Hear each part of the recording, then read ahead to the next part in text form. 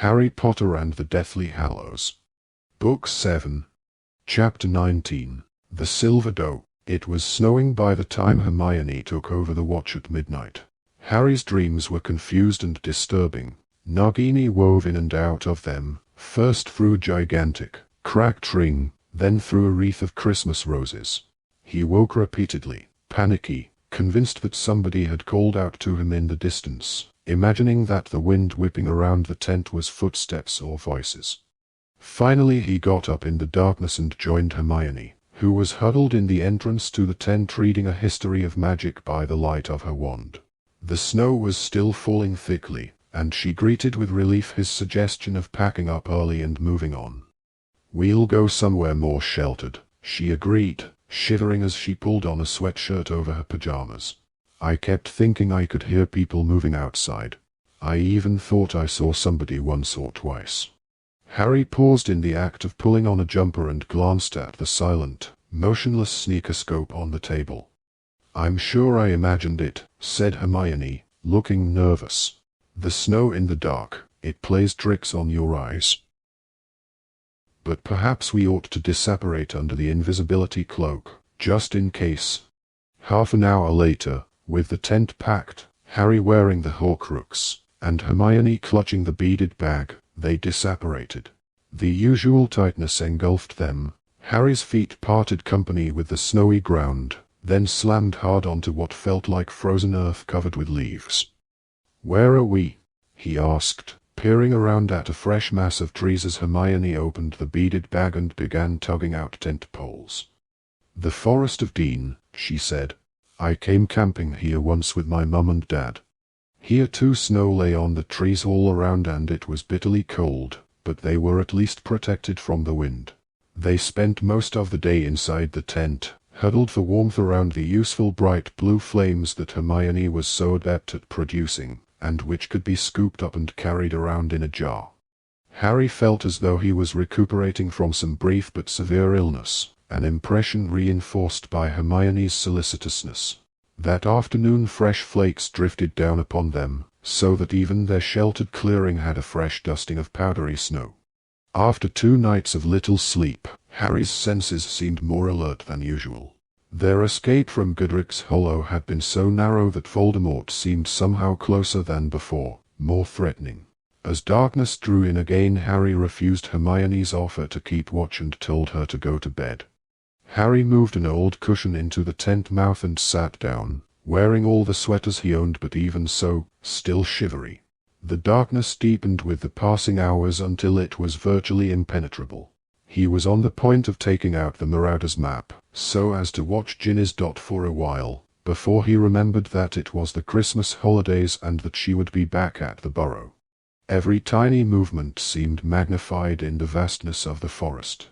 Harry knew that it must be full of living creatures, but he wished they would all remain still and silent so that he could separate their innocent skyings and prowlings from noises that might proclaim other, sinister movements. He remembered the sound of a cloak slithering over dead leaves many years ago, and at once thought he heard it again before mentally shaking himself. Their protective enchantments had worked for weeks. Why should they break now? And yet he could not throw off the feeling that something was different tonight. Several times he jerked upright, his neck aching because he had fallen asleep, slumped at an awkward angle against the side of the tent. The night reached such a depth of velvety blackness that he might have been suspended in limbo between disapparition and apparition. He had just held up a hand in front of his face to see whether he could make out his fingers when it happened. A bright silver light appeared right ahead of him, moving through the trees. Whatever the source, it was moving soundlessly. The light seemed simply to drift toward him. He jumped to his feet, his voice frozen in his throat, and raised Hermione's wand. He screwed up his eyes as the light became blinding, the trees in front of it pitch black in silhouette, and still the thing came closer. And then the source of the light stepped out from behind an oak. It was a silver-white doe, moon-bright and dazzling, picking her way over the ground, still silent, and leaving no hoofprints in the fine powdering of snow. She stepped toward him, her beautiful head with its wide, long-lashed eyes held high. Harry stared at the creature, filled with wonder, not at her strangeness, but at her inexplicable familiarity. He felt that he had been waiting for her to come, but that he had forgotten, until this moment, that they had arranged to meet. His impulse to shout for Hermione, which had been so strong a moment ago, had gone. He knew, he would have staked his life on it, that she had come for him, and him alone. They gazed at each other for several long moments, and then she turned and walked away. "No," he said, and his voice was cracked with lack of use. "Come back." She continued to step deliberately through the trees, and soon her brightness was striped by their thick black trunks. For one trembling second he hesitated. Caution murmured it could be a trick, a lure, a trap. But instinct, overwhelming instinct, told him that this was not dark magic. He set off in pursuit. Snow crunched beneath his feet, but the doe made no noise as she passed through the trees, for she was nothing but light. Deeper and deeper into the forest she led him, and Harry walked quickly, sure that when she stopped, she would allow him to approach her properly. And then she would speak and the voice would tell him what he needed to know. At last, she came to a halt. She turned her beautiful head toward him once more, and he broke into a run, a question burning in him, but as he opened his lips to ask it, she vanished. Though the darkness had swallowed her whole, her burnished image was still imprinted on his retinas. It obscured his vision, brightening when he lowered his eyelids, disorienting him. Now fear came. Her presence had meant safety. "Lumos," he whispered, and the wand tip ignited. The imprint of the doe faded away with every blink of his eyes as he stood there, listening to the sounds of the forest, to distant crackles of twigs, soft swishes of snow. Was he about to be attacked? Had she enticed him into an ambush? Was he imagining that somebody stood beyond the reach of the wand light, watching him? He held the wand higher. Nobody ran out at him, no flash of green light burst from behind a tree. Why, then, had she led him to this spot? Something gleamed in the light of the wand, and Harry spun about, but all that was there was a small, frozen pool, its cracked black surface glittering as he raised the wand higher to examine it. He moved forward rather cautiously and looked down. The ice reflected his distorted shadow and the beam of wand light, but deep below the thick, misty grey carapace, something else glinted. A great silver cross. His heart skipped into his mouth. He dropped to his knees at the pool's edge and angled the wand so as to flood the bottom of the pool with as much light as possible. A glint of deep red. It was a sword with glittering rubies in its hilt. The sword of Gryffindor was lying at the bottom of the forest pool. Barely breathing, he stared down at it. How was this possible? How could it have come to be lying in a forest pool, this close to the place where they were camping? Had some unknown magic drawn Hermione to this spot, or was the doe, which he had taken to be a patroness, some kind of guardian of the pool? Or had the sword been put into the pool after they had arrived, precisely because they were here? In which case, where was the person who had wanted to pass it to Harry? Again he directed the wand at the surrounding trees and bushes, searching for a human outline, for the glint of an eye, but he could not see anyone there. All the same, a little more fear leavened his exhilaration as he returned his attention to the sword reposing upon the bottom of the frozen pool. He pointed the wand at the silvery shape and murmured, "Accio sword." It did not stir. He had not expected it to. If it had been that easy, the sword would have lain on the ground for him to pick up, not in the depths of a frozen pool. He set off around the circle of ice, thinking hard about the last time the sword had delivered itself to him. He had been in terrible danger then, and had asked for help. "Help," he murmured, but the sword remained upon the pool bottom, indifferent, motionless. What was it, Harry asked himself, walking again, that Dumbledore had told him the last time he had retrieved the sword? Only a true Gryffindor could have pulled that out of the hat. And what were the qualities that defined a Gryffindor? A small voice inside Harry's head answered him. Their daring, nerve, and chivalry set Gryffindors apart. Harry stopped walking and let out a long sigh, his smoky breath dispersing rapidly upon the frozen air. He knew what he had to do. If he was honest with himself, he had thought it might come to this from the moment he had spotted the sword through the ice. He glanced around at the surrounding trees again, but was convinced now that nobody was going to attack him. They had had their chance as he walked alone through the forest, had had plenty of opportunity as he examined the pool. The only reason to delay at this point was because the immediate prospect was so deeply uninviting. With fumbling fingers, Harry started to remove his many layers of clothing. Where chivalry entered into this, he thought ruefully. He was not entirely sure, unless it counted as chivalrous, that he was not calling for Hermione to do it in his stead. An owl hooted somewhere as he stripped off, and he thought with a pang of Hedwig. He was shivering now, his teeth chattering horribly, and yet he continued to strip off until at last he stood there in his underwear, barefooted in the snow. He placed the pouch containing his wand, his mother's letter, the shard of Sirius's mirror, and the old snitch on top of his clothes. Then he pointed Hermione's wand at the ice. Defindo. It cracked with a sound like a bullet in the silence. The surface of the pool broke and chunks of dark ice rocked on the ruffled water. As far as Harry could judge, it was not deep, but to retrieve the sword he would have to submerge himself completely. Contemplating the task ahead would not make it easier or the water warmer. He stepped to the pool's edge and placed Hermione's wand on the ground, still lit. Then, trying not to imagine how much colder he was about to become or how violently he would soon be shivering, he jumped. Every pore of his body screamed in protest. The very air in his lungs seemed to freeze solid as he was submerged to his shoulders in the frozen water. He could hardly breathe, trembling so violently the water lapped over the edges of the pool. He felt for the blade with his numb feet. He only wanted to dive once. Harry put off the moment of total submersion from second to second, gasping and shaking, until he told himself that it must be done, gathered all his courage, and dived. The cold was agony. It attacked him like fire. His brain itself seemed to have frozen as he pushed through the dark water to the bottom and reached out, groping for the sword. His fingers closed around the hilt. He pulled it upward. Then something closed tight around his neck. He thought of water weeds, though nothing had brushed him as he dived, and raised his empty hand to free himself. It was not weed.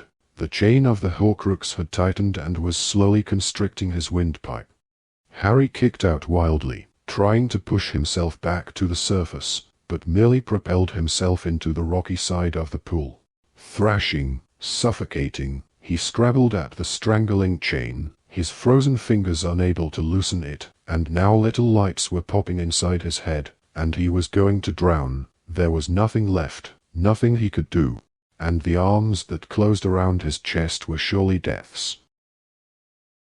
Choking and retching, soaking and colder than he had ever been in his life, he came to face down in the snow.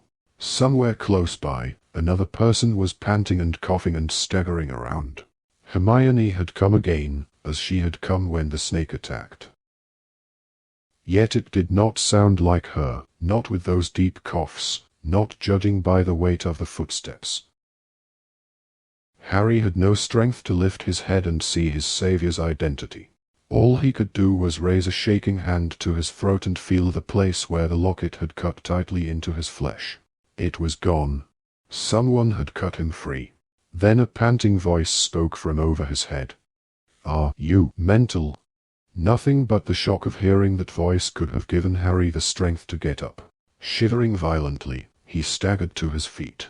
There before him stood Ron, fully dressed but drenched to the skin, his hair plastered to his face, the sword of Gryffindor in one hand and the Horcrux dangling from its broken chain in the other. "Why the hell?" panted Ron, holding up the Horcrux, which swung backward and forward on its shortened chain in some parody of hypnosis. "Didn't you take this thing off before you dived?" Harry could not answer.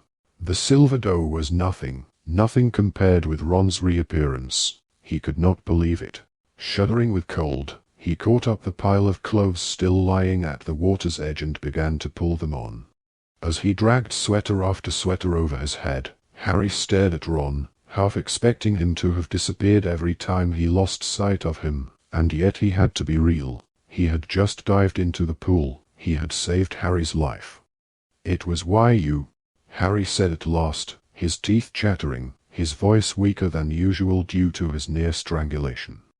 "Well, yeah," said Ron, looking slightly confused. "Why you cast that dough?" "What? No, of course not. I thought it was you doing it. My patroness is a stag." "Oh yeah, I thought it looked different. No antlers." Harry put Hagrid's pouch back around his neck, pulled on a final sweater, stooped to pick up Hermione's wand, and faced Ron again.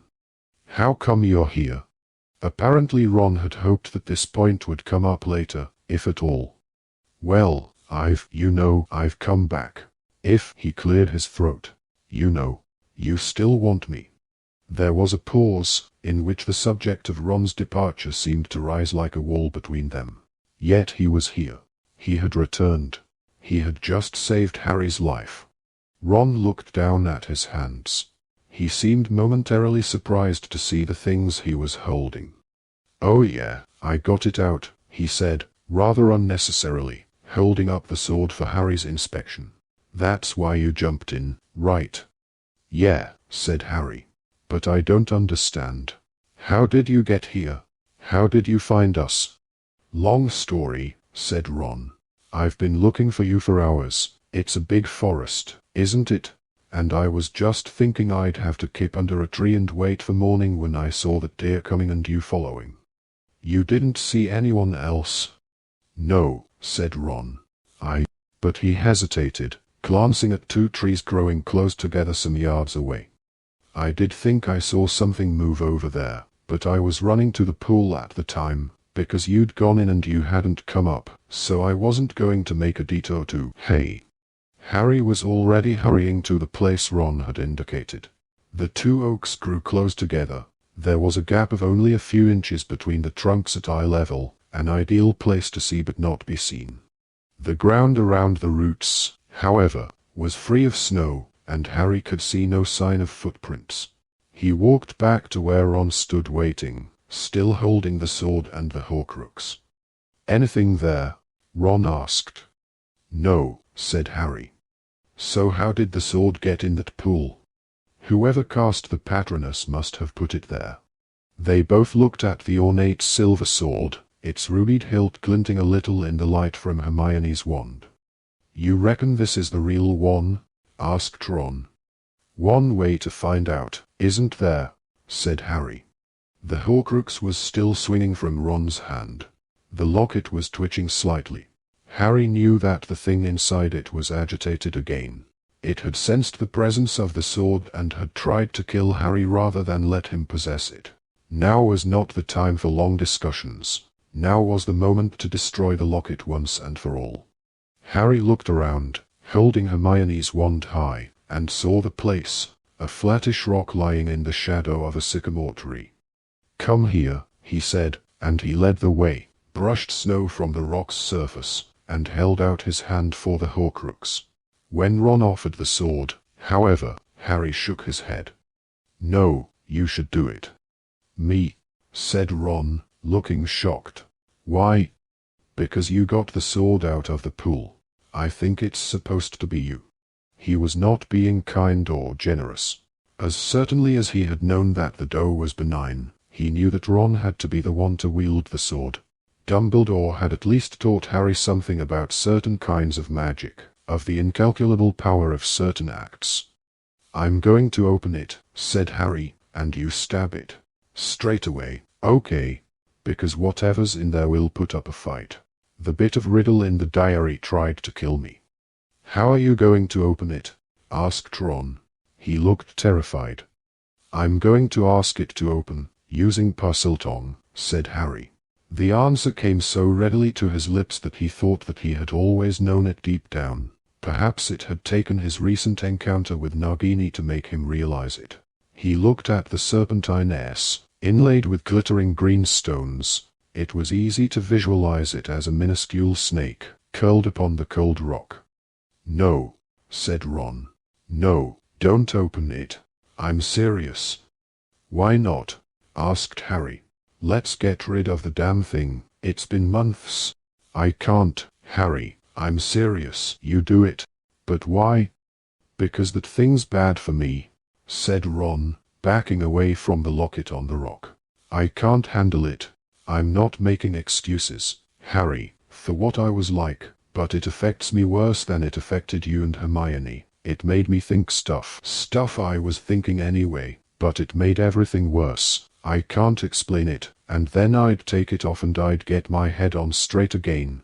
And then I'd have to put the effing thing back on. I can't do it, Harry. He had backed away, the sword dragging at his side, shaking his head. You can do it, said Harry. You can. You've just got the sword. I know it's supposed to be you who uses it. Please, just get rid of it, Ron. The sound of his name seemed to act like a stimulant. Ron swallowed, then, still breathing hard through his long nose, moved back toward the rock. Tell me when, he croaked. On 3, said Harry, looking back down at the locket and narrowing his eyes, concentrating on the letter S, imagining a serpent, while the contents of the locket rattled like a trapped cockroach. It would have been easy to pity it, except that the cut around Harry's neck still burned. 1, 2, 3. Open. The last word came as a hiss and a snarl, and the golden doors of the locket swung wide with a little click. Behind both of the glass windows within blinked a living eye, dark and handsome as Tom Riddler's eyes had been before he turned them scarlet and slit-pupilled. Stab, said Harry, holding the locket steady on the rock. Ron raised the sword in his shaking hands. The point dangled over the frantically swiveling eyes, and Harry gripped the locket tightly, bracing himself, already imagining blood pouring from the empty windows. Then a voice hissed from out of the Horcrux. I have seen your heart, and it is mine. Don't listen to it, Harry said harshly. Stab it. I have seen your dreams, Ronald Weasley, and I have seen your fears. All you desire is possible, but all that you dread is also possible. Stab, shouted Harry. His voice echoed off the surrounding trees. The sword point trembled, and Ron gazed down into Riddler's eyes. Least loved, always, by the mother who craved a daughter. Least loved, now, by the girl who prefers your friend. Second best, always, eternally overshadowed. Ron, stab it now, Harry bellowed. He could feel the locket quivering in his grip and was scared of what was coming. Ron raised the sword still higher, and as he did so, Riddler's eyes gleamed scarlet. Out of the locket's 2 windows, out of the eyes, there bloomed, like 2 grotesque bubbles, the heads of Harry and Hermione, weirdly distorted. Ron yelled in shock and backed away as the figures blossomed out of the locket, first chests, then waists, then legs, until they stood in the locket, side by side like trees with a common root, swaying over Ron and the real Harry, who had snatched his fingers away from the locket as it burned, suddenly, white-hot. Ron, he shouted, but the riddle Harry was now speaking with Voldemort's voice and Ron was gazing, mesmerized, into its face. Why return? We were better without you, happier without you, glad of your absence. We laughed at your stupidity, your cowardice, your presumption.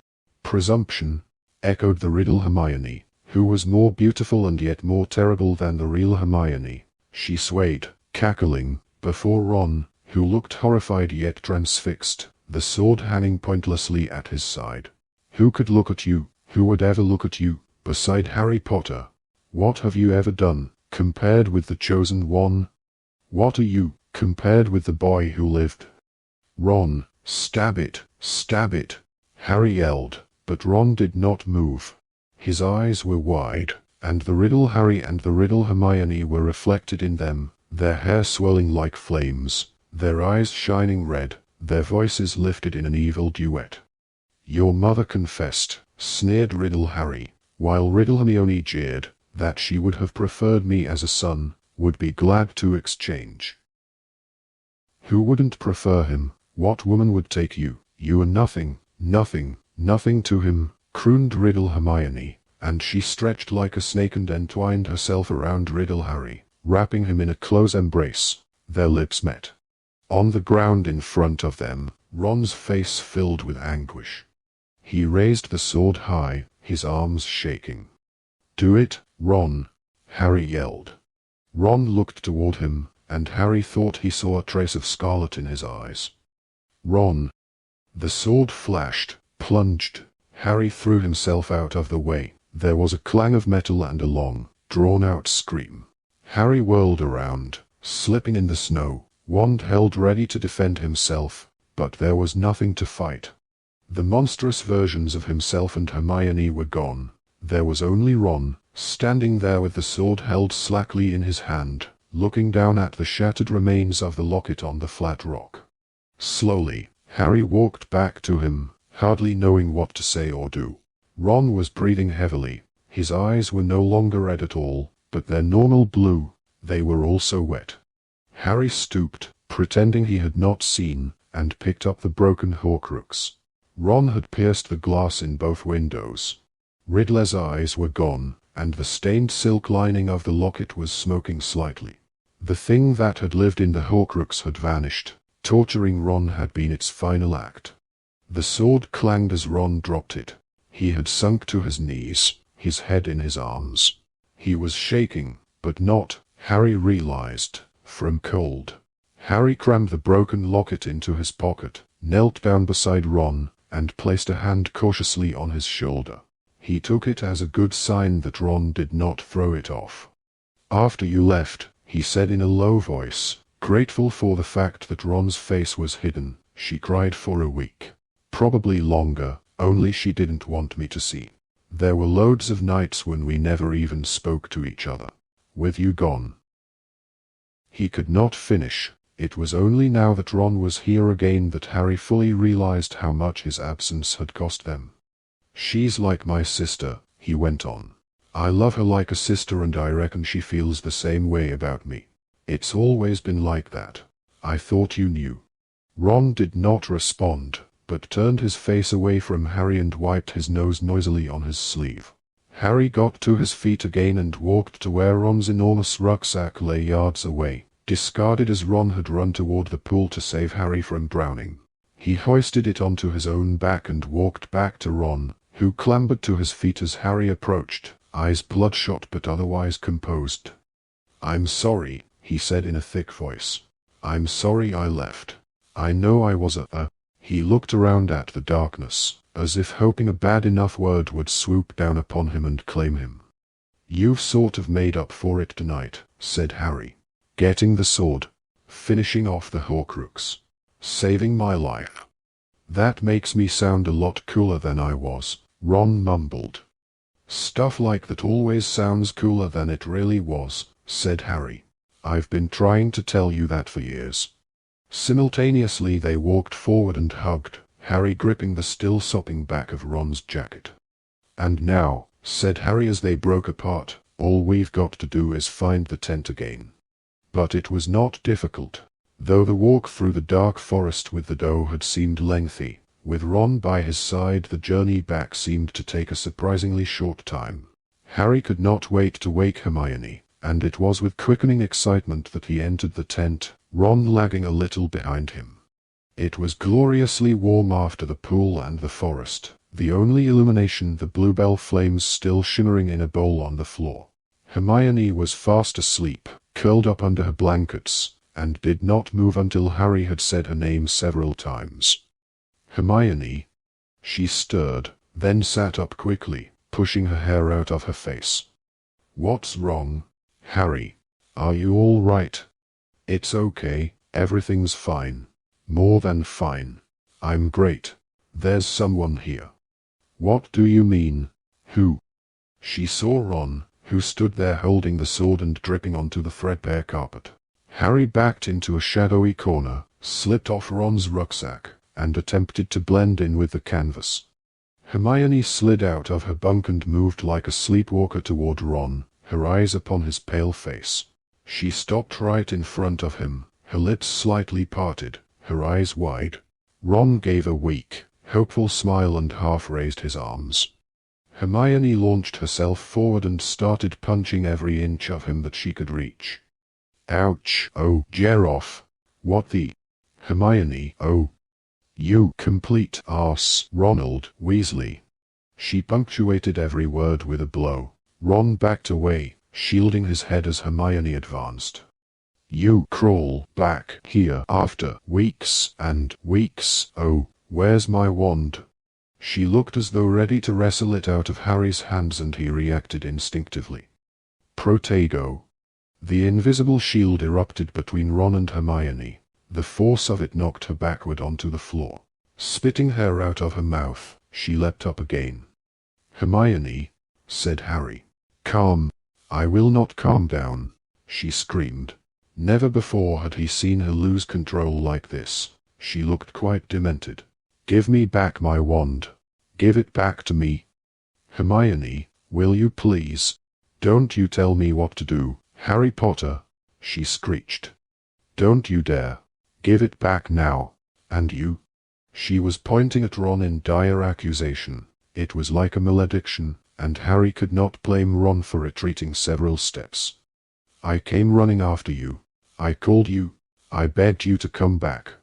I know, Ron said. Hermione, I'm sorry. I'm really. Oh, you're sorry.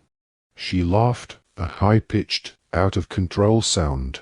Ron looked at Harry for help, but Harry merely grimaced his helplessness. You come back after weeks, and you think it's all going to be all right if you just say sorry. Well, what else can I say? Ron shouted, and Harry was glad that Ron was fighting back. Oh, I don't know, yelled Hermione with awful sarcasm. Rack your brains, Ron, that should only take a couple of seconds.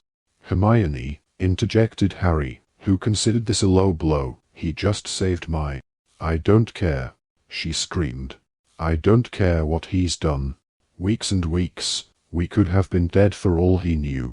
I knew you weren't dead, bellowed Ron, drowning her voice for the first time, and approaching as close as he could with the shield charm between them. Harry's all over the prophet, all over the radio. They're looking for you everywhere. All these rumors and mental stories. I knew I'd hear straight off if you were dead. You don't know what it's been like. What it's been like for you. Her voice was now so shrill only bats would be able to hear it soon, but she had reached a level of indignation that rendered her temporarily speechless, and Ron seized his opportunity. I wanted to come back the minute I'd disapparated, but I walked straight into a gang of snatchers, Hermione, and I couldn't go anywhere. A gang of what? Asked Harry, as Hermione threw herself down into a chair with her arms and legs crossed so tightly it seemed unlikely that she would unravel them for several years. Snatchers, said Ron.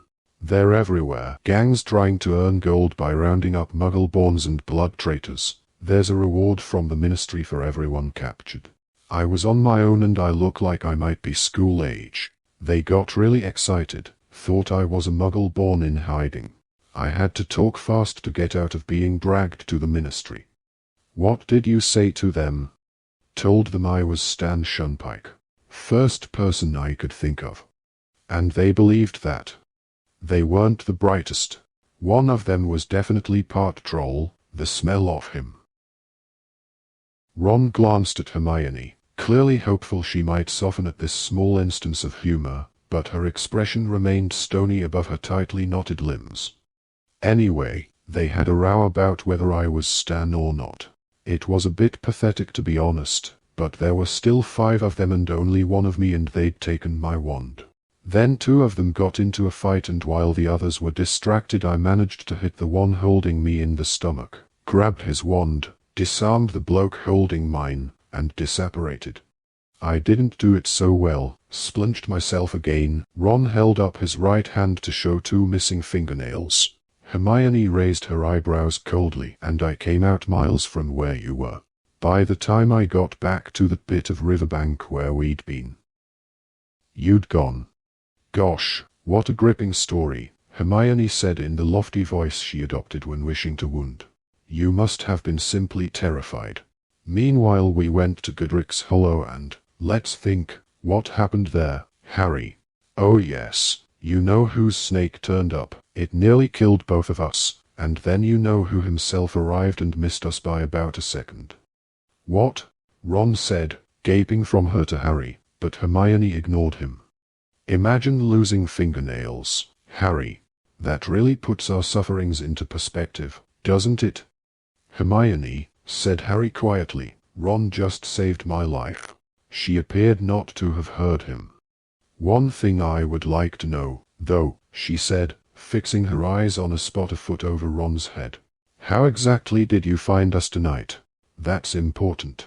Once we know, we'll be able to make sure we're not visited by anyone else we don't want to see. Ron glared at her, then pulled a small silver object from his jeans pocket. This. She had to look at Ron to see what he was showing them. The Deluminator? She asked, so surprised she forgot to look cold and fierce. It doesn't just turn the lights on and off, said Ron. I don't know how it works or why it happened then and not any other time, because I've been wanting to come back ever since I left. But I was listening to the radio really early on Christmas morning and I heard. I heard you. He was looking at Hermione. You heard me on the radio? She asked incredulously. No, I heard you coming out of my pocket. Your voice, he held up the Deluminator again, came out of this. And what exactly did I say? Asked Hermione, her tone somewhere between skepticism and curiosity. My name. Ron. And you said something about a wand. Hermione turned a fiery shade of scarlet. Harry remembered. It had been the first time Ron's name had been said aloud by either of them since the day he had left. Hermione had mentioned it when talking about repairing Harry's wand. So I took it out, Ron went on, looking at the Deluminator, and it didn't seem different or anything, but I was sure I'd heard you. So I clicked it, and the light went out in my room, but another light appeared right outside the window. Ron raised his empty hand and pointed in front of him, his eyes focused on something neither Harry nor Hermione could see. It was a ball of light, kind of pulsing, and bluish, like that light you get around a portkey, you know. Yeah, said Harry and Hermione together automatically. I knew this was it, said Ron. I grabbed my stuff and packed it, then I put on my rucksack and went out into the garden.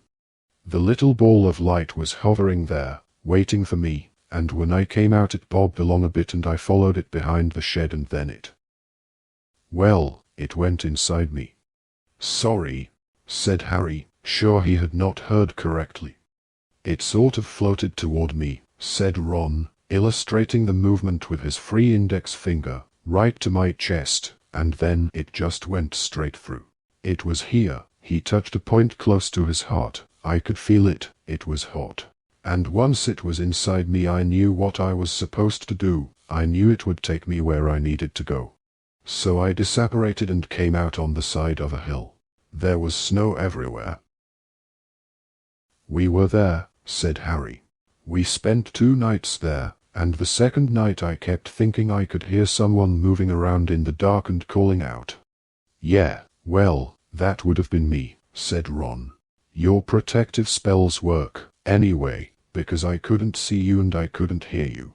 I was sure you were around, though, so in the end I got in my sleeping bag and waited for one of you to appear. I thought you'd have to show yourselves when you packed up the tent. No, actually, said Hermione. We've been disapparating under the invisibility cloak as an extra precaution. And we left really early, because, as Harry says, we'd heard somebody blundering around. Well, I stayed on that hill all day, said Ron. I kept hoping you'd appear.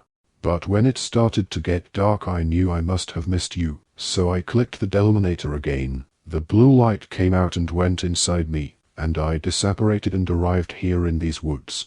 I still couldn't see you, so I just had to hope one of you would show yourselves in the end, and Harry did.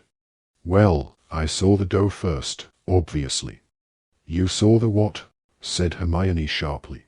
They explained what had happened, and as the story of the silver doe and the sword in the pool unfolded, Hermione frowned from one to the other of them, concentrating so hard she forgot to keep her limbs locked together.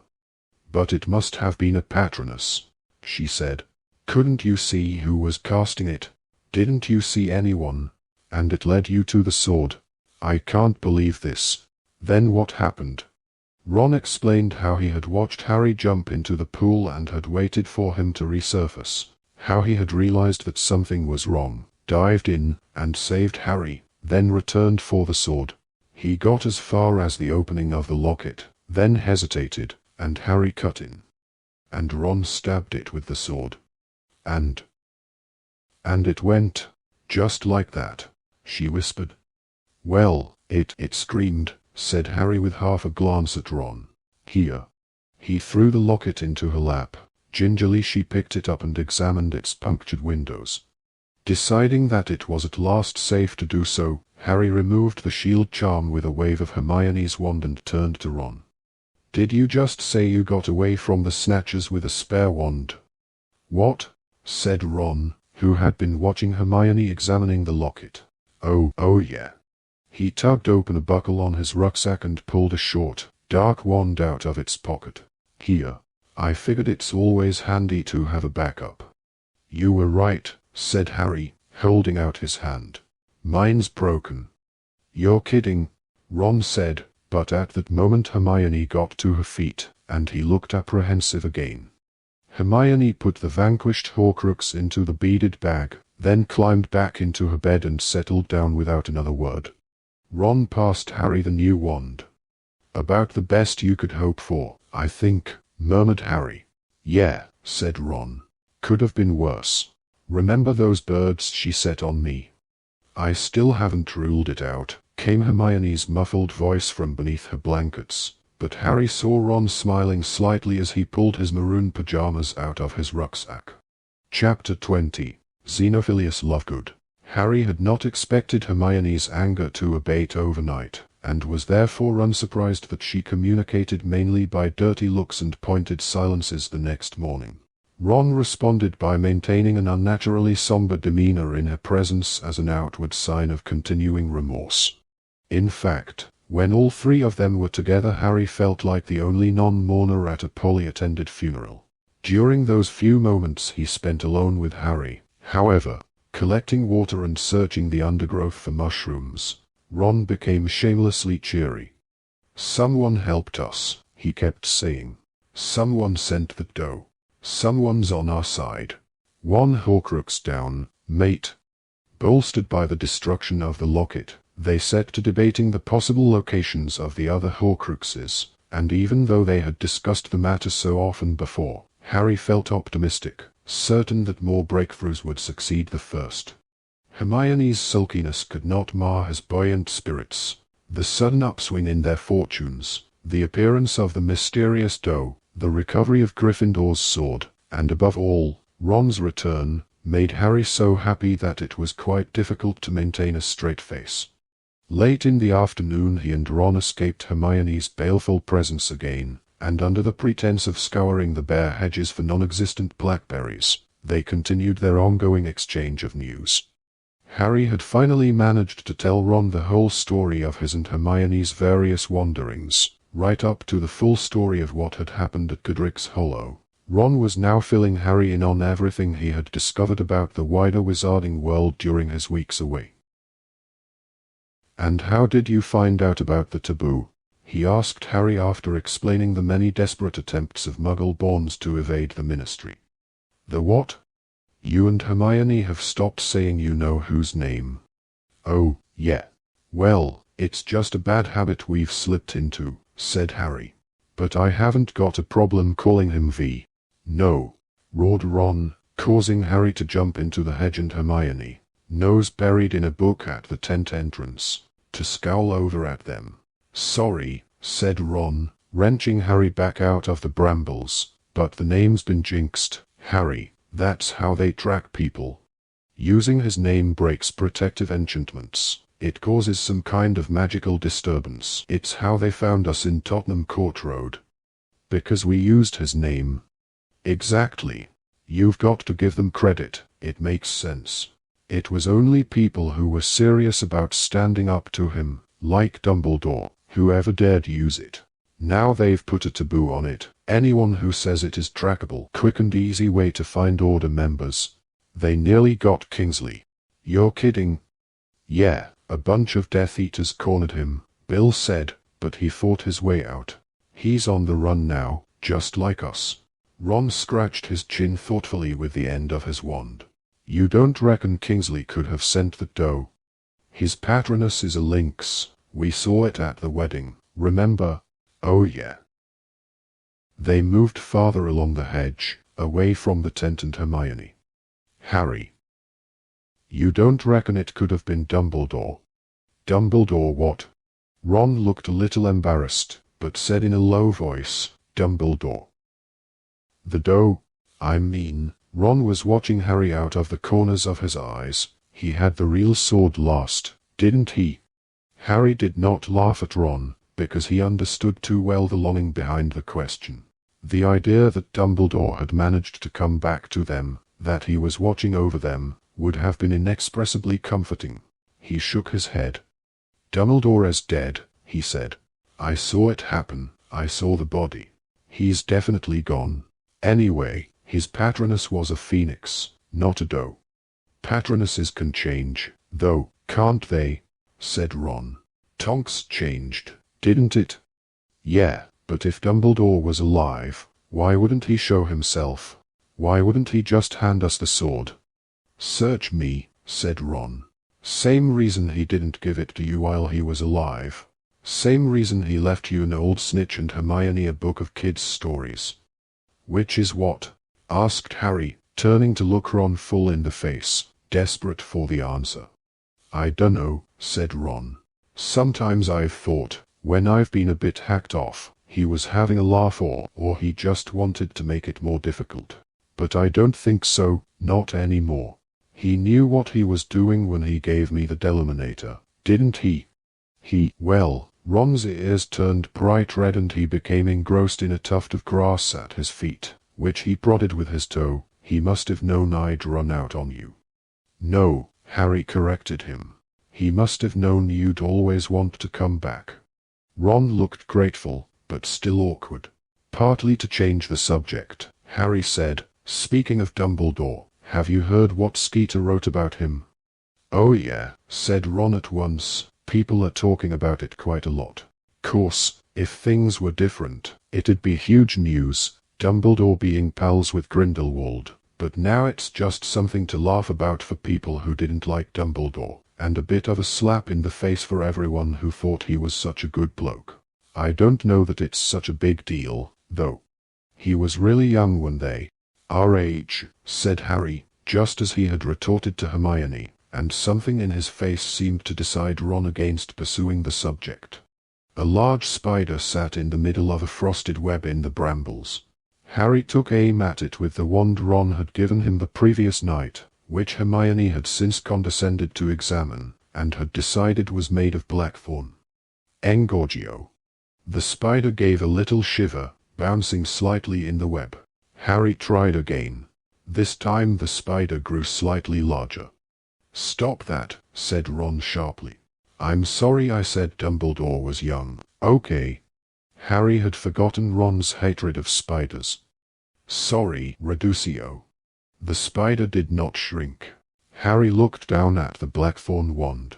Every minor spell he had cast with it so far that day had seemed less powerful than those he had produced with his Phoenix wand. The new one felt intrusively unfamiliar, like having somebody else's hand sewn to the end of his arm. You just need to practice, said Hermione, who had approached them noiselessly from behind and had stood watching anxiously as Harry tried to enlarge and reduce the spider. It's all a matter of confidence, Harry. He knew why she wanted it to be all right. She still felt guilty about breaking his wand. He bit back the retort that sprang to his lips, that she could take the blackthorn wand if she thought it made no difference, and he would have hers instead. Keen for them all to be friends again, however, he agreed, but when Ron gave Hermione a tentative smile, she stalked off and vanished behind her book once more. All three of them returned to the tent when darkness fell, and Harry took first watch. Sitting in the entrance, He tried to make the blackthorn wand levitate small stones at his feet, but his magic still seemed clumsier and less powerful than it had done before. Hermione was lying on her bunk reading, while Ron, after many nervous glances up at her, had taken a small wooden wireless out of his rucksack and started to try and tune it. "There's this one program," he told Harry in a low voice, "that tells the news like it really is. All the others are on you-know-whose side and are following the Ministry line, but this one. You wait till you hear it, it's great.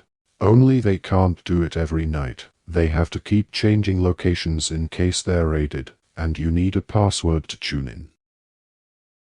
Trouble is, I missed the last one." He drummed lightly on the top of the radio with his wand, muttering random words under his breath. He threw Hermione many covert glances, plainly fearing an angry outburst, but for all the notice she took of him he might not have been there. For 10 minutes or so Ron tapped and muttered. Hermione turned the pages of her book, and Harry continued to practice with the blackthorn wand. Finally Hermione climbed down from her bunk. Ron ceased his tapping at once. "If it's annoying you, I'll stop," he told Hermione nervously. Hermione did not deign to respond, but approached Harry. "We need to talk," she said. He looked at the book still clutched in her hand. It was The Life and Lies of Albus Dumbledore. "What?" he said apprehensively. It flew through his mind that there was a chapter on him in there. He was not sure he felt up to hearing Rita's version of his relationship with Dumbledore. Hermione's answer, however, was completely unexpected. "I want to go and see Xenophilius Lovegood." He stared at her. "Sorry? Xenophilius Lovegood? Luna's father? I want to go and talk to him." Why?" She took a deep breath, as though bracing herself, and said, "It's that mark, the mark in Beedle the Bard. Look at this." She thrust The Life and Lies of Albus Dumbledore under Harry's unwilling eyes, and he saw a photograph of the original letter that Dumbledore had written Grindelwald, with Dumbledore's familiar thin, slanting handwriting. He hated seeing absolute proof that Dumbledore really had written those words, that they had not been Rita's invention. "The signature," said Hermione. "Look at the signature, Harry." He obeyed. For a moment he had no idea what she was talking about, but, looking more closely with the aid of his lit wand, he saw that Dumbledore had replaced the of Albus with a tiny version of the same triangular mark inscribed upon the Tales of Beedle the Bard. What are you?" said Ron tentatively, but Hermione quelled him with a look and turned back to Harry. "It keeps cropping up, doesn't it?" she said. "I know Victor said it was Grindelwald's mark, but it was definitely on that old grave in Godric's Hollow, and the dates on the headstone were long before Grindelwald came along. And now this. Well, we can't ask Dumbledore or Grindelwald what it means. I don't even know whether Grindelwald's still alive, but we can ask Lovegood. He was wearing the symbol at the wedding. I'm sure this is important, Harry." Harry did not answer immediately. He looked into her intense, eager face and then out into the surrounding darkness, thinking. After a long pause he said, "Hermione, we don't need another Godric's Hollow. We talked ourselves into going there, but it keeps appearing, Harry. Dumbledore left me the Tales of Beedle the Bard. How do you know we're not supposed to find out about the sign?" Here we go again. Harry felt slightly exasperated. "We keep trying to convince ourselves Dumbledore left us secret signs and clues. The Deliminator turned out to be pretty useful," piped up Ron. "I think Hermione's right. I think we ought to go and see Lovegood." Harry threw him a dark look. He was quite sure that Ron's support of Hermione had little to do with a desire to know the meaning of the triangular rune. "It won't be like Godric's Hollow," Ron added. "Lovegood's on your side, Harry. The Quibbler's been for you all along. It keeps telling everyone they've got to help you." "I'm sure this is important," said Hermione earnestly. "But don't you think if it was, Dumbledore would have told me about it before he died? Maybe it's something you need to find out for yourself," said Hermione with a faint air of clutching at straws. Yeah, said Ron sycophantically, that makes sense. No, it doesn't, snapped Hermione, but I still think we ought to talk to Ma. Lovegood, a symbol that links Dumbledore, Grindelwald, and Godric's Hollow. Harry, I'm sure we ought to know about this. I think we should vote on it, said Ron. Those in favor of going to see Lovegood. His hand flew into the air before Hermione's. Her lips quivered suspiciously as she raised her own. Outvoted, Harry. Sorry, said Ron, clapping him on the back. Fine, said Harry, half amused, half irritated. Only, once we've seen Lovegood, let's try and look for some more Horcruxes, shall we? Where do the Lovegoods live, anyway? Do either of you know? Yeah, they're not far from my place, said Ron. I dunno exactly where, but Mum and Dad always point toward the hills whenever they mention them. Shouldn't be hard to find. When Hermione had returned to her bunk, Harry lowered his voice. You only agreed to try and get back in her good books. All's fair in love and war, said Ron brightly, and this is a bit of both.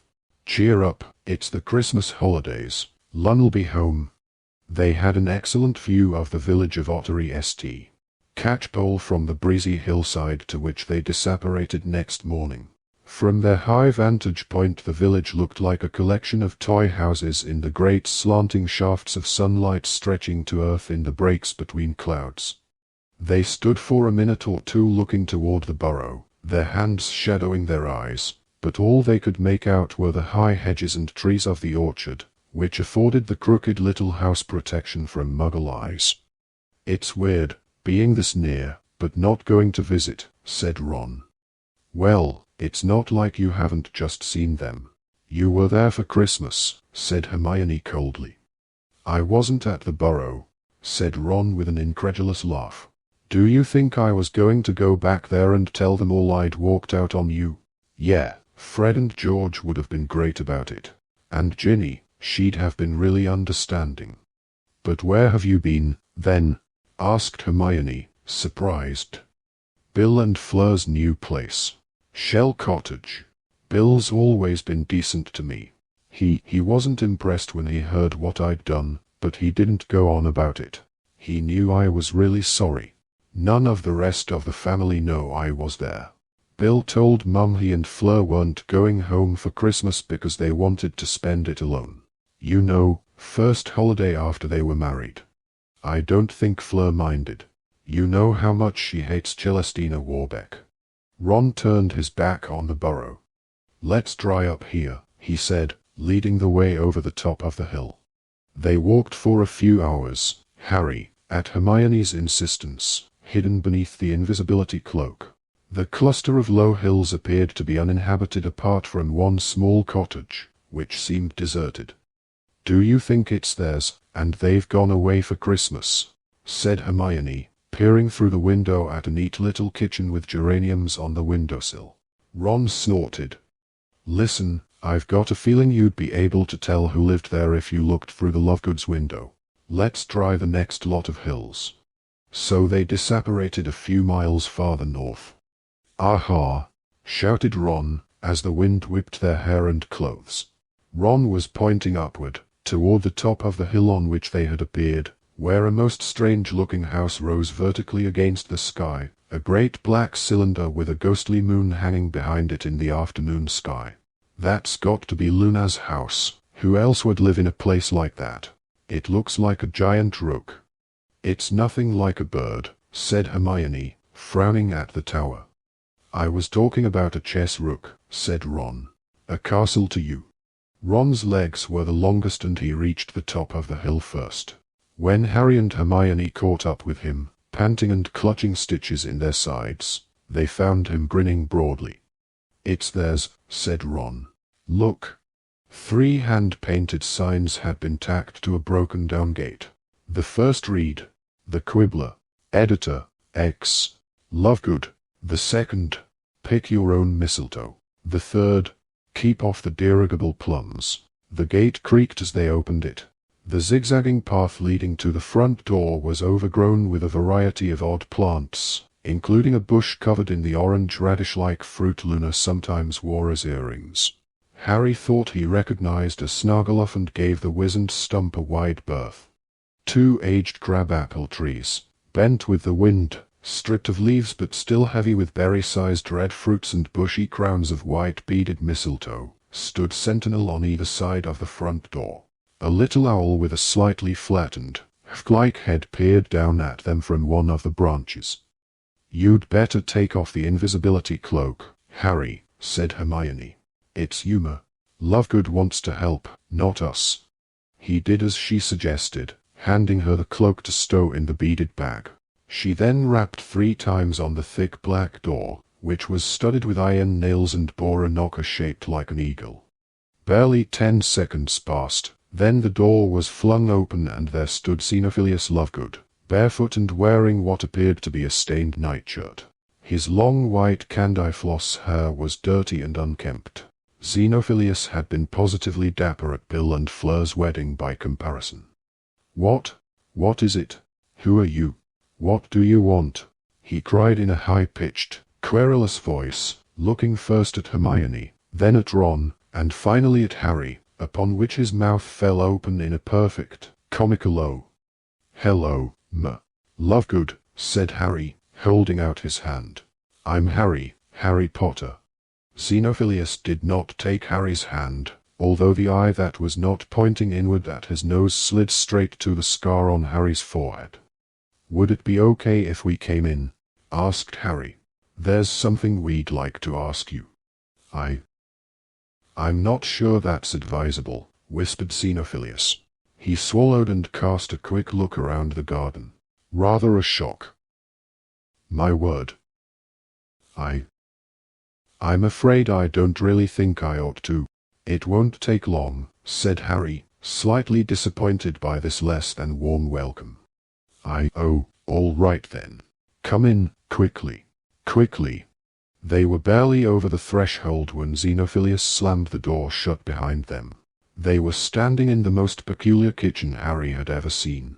The room was perfectly circular, so that it felt like being inside a giant pepper pot. Everything was curved to fit the walls, the stove, the sink, and the cupboards, and all of it had been painted with flowers, insects, and birds in bright primary colors. Harry thought he recognized Luna's style. The effect, in such an enclosed space, was slightly overwhelming. In the middle of the floor, a wrought iron spiral staircase led to the upper levels. There was a great deal of clattering and banging coming from overhead. Harry wondered what Luna could be doing. "You'd better come up," said Xenophilius, still looking extremely uncomfortable, and he led the way.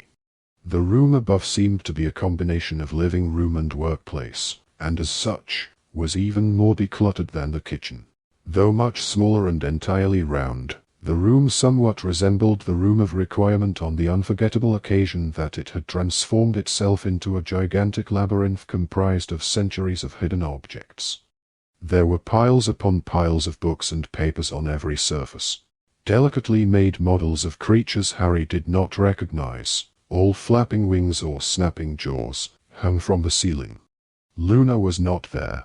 The thing that was making such a racket was a wooden object covered in magically turning cogs and wheels. It looked like the bizarre offspring of a workbench and a set of old shelves, but after a moment Harry deduced that it was an old-fashioned printing press, due to the fact that it was churning out quibblers. "Excuse me," said Xenophilius, and he strode over to the machine, seized a grubby tablecloth from beneath an immense number of books and papers, which all tumbled onto the floor, and threw it over the press, somewhat muffling the loud bangs and clatters. He then faced Harry. "Why have you come here?" Before Harry could speak, however, Hermione let out a small cry of shock. "Mr. Lovegood, what's that?" She was pointing at an enormous, grey spiral horn, not unlike that of a unicorn, which had been mounted on the wall, protruding several feet into the room.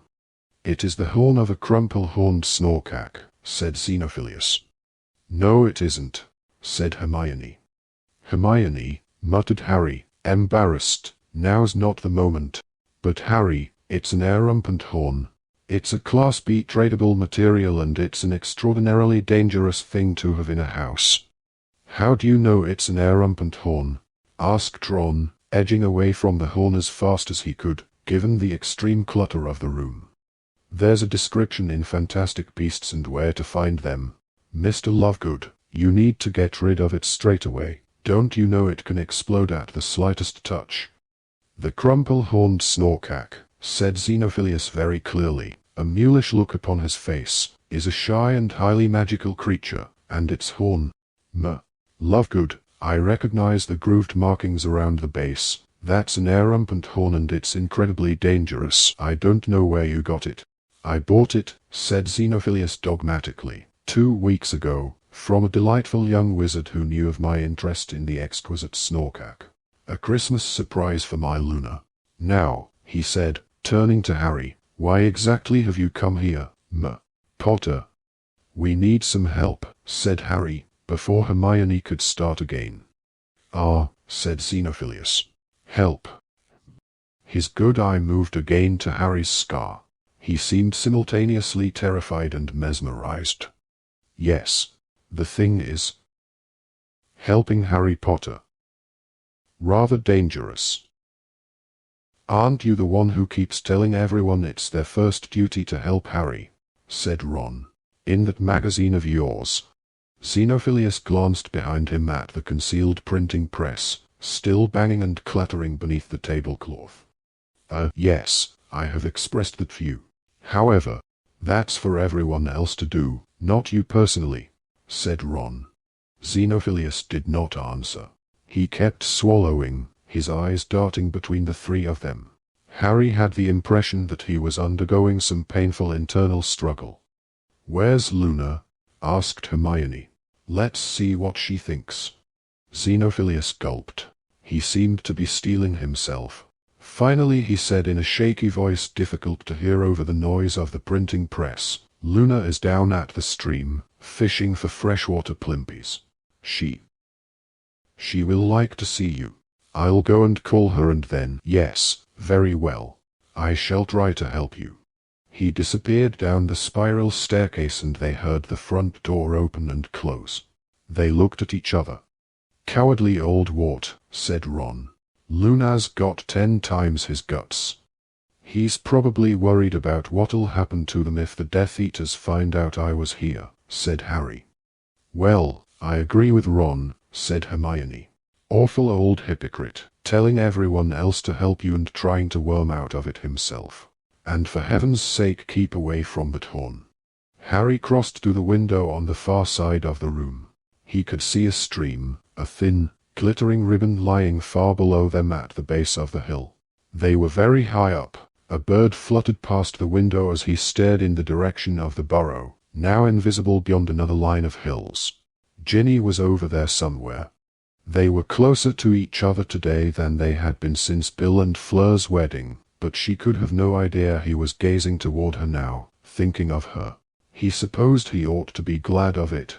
Anyone he came into contact with was in danger. Xenophilius' attitude proved that.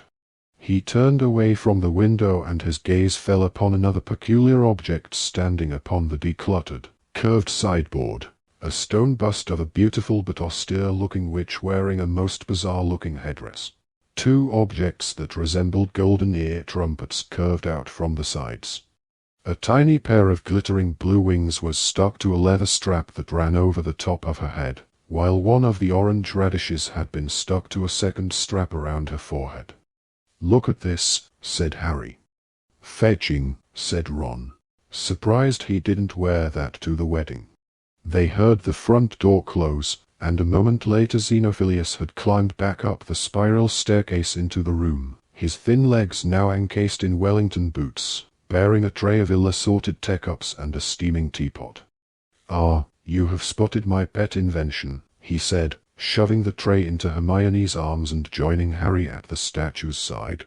Modelled, fittingly enough, upon the head of the beautiful Rowena Ravenclaw. Wit beyond measure is man's greatest treasure.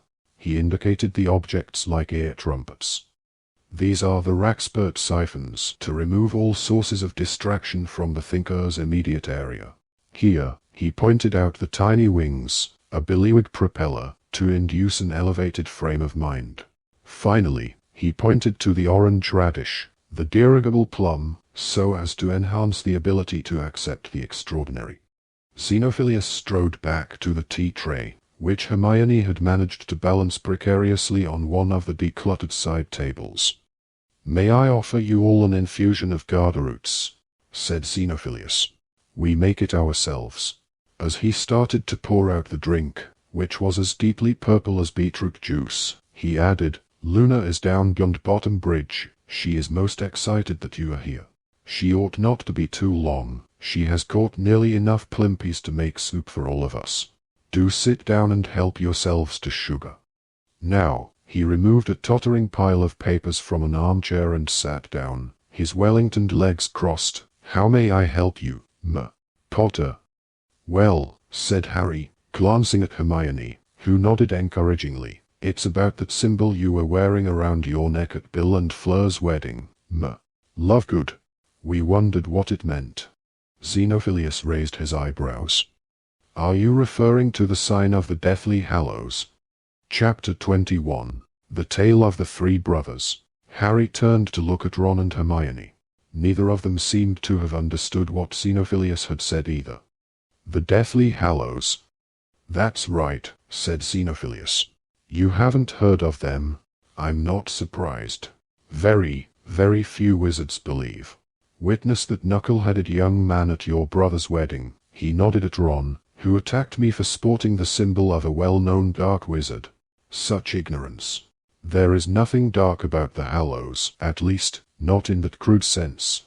One simply uses the symbol to reveal oneself to other believers, in the hope that they might help one with the quest." He stirred several lumps of sugar into his guarda root infusion and drank some. "I'm sorry," said Harry. "I still don't really understand." To be polite, he took a sip from his cup too, and almost gagged. The stuff was quite disgusting, as though someone had liquidized bogey-flavored every flavor beans. "Well, you see, believers seek the Deathly Hallows," said Xenophilius, smacking his lips in apparent appreciation of the guarda root infusion. "But what are the Deathly Hallows?" asked Hermione. Xenophilius set aside his empty teacup. "I assume that you are all familiar with the Tale of the Three Brothers." Harry said, "No," but Ron and Hermione both said, "Yes." Xenophilius nodded gravely. Well, Potter, the whole thing starts with the Tale of the Three Brothers. I have a copy somewhere." He glanced vaguely around the room, at the piles of parchment and books, but Hermione said, "I've got a copy, Lovegood, I've got it right here." And she pulled out the Tales of Beedle the Bard from the small, beaded bag. "The original?" inquired Xenophilius sharply, and when she nodded, he said, "Well then, why don't you read it aloud? Much the best way to make sure we all understand." "All right," said Hermione nervously. She opened the book, and Harry saw that the symbol they were investigating headed the top of the page as she gave a little cough, and began to read. "There were once three brothers who were traveling along a lonely, winding road at twilight. Midnight, our mum always told us," said Ron, who had stretched out, arms behind his head, to listen. Hermione shot him a look of annoyance. "Sorry, I just think it's a bit spookier if it's midnight," said Ron. "Yeah, because we really need a bit more fear in our lives," said Harry before he could stop himself. Xenophilius did not seem to be paying much attention, but was staring out of the window at the sky. "Go on, Hermione." In time, the brothers reached a river too deep to wade through and too dangerous to swim across. However, these brothers were learned in the magical arts, and so they simply waved their wands and made a bridge appear across the treacherous water. They were halfway across it when they found their path blocked by a hooded figure. And Death spoke to them. "Sorry," interjected Harry, "but Death spoke to them." "It's a fairy tale, Harry." "Right, sorry. Go on." "And Death spoke to them. He was angry that he had been cheated out of 3 new victims, for travelers usually drowned in the river. But death was coming. He pretended to congratulate the three brothers upon their magic, and said that each had earned a prize for having been clever enough to evade him. So the oldest brother, who was a combative man, asked for a wand more powerful than any in existence, a wand that must always win duels for its owner, a wand worthy of a wizard who had conquered death. So Death crossed to an elder tree on the banks of the river, fashioned a wand from a branch that hung there, and gave it to the oldest brother. Then the second brother, who was an arrogant man, decided that he wanted to humiliate Death still further, and asked for the power to recall others from death.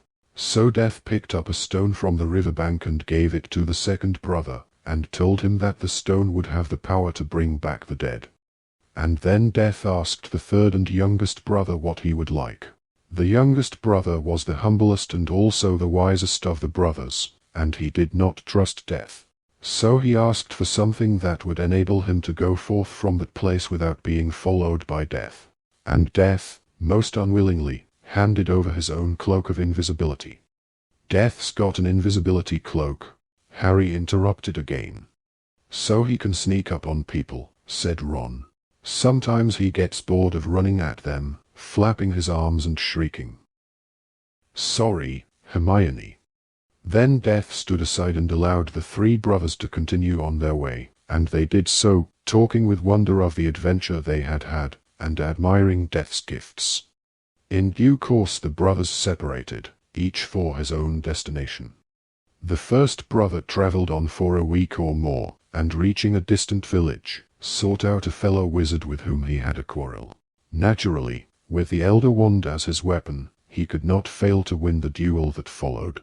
Leaving his enemy dead upon the floor, the oldest brother proceeded to an inn, where he boasted loudly of the powerful wand he had snatched from Death himself, and of how it made him invincible. That very night, another wizard crept upon the oldest brother as he lay, wine-sodden, upon his bed. The thief took the wand and, for good measure, slit the oldest brother's throat. And so Death took the first brother for his own. Meanwhile, the second brother journeyed to his own home, where he lived alone. Here he took out the stone that had the power to recall the dead, and turned it thrice in his hand. To his amazement and his delight, the figure of the girl he had once hoped to marry, before her untimely death, appeared at once before him. Yet she was sad and cold, separated from him as by a veil. Though she had returned to the mortal world, she did not truly belong there and suffered. Finally the second brother, driven mad with hopeless longing, killed himself so as truly to join her. And so Death took the second brother for his own. But though Death searched for the third brother for many years, he was never able to find him. It was only when he had attained a great age that the youngest brother finally took off the cloak of invisibility and gave it to his son. And then he greeted Death as an old friend, and went with him gladly, and, equals, they departed this life. Hermione closed the book. It was a moment or two before Xenophilius seemed to realize that she had stopped reading. Then he withdrew his gaze from the window and said, "Well, there you are." "Sorry," said Hermione, sounding confused. "Those are the Deathly Hallows," said Xenophilius. He picked up a quill from a packed table at his elbow, and pulled a torn piece of parchment from between more books. "The Elder Wand," he said, and he drew a straight vertical line upon the parchment. "The Resurrection Stone," he said, and he added a circle on top of the line. "The Cloak of Invisibility," he finished, enclosing both line and circle in a triangle, to make the symbol that so intrigued Hermione. "Together," he said, "the Deathly Hallows." "But there's no mention of the words Deathly Hallows in the story," said Hermione. "Well, of course not," said Xenophilius, maddeningly smug. "That is a children's tale, told to amuse rather than to instruct. Those of us who understand these matters, however, recognize that the ancient story refers to three objects, or hallows, which, if united, will make the possessor master of death." There was a short silence in which Xenophilius glanced out of the window. Already the sun was low in the sky. "Luna ought to have enough plimpies soon," he said quietly. When you say, Master of Death, said Ron. Master, said Xenophilius, waving an airy hand. Conqueror, vanquisher, whichever term you prefer. But then, do you mean, said Hermione slowly, and Harry could tell that she was trying to keep any trace of skepticism out of her voice, that you believe these objects, these Hallows, actually exist? Xenophilius raised his eyebrows again. Well, of course.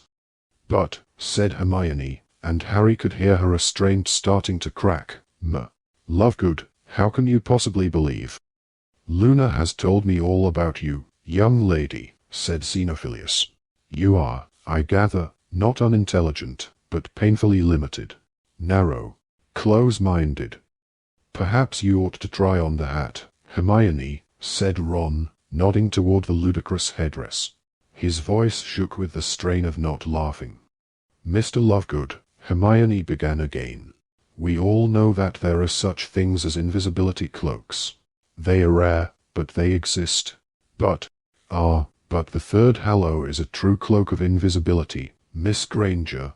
I mean to say, it is not a traveling cloak imbued with a disillusionment charm, or carrying a bedazzling hex, or else woven from Gimmick's hair, which will hide one initially but fade with the years until it turns opaque. We are talking about a cloak that really and truly renders the wearer completely invisible, and endures eternally, giving constant and impenetrable concealment, no matter what spells are cast at it. How many cloaks have you ever seen like that, Miss Granger?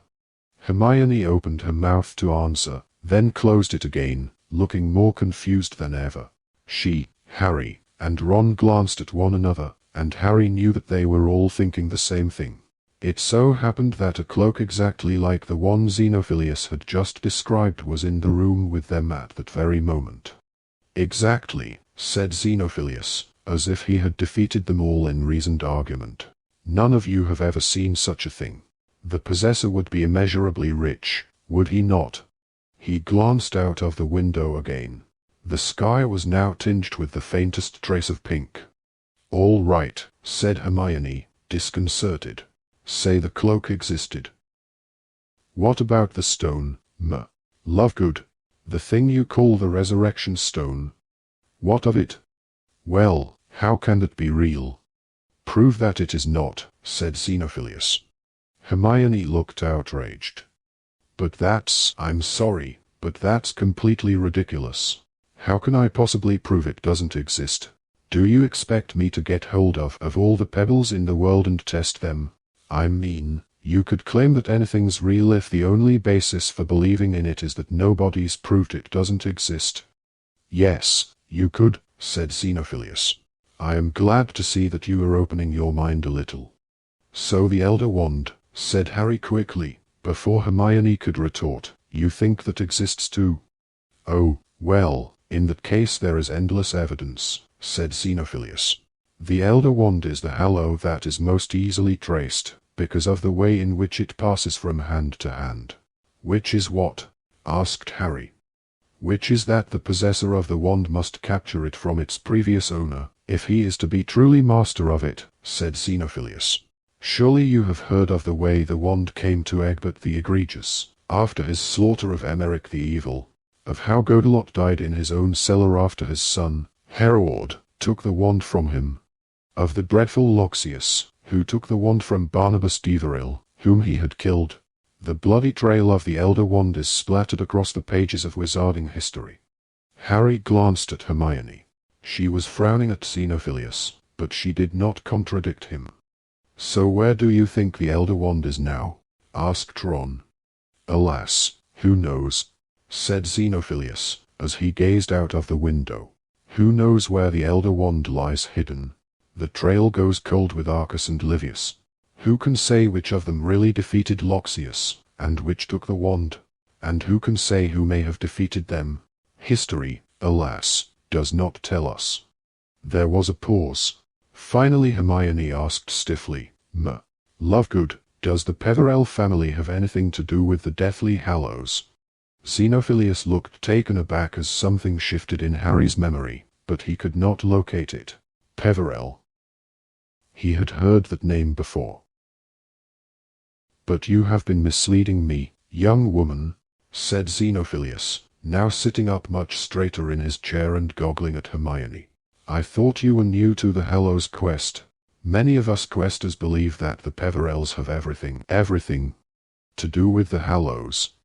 Who are the Peverells? Asked Ron. That was the name on the grave with the mark on it, in Godric's Hollow, said Hermione, still watching Xenophilius. Ignatius Peverell. Exactly, said Xenophilius, his forefinger raised pedantically. The sign of the Deathly Hallows on Ignatius' grave is conclusive proof. Of what? Asked Ron. Why, that the three brothers in the story were actually the three Peverell brothers, Antioch, Cadmus, and Ignatius, that they were the original owners of the Hallows. With another glance at the window he got to his feet, picked up the tray, and headed for the spiral staircase. You will stay for dinner, he called, as he vanished downstairs again. Everybody always requests our recipe for freshwater plimpy soup.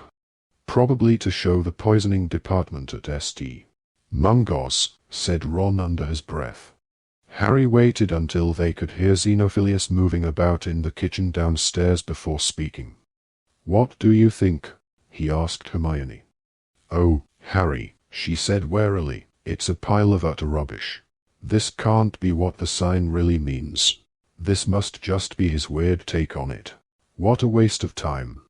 I suppose this is the man who brought us crumple-horned Snorkax, said Ron. You don't believe it either? Harry asked him. Nah, that story's just one of those things you tell kids to teach them lessons, isn't it? Don't go looking for trouble, don't pick fights, don't go messing around with stuff that's best left alone. Just keep your head down, mind your own business, and you'll be okay. Come to think of it, Ron added, maybe that story's why Elder Wands are supposed to be unlucky. What are you talking about? One of those superstitions, isn't it? Mayborn witches will marry muggles. Jinx by twilight, undone by midnight. Wand of Elder, never prosper. You must have heard them. My mum's full of them. Harry and I were raised by muggles, Hermione reminded him. We were taught different superstitions. She sighed deeply as a rather pungent smell drifted up from the kitchen. The one good thing about her exasperation with Xenophilius was that it seemed to have made her forget that she was annoyed at Ron. I think you're right, she told him. It's just a morality tale. It's obvious which gift is best, which one you'd choose. The three of them spoke at the same time. Hermione said, the cloak, Ron said, the wand, and Harry said, the stone. They looked at each other, half surprised, half amused. You're supposed to say the cloak, Ron told Hermione, but you wouldn't need to be invisible if you had the wand. An unbeatable wand, Hermione, come on. We've already got an invisibility cloak, said Harry. And it's helped us rather a lot, in case you hadn't noticed, said Hermione. Whereas the wand would be bound to attract trouble. Only if you shouted about it, argued Ron. Only if you were prat enough to go dancing around, waving it over your head, and singing, I've got an unbeatable wand, come and have a go if you think you're hard enough. As long as you kept your trap shut. Yes, but could you keep your trap shut? Said Hermione, looking skeptical. You know, the only true thing he said to us was that there have been stories about extra powerful wands for hundreds of years. There have? Asked Harry. Hermione looked exasperated. The expression was so endearingly familiar that Harry and Ron grinned at each other. The Death Stick, the Wand of Destiny, they crop up under different names through the centuries, usually in the possession of some dark wizard who's boasting about them. Professor Binns mentioned some of them, but oh, it's all nonsense. Wands are only as powerful as the wizards who use them. Some wizards just like to boast that theirs are bigger and better than other people's. But how do you know, said Harry, that those wands, the Death Stick and the Wand of Destiny, aren't the same wand, surfacing over the centuries under different names? What, and they're all really the Elder Wand, made by Death, said Ron. Harry laughed. The strange idea that had occurred to him was, after all, ridiculous. His wand, he reminded himself, had been of holly, not elder, and it had been made by Ollivander. Whatever it had done that night, Voldemort had pursued him across the skies. And if it had been unbeatable, how could it have been broken? So why would you take the stone? Ron asked him. Well, if you could bring people back, we could have Sirius. Mad-Eye. Dumbledore. My parents. Neither Ron nor Hermione smiled. But according to Beedle the Bard, they wouldn't want to come back, would they? Said Harry, thinking about the tale they had just heard. I don't suppose there have been loads of other stories about a stone that can raise the dead, have there? He asked Hermione. No, she replied sadly. I don't think anyone except Ma. Lovegood could kid themselves that's possible. Beedle probably took the idea from the Sorcerer's Stone, you know, instead of a stone to make you immortal, a stone to reverse death. The smell from the kitchen was getting stronger. It was something like burning underpants. Harry wondered whether it would be possible to eat enough of whatever Xenophilius was cooking to spare his feelings. What about the cloak, though? Said Ron slowly. Don't you realize? He's right. I've got so used to Harry's cloak and how good it is, I never stopped to think. I've never heard of one like Harry's. It's infallible. We've never been spotted under it.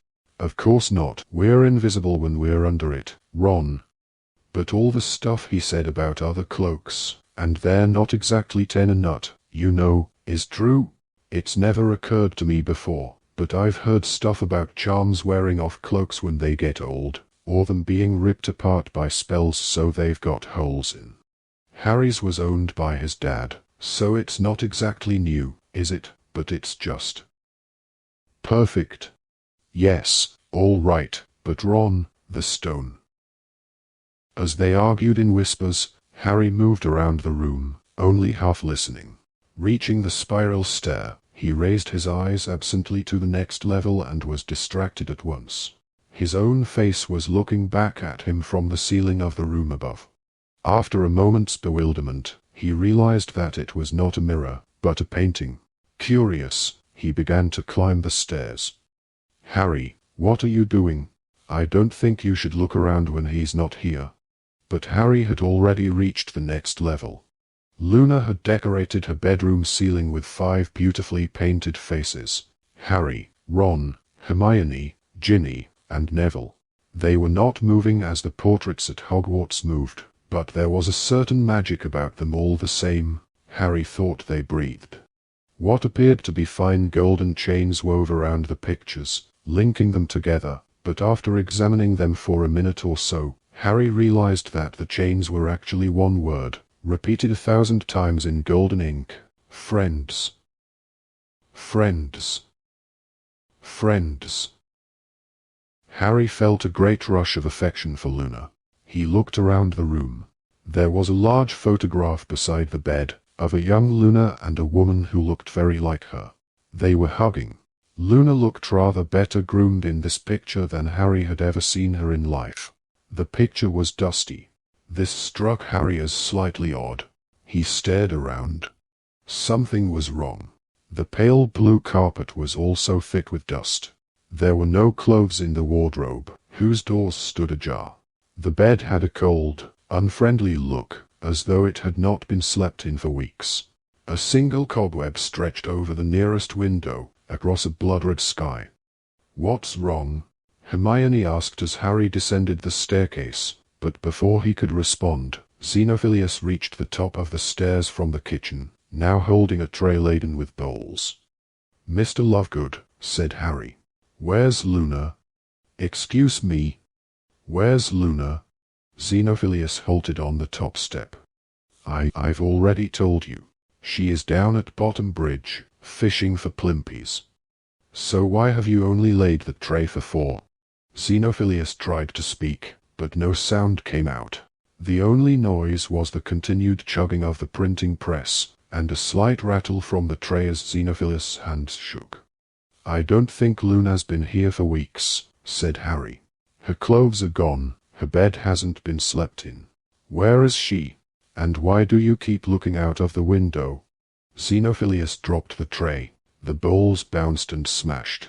Harry, Ron, and Hermione drew their wands. Xenophilius froze, his hand about to enter his pocket. At that moment the printing press gave a huge bang and numerous quibblers came streaming across the floor from underneath the tablecloth. The press fell silent at last.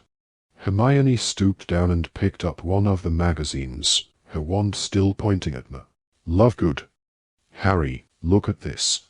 He strode over to her as quickly as he could through all the clutter. The front of the quibbler carried his own picture, emblazoned with the words undesirable number 1 and captioned with the reward money. The quibbler's going for a new angle, then? Harry asked coldly, his mind working very fast. Is that what you were doing when you went into the garden, Lovegood? Sending an owl to the ministry. Xenophilius licked his lips. They took my Luna, he whispered, because of what I've been writing. They took my Luna and I don't know where she is, what they've done to her. But they might give her back to me if I hand over Harry. Hermione finished for him. No deal, said Ron flatly. Get out of the way, we're leaving. Xenophilius looked ghastly, a century old, his lips drawn back into a dreadful leer. They will be here at any moment. I must save Luna. I cannot lose Luna. You must not leave. He spread his arms in front of the staircase, and Harry had a sudden vision of his mother doing the same thing in front of his crib. Don't make us hurt you, Harry said. Get out of the way, Lovegood. Harry, Hermione screamed. Figures on broomsticks were flying past the windows. As the three of them looked away from him, Xenophilius drew his wand. Harry realized their mistake just in time. He launched himself sideways, shoving Ron and Hermione out of harm's way as Xenophilius' stunning spell soared across the room and hit the rampant horn. There was a colossal explosion. The sound of it seemed to blow the room apart. Fragments of wood and paper and rubble flew in all directions, along with an impenetrable cloud of thick white dust. Harry flew through the air, then crashed to the floor, unable to see as debris rained upon him, his arms over his head. He heard Hermione's scream, Ron's yell, and a series of sickening metallic thuds, which told him that Xenophilius had been blasted off his feet and fallen backward down the spiral stairs. Half buried in rubble, Harry tried to raise himself. He could barely breathe or see for dust. Half of the ceiling had fallen in, and the end of Luna's bed was hanging through the hole. The bust of Rowena Ravenclaw lay beside him with half its face missing. Fragments of torn parchment were floating through the air, and most of the printing press lay on its side, blocking the top of the staircase to the kitchen. Then another white shape moved close by, and Hermione, coated in dust like a second statue, pressed her finger to her lips. The door downstairs crashed open. "Didn't I tell you there was no need to hurry, Travers?" said a rough voice. "Didn't I tell you this nutter was just raving as usual?" There was a bang and a scream of pain from Xenophilius. "No. No. Upstairs. Potter. I told you last week, Lovegood, we weren't coming back for anything less than some solid information. Remember last week, when you wanted to swap your daughter for that stupid bleeding headdress? And the week before, another bang, another squeal, when you thought we'd give her back if you offered us proof they're a crumple. Bang, headed, bang, snorkax. No, no, I beg you, sobbed Xenophilius. It really is Potter, really. And now it turns out you only called us here to try and blow us up, roared the Death Eater, and there was a volley of bangs interspersed with squeals of agony from Xenophilius. The place looks like it's about to fall in, Selwyn, said a cool second voice, echoing up the mangled staircase. The stairs are completely blocked. Could try clearing it. Might bring the place down. You lying piece of filth, shouted the wizard named Selwyn. You've never seen Potter in your life, have you? Thought you'd lure us here to kill us, did you? And you think you'll get your girl back like this? I swear. I swear. Potter's upstairs. Hominum revelio, said the voice at the foot of the stairs. Harry heard Hermione gasp, and he had the odd sensation that something was swooping low over him, immersing his body in its shadow. "There's someone up there all right, Selwyn," said the second man sharply. "It's Potter, I tell you, it's Potter," sobbed Xenophilius. "Please. Please. Give me Luna, just let me have Luna." "You can have your little girl, Lovegood," said Selwyn, "if you get up those stairs and bring me down Harry Potter. But if this is a plot, if it's a trick, if you've got an accomplice waiting up there to ambush us, we'll see if we can spare a bit of your daughter for you to bury." Xenophilius gave a wail of fear and despair.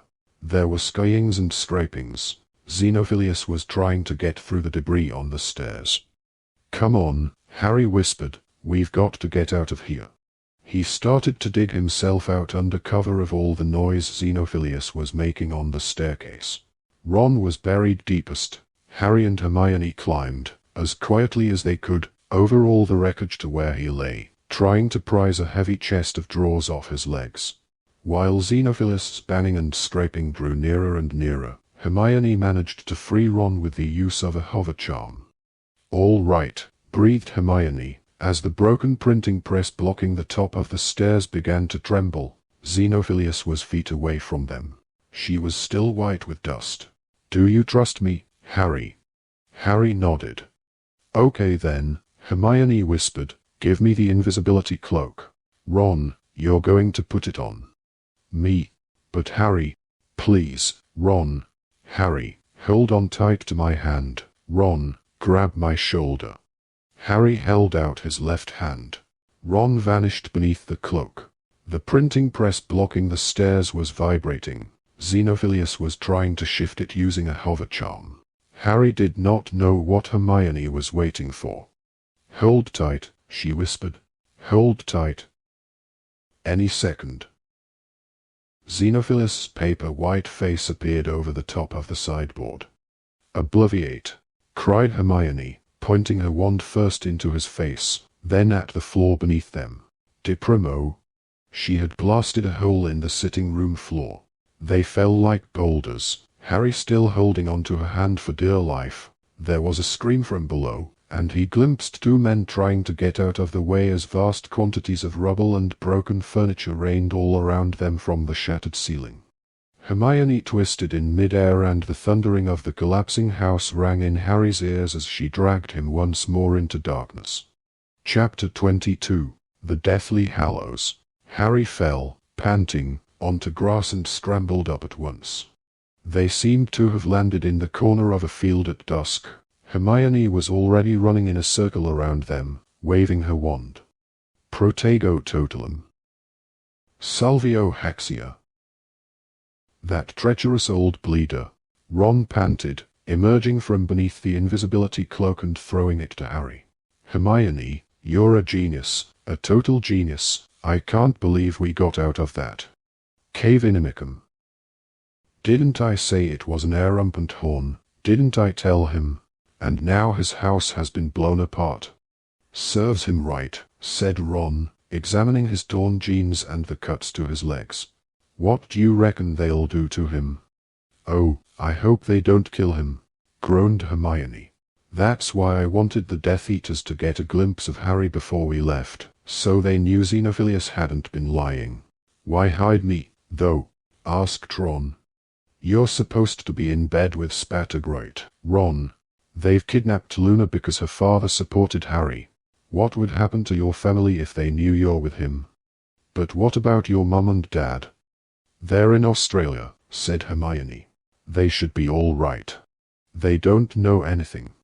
"You're a genius," Ron repeated, looking awed. "Yeah, you are, Hermione," agreed Harry fervently. "I don't know what we'd do without you."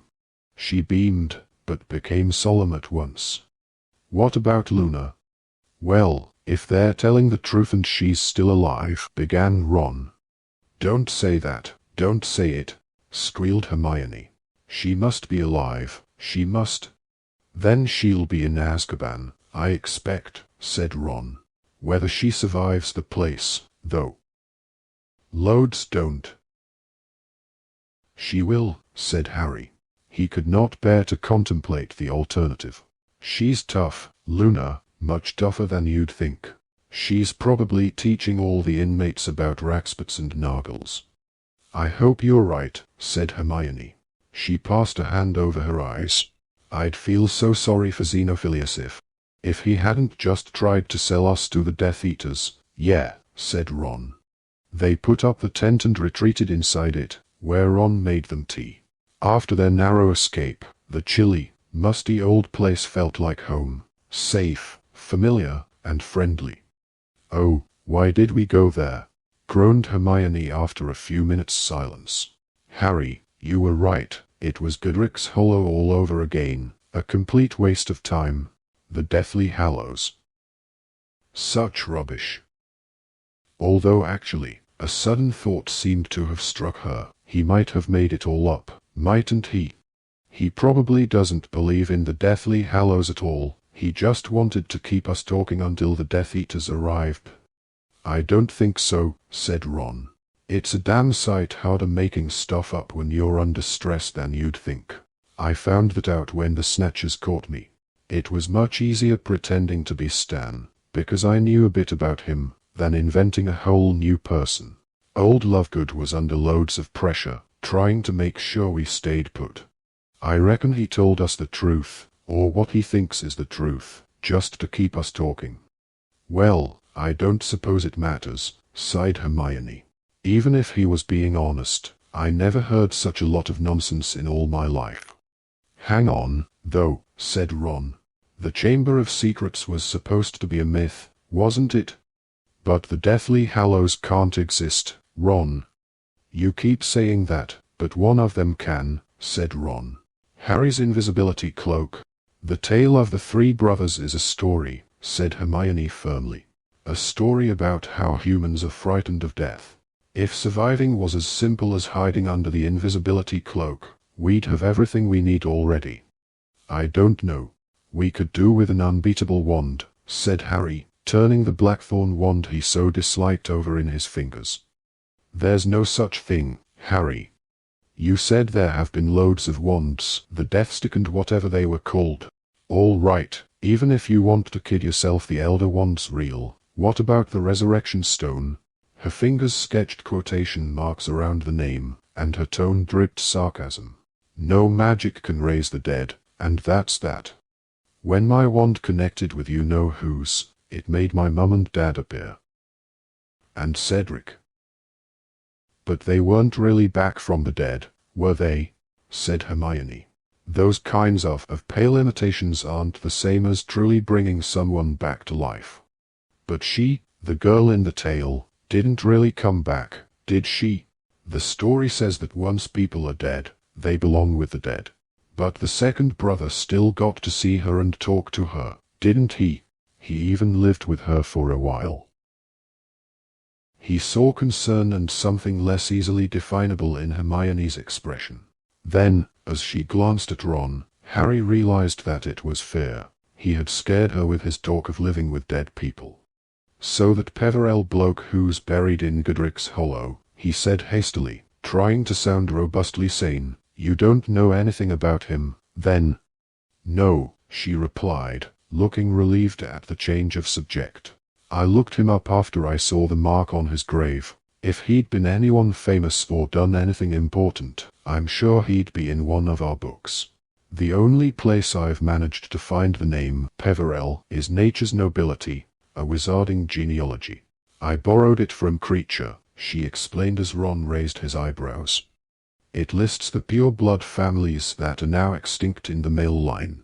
Apparently the Peverells were one of the earliest families to vanish. Extinct in the male line, repeated Ron. It means the names died out, said Hermione, centuries ago, in the case of the Peverells. They could still have descendants, though they'd just be called something different. And then it came to Harry in one shining piece, the memory that had stirred at the sound of the name Peverell, a filthy old man brandishing an ugly ring in the face of a ministry official, and he cried aloud, Marvolo Gaunt. Sorry, said Ron and Hermione together. Marvolo Gaunt, you know whose grandfather, in the Pensieve, with Dumbledore. Marvolo Gaunt said he was descended from the Peverells. Ron and Hermione looked bewildered. The ring that became the Horcrux. Marvolo Gaunt said it had the Peverell coat of arms on it. I saw him waving it in the bloke from the Ministry's face. He nearly shoved it up his nose. The Peverell coat of arms, said Hermione sharply. Could you see what it looked like? Not really, said Harry, trying to remember. There was nothing fancy on there, as far as I could see, maybe a few scratches. I only ever saw it really close up after it had been cracked open. Harry saw Hermione's comprehension in the sudden widening of her eyes. Ron was looking from one to the other, astonished. Blimey. You reckon it was this sign again? The sign of the Hallows? Why not? Said Harry excitedly. Marvolo Gaunt was an ignorant old git who lived like a pig. All he cared about was his ancestry. If that ring had been passed down through the centuries, he might not have known what it really was. There were no books in that house, and trust me, he wasn't the type to read fairy tales to his kids. He'd have loved to think the scratches on the stone were a coat of arms, because as far as he was concerned, having pure blood made you practically royal. Yes. And that's all very interesting, said Hermione cautiously, but Harry, if you're thinking what I think you'll think, well, why not? Why not? Said Harry, abandoning caution. It was a stone, wasn't it? He looked at Ron for support. What if it was the resurrection stone? Ron's mouth fell open. Blimey, but would it still work if Dumbledore broke? Work? Ron, it never worked. There's no such thing as a resurrection stone. Hermione had leapt to her feet, looking exasperated and angry. Harry, you're trying to fit everything into the Hallows story. Fit everything in? He repeated. Hermione, it fits of its own accord. I know the sign of the Deathly Hallows was on that stone. Gaunt said he was descended from the Peverells. A minute ago you told us you never saw the mark on the stone properly. Where do you reckon the ring is now? Ron asked Harry. What did Dumbledore do with it after he broke it open? But Harry's imagination was racing ahead, far beyond Ron and Hermione's. 3 objects, or Hallows, which, if united, will make the possessor master of death. Master. Conqueror. Vanquisher. The last enemy that shall be destroyed is death. And he saw himself, possessor of the Hallows, facing Voldemort, whose Horcruxes were no match. Neither can live while the other survives. Was this the answer? Hallows versus Horcruxes? Was there a way, after all, to ensure that he was the one who triumphed? If he were the master of the Deathly Hallows, would he be safe? Harry. But he scarcely heard Hermione. He had pulled out his invisibility cloak and was running it through his fingers, the cloth supple as water, light as air. He had never seen anything to equal it in his nearly 7 years in the wizarding world. The cloak was exactly what Xenophilius had described, a cloak that really and truly renders the wearer completely invisible, and endures eternally, giving constant and impenetrable concealment, no matter what spells are cast at it. And then, with a gasp, he remembered, Dumbledore had my cloak the night my parents died. His voice shook and he could feel the color in his face, but he did not care. My mum told Sirius that Dumbledore borrowed the cloak. This is why. He wanted to examine it, because he thought it was the 3rd Hallow. Ignatius Peverell is buried in Godric's Hollow. Harry was walking blindly around the tent, feeling as though great new vistas of truth were opening all around him. He's my ancestor. I'm descended from the 3rd brother. It all makes sense. He felt armed in certainty, in his belief in the Hallows, as if the mere idea of possessing them was giving him protection, and he felt joyous as he turned back to the other 2. Harry, said Hermione again, but he was busy undoing the pouch around his neck, his fingers shaking hard. Read it, he told her, pushing his mother's letter into her hand. Read it. Dumbledore had the cloak, Hermione. Why else would he want it? He didn't need a cloak. He could perform a disillusionment charm so powerful that he made himself completely invisible without one. Something fell to the floor and rolled, glittering, under a chair. He had dislodged the snitch when he pulled out the letter. He stooped to pick it up, and then the newly tapped spring of fabulous discoveries threw him another gift, and shock and wonder erupted inside him so that he shouted out. "It's in here. He left me the ring. It's in the snitch." You reckon?" He could not understand why Ron looked taken aback. It was so obvious, so clear to Harry. Everything fit, everything. His cloak was the third Hallow, and when he discovered how to open the snitch he would have the second, and then all he needed to do was find the first Hallow, the Elder Wand, and then, but it was as though a curtain fell on a lit stage. All his excitement, all his hope and happiness were extinguished at a stroke, and he stood alone in the darkness, and the glorious spell was broken. "That's what he's after." The change in his voice made Ron and Hermione look even more scared. "You know who's after the Elder Wand?" He turned his back on their strained, incredulous faces. He knew it was the truth. It all made sense.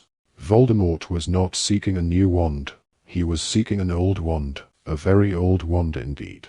Harry walked to the entrance of the tent, forgetting about Ron and Hermione as he looked out into the night, thinking.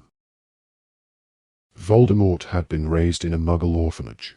Nobody could have told him the tales of Beedle the Bard when he was a child, any more than Harry had heard them. Hardly any wizards believed in the Deathly Hallows. Was it likely that Voldemort knew about them? Harry gazed into the darkness. If Voldemort had known about the Deathly Hallows, surely he would have sought them, done anything to possess them, 3 objects that made the possessor master of death. If he had known about the Deathly Hallows, he might not have needed Horcruxes in the first place. Didn't the simple fact that he had taken a Hallow, and turned it into a Horcrux, demonstrate that he did not know this last great wizarding secret? Which meant that Voldemort sought the Elder Wand without realizing its full power, without understanding that it was one of 3. For the wand was the Hallow that could not be hidden, whose existence was best known. The bloody trail of the Elder Wand is splattered across the pages of wizarding history.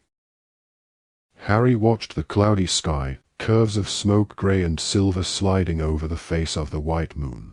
He felt lightheaded with amazement at his discoveries. He turned back into the tent. It was a shock to see Ron and Hermione standing exactly where he had left them, Hermione still holding Lily's letter, Ron at her side looking slightly anxious.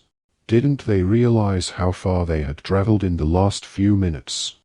"This is it," Harry said, trying to bring them inside the glow of his own astonished certainty. "This explains everything. The Deathly Hallows are real, and I've got 1, maybe 2. He held up the snitch. "And you know who's chasing the third, but he doesn't realize. He just thinks it's a powerful wand." "Harry," said Hermione, moving across to him and handing him back Lily's letter, "I'm sorry, but I think you've got this wrong, all wrong. But don't you see? It all fits." "No, it doesn't," she said. "It doesn't, Harry, you're just getting carried away." "Please," she said as he started to speak, "please just answer me this. If the Deathly Hallows really existed, and Dumbledore knew about them, knew that the person who possessed all 3 of them would be Master of Death, Harry, why wouldn't he have told you? Why?" He had his answer ready. "But you said it, Hermione. You've got to find out about them for yourself. It's a quest." "But I only said that to try and persuade you to come to the Lovegoods," cried Hermione in exasperation. "I didn't really believe it." Harry took no notice. "Dumbledore usually let me find out stuff for myself. He let me try my strength, take risks. This feels like the kind of thing he'd do." "Harry, this isn't a game, this isn't practice. This is the real thing, and Dumbledore left you very clear instructions. Find and destroy the Horcruxes. That symbol doesn't mean anything. Forget the Deathly Hallows. We can't afford to get sidetracked." Harry was barely listening to her. He was turning the snitch over and over in his hands, half expecting it to break open, to reveal the resurrection stone, to prove to Hermione that he was right, that the Deathly Hallows were real. She appealed to Ron. "You don't believe in this, do you?" Harry looked up. Ron hesitated. "I dunno. I mean, bits of it sort of fit together," said Ron awkwardly. "But when you look at the whole thing..." He took a deep breath. "I think we're supposed to get rid of Horcruxes, Harry. That's what Dumbledore told us to do.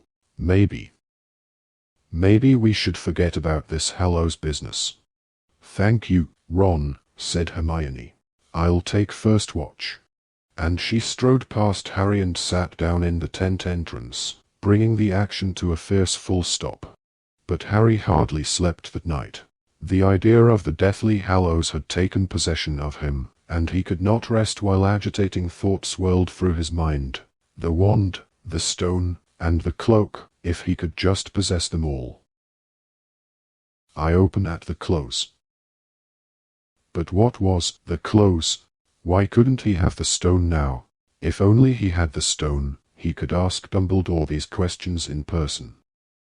And Harry murmured words to the snitch in the darkness, trying everything, even Parseltongue, but the golden ball would not open. And the wand, the Elder Wand, where was that hidden? Where was Voldemort searching now? Harry wished his scar would burn and show him Voldemort's thoughts, because for the first time ever, he and Voldemort were united in wanting the very same thing. Hermione would not like that idea, of course. But then, she did not believe. Xenophilius had been right, in a way. Limited. Narrow. Close-minded. The truth was that she was scared of the idea of the Deathly Hallows, especially of the Resurrection Stone. And Harry pressed his mouth again to the snitch, kissing it, nearly swallowing it, but the cold metal did not yield. It was nearly dawn when he remembered Luna, alone in a cell in Azkaban, surrounded by Dementors, and he suddenly felt ashamed of himself. He had forgotten all about her in his feverish contemplation of the Hallows. If only they could rescue her, but Dementors in those numbers would be virtually unassailable. Now he came to think about it, he had not yet tried casting a Patronus with the Blackthorn wand. He must try that in the morning. If only there was a way of getting a better wand. And desire for the Elder Wand, the Death Stick, unbeatable, invincible, swallowed him once more. They packed up the tent next morning and moved on through a dreary shower of rain. The downpour pursued them to the coast, where they pitched the tent that night, and persisted through the whole week, through sodden landscapes that Harry found bleak and depressing. He could think only of the Deathly Hallows. It was as though a flame had been lit inside him that nothing, not Hermione's flat disbelief nor Ron's persistent doubts, could extinguish. And yet the fiercer the longing for the Hallows burned inside him, the less joyful it made him. He blamed Ron and Hermione. Their determined indifference was as bad as the relentless rain for dampening his spirits, but neither could erode his certainty, which remained absolute. Harry's belief in and longing for the Hallows consumed him so much that he felt quite isolated from the other two and their obsession with the Horcruxes. "Obsession?" said Hermione in a low, fierce voice, when Harry was careless enough to use the word one evening, after Hermione had told him off for his lack of interest in locating more Horcruxes. "We're not the ones with an obsession, Harry. We're the ones trying to do what Dumbledore wanted us to do." But he was impervious to the veiled criticism. Dumbledore had left the sign of the Hallows for Hermione to decipher, and he had also, Harry remained convinced of it, left the resurrection stone hidden in the golden snitch. Neither can live while the other survives. Master of Death. Why didn't Ron and Hermione understand? "The last enemy that shall be destroyed is death," Harry quoted calmly. "I thought it was you know who we were supposed to be fighting," Hermione retorted, and Harry gave up on her. Even the mystery of the silver doe, which the other two insisted on discussing, seemed less important to Harry now, a vaguely interesting sideshow. The only other thing that mattered to him was that his scar had begun to prickle again, although he did all he could to hide this fact from the other two. He sought solitude whenever it happened, but was disappointed by what he saw. The visions he and Voldemort were sharing had changed in quality. They had become blurred, shifting as though they were moving in and out of focus. Harry was just able to make out the indistinct features of an object that looked like a skull, and something like a mountain that was more shadow than substance. Used to images sharp as reality, Harry was disconcerted by the change. He was worried that the connection between himself and Voldemort had been damaged, a connection that he both feared and, whatever he had told Hermione, prized. Somehow Harry connected these unsatisfying, vague images with the destruction of his wand, as if it was the Blackthorn wand's fault that he could no longer see into Voldemort's mind as well as before. As the weeks crept on, Harry could not help but notice, even through his new self-absorption, that Ron seemed to be taking charge. Perhaps because he was determined to make up for having walked out on them, perhaps because Harry's descent into listlessness galvanized his dormant leadership qualities. Ron was the one now encouraging and exhorting the other two into action. 3 Horcruxes left, he kept saying. We need a plan of action, come on. Where haven't we looked? Let's go through it again. The orphanage. Diagon Alley, Hogwarts, the Riddle House, Borgin and Perks, Albania, every place that they knew Tom Riddle had ever lived or worked, visited or murdered. Ron and Hermione raked over them again, Harry joining in only to stop Hermione pestering him. He would have been happy to sit alone in silence, trying to read Voldemort's thoughts, to find out more about the Elder Wand, but Ron insisted on journeying to ever more unlikely places simply, Harry was aware, to keep them moving. You never know, was Ron's constant refrain. Upper Flagley is a wizarding village, he might have wanted to live there. Let's go and have a poke around. These frequent forays into wizarding territory brought them within occasional sight of snatchers. Some of them are supposed to be as bad as Death Eaters, said Ron. The lot that got me were a bit pathetic, but Bill reckons some of them are really dangerous. They said on Potterwatch. On what? Said Harry. Potterwatch. Didn't I tell you that's what it was called? The program I keep trying to get on the radio, the only one that tells the truth about what's going on. Nearly all the programs are following you-know-whose line, all except Potterwatch. I really want you to hear it, but it's tricky tuning in. Ron spent evening after evening using his wand to beat out various rhythms on top of the wireless while the dials whirled. Occasionally they would catch snatches of advice on how to treat dragon pox, and once a few bars of A Cauldron Full of Hot Strong Love. While he tapped, Ron continued to try to hit on the correct password, muttering strings of random words under his breath. They're normally something to do with the Order, he told them. Bill had a real knack for guessing them. I'm bound to get one in the end. But not until March did luck favor Ron at last. Harry was sitting in the tent entrance, on guard duty, staring idly at a clump of grape hyacinths that had forced their way through the chilly ground, when Ron shouted excitedly from inside the tent. I've got it, I've got it. Password was Albus. Get in here, Harry. Roused for the first time in days from his contemplation of the Deathly Hallows, Harry hurried back inside the tent to find Ron and Hermione kneeling on the floor beside the little radio. Hermione, who had been polishing the sword of Gryffindor just for something to do, was sitting open-mouthed, staring at the tiny speaker, from which a most familiar voice was issuing. Apologize for our temporary absence from the airwaves, which was due to a number of house calls in our area by those charming Death Eaters. But that's Lee Jordan, said Hermione. I know, beamed Ron. Cool, eh? Now found ourselves another secure location, Lee was saying, and I'm pleased to tell you that 2 of our regular contributors have joined me here this evening. Evening, boys. Hi. Evening, River.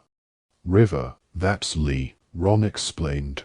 "They've all got code names, but you can usually tell," said Hermione. "But before we hear from Royal and Romulus," Lee went on, "let's take a moment to report those deaths that the Wizarding Wireless Network News and Daily Prophet don't think important enough to mention. It is with great regret that we inform our listeners of the murders of Ted Tonks and Dirk Cresswell." Harry felt a sick swooping in his belly. He, Ron, and Hermione gazed at one another in horror. A goblin by the name of Gornak was also killed. It is believed that Muggle-born Dean Thomas and a second goblin, both believed to have been traveling with Tonks, Cresswell, and Gornak, may have escaped. If Dean is listening, or if anyone has any knowledge of his whereabouts, his parents and sisters are desperate for news. Meanwhile, in Gadley, a Muggle family of 5 has been found dead in their home. Muggle authorities are attributing the deaths to a gas leak, but members of the Order of the Phoenix inform me that it was the killing curse. More evidence, as if it were needed, of the fact that Muggle slaughter is becoming little more than a recreational sport under the new regime. Finally, we regret to inform our listeners that the remains of Bathilda Bagshot have been discovered in Godric's Hollow. The evidence is that she died several months ago. The Order of the Phoenix informs us that her body showed unmistakable signs of injuries inflicted by dark magic. Listeners, I'd like to invite you now to join us in a minute's silence in memory of Ted Tonks, Dirk Cresswell, Bathilda Bagshot, Gornak, and the unnamed, but no less regretted, Muggles murdered by the Death Eaters. Silence fell, and Harry, Ron, and Hermione did not speak. Half of Harry yearned to hear more, half of him was afraid of what might come next. It was the first time he had felt fully connected to the outside world for a long time. "Thank you," said Lee's voice. "And now we turn to regular contributor Royal, for an update on how the new Wizarding Order is affecting the Muggle world." "Thanks, River," said an unmistakable voice, deep, measured, reassuring. "Kingsley," burst out Ron. "We know," said Hermione, hushing him. "Muggles remain ignorant of the source of their suffering as they continue to sustain heavy casualties," said Kingsley. "However, we continue to hear truly inspirational stories of wizards and witches risking their own safety to protect Muggle friends and neighbors, often without the Muggles' knowledge. I'd like to appeal to all our listeners to emulate their example, perhaps by casting a protective charm over any Muggle dwellings in your street. Many lives could be saved if such simple measures are taken."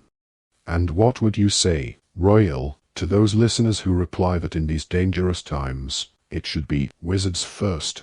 asked Lee. "I'd say that it's one short step from wizards first to purebloods first, and then to Death Eaters," replied Kingsley. "We're all human, aren't we? Every human life is worth the same, and worth saving." "Excellently put, Royal, and you've got my vote for Minister of Magic if ever we get out of this mess," said Lee. "And now, over to Romulus for our popular feature, Pals of Potter." "Thanks, River," said another very familiar voice. Ron started to speak, but Hermione forestalled him in a whisper. "We know it's Lupin. Romulus, do you maintain, as you have every time you've appeared on our program, that Harry Potter is still alive?" "I do," said Lupin firmly. "There is no doubt at all in my mind that his death would be proclaimed as widely as possible by the Death Eaters if it had happened, because it would strike a deadly blow at the morale of those resisting the new regime. The boy who lived remains a symbol of everything for which we are fighting: the triumph of good, the power of innocence, the need to keep resisting." A mixture of gratitude and shame welled up in Harry. Had Lupin forgiven him, then, for the terrible things he had said when they had last met? "And what would you say to Harry if you knew he was listening, Romulus?" "I'd tell him we're all with him in spirit," said Lupin, then hesitated slightly. "And I'd tell him to follow his instincts, which are good and nearly always right." Harry looked at Hermione, whose eyes were full of tears. "Nearly always right," she repeated. "Oh, didn't I tell you?" said Ron in surprise. "Bill told me Lupin's living with Tonks again, and apparently she's getting pretty big too. And our usual update on those friends of Harry Potter's who are suffering for their allegiance," Lee was saying. "Well, as regular listeners will know, several of the more outspoken supporters of Harry Potter have now been imprisoned, including Xenophilius Lovegood, erstwhile editor of the Quibbler," said Lupin. "At least he's still alive," muttered Ron. "We have also heard within the last few hours that Rubeus Hagrid," all three of them gasped, and so nearly missed the rest of the sentence, "well-known gamekeeper at Hogwarts School, has narrowly escaped arrest within the grounds of Hogwarts, where he is rumored to have hosted a Support Harry Potter party in his house. However, Hagrid was not taken into custody, and is, we believe, on the run. I suppose it helps, when escaping from Death Eaters, if you've got a 16-foot-high half-brother," asked Lee. "It would tend to give you an edge," agreed Lupin gravely. "May I just add that while we here at Potterwatch applaud Hagrid's spirit, we would urge even the most devoted of Harry's supporters against following Hagrid's lead. Support Harry Potter parties are unwise in the present climate." "Indeed they are, Romulus," said Lee. "So we suggest that you continue to show your devotion to the man with the lightning scar by listening to Potterwatch. And now let's move to news concerning the wizard who is proving just as elusive as Harry Potter. We like to refer to him as the Chief Death Eater, and here to give his views on some of the more insane rumors circulating about him, I'd like to introduce a new correspondent, Rodent." "Rodent," said yet another familiar voice, and Harry, Ron, and Hermione cried out together. "Fred." "No, is it George?" "It's Fred, I think," said Ron, leaning in closer, as whichever twin it was said. "I'm not being Rodent, no way. I told you I wanted to be Rapier." "Oh, all right then. Rapier, could you please give us your take on the various stories we've been hearing about the Chief Death Eater?" "Yes, River, I can," said Fred. "As our listeners will know, unless they've taken refuge at the bottom of a garden pond or somewhere similar, you know whose strategy of remaining in the shadows is creating a nice little climate of panic. Mind you, if all the alleged sightings of him are genuine, we must have a good 19 you-know-who's running around the place." "Which suits him, of course," said Kingsley. "The air of mystery is creating more terror than actually showing himself." "Agreed," said Fred. "So, people, let's try and calm down a bit. Things are bad enough without inventing stuff as well. For instance, this new idea that you know who can kill with a single glance from his eyes. That's a basilisk, listeners. One simple test. Check whether the thing that's glaring at you has got legs. If it has, it's safe to look into its eyes, although if it really is you know who, that's still likely to be the last thing you ever do." For the first time in weeks and weeks, Harry was laughing. He could feel the weight of tension leaving him. "And the rumors that he keeps being sighted abroad?" asked Lee. "Well, who wouldn't want a nice little holiday after all the hard work he's been putting in?" asked Fred. "Point is, people, don't get lulled into a false sense of security, thinking he's out of the country. Maybe he is, maybe he isn't, but the fact remains he can move faster than Severus Snape confronted with shampoo when he wants to. So don't count on him being a long way away if you're planning on taking any risks. I never thought I'd hear myself say it, but safety first." "Thank you very much for those wise words, Rapier," said Lee. "Listeners, that brings us to the end of another Potterwatch. We don't know when it will be possible to broadcast again, but you can be sure we shall be back. Keep twiddling those dials. The next password will be Mad Eye. Keep each other safe, keep faith. Good night." The radio's dial twirled and the lights behind the tuning panel went out. Harry, Ron, and Hermione were still beaming. Hearing familiar, friendly voices was an extraordinary tonic. Harry had become so used to their isolation he had nearly forgotten that other people were resisting Voldemort. It was like waking from a long sleep. "Good, eh?" said Ron happily. "Brilliant," said Harry. "It's so brave of them," sighed Hermione admiringly. "If they were found." "Well, they keep on the move, don't they?" said Ron. "Like us." "But did you hear what Fred said?" asked Harry excitedly. Now the broadcast was over, his thoughts turned again toward his all-consuming obsession. "He's abroad. He's still looking for the wand. I knew it." "Harry, come on." "Hermione, why are you so determined not to admit it?" "Volume." "Harry, no. Dimort's after the Elder Wand." "The name's taboo," Ron bellowed, leaping to his feet as a loud crack sounded outside the tent. "I told you, Harry, I told you, we can't say it anymore. We've got to put the protection back around us quickly. It's how they find." But Ron stopped talking, and Harry knew why. The sneakoscope on the table had lit up and begun to spin. They could hear voices coming nearer and nearer. Rough, excited voices. Ron pulled the deluminator out of his pocket and clicked it. Their lamps went out. "Come out of there with your hands up," came a rasping voice through the darkness. "We know you're in there. You've got half a dozen wands pointing at you and we don't care who we curse." Chapter 23. Malfoy Manor. Harry looked around at the other two, now mere outlines in the darkness. He saw Hermione point her wand, not toward the outside, but into his face. There was a bang, a burst of white light, and he buckled in agony, unable to see. He could feel his face swelling rapidly under his hands as heavy footfalls surrounded him. "Get up, vermin." Unknown hands dragged Harry roughly off the ground. Before he could stop them, someone had rummaged through his pockets and removed the blackthorn wand. Harry clutched at his excruciatingly painful face, which felt unrecognizable beneath his fingers, tight, swollen, and puffy as though he had suffered some violent allergic reaction.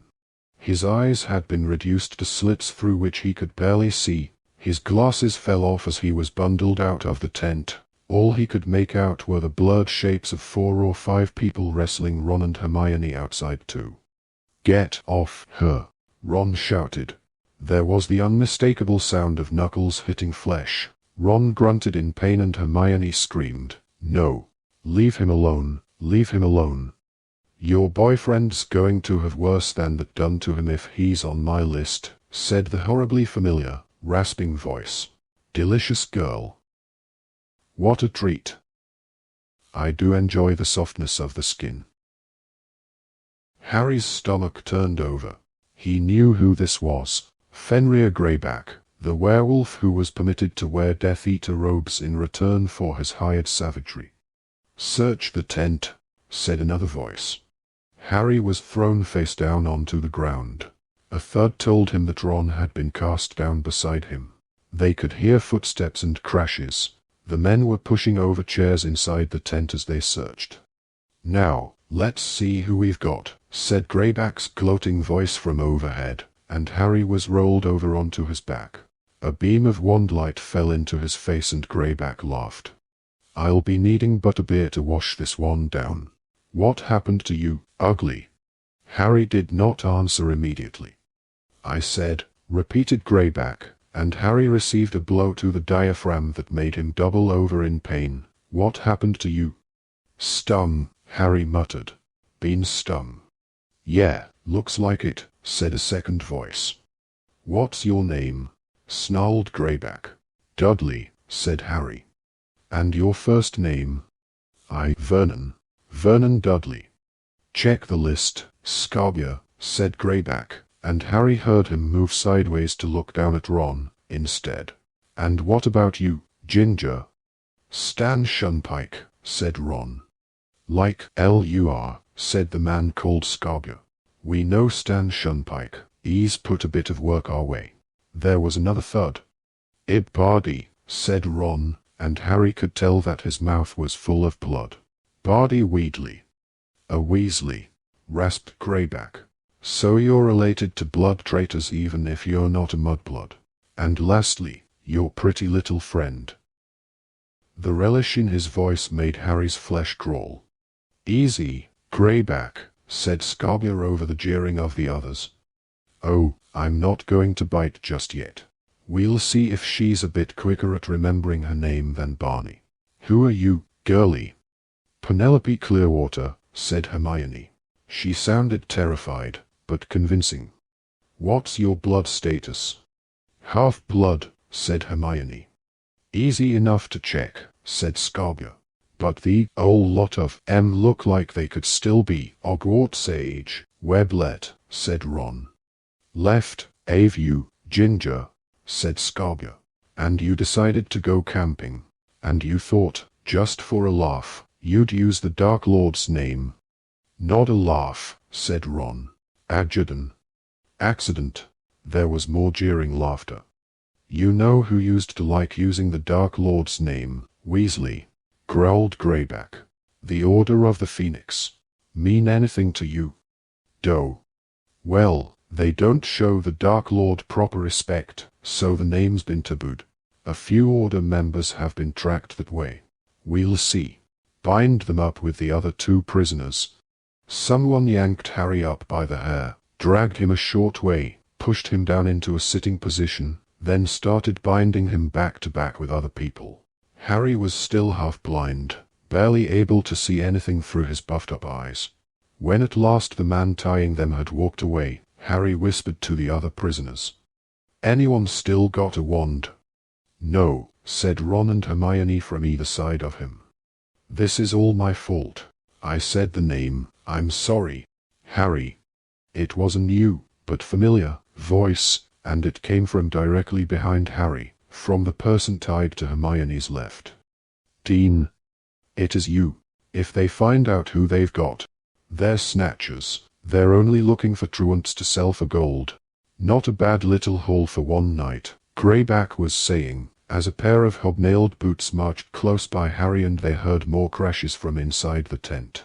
A mudblood, a runaway goblin, and 3 truants. You checked their names on the list yet, Scorpia? He roared. Yeah. There's no Vernon Dudley on there, Greyback. Interesting, said Greyback. That's interesting. He crouched down beside Harry, who saw, through the infinitesimal gap left between his swollen eyelids, a face covered in matted grey hair and whiskers, with pointed brown teeth and sores at the corners of his mouth. Greyback smelled as he had done at the top of the tower where Dumbledore had died, of dirt, sweat, and blood. So you aren't wanted, then, Vernon? Or are you on that list under a different name? What house were you in at Hogwarts? Slytherin, said Harry automatically. Funny, oh they all thinks we wants to hear that, jeered Scorpia out of the shadows. But none of 'em can tell us where the common room is. It's in the dungeons, said Harry clearly. You enter through the wall. It's full of skulls and stuff and it's under the lake, so the light's all green. There was a short pause. Well, looks like we really have caught a little Slytherin, said Scorpia. Good for you, Vernon, 'cause there ain't a lot of mudblood Slytherins. Who's your father? He works at the ministry, Harry lied. He knew that his whole story would collapse with the smallest investigation, but on the other hand, he only had until his face regained its usual appearance before the game was up in any case. Department of Magical Accidents and Catastrophes. You know what, Greyback, said Scorpia. I think there is a Dudley in there. Harry could barely breathe. Could luck, sheer luck, get them safely out of this? Well, said Greyback, and Harry could hear the tiniest note of trepidation in that callous voice, and knew that Greyback was wondering whether he had indeed just attacked and bound the son of a ministry official. Harry's heart was pounding against the ropes around his ribs. He would not have been surprised to know that Greyback could see it. If you're telling the truth, Ugly, you've got nothing to fear from a trip to the ministry. I expect your father'll reward us just for picking you up. But, said Harry, his mouth bone dry, if you just let us. Hey, came a shout from inside the tent. Look at this, Greyback. A dark figure came bustling toward them, and Harry saw a glint of silver in the light of their wands. They had found Gryffindor's sword. Very nice, said Greyback appreciatively, taking it from his companion. Oh, very nice indeed. Looks goblin-made, that. Where did you get something like this? It's my father's, Harry lied, hoping against hope that it was too dark for Greyback to see the name etched just below the hilt. We borrowed it to cut firewood. Hang on a minute, Greyback. Look at this, in the prophet. As Scarbia said it, Harry's scar, which was stretched tight across his distended forehead, burned savagely. More clearly than he could make out anything around him, he saw a towering building, a grim fortress, jet black and forbidding. Voldemort's thoughts had suddenly become razor-sharp again. He was gliding toward the gigantic building with a sense of calmly euphoric purpose. So close. So close. With a huge effort of will, Harry closed his mind to Voldemort's thoughts, pulling himself back to where he sat, tied to Ron, Hermione, Dean, and Griffook in the darkness, listening to Greyback and Scarbia. Hermione Granger, Scarbia was saying, the mudblood who is known to be traveling with Harry Potter. Harry's scar burned in the silence, but he made a supreme effort to keep himself present, not to slip into Voldemort's mind. He heard the creak of Greyback's boots as he crouched down in front of Hermione. You know what, little girlie? This picture looks a hell of a lot like you. It isn't. It isn't me. Hermione's terrified squeak was as good as a confession. Known to be traveling with Harry Potter, repeated Greyback quietly. A stillness had settled over the scene. Harry's scar was exquisitely painful, but he struggled with all his strength against the pull of Voldemort's thoughts. It had never been so important to remain in his own right mind. Well, this changes things, doesn't it? Whispered Greyback. Nobody spoke. Harry sensed the gang of Snatchers watching, frozen, and felt Hermione's arm trembling against his.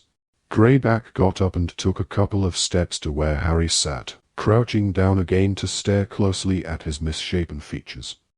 What's that on your forehead, Vernon?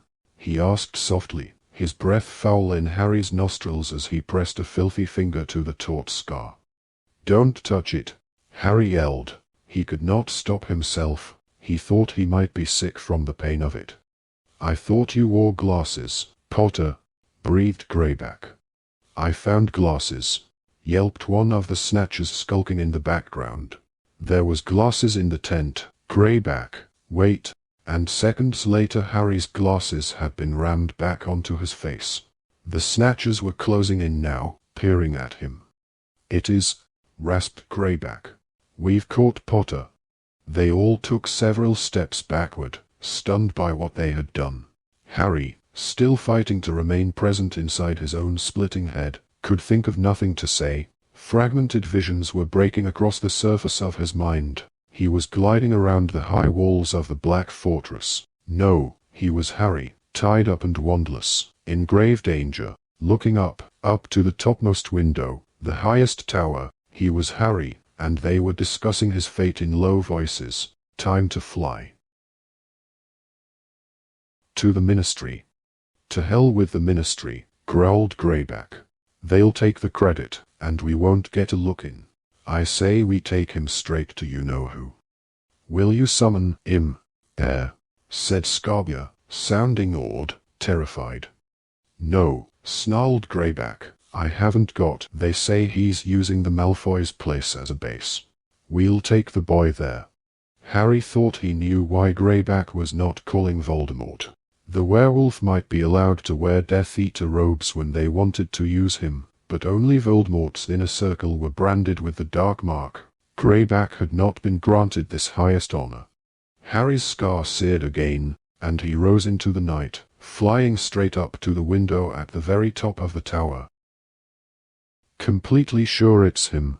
'Cause if it ain't, Greyback, we're dead. Who's in charge here? Roared Greyback, covering his moment of inadequacy. I say that's Potter, and him plus his wand. That's 200,000 galleons right there. But if you're too gutless to come along, any of you, it's all for me, and with any luck, I'll get the girl thrown in. The window was the merest slit in the black rock, not big enough for a man to enter. A skeletal figure was just visible through it, curled beneath a blanket. dead or sleeping. "All right," said Scarbia. "All right, we're in. And what about the rest of Greyback? What'll we do with Might as well take the lot. We've got 2 mudbloods, that's another 10 galleons. Give me the sword as well. If they're rubies, that's another small fortune right there." The prisoners were dragged to their feet. Harry could hear Hermione's breathing, fast and terrified. "Grab hold and make it tight." "I'll do, Potter," said Greyback, seizing a fistful of Harry's hair. Harry could feel his long yellow nails scratching his scalp. On 3. 1, 2, 3. They disapparated, pulling the prisoners with them.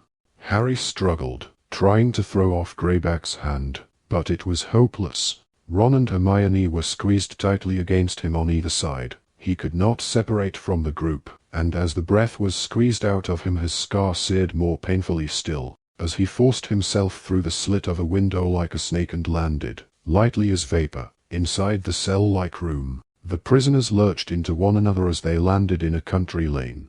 Harry's eyes, still puffy, took a moment to acclimatize. Then he saw a pair of wrought iron gates at the foot of what looked like a long drive. He experienced the tiniest trickle of relief. The worst had not happened yet. Voldemort was not here. He was, Harry knew, for he was fighting to resist the vision, in some strange, fortress-like place, at the top of a tower. How long it would take Voldemort to get to this place, once he knew that Harry was here, was another matter. One of the Snatchers strode to the gates and shook them. "How do we get in?"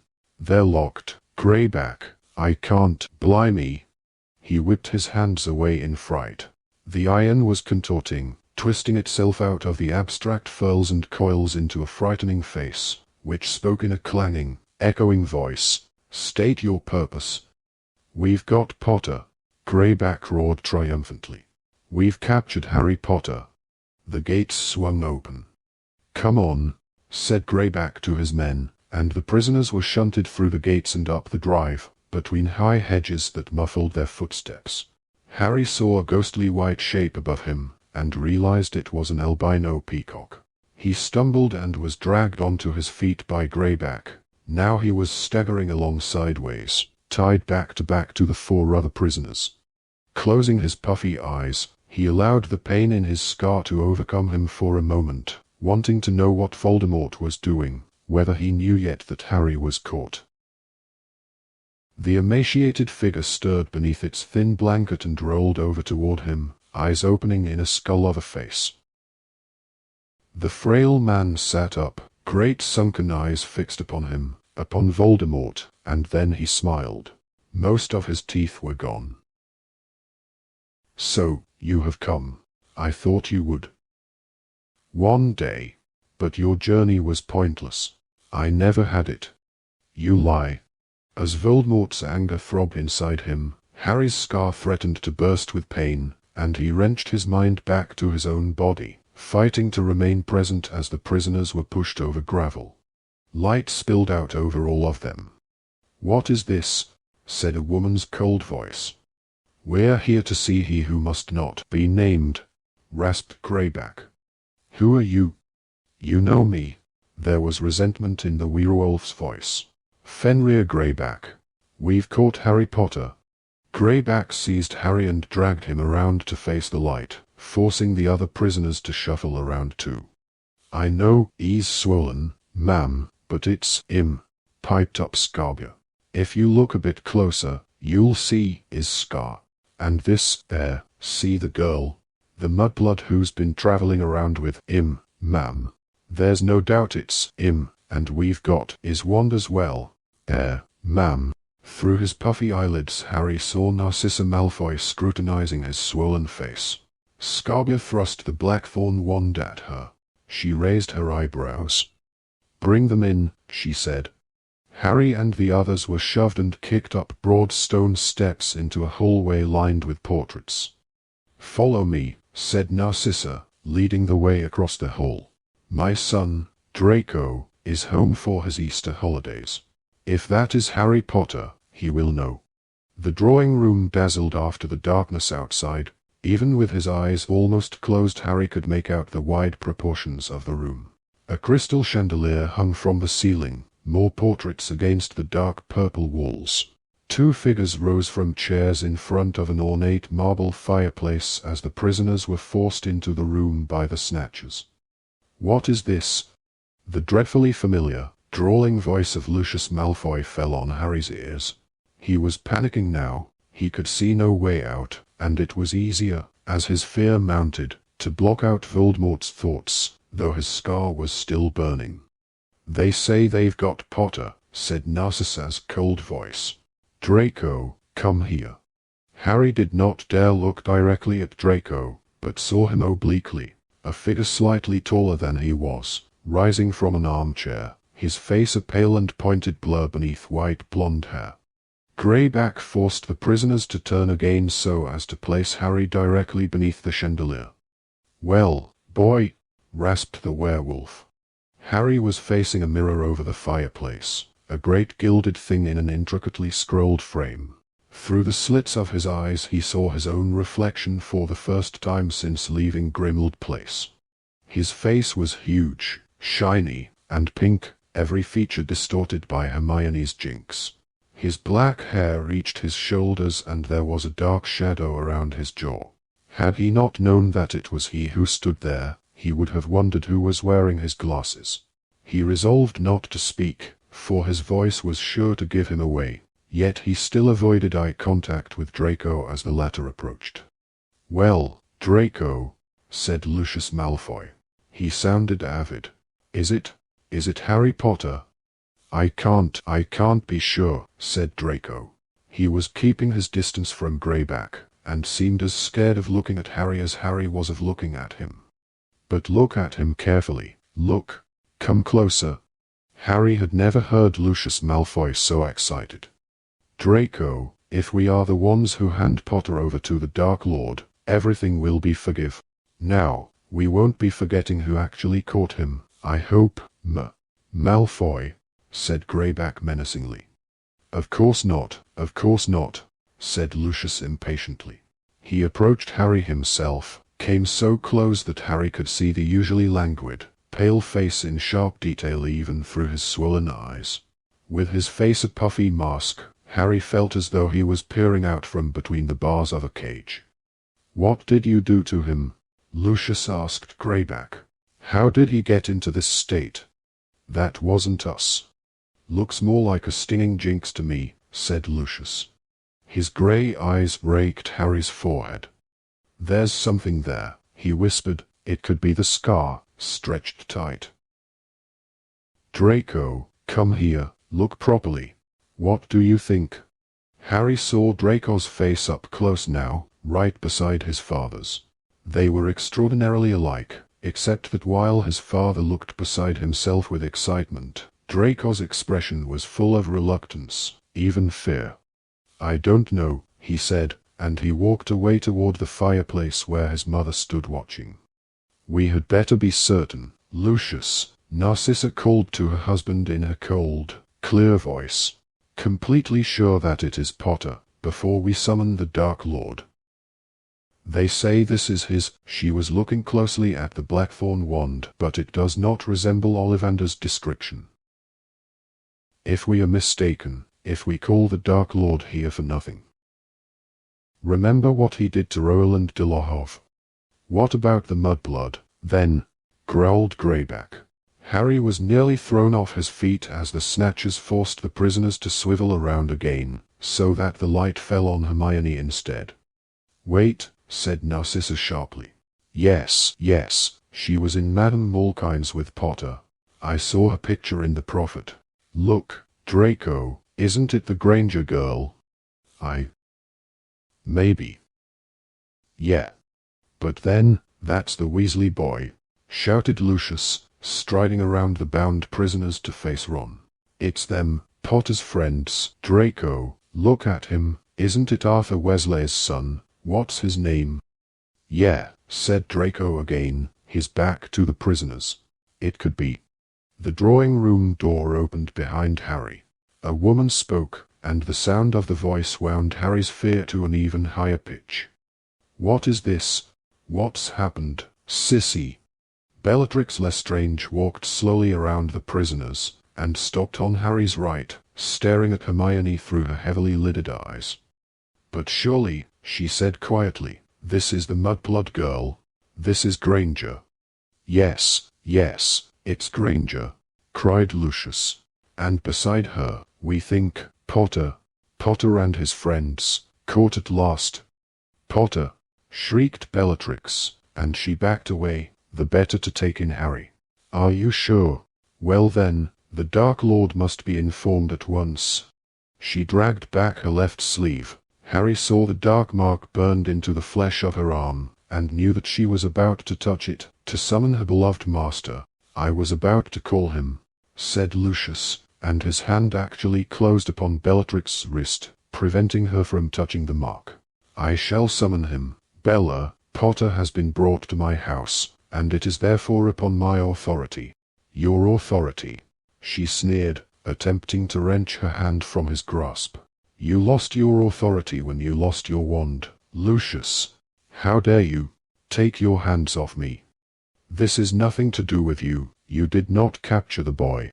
"Begging your pardon, Malfoy," interjected Greyback, "but it's us that caught Potter, and it's us that'll be claiming the gold." "Gold?" laughed Bellatrix, still attempting to throw off her brother-in-law, her free hand groping in her pocket for her wand. "Take your gold, filthy scavenger. What do I want with gold? I seek only the honor of She stopped struggling, her dark eyes fixed upon something Harry could not see. Jubilant at her capitulation, Lucius threw her hand from him and ripped up his own sleeve. "Stop!" shrieked Bellatrix. "Do not touch it. We shall all perish if the Dark Lord comes now." Lucius froze, his index finger hovering over his own mark. Bellatrix strode out of Harry's limited line of vision. "What is that?" he heard her say. "Sword," grunted an out-of-sight snatcher. "Give it to me." "It's not yourn, missus, it's mine. I reckon I found it." There was a bang and a flash of red light. Harry knew that the snatcher had been stunned.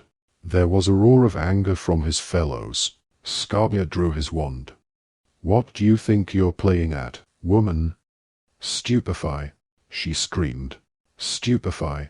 They were no match for her, even though there were 4 of them against 1 of her. She was a witch, as Harry knew, with prodigious skill and no conscience.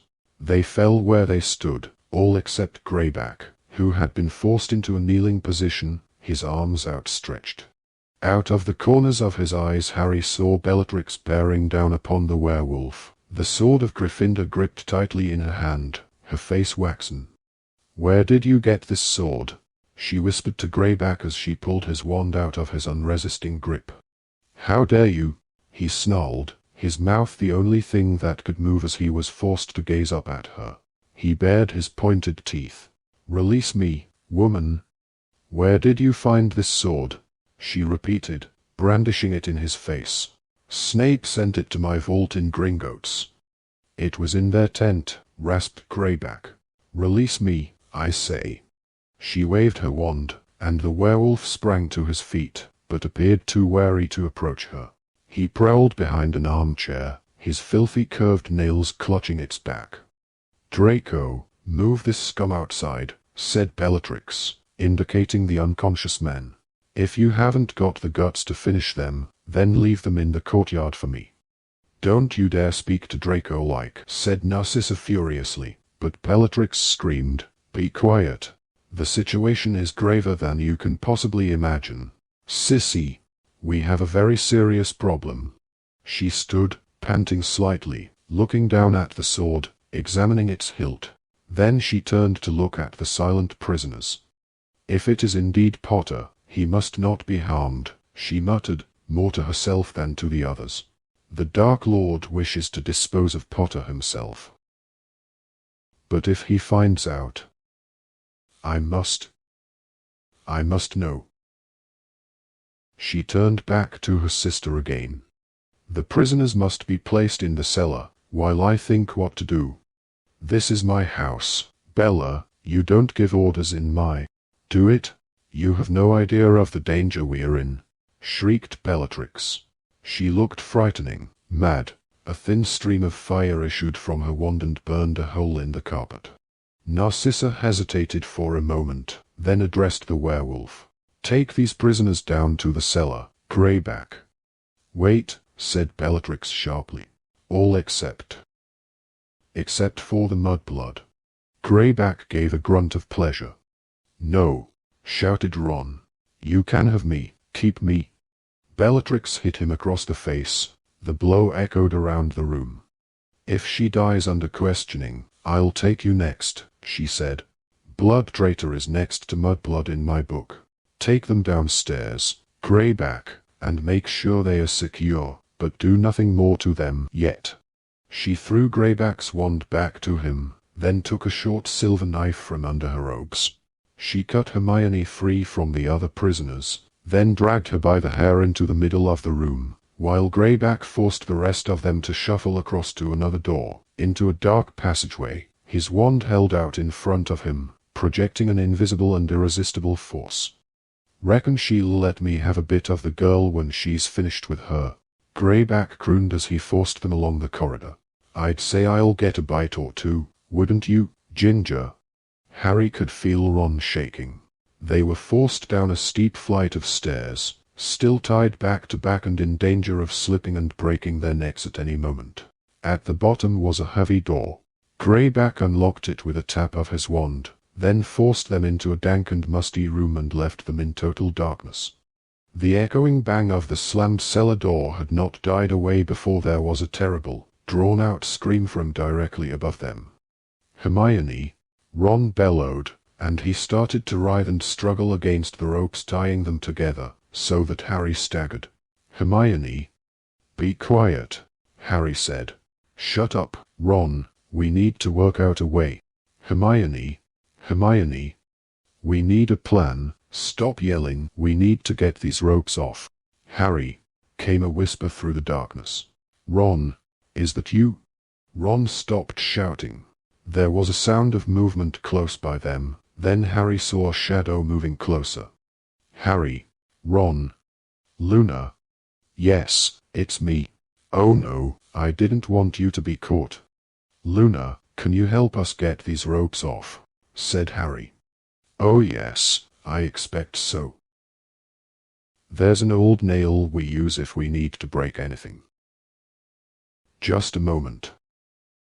Hermione screamed again from overhead, and they could hear Bellatrix screaming too, but her words were inaudible, for Ron shouted again, Hermione.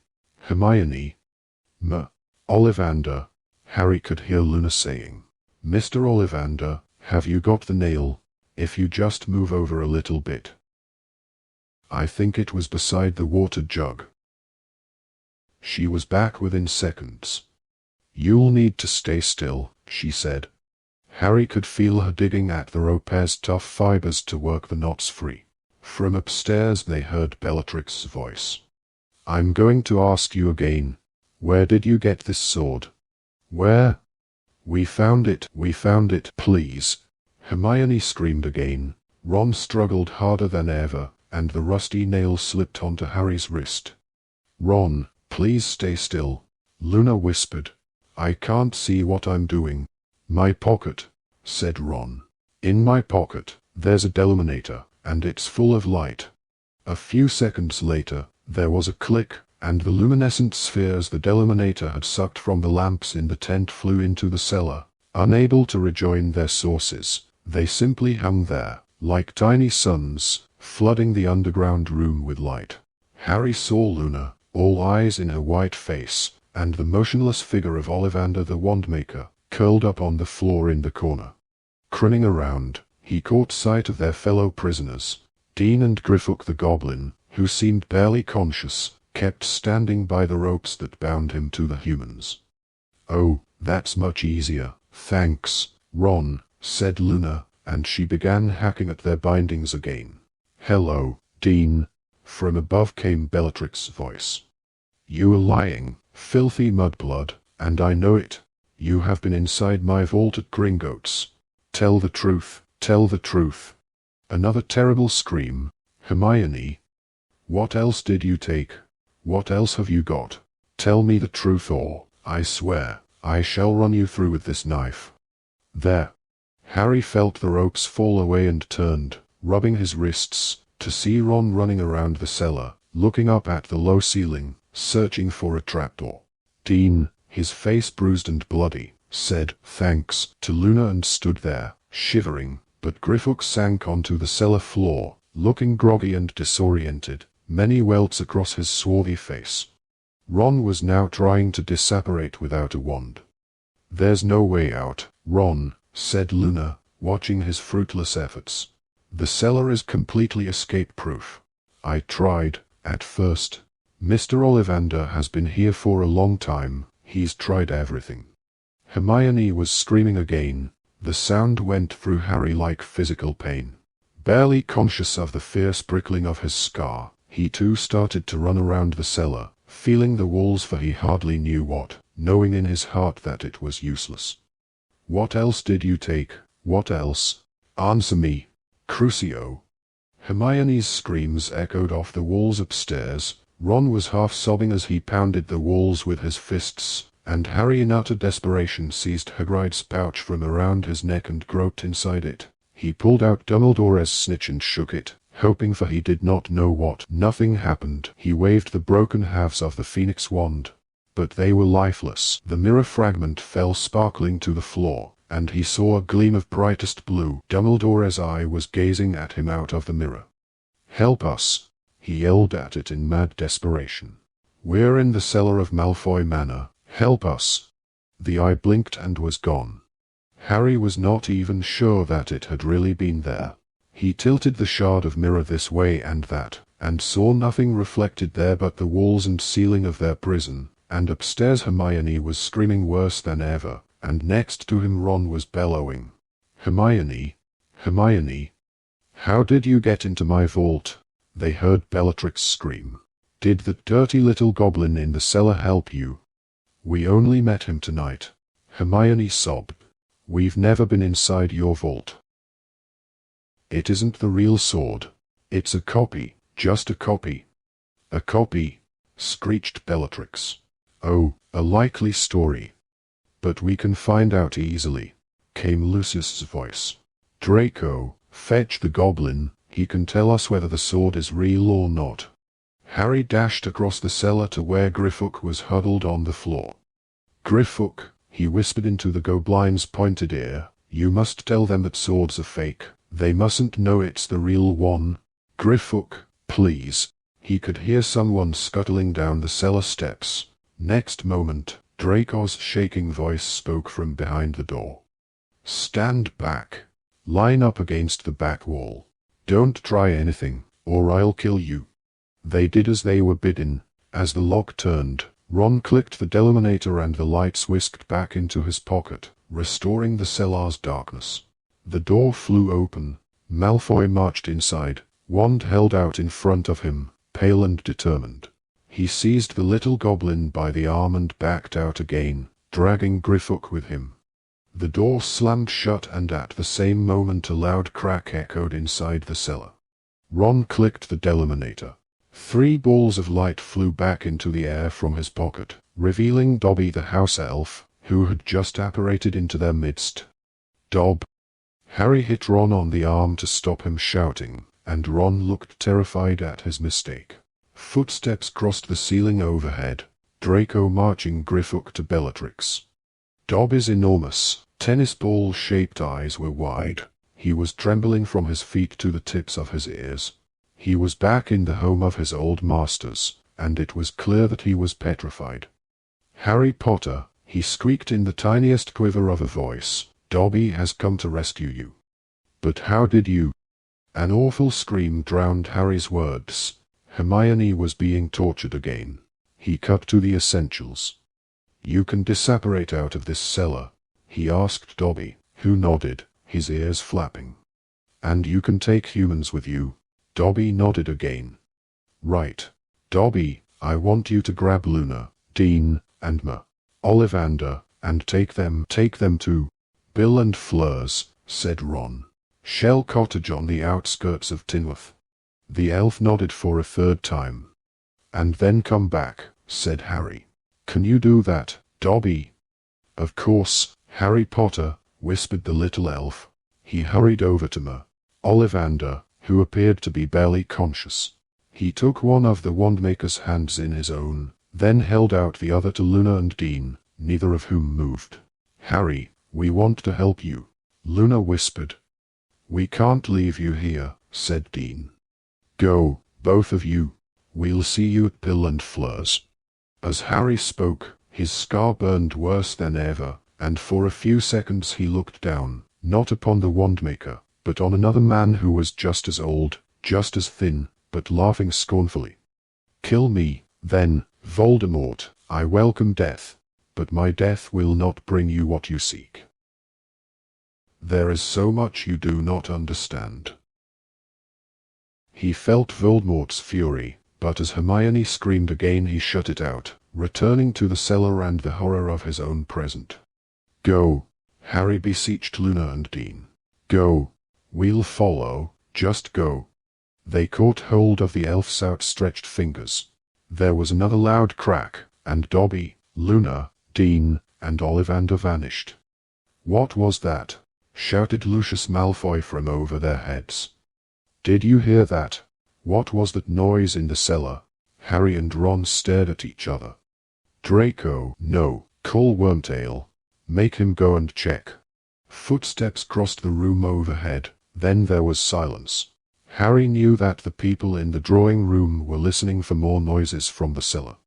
"We're going to have to try and tackle him," he whispered to Ron. They had no choice. The moment anyone entered the room and saw the absence of 3 prisoners, they were lost.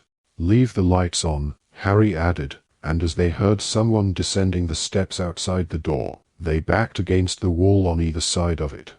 "Stand back," came Wormtail's voice. "Stand away from the door. I am coming in." The door flew open.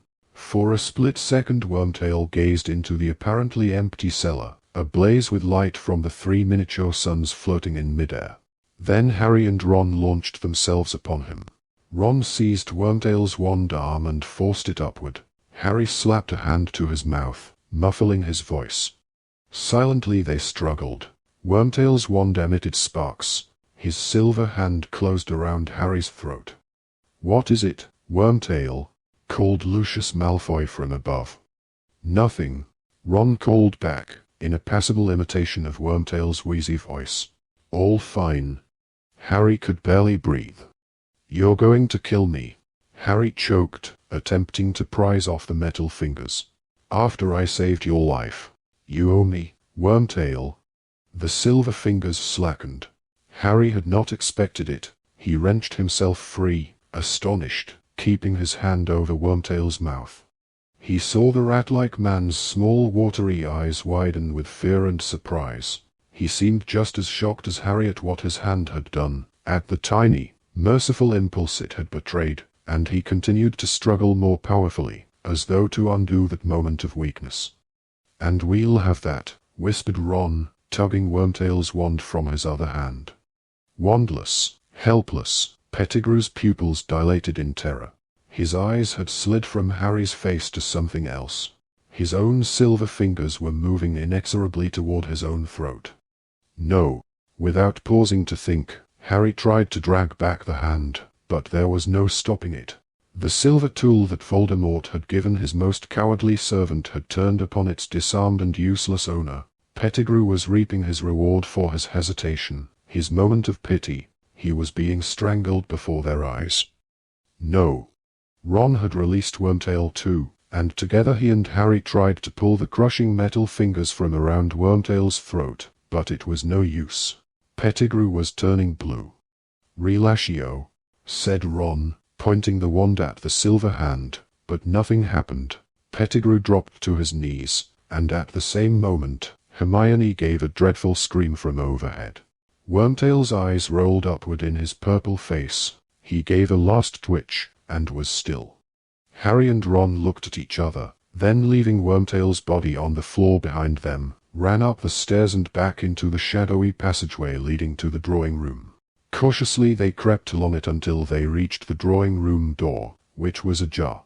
Now they had a clear view of Bellatrix looking down at Griffook, who was holding Gryffindor's sword in his long-fingered hands. Hermione was lying at Bellatrix's feet. She was barely stirring. "Well," Bellatrix said to Griffook, "is it the true sword?" Harry waited, holding his breath, fighting against the prickling of his scar. "No," said Griffook. "It is a fake." "Are you sure?" panted Bellatrix. "Quite sure. Yes," said the goblin. Relief broke across her face, all tension drained from it. "Good," she said, and with a casual flick of her wand she slashed another deep cut into the goblin's face, and he dropped with a yell at her feet. She kicked him aside. "And now," she said in a voice that burst with triumph, "we call the Dark Lord." And she pushed back her sleeve and touched her forefinger to the dark mark. At once, Harry's scar felt as though it had split open again. His true surroundings vanished. He was Voldemort, and the skeletal wizard before him was laughing toothlessly at him. He was enraged at the summons he felt. He had warned them. He had told them to summon him for nothing less than Potter. If they were mistaken. "Kill me, then," demanded the old man. "You will not win. You cannot win. That wand will never, ever be yours." And Voldemort's fury broke. A burst of green light filled the prison room and the frail old body was lifted from its hard bed and then fell back, lifeless, and Voldemort returned to the window, his wrath barely controllable. They would suffer his retribution if they had no good reason for calling him back. "And I think," said Bellatrix's voice, "we can dispose of the mudblood. Greyback, take her if you want her." "No." Ron had burst into the drawing room. Bellatrix looked around, shocked. She turned her wand to face Ron instead. "Expelliarmus!" he roared, pointing Wormtail's wand at Bellatrix, and hers flew into the air and was caught by Harry, who had sprinted after Ron. Lucius, Narcissa, Draco, and Greyback wheeled about. Harry yelled, "Stupefy!" and Lucius Malfoy collapsed onto the hearth. Jets of light flew from Draco's, Narcissa's, and Greyback's wands. Harry threw himself to the floor, rolling behind a sofa to avoid them. "Stop or she dies." Panting, Harry peered around the edge of the sofa. Bellatrix was supporting Hermione, who seemed to be unconscious, and was holding her short silver knife to Hermione's throat. "Drop your wands," she whispered. "Drop them, or we'll see exactly how filthy her blood is." Ron stood rigid, clutching Wormtail's wand. Harry straightened up, still holding Bellatrix's. "I said, drop them," she screeched, pressing the blade into Hermione's throat. Harry saw beads of blood appear there. "All right," he shouted, and he dropped Bellatrix's wand onto the floor at his feet. Ron did the same with Wormtail's. Both raised their hands to shoulder height. "Good," she leered. "Draco, pick them up.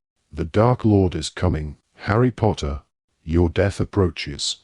Harry knew it. His scar was bursting with the pain of it, and he could feel Voldemort flying through the sky from far away, over a dark and stormy sea, and soon he would be close enough to apparate to them, and Harry could see no way out.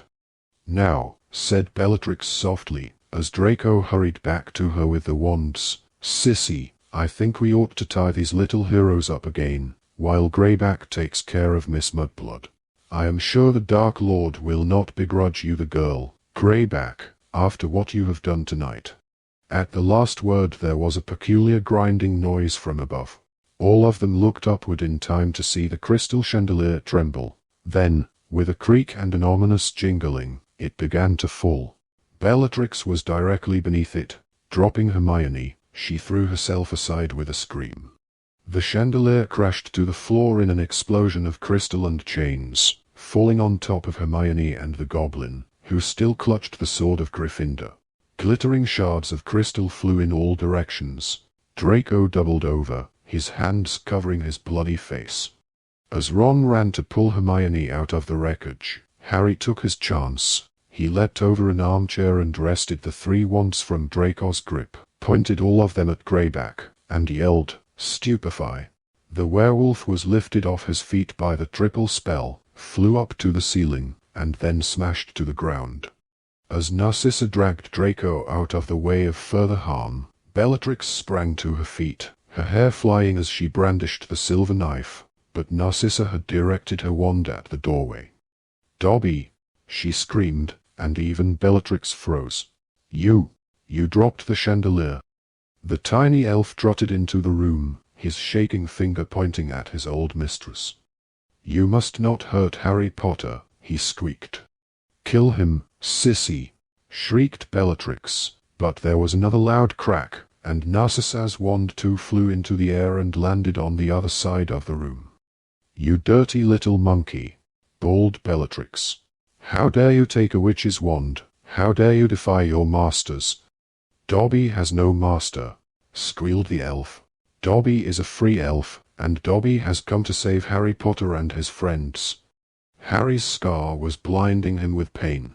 Dimly he knew that they had moments, seconds before Voldemort was with them. "Ron, catch and go," he yelled, throwing one of the wands to him.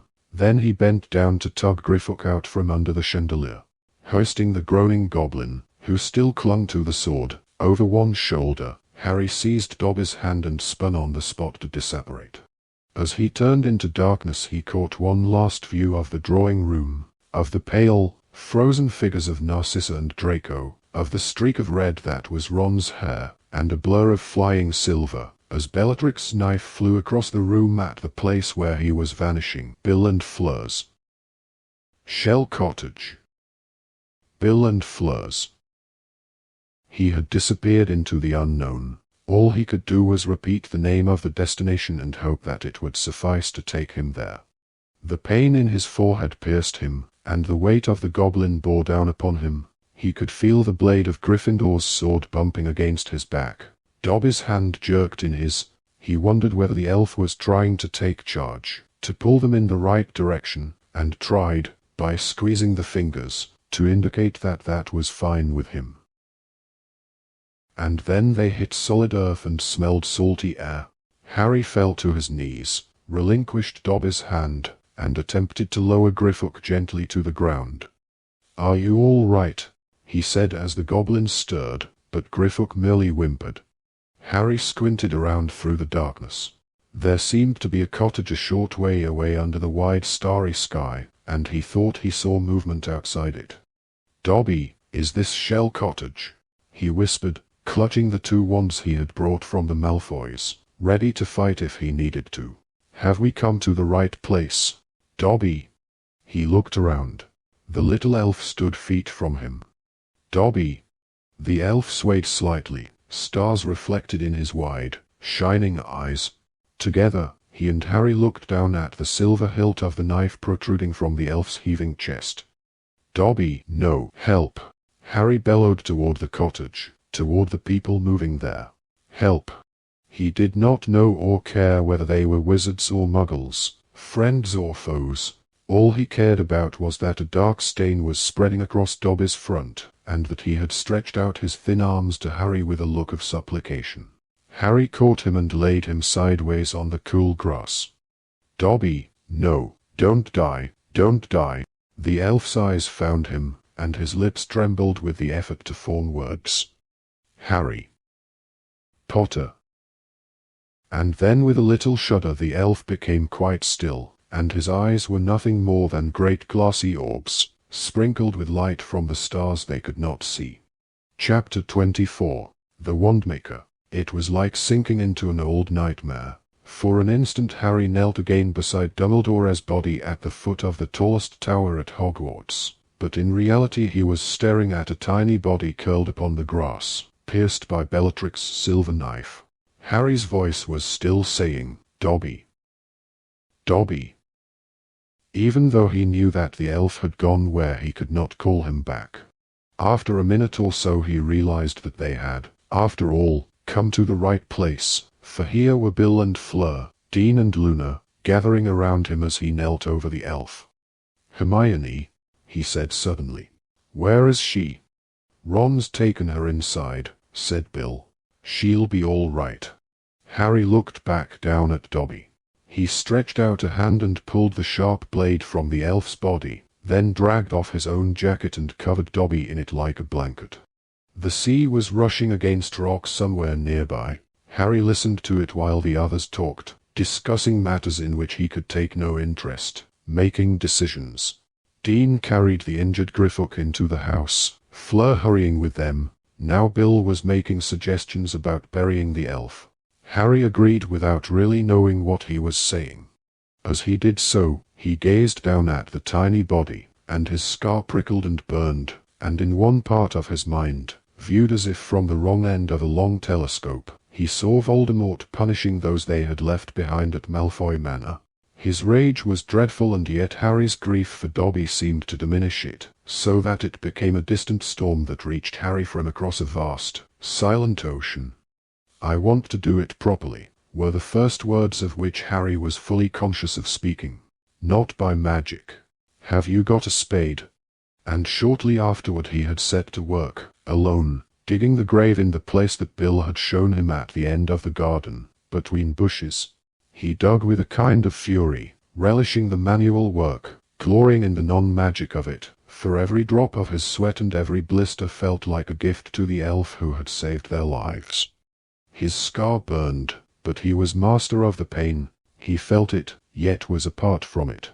He had learned control at last, learned to shut his mind to Voldemort, the very thing Dumbledore had wanted him to learn from Snape.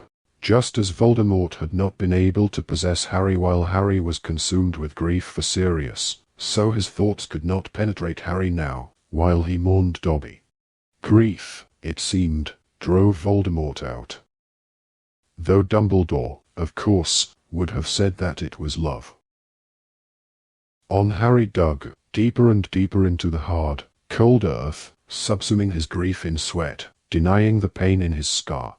In the darkness, with nothing but the sound of his own breath and the rushing sea to keep him company, the things that had happened at the Malfoys returned to him, the things he had heard came back to him, and understanding blossomed in the darkness. The steady rhythm of his arms beat time with his thoughts. Hallows. Horcruxes. Hallows. Horcruxes. Yet he no longer burned with that weird, obsessive longing. Loss and fear had snuffed it out. He felt as though he had been slapped awake again. Deeper and deeper Harry sank into the grave, and he knew where Voldemort had been tonight, and whom he had killed in the topmost cell of Mungard, and why. And he thought of Wormtail, dead because of one small unconscious impulse of mercy. Dumbledore had foreseen that. How much more had he known? Harry lost track of time. He knew only that the darkness had lightened a few degrees when he was rejoined by Ron and Dean. "How's Hermione?" "Better," said Ron.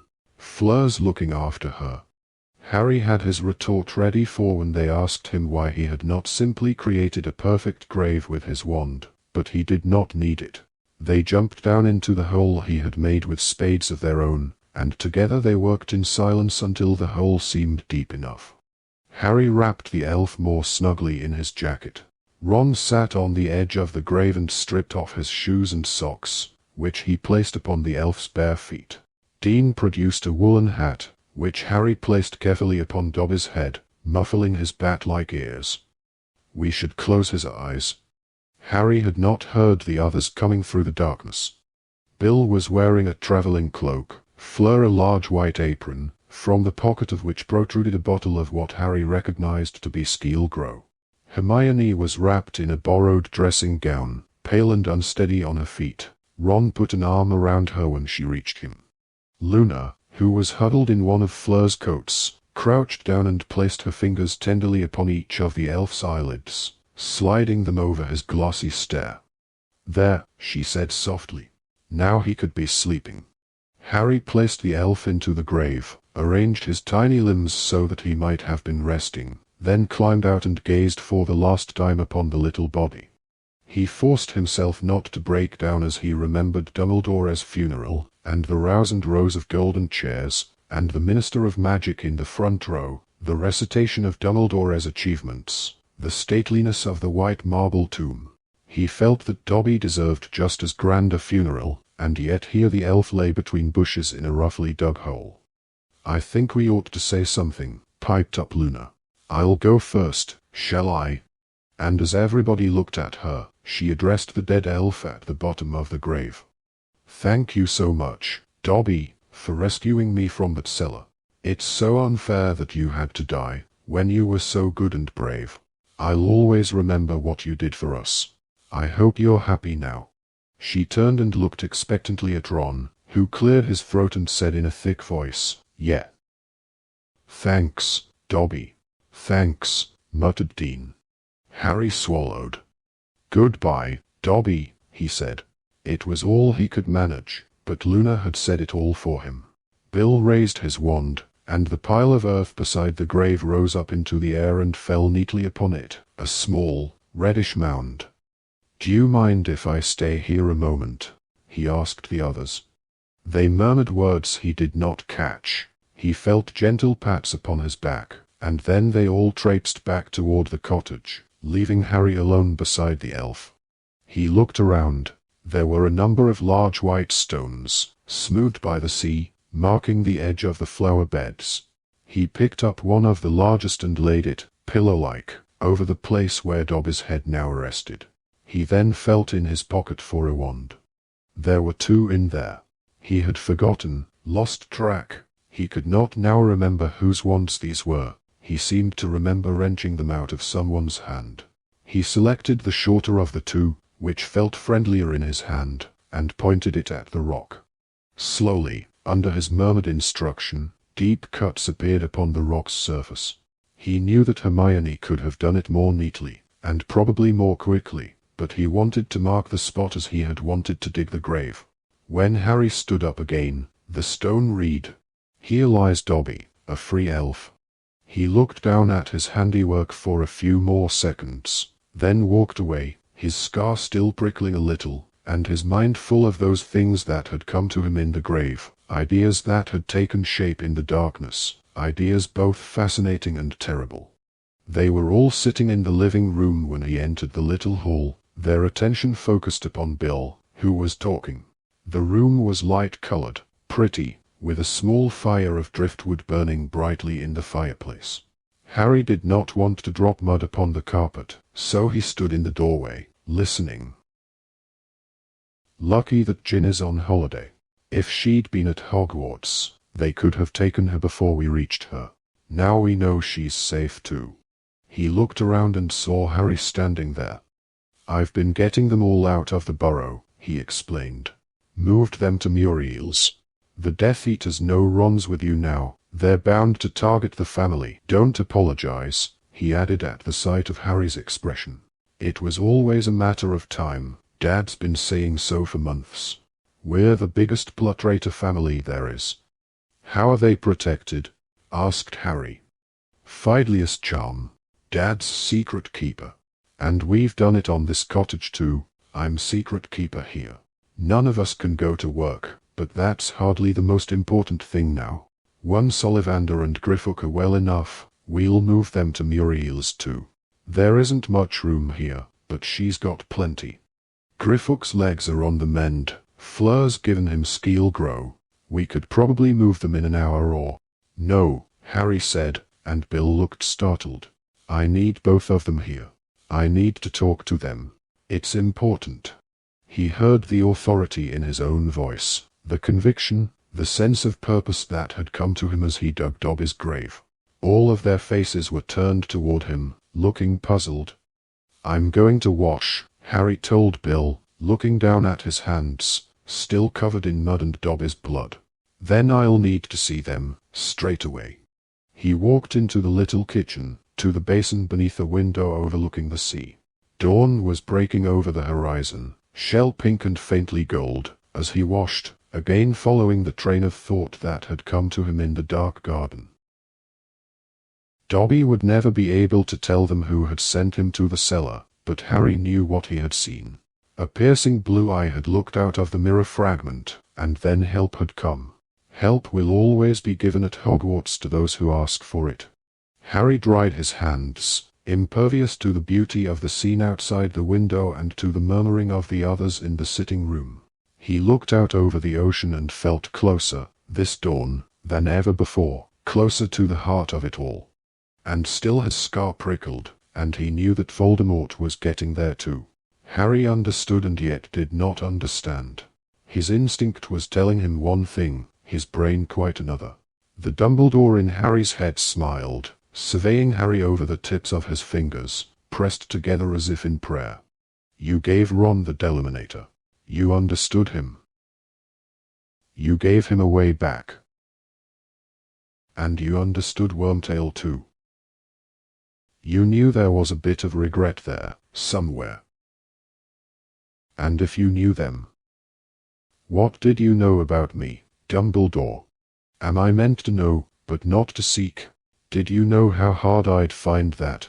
Is that why you made it this difficult? So I'd have time to work that out. Harry stood quite still, eyes glazed, watching the place where a bright gold rim of dazzling sun was rising over the horizon. Then he looked down at his clean hands and was momentarily surprised to see the cloth he was holding in them. He set it down and returned to the hall, and as he did so, he felt his scar pulse angrily, and there flashed across his mind, swift as the reflection of a dragonfly over water, the outline of a building he knew extremely well. Bill and Fleur were standing at the foot of the stairs. I need to speak to Griffook and Ollivander, Harry said. No, said Fleur. You will have to wait, Ari. They are both ill, tired. I'm sorry, he said without heat, but it can't wait. I need to talk to them now. Privately and separately. It's urgent. Harry, what the hell's going on? Asked Bill. You turn up here with a dead house elf and a half-conscious goblin. Hermione looks as though she's been tortured, and Ron's just refused to tell me anything. We can't tell you what we're doing, said Harry flatly. You're in the Order, Bill. You know Dumbledore left us a mission. We're not supposed to talk about it to anyone else. Fleur made an impatient noise, but Bill did not look at her. He was staring at Harry. His deeply scarred face was hard to read. Finally Bill said, All right. Who do you want to talk to first? Harry hesitated. He knew what hung on his decision. There was hardly any time left. Now was the moment to decide. Horcruxes or Hallows? Griffook, Harry said. I'll speak to Griffook first. His heart was racing as if he had been sprinting and had just cleared an enormous obstacle. Up here, then, said Bill, leading the way. Harry had walked up several steps before stopping and looking back. I need you two as well, he called to Ron and Hermione, who had been skulking, half concealed, in the doorway of the sitting room. They both moved into the light, looking oddly relieved. How are you? Harry asked Hermione. You were amazing coming up with that story when she was hurting you like that. Hermione gave a weak smile as Ron gave her a one-armed squeeze. What are we doing now, Harry? He asked. You'll see. Come on. Harry, Ron, and Hermione followed Bill up the steep stairs onto a small landing. 3 doors led off it. In here, said Bill, opening the door into his and Fleur's room. It too had a view of the sea, now flecked with gold in the sunrise. Harry moved to the window, turned his back on the spectacular view, and waited, his arms folded, his scar prickling. Hermione took the chair beside the dressing table. Ron sat on the arm. Bill reappeared, carrying the little goblin, whom he set down carefully upon the bed. Griffook grunted thanks, and Bill left, closing the door upon them all. I'm sorry to take you out of bed, said Harry. How are your legs? Painful, replied the goblin, but mending. He was still clutching the sword of Gryffindor, and wore a strange look, half truculent, half intrigued. Harry noted the goblin's sallow skin, his long thin fingers, his black eyes. Fleur had removed his shoes. His long feet were dirty. He was larger than a house elf, but not by much. His domed head was much bigger than a human's. You probably don't remember, Harry began. That I was the goblin who showed you to your vault, "The first time you ever visited Gringotts," said Griffook. "I remember, Harry Potter. Even amongst goblins, you were very famous." Harry and the goblin looked at each other, sizing each other up. Harry's scar was still prickling. He wanted to get through this interview with Griffook quickly, and at the same time was afraid of making a false move. While he tried to decide on the best way to approach his request, the goblin broke the silence. "You buried the elf," he said, sounding unexpectedly rancorous. "I watched you from the window of the bedroom next door." "Yes," said Harry. Griffook looked at him out of the corners of his slanting black eyes. "You are an unusual wizard, Harry Potter." "In what way?" asked Harry, rubbing his scar absently. "You dug the grave." "So?" Griffook did not answer. Harry rather thought he was being sneered at for acting like a muggle, but it did not much matter to him whether Griffook approved of Dobby's grave or not. He gathered himself for the attack. "Griffook, I need to ask. You also rescued a goblin." "What? You brought me here. Saved me. Well, I take it you're not sorry," said Harry a little impatiently.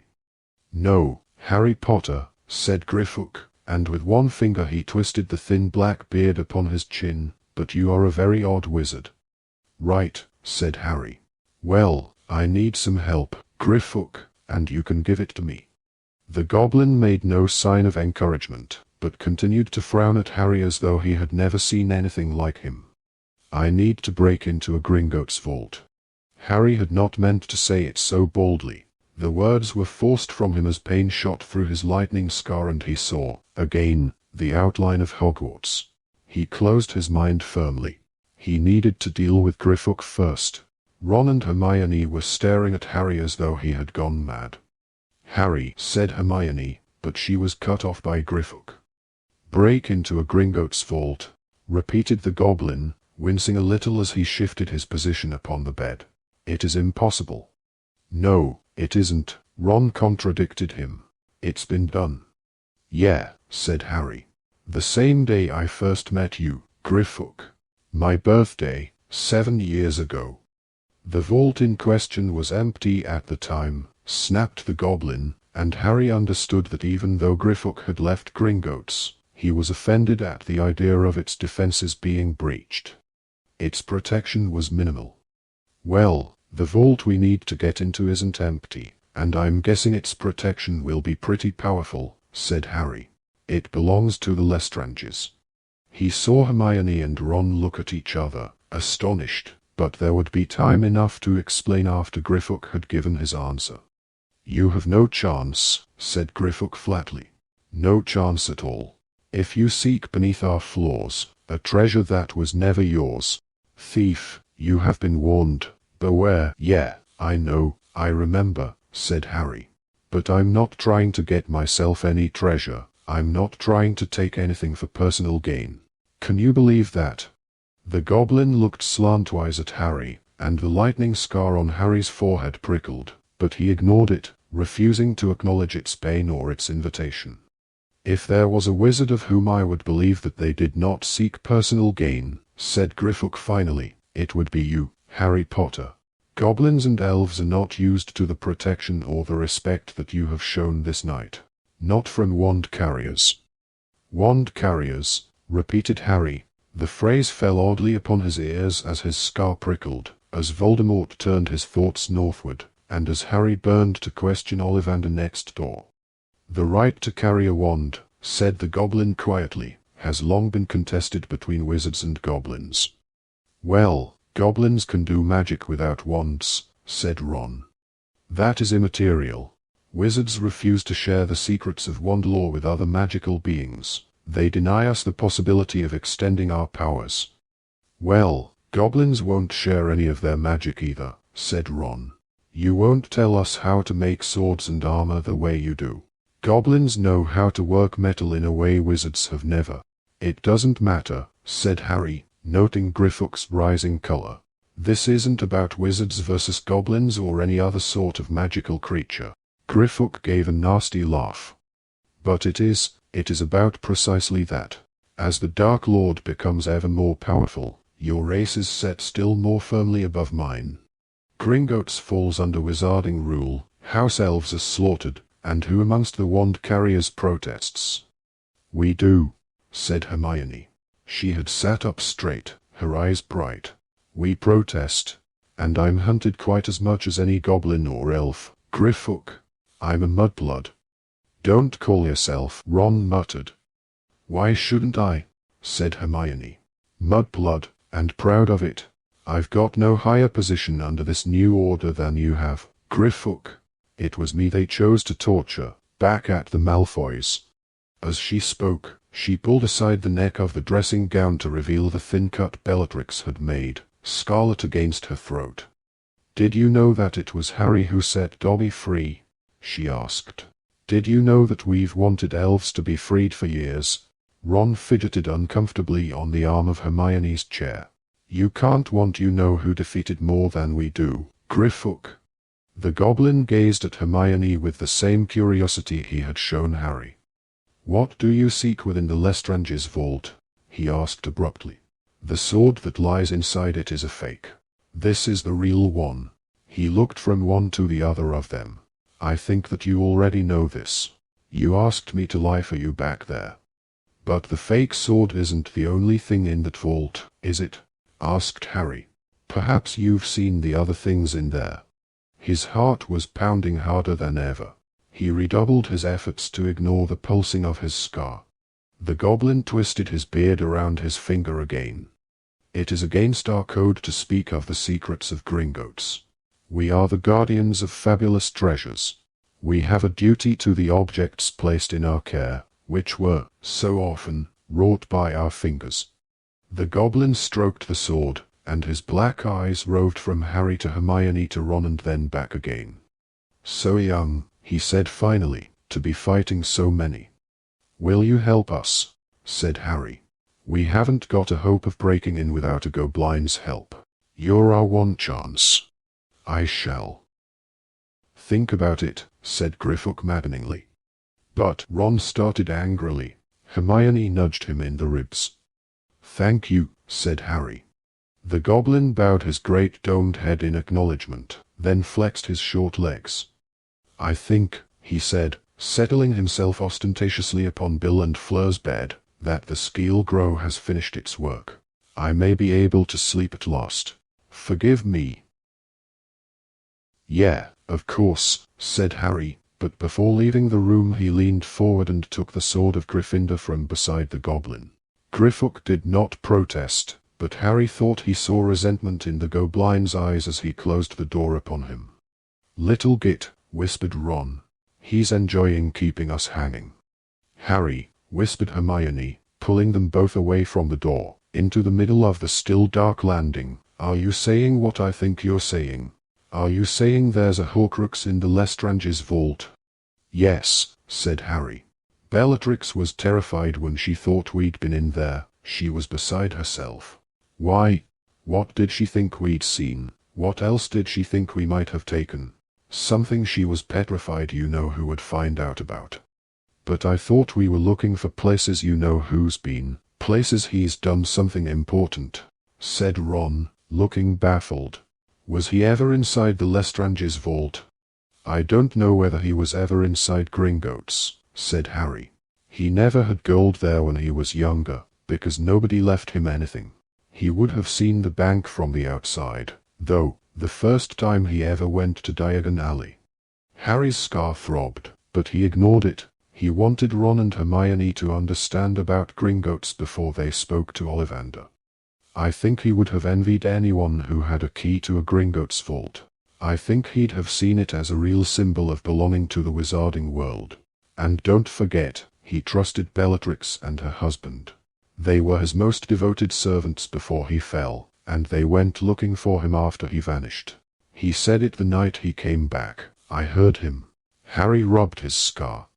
I don't think he'd have told Bellatrix it was a Horcrux, though. He never told Lucius Malfoy the truth about the diary. He probably told her it was a treasured possession and asked her to place it in her vault. The safest place in the world for anything you want to hide, Hagrid told me. Except for Hogwarts. When Harry had finished speaking, Ron shook his head. You really understand him? Bits of him, said Harry. Bits. I just wish I'd understood Dumbledore as much. But we'll see. Come on, Ollivander now. Ron and Hermione looked bewildered but impressed as they followed him across the little landing and knocked upon the door opposite Bill and Fleurs. A weak, come in, answered them. The Wandmaker was lying on the twin bed farthest from the window. He had been held in the cellar for more than a year, and tortured, Harry knew, on at least one occasion. He was emaciated, the bones of his face sticking out sharply against the yellowish skin. His great silver eyes seemed vast in their sunken sockets. The hands that lay upon the blanket could have belonged to a skeleton. Harry sat down on the empty bed, beside Ron and Hermione. The rising sun was not visible here. The room faced the cliff-top garden and the freshly dug grave. Mr. Ollivander, I'm sorry to disturb you, Harry said. My dear boy. Ollivander's voice was feeble. You rescued us. I thought we would die in that place. I can never thank you. Never thank you. Enough. We were glad to do it. Harry's scar throbbed. He knew, he was certain, that there was hardly any time left in which to beat Voldemort to his goal, or else to attempt to thwart him. He felt a flutter of panic. Yet he had made his decision when he chose to speak to Griffook first. Feigning a calm he did not feel, he groped in the pouch around his neck and took out the two halves of his broken wand. Mr. Ollivander, I need some help. Anything, said the Wandmaker weakly. Can you mend this? Is it possible? Ollivander held out a trembling hand, and Harry placed the two barely connected halves into his palm. Holly and Phoenix Feather, said Ollivander in a tremulous voice. 11 inches. Nice and supple. Yes, said Harry. Can you? No, whispered Ollivander. I am sorry, very sorry, but a wand that has suffered this degree of damage cannot be repaired by any means that I know of. Harry had been braced to hear it, but it was a blow nevertheless. He took the wand halves back and replaced them in the pouch around his neck. Ollivander stared at the place where the shattered wand had vanished, and did not look away until Harry had taken from his pocket the two wands he had brought from the Malfoys. Can you identify these? Harry asked. The Wandmaker took the first of the wands and held it close to his faded eyes, rolling it between his knobble-knuckled fingers, flexing it slightly. Walnut and dragon heartstring, he said. 12 3/4 inches. Unyielding. This wand belonged to Bellatrix Lestrange. And this one? Ollivander performed the same examination. Hawthorn and unicorn hair.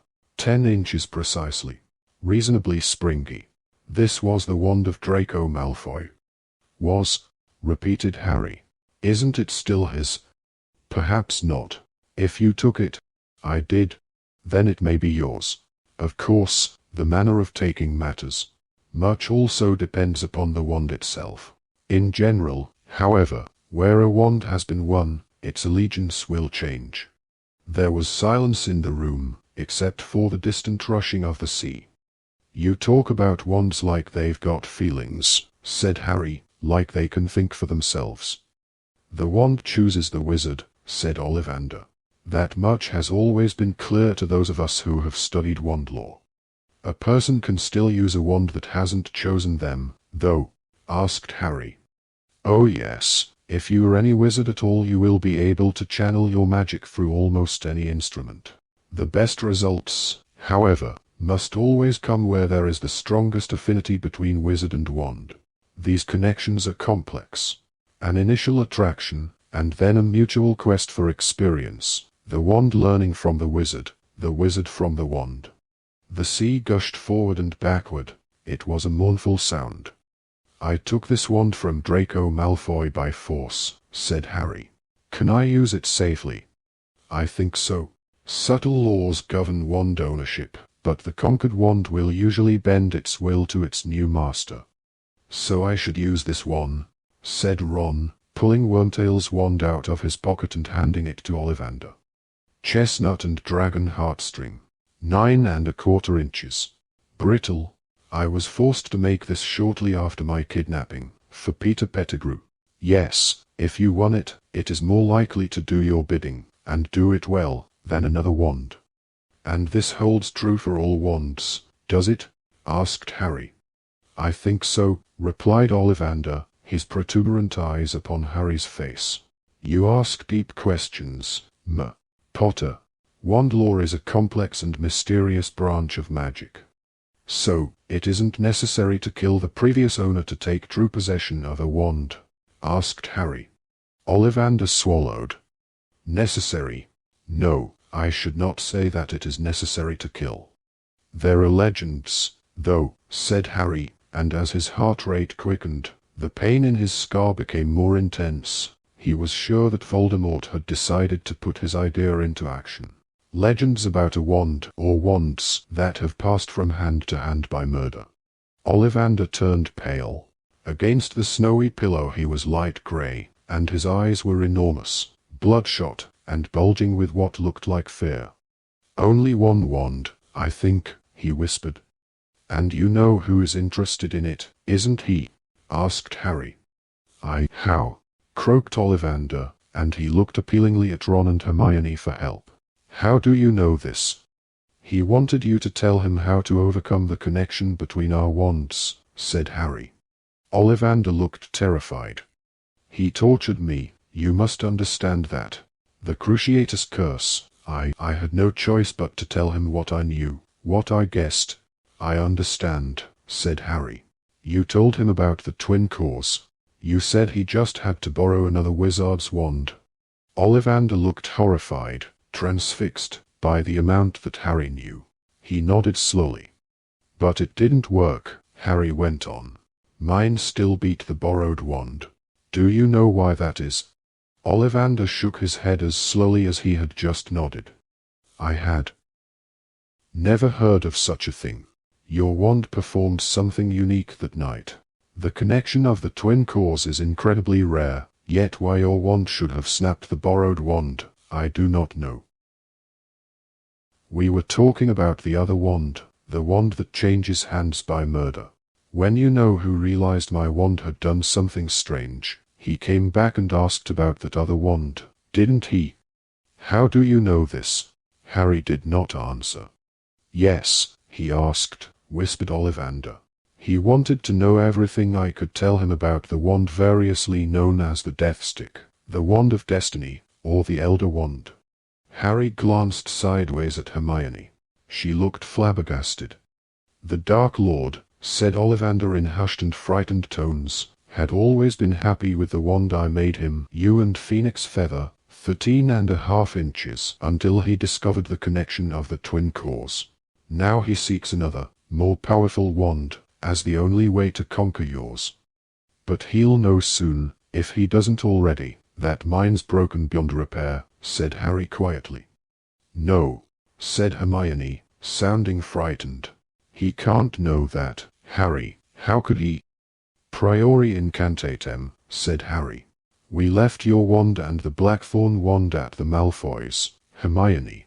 If they examine them properly, make them recreate the spells they've cast lately, they'll see that yours broke mine, they'll see that you tried and failed to mend it, and they'll realize that I've been using the Blackthorn wand ever since. The little color she had regained since their arrival had drained from her face. Ron gave Harry a reproachful look, and said, let's not worry about that now. But Ollivander intervened. The Dark Lord no longer seeks the Elder Wand only for your destruction, Potter. He is determined to possess it because he believes it will make him truly invulnerable. And will it? The owner of the Elder Wand must always fear attack, said Ollivander, but the idea of the Dark Lord in possession of the Death Stick is, I must admit, formidable. Harry was suddenly reminded of how he had been unsure, when they first met, of how much he liked Ollivander. Even now, having been tortured and imprisoned by Voldemort, the idea of the Dark Wizard in possession of this wand seemed to enthrall him as much as it repulsed him. You really think this wand exists, then, Ollivander? Asked Hermione. Oh yes, said Ollivander. Yes, it is perfectly possible to trace the wand's course through history.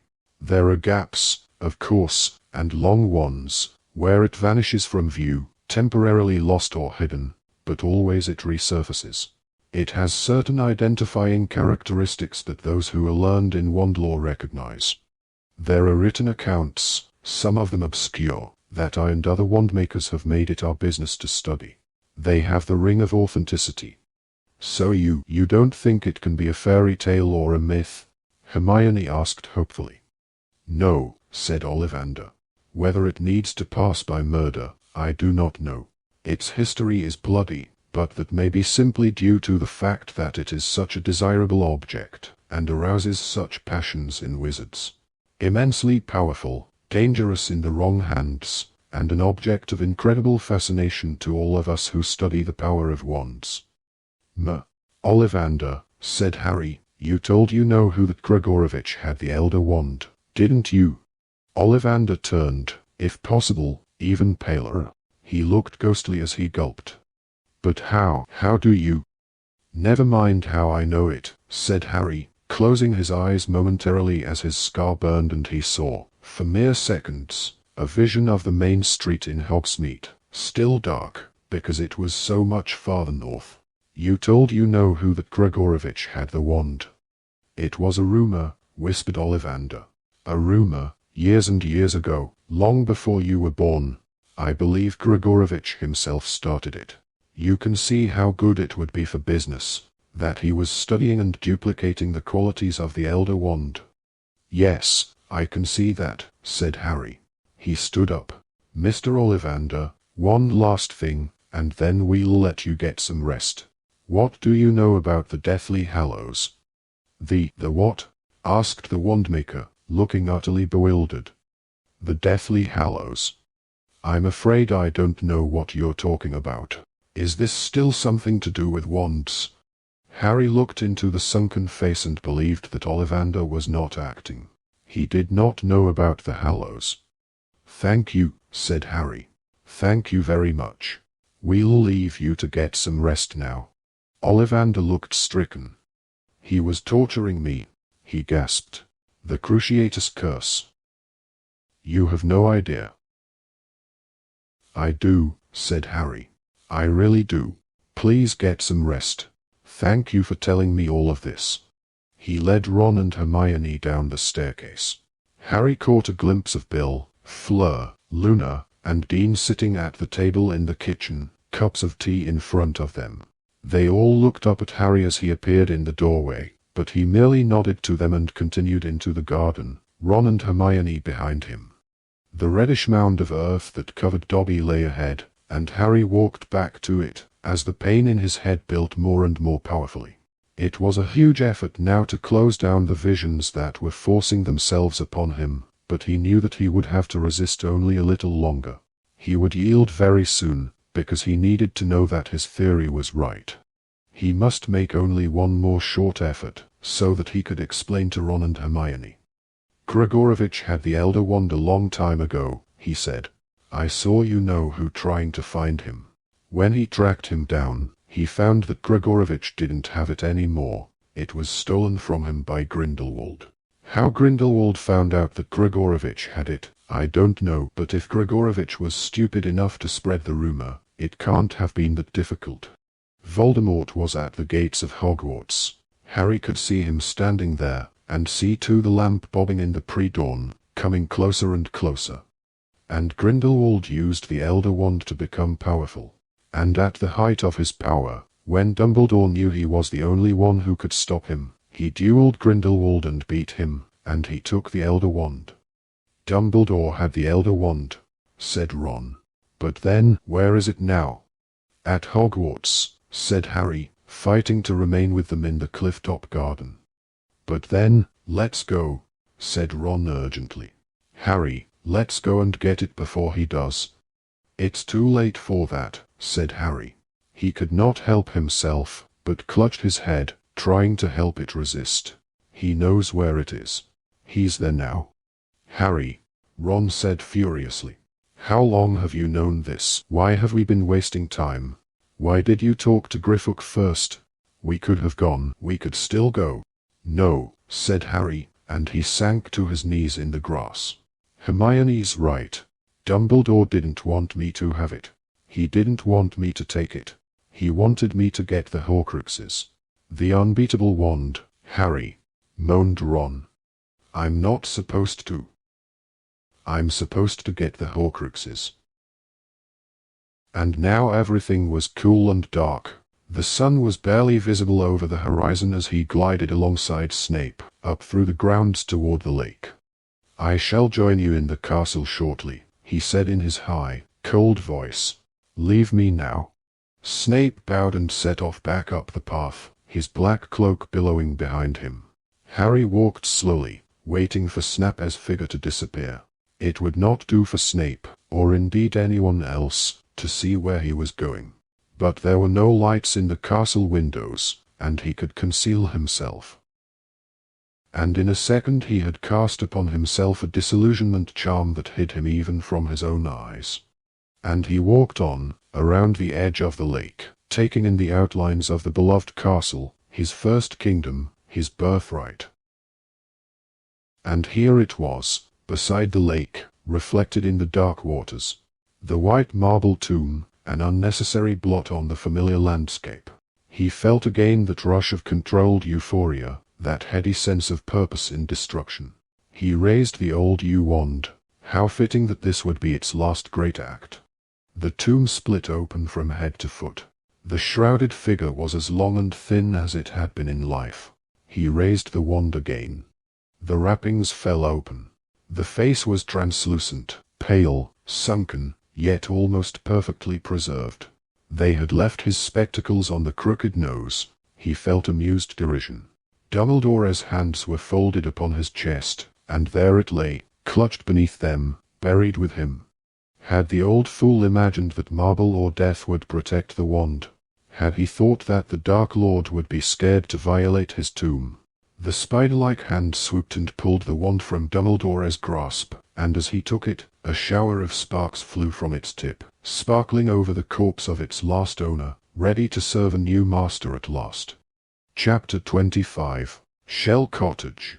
Bill and Fleur's cottage stood alone on a cliff overlooking the sea, its walls embedded with shells and whitewashed. It was a lonely and beautiful place. Wherever Harry went inside the tiny cottage or its garden, he could hear the constant ebb and flow of the sea, like the breathing of some great, slumbering creature. He spent much of the next few days making excuses to escape the crowded cottage, craving the cliff-top view of open sky and wide, empty sea, and the feel of cold, salty wind on his face. The enormity of his decision not to race Voldemort to the wand still scared Harry. He could not remember, ever before, choosing not to act. He was full of doubts, doubts that Ron could not help voicing whenever they were together. What if Dumbledore wanted us to work out the symbol in time to get the wand? What if working out what the symbol meant made you worthy to get the Hallows? Harry, if that really is the Elder Wand, how the hell are we supposed to finish off you-know-who? Harry had no answers. There were moments when he wondered whether it had been outright madness not to try to prevent Voldemort breaking open the tomb. He could not even explain satisfactorily why he had decided against it. Every time he tried to reconstruct the internal arguments that had led to his decision, they sounded feebler to him. The odd thing was that Hermione's support made him feel just as confused as Ron's doubts. Now forced to accept that the Elder Wand was real, she maintained that it was an evil object, and that the way Voldemort had taken possession of it was repellent, not to be considered. "You could never have done that, Harry," she said again and again. "You couldn't have broken into Dumbledore's grave." But the idea of Dumbledore's corpse frightened Harry much less than the possibility that he might have misunderstood the living Dumbledore's intentions. He felt that he was still groping in the dark. He had chosen his path but kept looking back, wondering whether he had misread the signs, whether he should not have taken the other way. From time to time, anger at Dumbledore crashed over him again, powerful as the waves slamming themselves against the cliff beneath the cottage. Anger that Dumbledore had not explained before he died. "But is he dead?" said Ron, 3 days after they had arrived at the cottage, Harry had been staring out over the wall that separated the cottage garden from the cliff when Ron and Hermione had found him. He wished they had not, having no wish to join in with their argument. "Yes, he is, Ron, please don't start that again." "Look at the facts, Hermione," said Ron, speaking across Harry, who continued to gaze at the horizon. "The silver doe, the sword, the eye Harry saw in the mirror. Harry admits he could have imagined the eye. Don't you, Harry?" "I could have," said Harry without looking at her. "But you don't think you did, do you?" asked Ron. "No, I don't," said Harry. "There you go," said Ron quickly, before Hermione could carry on. "If it wasn't Dumbledore, explain how Dobby knew we were in the cellar, Hermione." "I can't, but can you explain how Dumbledore sent him to us if he's lying in a tomb at Hogwarts?" "I dunno, it could have been his ghost." "Dumbledore wouldn't come back as a ghost," said Harry. There was little about Dumbledore he was sure of now, but he knew that much. He would have gone on. "What do you mean, gone on?" asked Ron, but before Harry could say any more, a voice behind them said, "Ari." Fleur had come out of the cottage, her long silver hair flying in the breeze. "Ari, Griphook would like to speak to you. He's in the smallest bedroom. He says he does not want to be overed." Her dislike of the goblin sending her to deliver messages was clear. She looked irritable as she walked back around the house. Griphook was waiting for them, as Fleur had said, in the tiniest of the cottage's 3 bedrooms, in which Hermione and Luna slept by night. He had drawn the red cotton curtains against the bright, cloudy sky, which gave the room a fiery glow at odds with the rest of the light cottage. "I have reached my decision, Harry Potter," said the goblin, who was sitting cross-legged in a low chair, drumming its arms with his spindly fingers. "Though the goblins of Gringotts will consider it base treachery, I have decided to help you." "That's great," said Harry, relief surging through him. "Griphook, thank you, we're really." "In return," said the goblin firmly, "for payment." Slightly taken aback, Harry hesitated. "How much do you want?" "I've got gold." "Not gold," said Griphook. "I have gold." His black eyes glittered. There were no whites to his eyes. "I want the sword. The sword of Godric Gryffindor." Harry's spirits plummeted. "You can't have that," he said. "I'm sorry." "Then," said the goblin softly, "we have a problem." "We can give you something else," said Ron eagerly. "I'll bet the Lestranges have got loads of stuff. You can take your pick once we get into the vault." He had said the wrong thing. Griphook flushed angrily. "I am not a thief, boy. I am not trying to procure treasures to which I have no right." "The sword's ours." "It is not," said the goblin. "We're Gryffindors, and it was Godric Gryffindor's. And before it was Gryffindor's, whose was it?" demanded the goblin, sitting up straight. "No one's," said Ron. "It was made for him, wasn't it?" "No," cried the goblin, bristling with anger as he pointed a long finger at Ron. "Wizarding arrogance again. That sword was Ragnuk the First's, taken from him by Godric Gryffindor. It is a lost treasure, a masterpiece of goblin work. It belongs with the goblins. The sword is the price of my hire. Take it or leave it." Griphook glared at them. Harry glanced at the other two, then said, "We need to discuss this, Griphook, if that's all right. Could you give us a few minutes?" The goblin nodded, looking sour.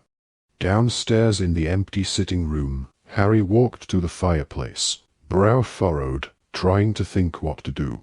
Behind him, Ron said, "He's having a laugh. We can't let him have that sword." "It is true," Harry asked Hermione. "Was the sword stolen by Gryffindor?" "I don't know," she said hopelessly. "Wizarding history often skates over what the wizards have done to other magical races, but there's no account that I know of that says Gryffindor stole the sword." "It'll be one of those goblin stories," said Ron, "about how the wizards are always trying to get one over on them. I suppose we should think ourselves lucky he hasn't asked for one of our wands. Goblins have got good reason to dislike wizards, Ron, said Hermione. They've been treated brutally in the past. Goblins aren't exactly fluffy little bunnies, though, are they? Said Ron. They've killed plenty of us. They've fought dirty too. But arguing with Griffook about whose race is most underhanded and violent isn't going to make him more likely to help us, is it? There was a pause while they tried to think of a way around the problem. Harry looked out of the window at Dobby's grave. Luna was arranging sea lavender in a jam jar beside the headstone. Okay, said Ron, and Harry turned back to face him. How's this? We tell Griffook we need the sword until we get inside the vault, and then he can have it. There's a fake in there, isn't there? We switch them, and give him the fake. Ron, he'd know the difference better than we would, said Hermione. He's the only one who realized there had been a swap. Yeah, but we could scarper before he realizes. He quailed beneath the look Hermione was giving him. That, she said quietly, is despicable. Ask for his help, then double-cross him. And you wonder why goblins don't like wizards, Ron. Ron's ears had turned red. All right, it was the only thing I could think of. What's your solution, then? We need to offer him something else, something just as valuable. Brilliant. I'll go and get one of our other ancient goblin-made swords and you can gift-wrap it. Silence fell between them again. Harry was sure that the goblin would accept nothing but the sword, even if they had something as valuable to offer him. Yet the sword was their one, indispensable weapon against the Horcruxes. He closed his eyes for a moment or two and listened to the rush of the sea. The idea that Gryffindor might have stolen the sword was unpleasant to him. He had always been proud to be a Gryffindor. Gryffindor had been the champion of Muggle-borns, the wizard who had clashed with the poorer blood-loving Slytherin. Maybe he's lying, Harry said, opening his eyes again. Griffook. Maybe Gryffindor didn't take the sword. How do we know the goblin version of history's right? Does it make a difference? Asked Hermione. Changes how I feel about it, said Harry. He took a deep breath. We'll tell him he can have the sword after he's helped us get into that vault, but we'll be careful to avoid telling him exactly when he can have it. A grin spread slowly across Ron's face. Hermione, however, looked alarmed. Harry, we can't. He can have it, Harry went on, after we've used it on all of the Horcruxes. I'll make sure he gets it then. I'll keep my word. But that could be years, said Hermione. I know that, but he needn't. I won't be lying. Really? Harry met her eyes with a mixture of defiance and shame. He remembered the words that had been engraved over the gateway to Mingard, for the greater good. He pushed the idea away. What choice did they have? I don't like it, said Hermione. Nor do I, much, Harry admitted. Well, I think it's genius, said Ron, standing up again. Let's go and tell him. Back in the smallest bedroom, Harry made the offer, careful to phrase it so as not to give any definite time for the handover of the sword. Hermione frowned at the floor while he was speaking. He felt irritated at her, afraid that she might give the game away. However, Griffook had eyes for nobody but Harry. I have your word, Harry Potter, that you will give me the sword of Gryffindor if I help you. Yes, said Harry. Then shake, said the goblin, holding out his hand. Harry took it and shook. He wondered whether those black eyes saw any misgivings in his own. Then Griffook relinquished him, clapped his hands together, and said, So, we begin. It was like planning to break into the ministry all over again. They settled to work in the smallest bedroom, which was kept, according to Griffook's preference, in semi-darkness. I have visited the Lestrange's vault only once, Griffook told them, on the occasion I was told to place inside it the false sword. It is one of the most ancient chambers. The oldest wizarding families store their treasures at the deepest level, where the vaults are largest and best protected. They remained shut in the cupboard-like room for hours at a time. Slowly the days stretched into weeks. There was problem after problem to overcome, not least of which was that their store of polyjuice potion was greatly depleted. "There's really only enough left for one of us," said Hermione, tilting the thick mud-like potion against the lamplight. "That'll be enough," said Harry, who was examining Griffook's hand-drawn map of the deepest passageways. The other inhabitants of Shell Cottage could hardly fail to notice that something was going on now that Harry, Ron, and Hermione only emerged for mealtimes. Nobody asked questions, although Harry often felt Bill's eyes on the three of them at the table, thoughtful, concerned.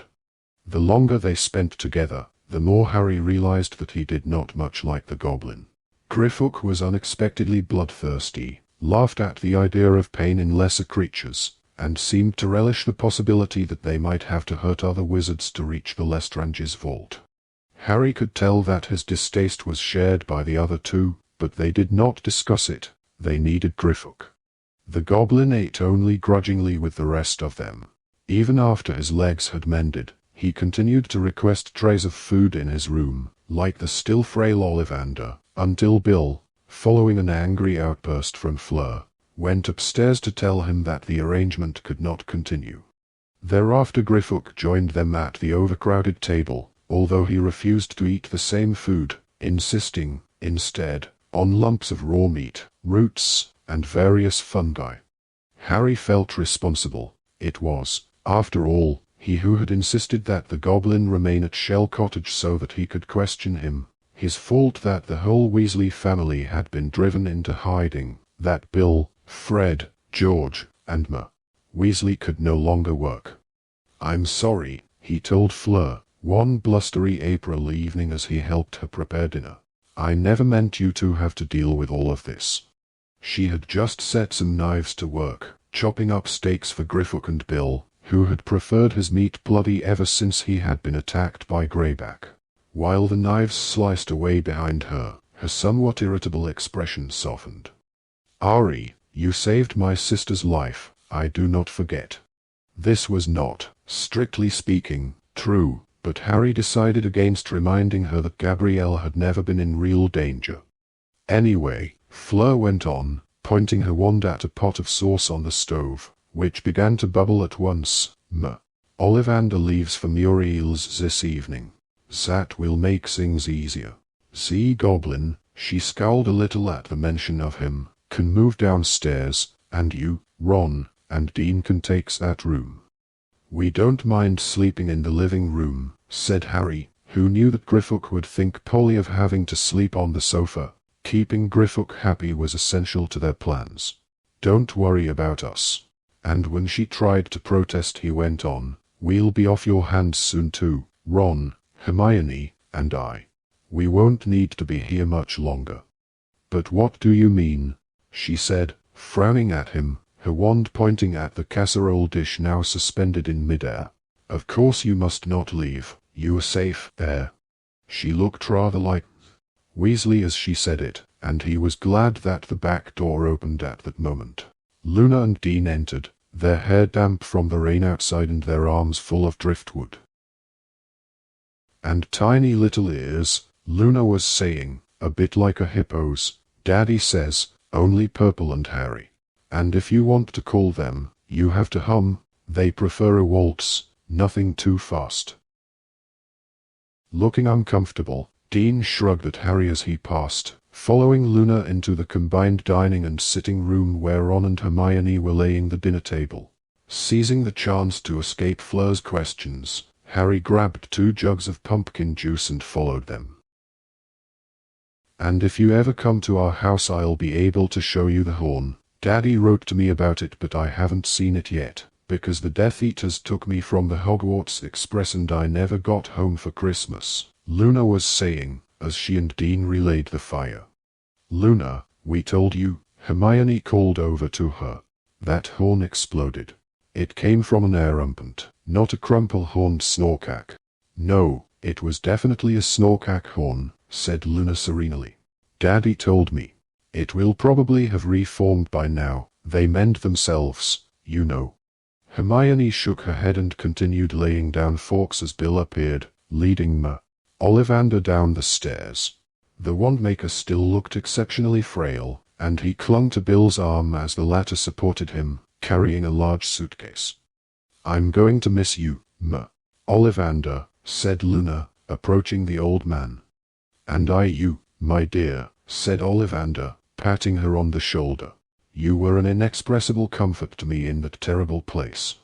"So, au revoir, Ollivander," said Fleur, kissing him on both cheeks.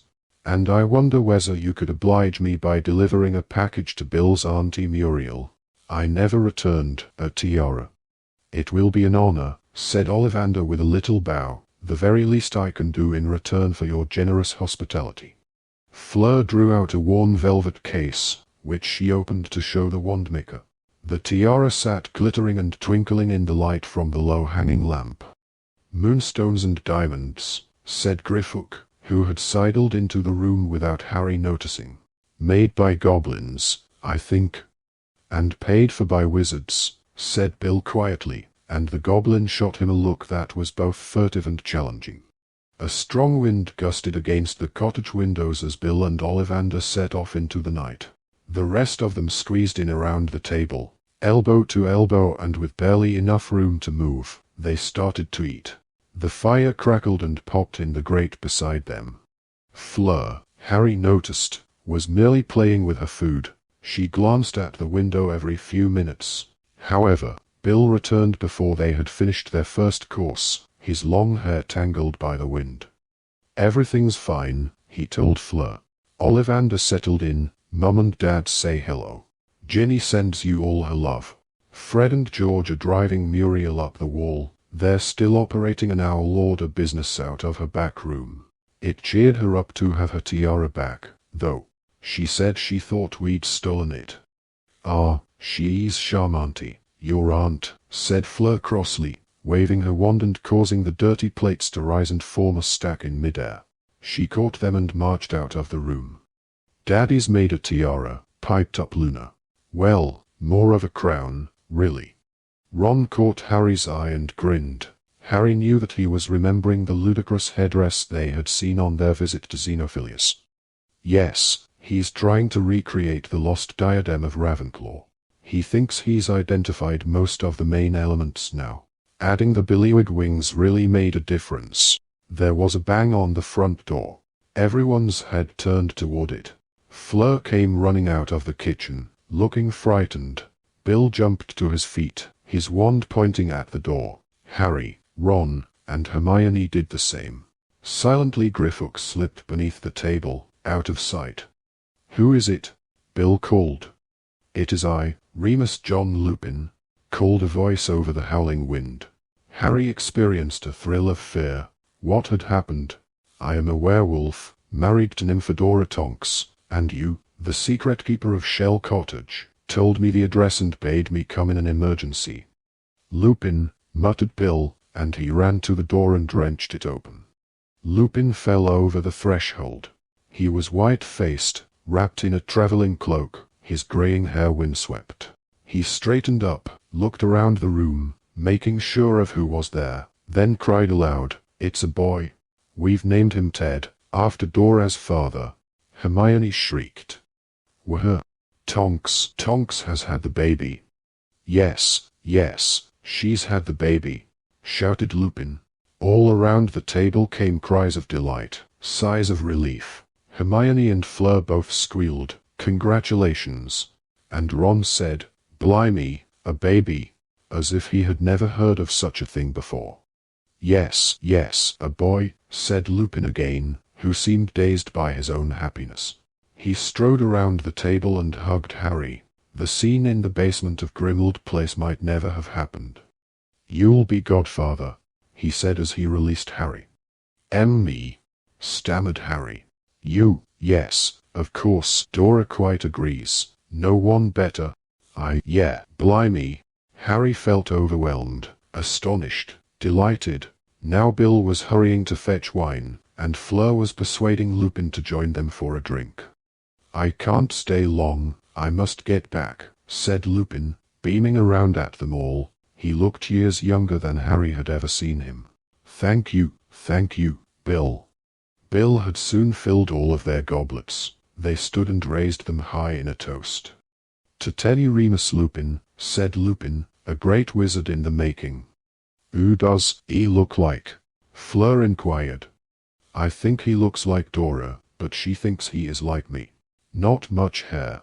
It looked black when he was born, but I swear it's turned ginger in the hour since. Probably be blonde by the time I get back. Andromeda says Tonk's hair started changing color the day that she was born." He drained his goblet. "Oh, go on then, just one more," he added, beaming, as Bill made to fill it again. The wind buffeted the little cottage and the fire leapt and crackled, and Bill was soon opening another bottle of wine. Lupin's news seemed to have taken them out of themselves, removed them for a while from their state of siege. Tidings of new life were exhilarating. Only the goblin seemed untouched by the suddenly festive atmosphere, and after a while he slunk back to the bedroom he now occupied alone. Harry thought he was the only one who had noticed this, until he saw Bill's eyes following the goblin up the stairs. No. "I really must get back," said Lupin at last, declining yet another goblet of wine. He got to his feet and pulled his traveling cloak back around himself.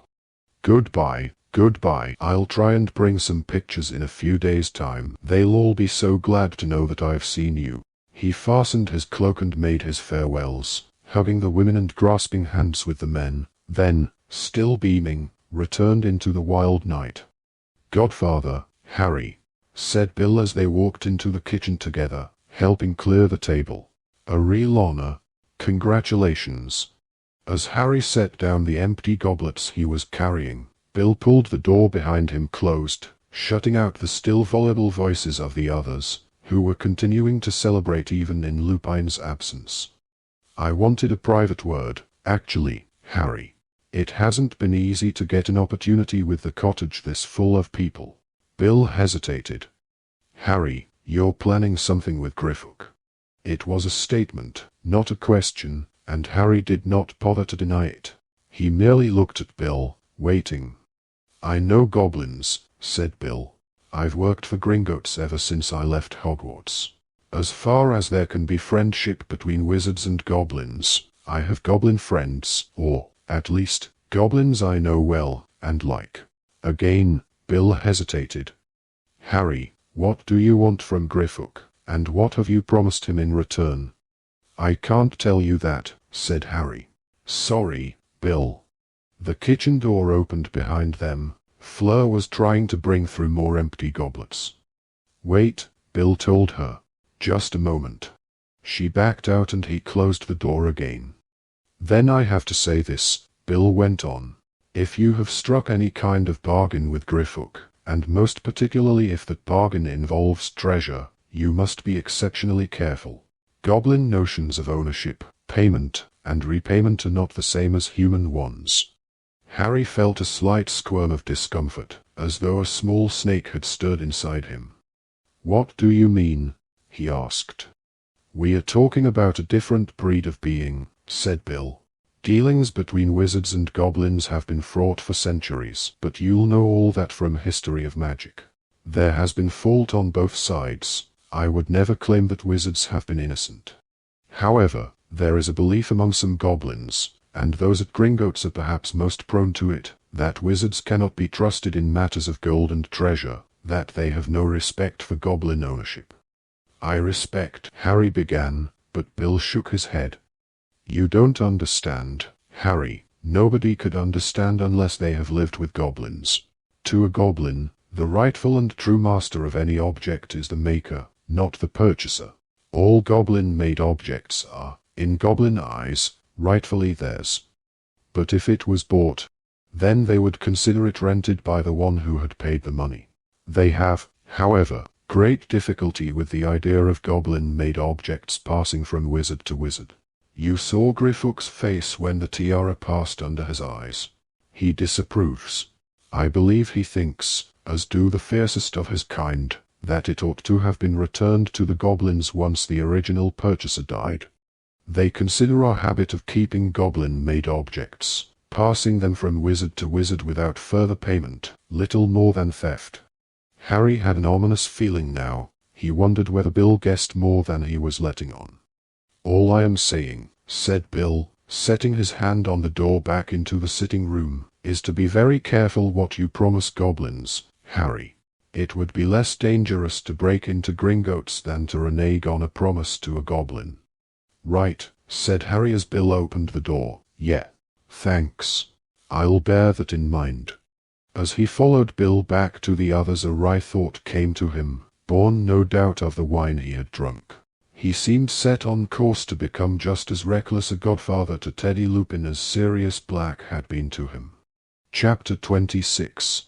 Gringotts. Their plans were made, their preparations complete. In the smallest bedroom a single long, coarse black hair, plucked from the sweater Hermione had been wearing at Malfoy Manor, lay curled in a small glass vial on the mantelpiece. "And you'll be using her actual wand," said Harry, nodding toward the walnut wand, "so I reckon you'll be pretty convincing." Hermione looked frightened that the wand might sting or bite her as she picked it up. "I hate this thing," she said in a low voice. "I really hate it. It feels all wrong. It doesn't work properly for me." "It's like a bit of her." Harry could not help but remember how Hermione had dismissed his loathing of the Blackthorn wand, insisting that he was imagining things when it did not work as well as his own, telling him to simply practice. He chose not to repeat her own advice back to her. However, the eve of their attempted assault on Gringotts felt like the wrong moment to antagonize her. "It'll probably help you get in character, though," said Ron. "Think what that wand's done." "But that's my point," said Hermione. "This is the wand that tortured Neville's mum and dad, and who knows how many other people. This is the wand that killed Sirius." Harry had not thought of that. He looked down at the wand and was visited by a brutal urge to snap it, to slice it in half with Gryffindor's sword, which was propped against the wall beside him. "I miss my wand," Hermione said miserably. "I wish Ollivander could have made me another wand too." Ollivander had sent Luna a new wand that morning. She was out on the back lawn at that moment, testing its capabilities in the late afternoon sun. Dean, who had lost his wand to the Snatchers, was watching rather gloomily. Harry looked down at the hawthorn wand that had once belonged to Draco Malfoy. He had been surprised, but pleased, to discover that it worked for him at least as well as Hermione's had done. Remembering what Ollivander had told them of the secret workings of wands, Harry thought he knew what Hermione's problem was. She had not won the Walnut Wand's allegiance by taking it personally from Bellatrix. The door of the bedroom opened and Griffook entered. Harry reached instinctively for the hilt of the sword and drew it close to him, but regretted his action at once. He could tell that the goblin had noticed. Seeking to gloss over the sticky moment, he said, "We've just been checking the last-minute stuff, Griffook. We've told Bill and Fleur we're leaving tomorrow, and we've told them not to get up to see us off." They had been firm on this point, because Hermione would need to transform into Bellatrix before they left, and the less that Bill and Fleur knew or suspected about what they were about to do, the better. They had also explained that they would not be returning. As they had lost Perkins's old tent on the night that the Snatchers caught them, Bill had lent them another one. It was now packed inside the beaded bag, which, Harry was impressed to learn, Hermione had protected from the Snatchers by the simple expedient of stuffing it down her sock. Though he would miss Bill, Fleur, Luna, and Dean, not to mention the home comforts they had enjoyed over the last few weeks, Harry was looking forward to escaping the confinement of Shell Cottage. He was tired of trying to make sure that they were not overheard, tired of being shut in the tiny, dark bedroom. Most of all, he longed to be rid of Griffook. However, precisely how and when they were to part from the goblin without handing over Gryffindor's sword remained a question to which Harry had no answer. It had been impossible to decide how they were going to do it, because the goblin rarely left Harry, Ron, and Hermione alone together for more than 5 minutes at a time. "He could give my mother lessons," growled Ron, as the goblin's long fingers kept appearing around the edges of doors. With Bill's warning in mind, Harry could not help suspecting that Griffook was on the watch for possible skullduggery.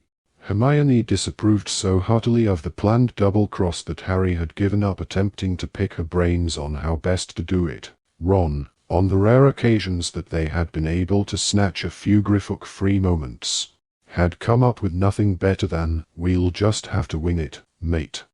Harry slept badly that night. Lying awake in the early hours, he thought back to the way he had felt the night before they had infiltrated the Ministry of Magic and remembered a determination, almost an excitement. Now he was experiencing jolts of anxiety, nagging doubts. He could not shake off the fear that it was all going to go wrong. He kept telling himself that their plan was good, that Griffook knew what they were facing, that they were well prepared for all the difficulties they were likely to encounter, yet still he felt uneasy.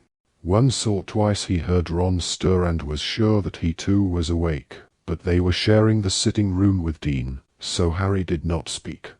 It was a relief when 6 o'clock arrived and they could slip out of their sleeping bags, dress in the semi-darkness, then creep out into the garden, where they were to meet Hermione and Griffook. The dawn was chilly, but there was little wind now that it was May. Harry looked up at the stars still glimmering palely in the dark sky and listened to the sea washing backward and forward against the cliff. He was going to miss the sound. Small green shoots were forcing their way up through the red earth of Dobby's grave now. In a year's time the mound would be covered in flowers. The white stone that bore the elf's name had already acquired a weathered look. He realized now that they could hardly have laid Dobby to rest in a more beautiful place, but Harry ached with sadness to think of leaving him behind. Looking down on the grave, he wondered yet again how the elf had known where to come to rescue them.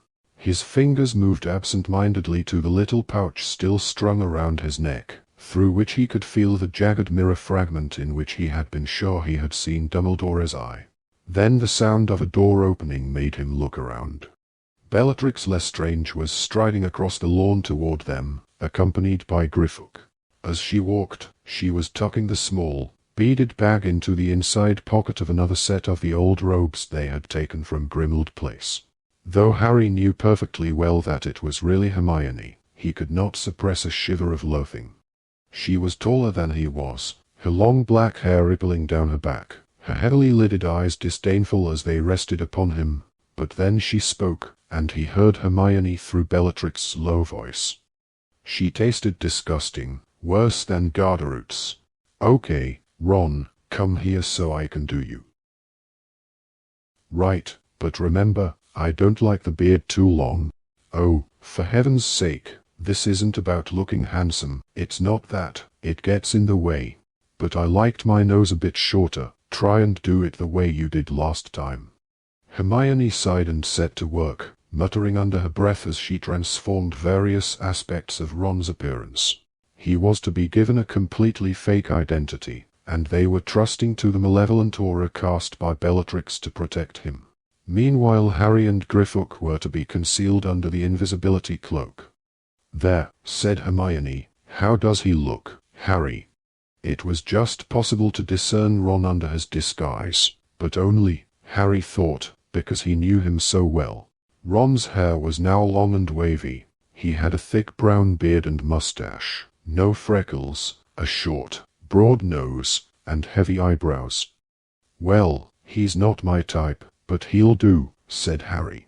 "Shall we go, then?" All three of them glanced back at Shell Cottage, lying dark and silent under the fading stars, then turned and began to walk toward the point, just beyond the boundary wall, where the Fidelius charm stopped working and they would be able to disapparate. Once past the gate, Griffook spoke. "I should climb up now, Harry Potter, I think." Harry bent down and the goblin clambered onto his back, his hands linked in front of Harry's throat. He was not heavy, but Harry disliked the feeling of the goblin and the surprising strength with which he clung on. Hermione pulled the invisibility cloak out of the beaded bag and threw it over them both. "Perfect," she said, bending down to check Harry's feet.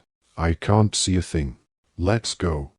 Harry turned on the spot, with Griffook on his shoulders, concentrating with all his might on the leaky cauldron, the inn that was the entrance to Diagon Alley.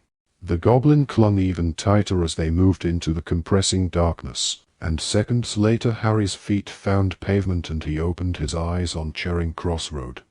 Muggles bustled past wearing the hangdog expressions of early morning, quite unconscious of the little inn's existence. The bar of the leaky cauldron was nearly deserted. Tom, the stooped and toothless landlord, was polishing glasses behind the bar counter. A couple of warlocks having a muttered conversation in the far corner glanced at Hermione and drew back into the shadows. "Madame Lestrange," murmured Tom, and as Hermione passed he inclined his head subserviently. "Good morning," said Hermione, and as Harry crept past, still carrying Griffook piggyback under the cloak, he saw Tom look surprised. "Too polite," Harry whispered in Hermione's ear as they passed out of the inn into the tiny backyard. "You need to treat people like they're scum." Okay. Hermione drew out Bellatrix's wand and tapped a brick in the nondescript wall in front of them. At once the bricks began to whirl and spin. A hole appeared in the middle of them, which grew wider and wider, finally forming an archway onto the narrow cobbled street that was Diagon Alley. It was quiet, barely time for the shops to open, and there were hardly any shoppers abroad. The crooked, cobbled street was much altered now from the bustling place Harry had visited before his first term at Hogwarts so many years before. More shops than ever were boarded up, though several new establishments dedicated to the dark arts had been created since his last visit.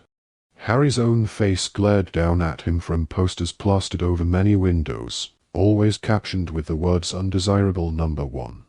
A number of ragged people sat huddled in doorways. He heard them moaning to the few passers-by, pleading for gold, insisting that they were really wizards. One man had a bloody bandage over his eye. As they set off along the street, the beggars glimpsed Hermione. They seemed to melt away before her, drawing hoods over their faces and fleeing as fast as they could. Hermione looked after them curiously, until the man with the bloodied bandage came staggering right across her path.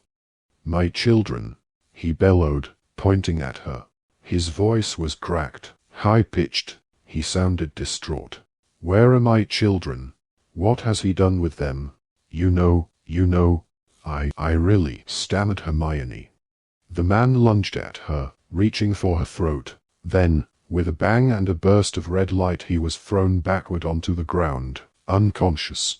Ron stood there, his wand still outstretched and a look of shock visible behind his beard. Faces appeared at the windows on either side of the street, while a little knot of prosperous-looking passers-by gathered their robes about them and broke into gentle trots, keen to vacate the scene. Their entrance into Diagon Alley could hardly have been more conspicuous. For a moment Harry wondered whether it might not be better to leave now and try to think of a different plan.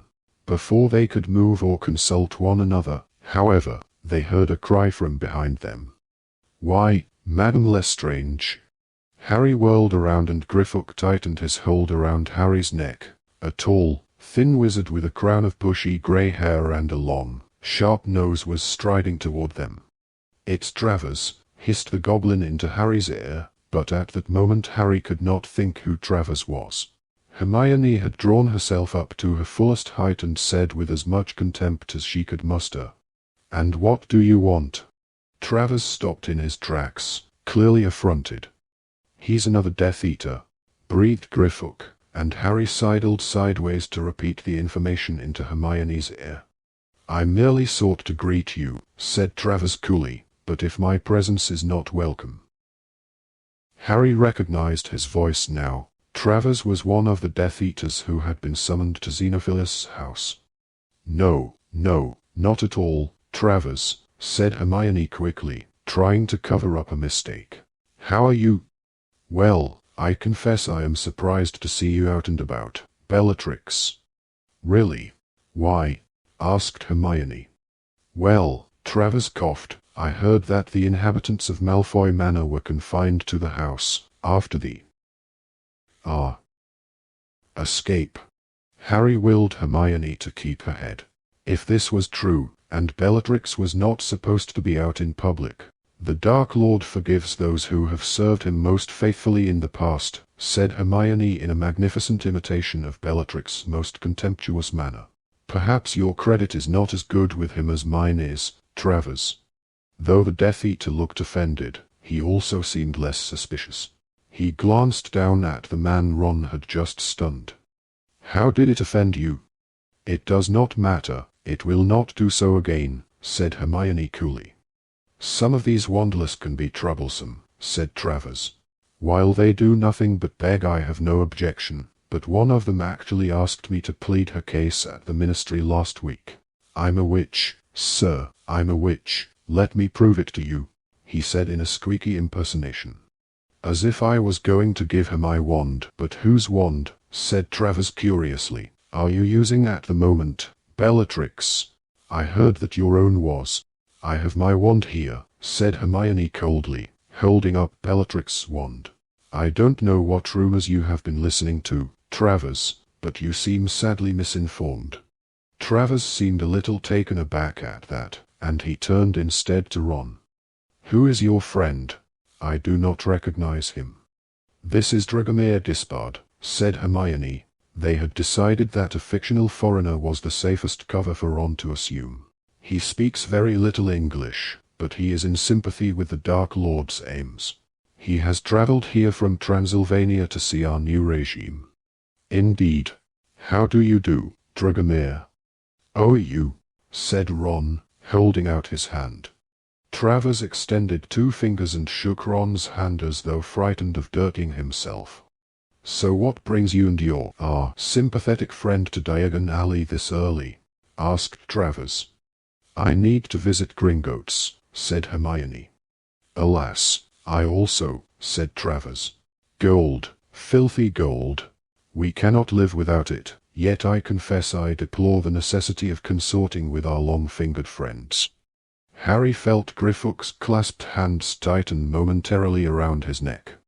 "Shall we?" said Travers, gesturing Hermione forward.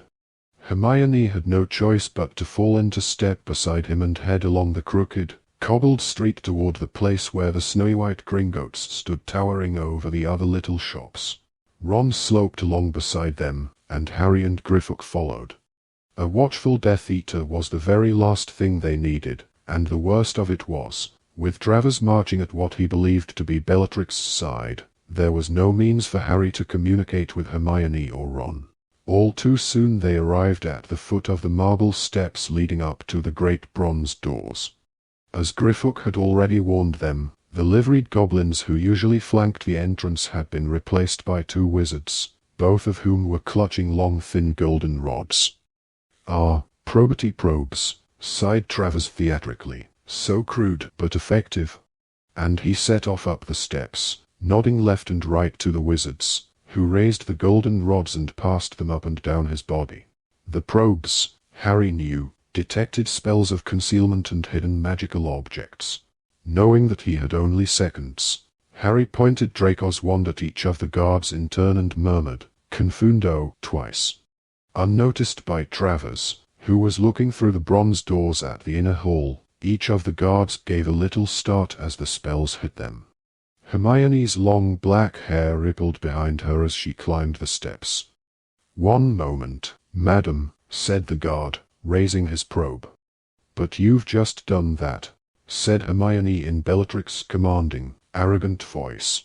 Travers looked around, eyebrows raised. The guard was confused. He stared down at the thin golden probe and then at his companion, who said in a slightly dazed voice, "Yeah, you've just checked them, Marius." Hermione swept forward, Ron by her side, Harry and Griffook trotting invisibly behind them. Harry glanced back as they crossed the threshold. The wizards were both scratching their heads. 2 goblins stood before the inner doors, which were made of silver and which carried the poem warning of dire retribution to potential thieves. Harry looked up at it, and all of a sudden a knife-sharp memory came to him. Standing on this very spot on the day that he had turned 11, the most wonderful birthday of his life, and Hagrid standing beside him saying, "Like I said, yet be mad to try and rob it." Gringotts had seemed a place of wonder that day, the enchanted repository of a trove of gold he had never known he possessed, and never for an instant could he have dreamed that he would return to steal. But within seconds they were standing in the vast marble hall of the bank. The long counter was manned by goblins sitting on high stools, serving the first customers of the day. Hermione, Ron, and Travers headed toward an old goblin who was examining a thick gold coin through an eyeglass. Hermione allowed Travers to step ahead of her on the pretext of explaining features of the hole to Ron. The goblin tossed the coin he was holding aside, said to nobody in particular, "Leprechaun," and then greeted Travers, who passed over a tiny golden key, which was examined and given back to him. Hermione stepped forward. "Madame Lestrange," said the goblin, evidently startled. "Dear me. How may I help you today?" "I wish to enter my vault," said Hermione. The old goblin seemed to recoil a little. Harry glanced around.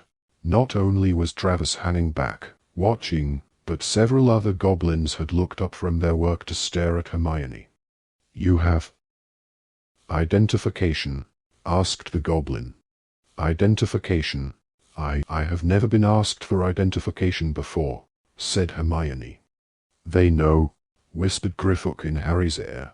"They must have been warned there might be an impostor." "Your wand will do, madam," said the goblin.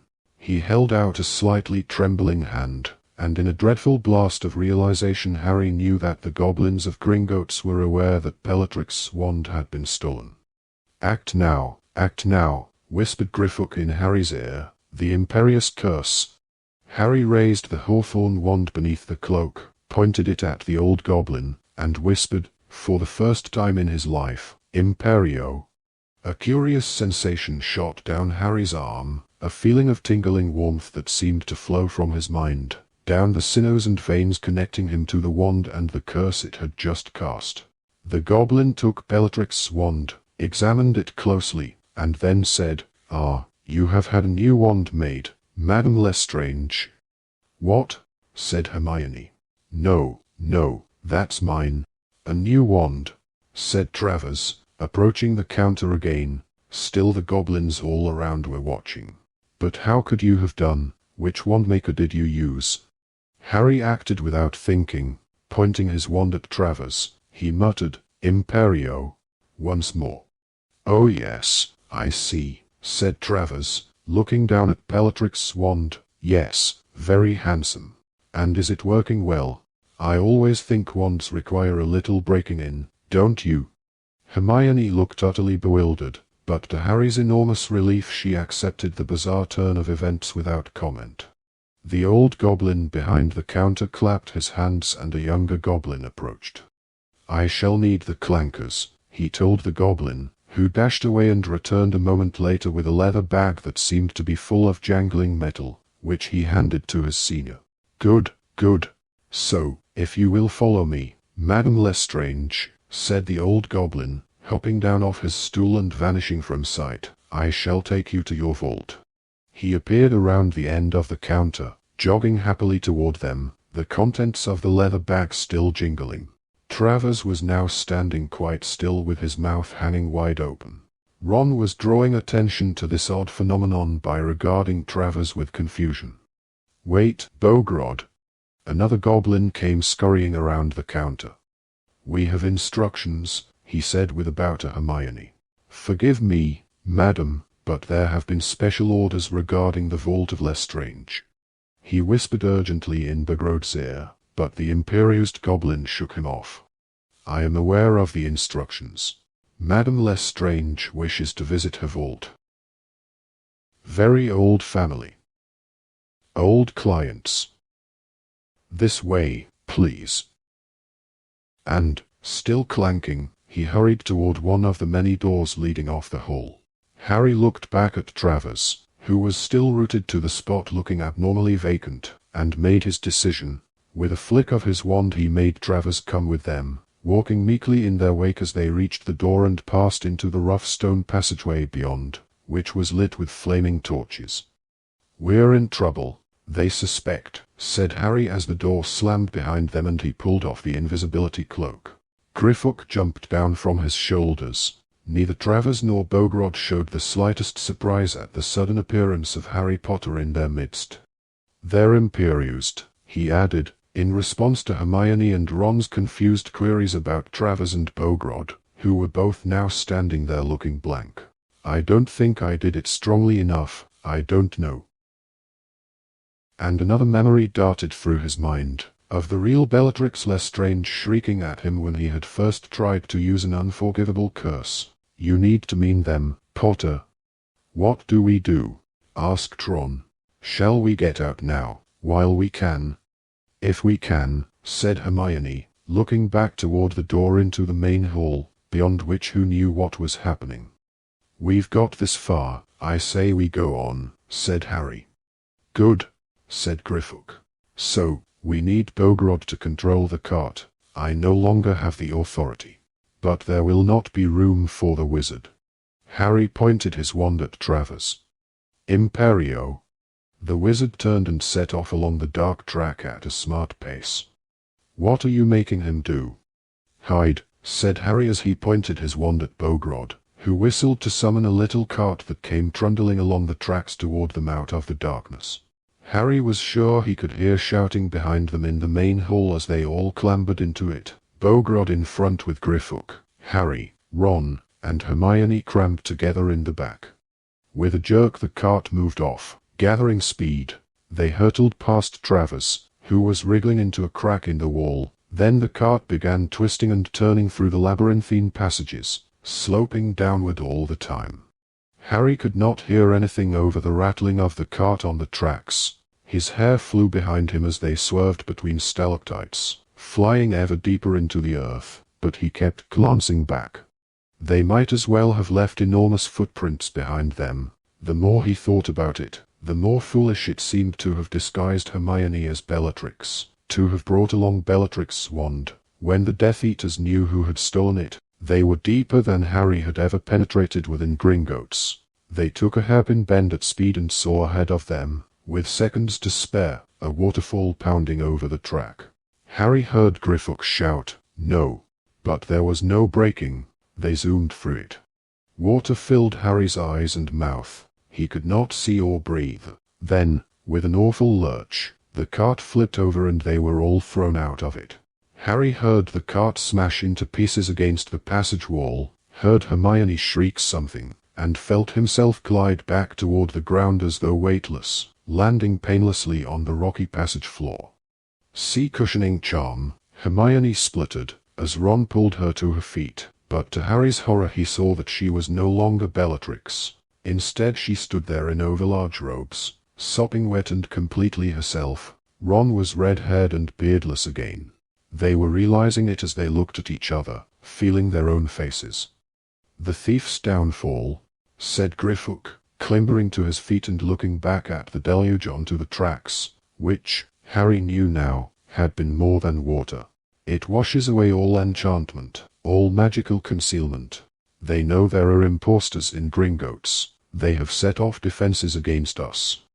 Harry saw Hermione checking that she still had the beaded bag, and hurriedly thrust his own hand under his jacket to make sure he had not lost the invisibility cloak. Then he turned to see Bogrod shaking his head in bewilderment. The thief's downfall seemed to have lifted the imperious curse. "We need him," said Griffook. "We cannot enter the vault without a Gringotts goblin. And we need the clankers." "Imperio," Harry said again. His voice echoed through the stone passage as he felt again the sense of heady control that flowed from brain to wand. Bogrod submitted once more to his will, his befuddled expression changing to one of polite indifference, as Ron hurried to pick up the leather bag of metal tools. "Harry, I think I can hear people coming," said Hermione, and she pointed Bellatrix's wand at the waterfall and cried, "Protego." They saw the shield charm break the flow of enchanted water as it flew up the passageway. "Good thinking," said Harry. "Lead the way, Griffook." "How are we going to get out again?" Ron asked as they hurried on foot into the darkness after the goblin, Bogrod panting in their wake like an old dog. "Let's worry about that when we have to," said Harry. He was trying to listen, He thought he could hear something clanking and moving around nearby. Griffook, how much farther? Not far, Harry Potter, not far. And they turned a corner and saw the thing for which Harry had been prepared, but which still brought all of them to a halt. A gigantic dragon was tethered to the ground in front of them, barring access to 4 or 5 of the deepest vaults in the place. The beast's scales had turned pale and flaky during its long incarceration under the ground. Its eyes were milkily pink.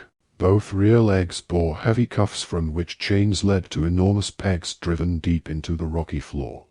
Its great spiked wings, folded close to its body, would have filled the chamber if it spread them, and when it turned its ugly head toward them, it roared with a noise that made the rock tremble, opened its mouth, and spat a jet of fire that sent them running back up the passageway. "It is partially blind," panted Griffook, "but even more savage for that. However, we have the means to control it. It has learned what to expect when the clankers come. Give them to me." Ron passed the bag to Griffook, and the goblin pulled out a number of small metal instruments that when shaken made a loud, ringing noise like miniature hammers on anvils. Griffook handed them out. Bogrod accepted his meekly. "You know what to do," Griffook told Harry, Ron, and Hermione. "It will expect pain when it hears the noise. It will retreat, and Bogrod must place his palm upon the door of the vault." They advanced around the corner again, shaking the clankers, and the noise echoed off the rocky walls, grossly magnified, so that the inside of Harry's skull seemed to vibrate with the din. The dragon let out another hoarse roar, then retreated. Harry could see it trembling, and as they drew nearer he saw the scars made by vicious slashes across its face, and guessed that it had been taught to fear hot swords when it heard the sound of the clankers. "Make him press his hand to the door," Griffook urged Harry, who turned his wand again upon Bogrod.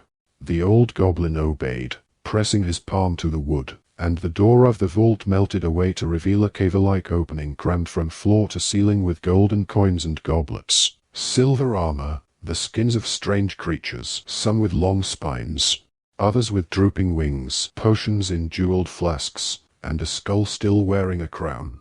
"Search, fast," said Harry as they all hurried inside the vault. He had described Hufflepuff's cup to Ron and Hermione, but if it was the other, unknown Horcrux that resided in this vault, he did not know what it looked like. He barely had time to glance around, however, before there was a muffled clunk from behind them. The door had reappeared, sealing them inside the vault, and they were plunged into total darkness. "No matter, Bogrod will be able to release us," said Griffook as Ron gave a shout of surprise. "Light your wands, can't you? And hurry, we have very little time." "Lumos." Harry shone his lit wand around the vault. Its beam fell upon glittering jewels. He saw the fake sword of Gryffindor lying on a high shelf amongst a jumble of chains. Ron and Hermione had lit their wands too, and were now examining the piles of objects surrounding them. "Harry, could this be—" "Ah!" Hermione screamed in pain, and Harry turned his wand on her in time to see a jeweled goblet tumbling from her grip. But as it fell, it split, became a shower of goblets, so that a second later, with a great clatter, the floor was covered in identical cups rolling in every direction, the original impossible to discern amongst them. "It burned me," moaned Hermione, sucking her blistered fingers. "They have added Gemino and Flagrante curses," said Griffook. "Everything you touch will burn and multiply, but the copies are worthless, and if you continue to handle the treasure, you will eventually be crushed to death by the weight of expanding gold." "Okay, don't touch anything," said Harry desperately, but even as he said it, Ron accidentally nudged one of the fallen goblets with his foot, and 20 more exploded into being while Ron hopped on the spot. Part of his shoe burned away by contact with the hot metal. "Stand still, don't move," said Hermione, clutching at Ron. "Just look around," said Harry. "Remember, the cup's small and gold. It's got a badger engraved on it, 2 handles. Otherwise see if you can spot Ravenclaw's symbol anywhere. The eagle." They directed their wands into every nook and crevice, turning cautiously on the spot. It was impossible not to brush up against anything. Harry sent a great cascade of fake galleons onto the ground where they joined the goblets, and now there was scarcely room to place their feet, and the glowing gold blazed with heat, so that the vault felt like a furnace. Harry's wand light passed over shields and goblin-made helmets set on shelves rising to the ceiling. Higher and higher he raised the beam, until suddenly it found an object that made his heart skip and his hand tremble. "It's there, it's up there." Ron and Hermione pointed their wands at it too, so that the little golden cup sparkled in a three-way spotlight. The cup that had belonged to Helga Hufflepuff, which had passed into the possession of Hepzibah Smith, from whom it had been stolen by Tom Riddle. "And how the hell are we going to get up there without touching anything?" asked Ron. "Accio cup!" cried Hermione, who had evidently forgotten in her desperation what Griffook had told them during their planning sessions. "No use, no use," snarled the goblin. "Then what do we do?" said Harry, glaring at the goblin. "If you want the sword, Griffook, then you'll have to help us more than—" "Wait, can I touch stuff with the sword? Hermione, give it here." Hermione fumbled inside her robes, drew out the beaded bag, rummaged for a few seconds, then removed the shining sword. Harry seized it by its rubied hilt and touched the tip of the blade to a silver flagon nearby, which did not multiply. "If I can just poke the sword through handle, but how am I going to get up there?" The shelf on which the cup reposed was out of reach for any of them, even Ron, who was tallest. The heat from the enchanted treasure rose in waves, and sweat ran down Harry's face and back as he struggled to think of a way up to the cup. And then he heard the dragon roar on the other side of the vault door, and the sound of clanking growing louder and louder. They were truly trapped now. There was no way out except through the door, and a horde of goblins seemed to be approaching on the other side. Harry looked at Ron and Hermione and saw terror in their faces. "Hermione," said Harry as the clanking grew louder, "I've got to get up there. We've got to get rid of it." She raised her wand, pointed it at Harry, and whispered, "Levicorpus." Hoisted into the air by his ankle, Harry hit a suit of armor and replicas burst out of it like white-hot bodies, filling the cramped space. With screams of pain Ron, Hermione, and the two goblins were knocked aside into other objects, which also began to replicate. Half buried in a rising tide of red-hot treasure, they struggled and yelled as Harry thrust the sword through the handle of Hufflepuff's cup, hooking it onto the blade. "Impervious!" screeched Hermione in an attempt to protect herself, Ron, and the goblins from the burning metal. Then the worst scream yet made Harry look down. Ron and Hermione were waist-deep in treasure, struggling to keep Bogrod from slipping beneath the rising tide, but Griffook had sunk out of sight and nothing but the tips of a few long fingers were left in view. Harry seized Griffook's fingers and pulled. The blistered goblin emerged by degrees, howling. "Libera corpus!" yelled Harry, and with a crash he and Griffook landed on the surface of the swelling treasure, and the sword flew out of Harry's hand. "Get it!" Harry yelled, fighting the pain of the hot metal on his skin, as Griffook clambered onto his shoulders again, determined to avoid the swelling mass of red-hot objects. "Where's the sword?" It had the cup on it. The clanking on the other side of the door was growing deafening. It was too late. There. It was Griffook who had seen it and Griffook who lunged, and in that instant Harry knew that the goblin had never expected them to keep their word. One hand holding tightly to a fistful of Harry's hair, to make sure he did not fall into the heaving sea of burning gold, Griffook seized the hilt of the sword and swung it high out of Harry's reach. The tiny golden cup, skewered by the handle on the sword's blade, was flung into the air. The goblin still astride him, Harry dived and caught it, and although he could feel it scalding his flesh he did not relinquish it, even while countless Hufflepuff cups burst from his fist, raining down upon him as the entrance of the vault opened up again and he found himself sliding uncontrollably on an expanding avalanche of fiery gold and silver that bore him, Ron, and Hermione into the outer chamber. Hardly aware of the pain from the burns covering his body, and still borne along on the swell of replicating treasure, Harry shoved the cup into his pocket and reached up to retrieve the sword, but Griffook was gone. Sliding from Harry's shoulders the moment he could, he had sprinted for cover amongst the surrounding goblins, brandishing the sword and crying, "Thieves! Thieves! Help! Thieves!" He vanished into the midst of the advancing crowd, all of whom were holding daggers and who accepted him without question. Slipping on the hot metal, Harry struggled to his feet and knew that the only way out was through. "Stupefy!" he bellowed, and Ron and Hermione joined in. Jets of red light flew into the crowd of goblins, and some toppled over, but others advanced, and Harry saw several wizard guards running around the corner. The tethered dragon let out a roar, and a gush of flame flew over the goblins. The wizards fled, doubled up, back the way they had come, and inspiration, or madness, came to Harry. Pointing his wand at the thick cuffs chaining the beast to the floor, he yelled, "Relatio!" The cuffs broke open with loud bangs. "This way!" Harry yelled, and still shooting stunning spells at the advancing goblins, he sprinted toward the blind dragon. "Harry, Harry, what are you doing?" cried Hermione. "Get up, climb up, come on." The dragon had not realized that it was free. Harry's foot found the crook of its hind leg and he pulled himself up onto its back. The scales were hard as steel. It did not even seem to feel him. He stretched out an arm.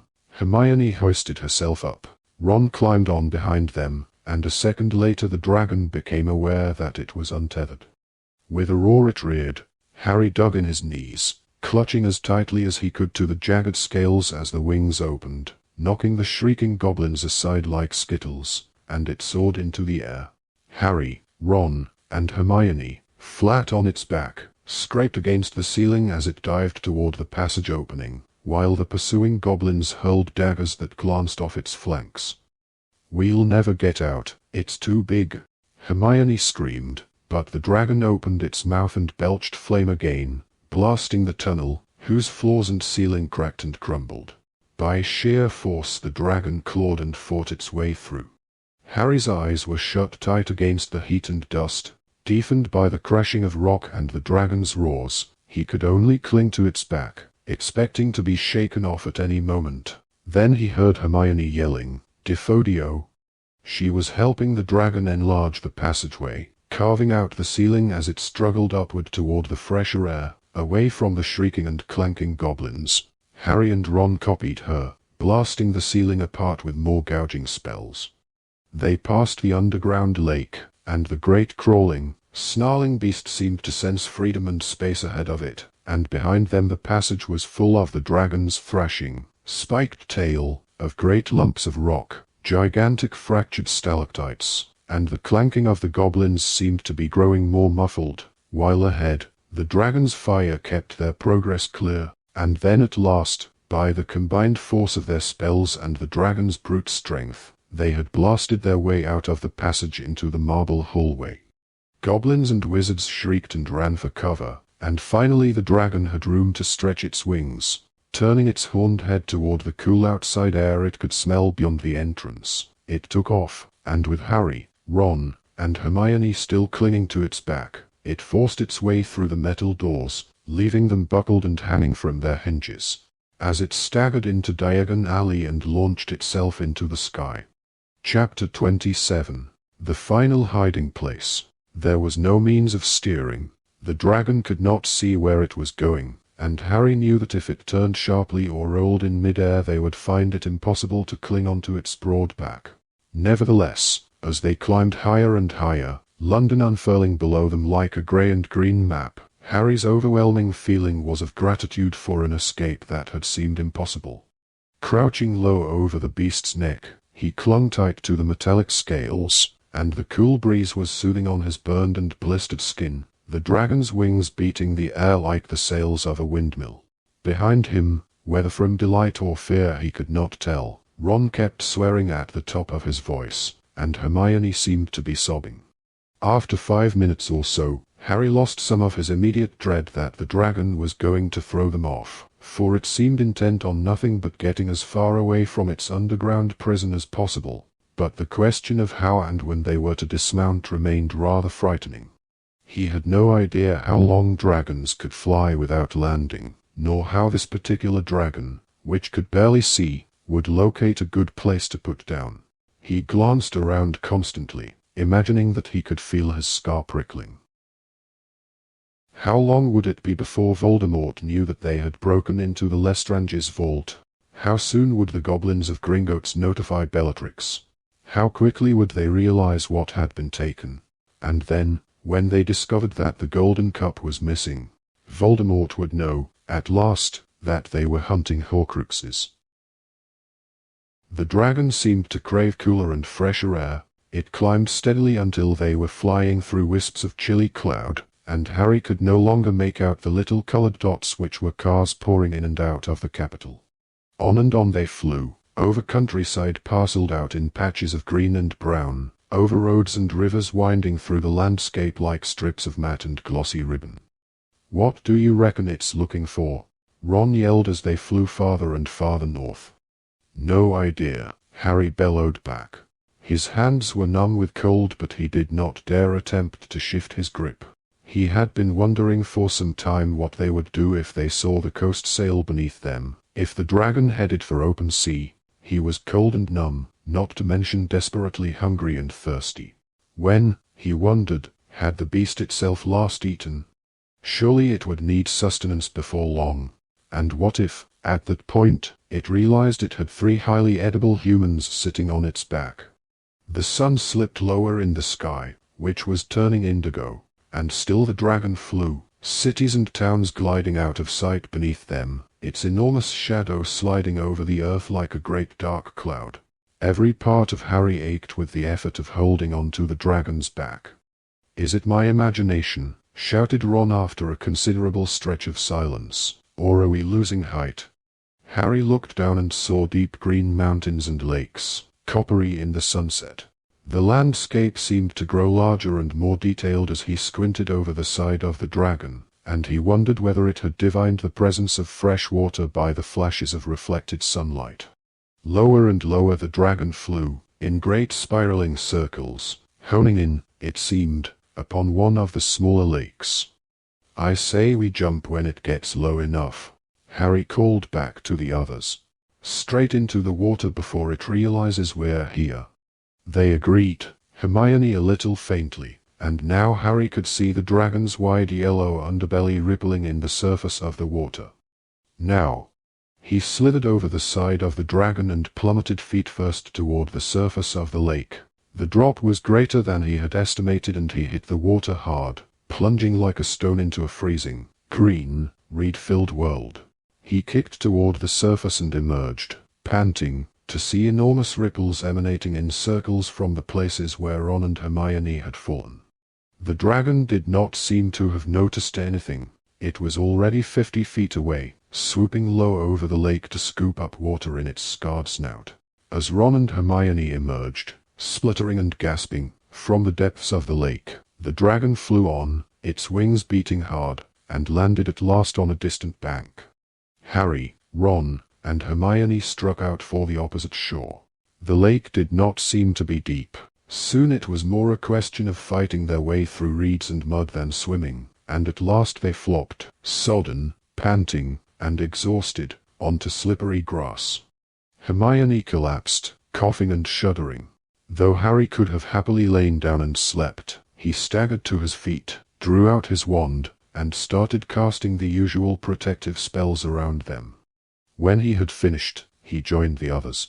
It was the first time that he had seen them properly since escaping from the vault.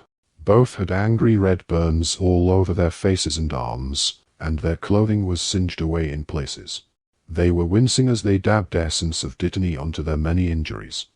Hermione handed Harry the bottle, then pulled out 3 bottles of pumpkin juice she had brought from Shell Cottage and clean, dry robes for all of them. They changed and then gulped down the juice. "Well, on the upside," said Ron finally, who was sitting watching the skin on his hands regrow, "we got the Horcrux. On the downside, no sword," said Harry through gritted teeth, as he dripped Dittany through the singed hole in his jeans onto the angry burn beneath. "No sword," repeated Ron. "That double-crossing little scab." Harry pulled the Horcrux from the pocket of the wet jacket he had just taken off and set it down on the grass in front of them. Glinting in the sun, it drew their eyes as they swigged their bottles of juice. "At least we can't wear it this time. That'd look a bit weird hanging round our necks," said Ron, wiping his mouth on the back of his hand. Hermione looked across the lake to the far bank, where the dragon was still drinking. "What'll happen to it, do you think?" she asked. "Will it be all right?" "You sound like Hagrid," said Ron. "It's a dragon, Hermione, it can look after itself. It's us we need to worry about." "What do you mean?" "Well, I don't know how to break this to you," said Ron, "but I think they might have noticed we broke into Gringotts." All three of them started to laugh, and once started, it was difficult to stop.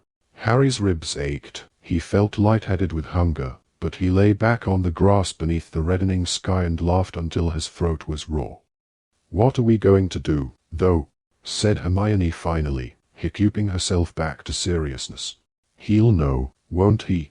You know who will know we know about his Horcruxes." "Maybe they'll be too scared to tell him," said Ron hopefully. "Maybe they'll cover up." The sky, the smell of lake water, the sound of Ron's voice were extinguished. Pain cleaved Harry's head like a sword stroke. He was standing in a dimly lit room, and a semicircle of wizards faced him, and on the floor at his feet knelt a small, quaking figure. "What did you say to me?" His voice was high and cold, but fury and fear burned inside him. The one thing he had dreaded, but it could not be true, he could not see how. The goblin was trembling, unable to meet the red eyes high above his. "Say it again," murmured Voldemort. "Say it again." My lord," stammered the goblin, its black eyes wide with terror. My lord." We tried to stop them. Imposters, my lord." Broke into the Lestrange's vault. Imposters? What imposters? I thought Gringotts had ways of revealing imposters. Who were they? It was the Potter B-boy and T2 accomplices. "And they took," he said, his voice rising, a terrible fear gripping him.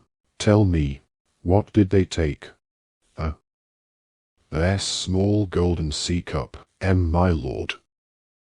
The scream of rage, of denial left him as if it were a stranger's. He was crazed, frenzied. It could not be true. It was impossible. Nobody had ever known. How was it possible that the boy could have discovered his secret? The elder wand slashed through the air and green light erupted through the room. The kneeling goblin rolled over, dead.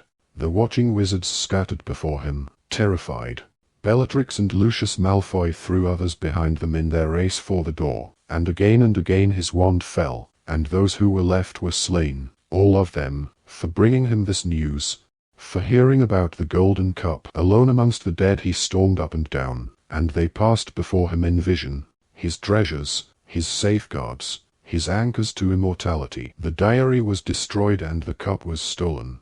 What if, the boy knew about the others? Could he know? Had he already acted? Had he traced more of them? Was Dumbledore at the root of this? Dumbledore, who had always suspected him. Dumbledore, dead on his orders. Dumbledore, whose wand was his now, yet who reached out from the ignominy of death through the boy. The boy? But surely if the boy had destroyed any of his Horcruxes, he, Lord Voldemort, would have known, would have felt it. He, the greatest wizard of them all. He, the most powerful. He, the killer of Dumbledore and of how many other worthless, nameless men. How could Lord Voldemort not have known, if he, himself, most important and precious, had been attacked, mutilated? True, he had not felt it when the diary had been destroyed, but he had thought that was because he had no body to feel, being less than ghost. No, surely, the rest were safe. The other Horcruxes must be intact. But he must know, he must be sure. He paced the room, kicking aside the goblin's corpse as he passed, and the pictures blurred and burned in his boiling brain. The lake, the shack, and Hogwarts. A modicum of calm cooled his rage now. How could the boy know that he had hidden the ring in the Gaunt shack? No one had ever known him to be related to the Gaunts. He had hidden the connection. The killings had never been traced to him. The ring, surely, was safe. And how could the boy, or anybody else, know about the cave or penetrate its protection? The idea of the locket being stolen was absurd. As for the school, he alone knew where in Hogwarts he had stowed the Horcrux, because he alone had plumbed the deepest secrets of that place. And there was still Nagini, who must remain close now, no longer sent to do his bidding, under his protection. But to be sure, to be utterly sure, he must return to each of his hiding places. He must redouble protection around each of his Horcruxes. A job, like the quest for the Elder Wand, that he must undertake alone. Which should he visit first? Which was in most danger? An old unease flickered inside him. Dumbledore had known his middle name. Dumbledore might have made the connection with the Gaunts. Their abandoned home was, perhaps, the least secure of his hiding places. It was there that he would go first. The lake, surely impossible. Though was there a slight possibility that Dumbledore might have known some of his past misdeeds, through the orphanage, and Hogwarts. But he knew that his Horcrux there was safe. It would be impossible for Potter to enter Hogsmeade without detection, let alone the school. Nevertheless, it would be prudent to alert Snape to the fact that the boy might try to re-enter the castle. To tell Snape why the boy might return would be foolish. Of course, it had been a grave mistake to trust Bellatrix and Malfoy. Didn't their stupidity and carelessness prove how unwise it was ever to trust? He would visit the Gaunt shack first, then, and take Nagini with him. He would not be parted from the snake anymore. And he strode from the room, through the hall, and out into the dark garden where the fountain played. He called the snake in Parseltongue and it slithered out to join him like a long shadow. Harry's eyes flew open as he wrenched himself back to the present. He was lying on the bank of the lake in the setting sun, and Ron and Hermione were looking down at him. Judging by their worried looks, and by the continued pounding of his scar, his sudden excursion into Voldemort's mind had not passed unnoticed. He struggled up, shivering, vaguely surprised that he was still wet to his skin, and saw the cup lying innocently in the grass before him, and the lake, deep blue shot with gold in the failing sun. He knows. His own voice sounded strange and low after Voldemort's high screams. He knows, and he's going to check where the others are, and the last one, he was already on his feet, is at Hogwarts. I knew it. I knew it. What? Ron was gaping at him. Hermione sat up, looking worried. But what did you see? How do you know? I saw him find out about the cup. I was in his head. Harry remembered the killings. He's seriously angry, and scared too. He can't understand how he knew, and now he's going to check the others are safe. The ring first. He thinks the Hogwarts one is safest, because Snap is there, because it'll be so hard not to be seen getting in. I think he'll check that one last, but he could still be there within hours. Did you see where in Hogwarts it is? Asked Ron, now scrambling to his feet too. No, he was concentrating on warning Snape. He didn't think about exactly where it is. Wait, cried Hermione as Ron caught up the Horcrux and Harry pulled out the invisibility cloak again.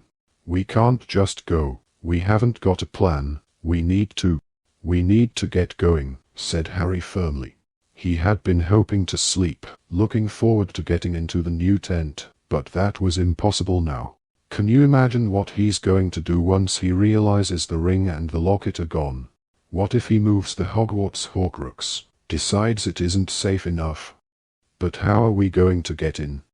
We'll go to Hogsmeade, said Harry, and try to work something out once we see what the protection around the school's like.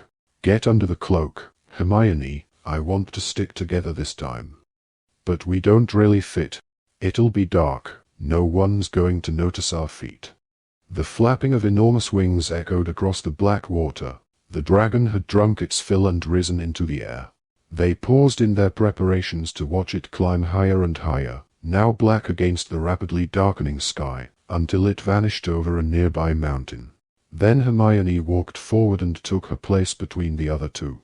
Harry pulled the cloak down as far as it would go, and together they turned on the spot into the crushing darkness. Chapter 28 The Missing Mirror. Harry's feet touched road. He saw the achingly familiar Hogsmeade High Street, dark shop fronts, and the outline of black mountains beyond the village, and the curve in the road ahead that led off toward Hogwarts, and light spilling from the windows of the Three Broomsticks, and with a lurch of the heart he remembered, with piercing accuracy, how he had landed here nearly a year before, supporting a desperately weak Dumbledore. All this in a second, upon landing, and then, even as he relaxed his grip upon Ron's and Hermione's arms, it happened. The air was rent by a scream that sounded like Voldemort's when he had realized the cup had been stolen. It tore at every nerve in Harry's body, and he knew immediately that their appearance had caused it. Even as he looked at the other two beneath the cloak, the door of the Three Broomsticks burst open and a dozen cloaked and hooded Death Eaters dashed into the street, their wands aloft. Harry seized Ron's wrist as he raised his wand. There were too many of them to stun. Even attempting it would give away their position. One of the Death Eaters waved his wand and the scream stopped, still echoing around the distant mountains. "Accio cloak!" roared one of the Death Eaters. Harry seized its folds, but it made no attempt to escape. The summoning charm had not worked on it.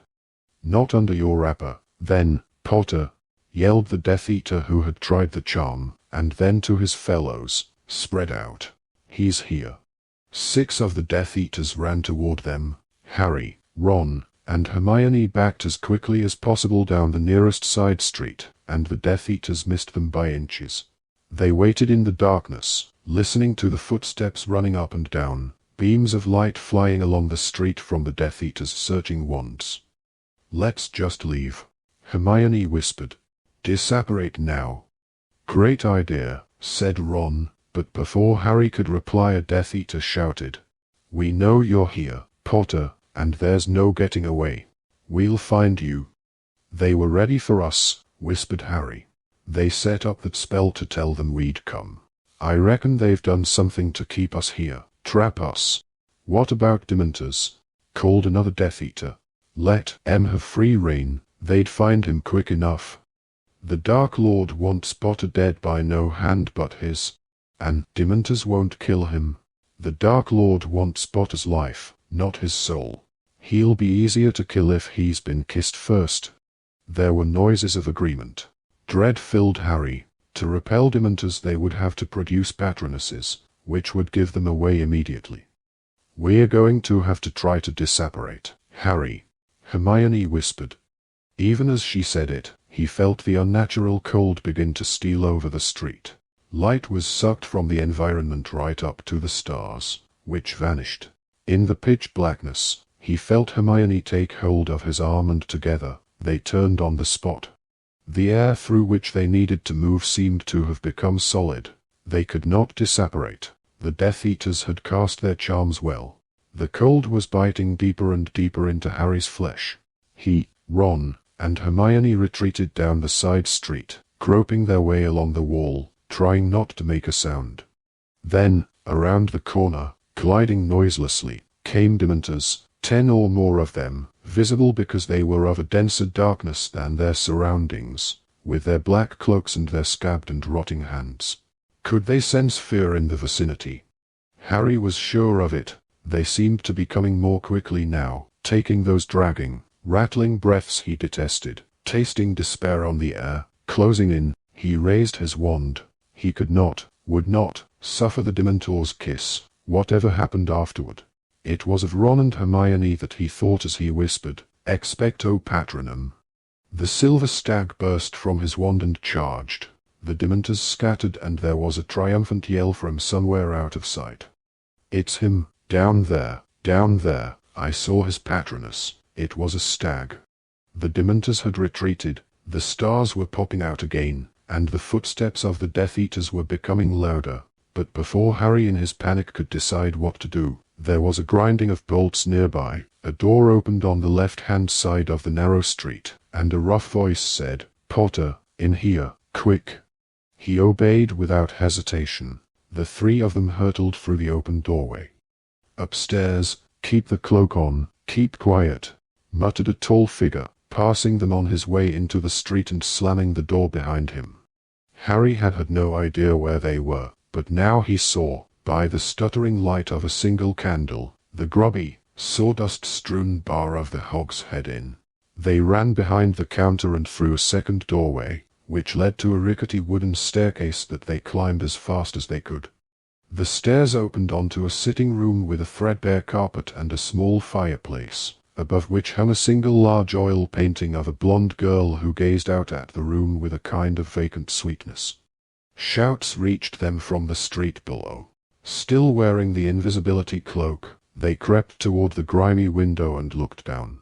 Their savior, whom Harry now recognized as the Hog's Head's barman, was the only person not wearing a hood. "So what?" he was bellowing into one of the hooded faces. "So what? You send Dementors down my street, I'll send a Patronus back at M. I'm not having M near me, I've told you that, I'm not having it." "That wasn't your Patronus," said a Death Eater. "That was a stag, it was Potter's." "Stag!" roared the barman, and he pulled out a wand. "Stag! You idiot! Expecto Patronum!" Something huge and horned erupted from the wand. Head down, it charged toward the high street and out of sight. "That's not what I saw," said the Death Eater, though with less certainty. "Curfew's been broken, you heard the noise," one of his companions told the barman. "Someone was out in the street against regulations. If I want to put my cat out, I will, and be damned to your curfew. You set off the caterwauling charm." "What if I did? Going to cart me off to Azkaban? Kill me for sticking my nose out my own front door? Do it, then, if you want to. But I hope for your sakes you haven't pressed your little dark marks and summoned him. He's not going to like being called here for me and my old cat, is he, now?" "Don't you worry about us," said one of the Death Eaters. "Worry about yourself, breaking curfew. And where will you lot traffic potions and poisons when my pub's closed down? What'll happen to your little sidelines then? Are you threatening?" "I keep my mouth shut, it's why you come here, isn't it?" "I still say I saw a stag Patronus," shouted the first Death Eater. "Stag!" roared the barman. "It's a goat, idiot." "All right, we made a mistake," said the second Death Eater. "Break curfew again and we won't be so lenient." The Death Eaters strode back toward the high street. Hermione moaned with relief, wove out from under the cloak, and sat down on a wobble-legged chair. Harry drew the curtains tight shut, then pulled the cloak off himself and Ron. They could hear the barman down below, rebolting the door of the bar, then climbing the stairs. Harry's attention was caught by something on the mantelpiece, a small, rectangular mirror propped on top of it, right beneath the portrait of the girl. The barman entered the room. "You bloody fools," he said gruffly, looking from one to the other of them. "What were you thinking, coming here?" "Thank you," said Harry. "We can't thank you enough. You saved our lives." The barman grunted. Harry approached him, looking up into the face, trying to see past the long, stringy, wire gray hair and beard. He wore spectacles. Behind the dirty lenses, the eyes were a piercing, brilliant blue. "It's your eye I've been seeing in the mirror." There was silence in the room. Harry and the barman looked at each other. "You sent Dobby?" The barman nodded and looked around for the elf. "Thought he'd be with you. Where have you left him?" "He's dead," said Harry. "Bellatrix Lestrange killed him." The barman's face was impassive. After a few moments he said, "I'm sorry to hear it. I liked that elf."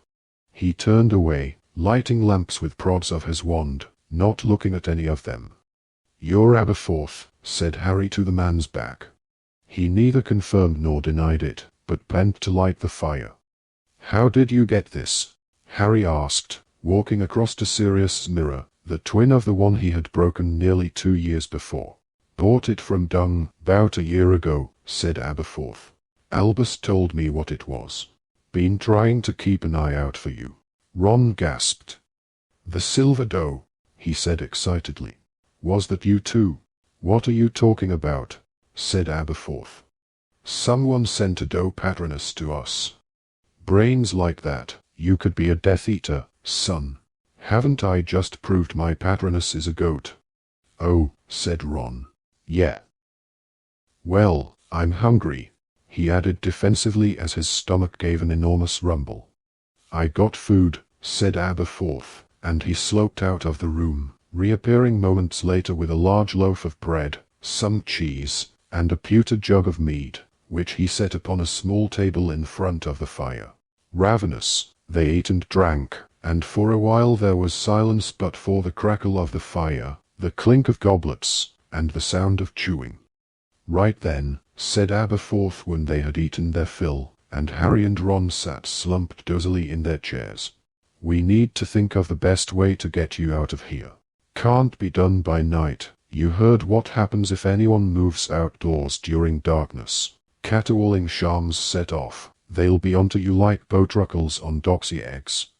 I don't reckon I'll be able to pass off a stag as a goat a second time. Wait for daybreak when curfew lifts, then you can put your cloak back on and set out on foot. Get right out of Hogsmeade, up into the mountains, and you'll be able to disapparate there. Might see Hagrid. He's been hiding in a cave up there with Grawp ever since they tried to arrest him." "We're not leaving," said Harry. "We need to get into Hogwarts." "Don't be stupid, boy," said Aberforth. "We've got to," said Harry.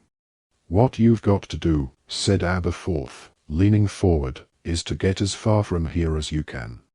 You don't understand. There isn't much time. We've got to get into the castle.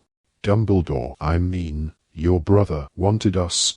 The firelight made the grimy lenses of Aberforth's glasses momentarily opaque, a bright flat white, and Harry remembered the blind eyes of the giant spider, Aragog. "My brother Albus wanted a lot of things," said Aberforth, "and people had a habit of getting hurt while he was carrying out his grand plans. You get away from this school, Potter, and out of the country if you can. Forget my brother and his clever schemes. He's gone where none of this can hurt him, and you don't owe him anything." "You don't understand," said Harry again. "Oh, don't I?" said Aberforth quietly. "You don't think I understood my own brother? Think you knew Albus better than I did?" "I didn't mean that," said Harry, whose brain felt sluggish with exhaustion and from the surfeit of food and wine. He left me a job." "Did he now?" said Aberforth. "Nice job, I hope. Pleasant, easy, sort of thing you'd expect an unqualified wizard kid to be able to do without overstretching themselves." Ron gave a rather grim laugh. Hermione was looking strained. "It's not easy, no," said Harry.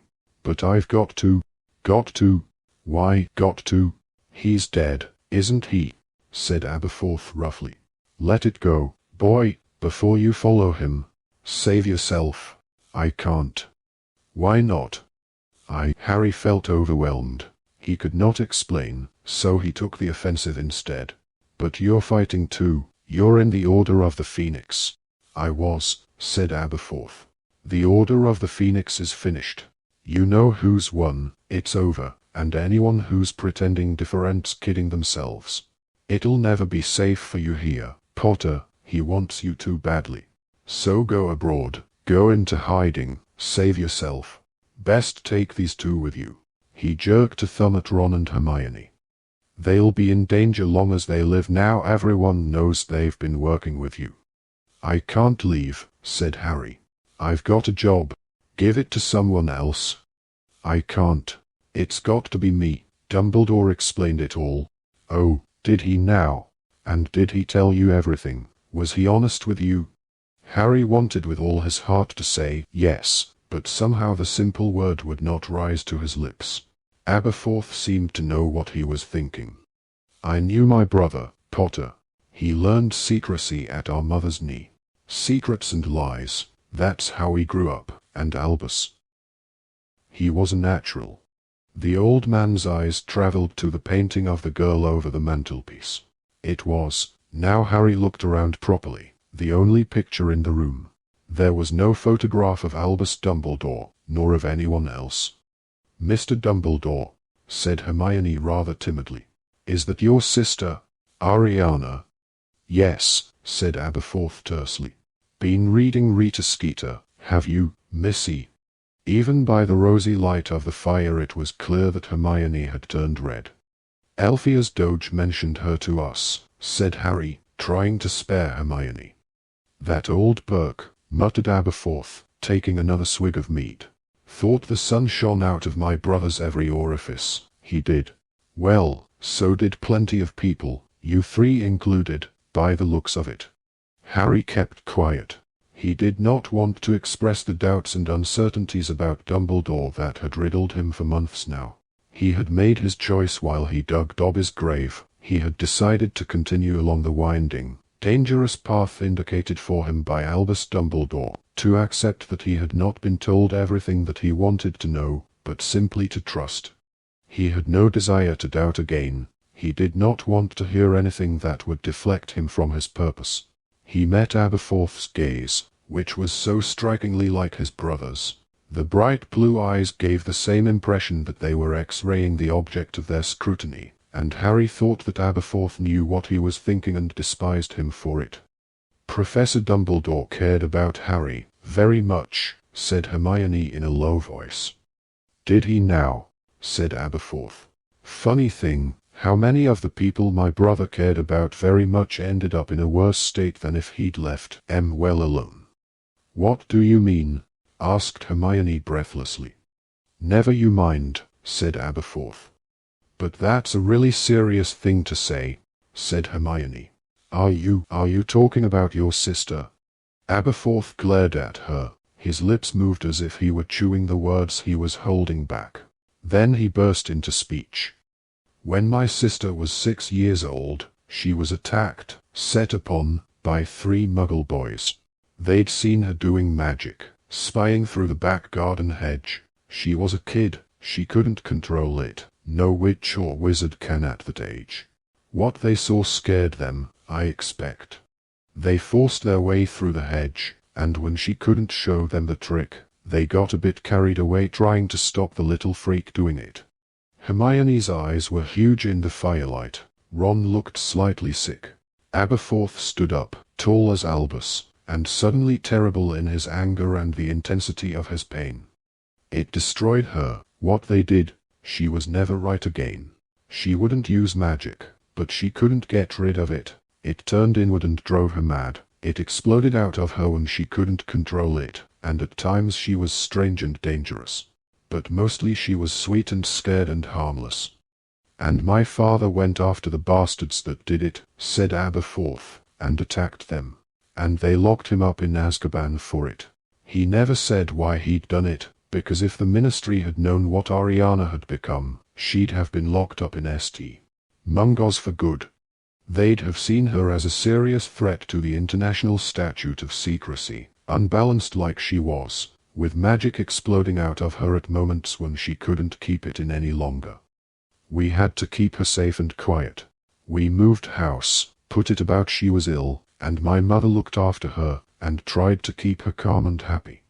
I was her favorite, he said, and as he said it, a grubby schoolboy seemed to look out through Aberforth's wrinkles and tangled beard.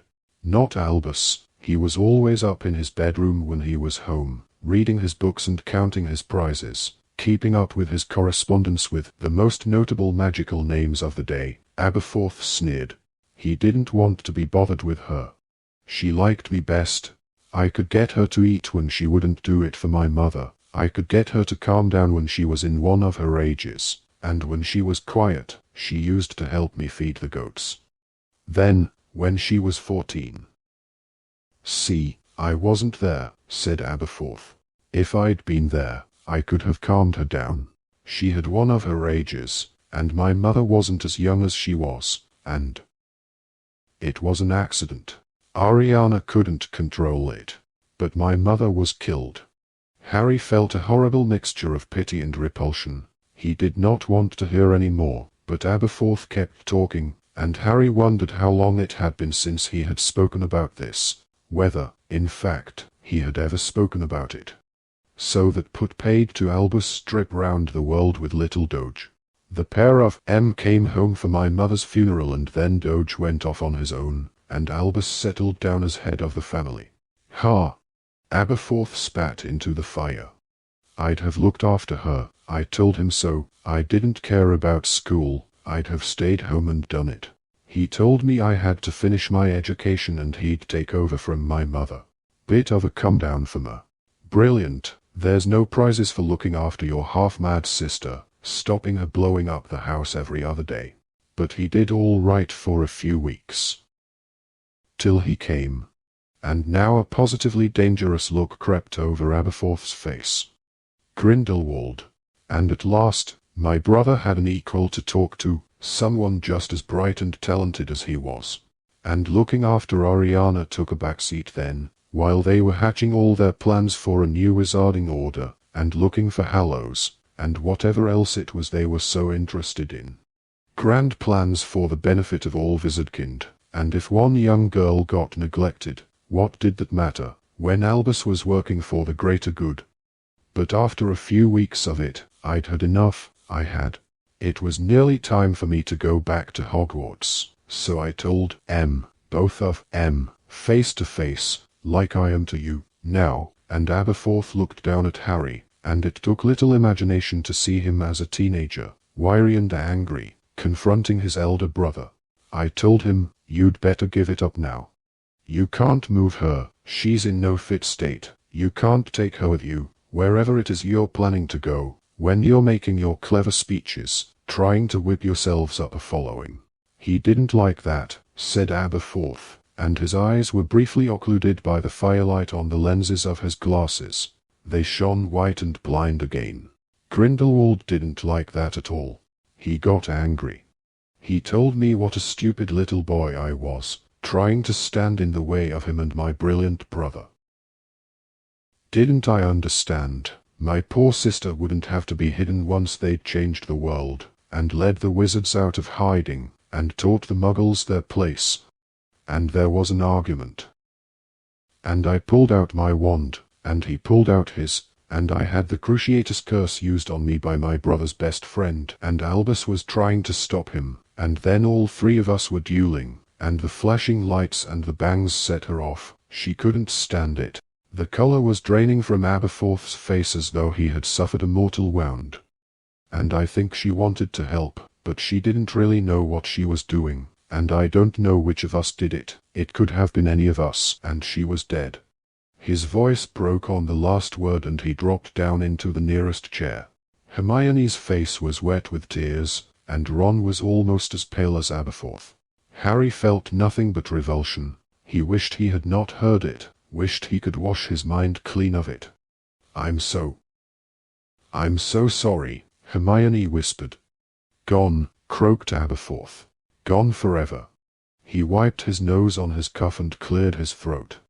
Course, Grindelwald scarpered. He had a bit of a track record already, back in his own country, and he didn't want Ariana set to his account too. And Albus was free, wasn't he? Free of the burden of his sister, free to become the greatest wizard of the— He was never free, said Harry. I beg your pardon, said Aberforth. Never, said Harry. The night that your brother died, he drank a potion that drove him out of his mind. He started screaming, pleading with someone who wasn't there. Don't hurt them, please. Hurt me instead. Ron and Hermione were staring at Harry. He had never gone into details about what had happened on the island on the lake. The events that had taken place after he and Dumbledore had returned to Hogwarts had eclipsed it so thoroughly. He thought he was back there with you and Grindelwald. I know he did, said Harry, remembering Dumbledore whimpering, pleading. He thought he was watching Grindelwald hurting you and Ariana. It was torture to him. If you'd seen him then, you wouldn't say he was free. Aberforth seemed lost in contemplation of his own knotted and vined hands. After a long pause he said, "How can you be sure, Potter, that my brother wasn't more interested in the greater good than in you? How can you be sure you aren't dispensable, just like my little sister?" A shard of ice seemed to pierce Harry's heart. "I don't believe it. Dumbledore loved Harry," said Hermione. "Why didn't he tell him to hide, then?" shot back Aberforth. "Why didn't he say to him, 'Take care of yourself, here's how to survive'?" "Because," said Harry before Hermione could answer, "sometimes you've got to think about more than your own safety. Sometimes you've got to think about the greater good. This is war. You're 17, boy. I'm of age, and I'm going to keep fighting even if you've given up." "Who says I've given up?" "The Order of the Phoenix is finished," Harry repeated. "You know who's won, it's over, and anyone who's pretending different's kidding themselves." "I don't say I like it, but it's the truth." "No, it isn't," said Harry. "Your brother knew how to finish you know who and he passed the knowledge on to me. I'm going to keep going until I succeed or I die. Don't think I don't know how this might end. I've known it for years." He waited for Aberforth to jeer or to argue, but he did not. He merely scowled. "We need to get into Hogwarts," said Harry again. "If you can't help us, we'll wait till daybreak, leave you in peace, and try to find a way in ourselves. If you can help us, well, now would be a great time to mention it." Aberforth remained fixed in his chair, gazing at Harry with the eyes that were so extraordinarily like his brother's. At last he cleared his throat, got to his feet, walked around the little table, and approached the portrait of Ariana. "You know what to do," he said. She smiled, turned, and walked away, not as people in portraits usually did, out of the sides of their frames, but along what seemed to be a long tunnel painted behind her. They watched her slight figure retreating until finally she was swallowed by the darkness. What?" began Ron. "There's only one way in now," said Aberforth. "You must know they've got all the old secret passageways covered at both ends, dementors all around the boundary walls, regular patrols inside the school from what my sources tell me. The place has never been so heavily guarded. How you expect to do anything once you get inside it, with Snape in charge and the Carrows as his deputies?" "Well, that's your lookout, isn't it? You say you're prepared to die. But what?" said Hermione, frowning at Ariana's picture. A tiny white dot had reappeared at the end of the painted tunnel, and now Ariana was walking back toward them, growing bigger and bigger as she came. But there was somebody else with her now, someone taller than she was, who was limping along, looking excited. His hair was longer than Harry had ever seen it. He appeared to have suffered several gashes to his face and his clothes were ripped and torn. Larger and larger the two figures grew, until only their heads and shoulders filled the portrait. Then the whole thing swung forward on the wall like a little door, and the entrance to a real tunnel was revealed. And out of it, his hair overgrown, his face cut, his robes ripped, clambered the real Neville Longbottom, who gave a roar of delight, leapt down from the mantelpiece, and yelled, "I knew you'd come. I knew it, Harry." Chapter 29. The Lost Diadem. "Neville, what the how?" But Neville had spotted Ron and Hermione, and with yells of delight was hugging them too. The longer Harry looked at Neville, the worse he appeared. One of his eyes was swollen yellow and purple, there were gouge marks on his face, and his general air of unkemptness suggested that he had been living rough. Nevertheless, his battered visage shone with happiness as he let go of Hermione and said again, "I knew you'd come. Kept telling Seamus it was a matter of time." "Neville, what's happened to you?" "What? This?" Neville dismissed his injuries with a shake of the head. "This is nothing. Seamus is worse. You'll see. Shall we get going then?" "Oh," he turned to Aberforth. There might be a couple more people on the way." "Couple more," repeated Aberforth ominously. "What do you mean?" A couple more, Longbottom. There's a curfew and a caterwauling charm on the whole village. I know, that's why they'll be apparating directly into the bar, said Neville. Just send them down the passage when they get here, will you? Thanks a lot. Neville held out his hand to Hermione and helped her to climb up onto the mantelpiece and into the tunnel. Ron followed, then Neville. Harry addressed Aberforth. I don't know how to thank you. You've saved our lives twice. Look after Em, then, said Aberforth gruffly. I might not be able to save Em a third time. Harry clambered up onto the mantelpiece and through the hole behind Ariana's portrait. There were smooth stone steps on the other side. It looked as though the passageway had been there for years. Brass lamps hung from the walls and the earthy floor was worn and smooth. As they walked, their shadows rippled, fan-like, across the wall. How long's this been here? Ron asked as they set off. It isn't on the Marauders map, is it, Harry? I thought there were only 7 passages in and out of school. They sealed off all of those before the start of the year, said Neville.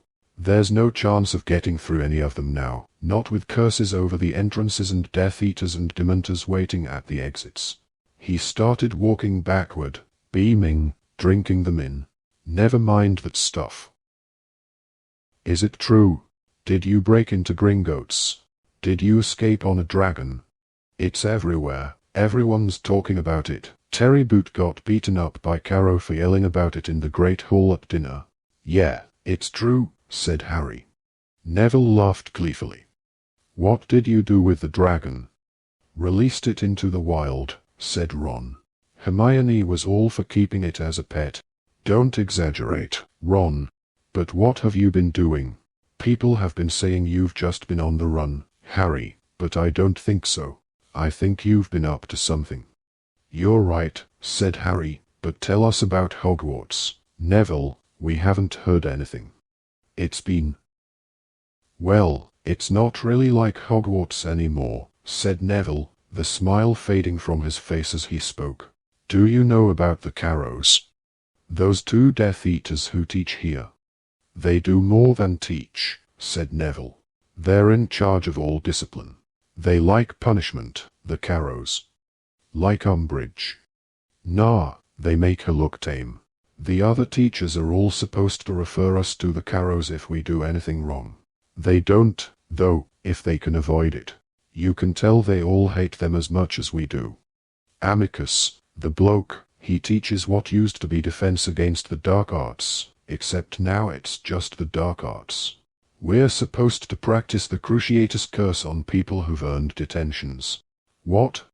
Harry, Ron, and Hermione's united voices echoed up and down the passage. Yeah, said Neville. That's how I got this one. He pointed at a particularly deep gash in his cheek. I refused to do it. Some people are into it, though. Crabbe and Goyle love it. First time they've ever been top in anything, I expect. Alecto, Amicus' sister, teaches Muggle studies, which is compulsory for everyone. We've all got to listen to her explain how Muggles are like animals, stupid and dirty, and how they drove wizards into hiding by being vicious toward them, and how the natural order is being re-established. I got this one, he indicated another slash to his face, for asking her how much Muggle blood she and her brother have got. Blimey, Neville, said Ron, there's a time and a place for getting a smart mouth.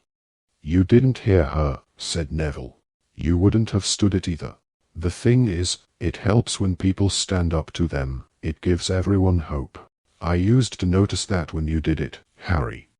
But they've used you as a knife sharpener, said Ron, wincing slightly as they passed a lamp and Neville's injuries were thrown into even greater relief. Neville shrugged. Doesn't matter. They don't want to spill too much pure blood, so they'll torture us a bit if we're mouthy, but they won't actually kill us. Harry did not know what was worse, the things that Neville was saying or the matter-of-fact tone in which he said them. The only people in real danger are the ones whose friends and relatives on the outside are giving trouble. They get taken hostage. Old Zano Lovegood was getting a bit too outspoken in the Quibbler, so they dragged Luna off the train on the way back for Christmas. Neville, she's all right, we've seen her. Yeah, I know, she managed to get a message to me. From his pocket he pulled a golden coin, and Harry recognized it as one of the fake galleons that Dumbledore's army had used to send one another messages. These have been great, said Neville, beaming at Hermione. The Carrows never rumbled how we were communicating, it drove them mad. We used to sneak out at night and put graffiti on the walls. Dumbledore's army, still recruiting, stuff like that. Snape hated it. You used to, said Harry, who had noticed the past tense. Well, it got more difficult as time went on, said Neville. We lost Luna at Christmas, and Ginny never came back after Easter, and the three of us were sort of the leaders. The Carrows seemed to know I was behind a lot of it, so they started coming down on me hard, and then Michael Corner went and got caught releasing a first year they'd chained up, and they tortured him pretty badly. That scared people off. No kidding, muttered Ron, as the passage began to slope upward. Yeah, well, I couldn't ask people to go through what Michael did, so we dropped those kinds of stunts. But we were still fighting, doing underground stuff, right up until a couple of weeks ago. That's when they decided there was only one way to stop me, I suppose, and they went for Gran. They what? Said Harry, Ron, and Hermione together. Yeah, said Neville, panting a little now, because the passage was climbing so steeply. Well, you can see their thinking. It had worked really well, kidnapping kids to force their relatives to behave. I suppose it was only a matter of time before they did it the other way around. Thing was, he faced them, and Harry was astonished to see that he was grinning. They bit off a bit more than they could chew with Gran. Little old witch living alone, they probably thought they didn't need to send anyone particularly powerful. Anyway, Neville laughed. Dawlish is still in St. Mungo's and Gran's on the run. She sent me a letter. He clapped a hand to the breast pocket of his robes, telling me she was proud of me, that I'm my parents' son, and to keep it up. Cool, said Ron. Yeah, said Neville happily. Only thing was, once they realized they had no hold over me, they decided Hogwarts could do without me after all. I don't know whether they were planning to kill me or send me to Azkaban. Either way, I knew it was time to disappear. But, said Ron, looking thoroughly confused, aren't we heading straight back into Hogwarts? Course, said Neville. You'll see. We're here. They turned a corner and there ahead of them was the end of the passage. Another short flight of steps led to a door just like the one hidden behind Ariana's portrait. Neville pushed it open and climbed through. As Harry followed, he heard Neville call out to unseen people. Look who it is.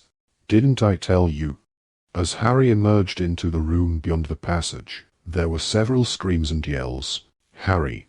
It's Potter! It's Potter! Ron! Hermione! He had a confused impression of colored hangings, of lamps and many faces.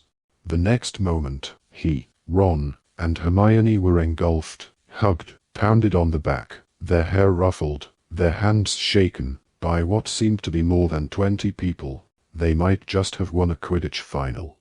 Okay, calm down, Neville called, and as the crowd backed away, Harry was able to take in their surroundings. He did not recognize the room at all. It was enormous, and looked rather like the interior of a particularly sumptuous treehouse, or perhaps a gigantic ship's cabin.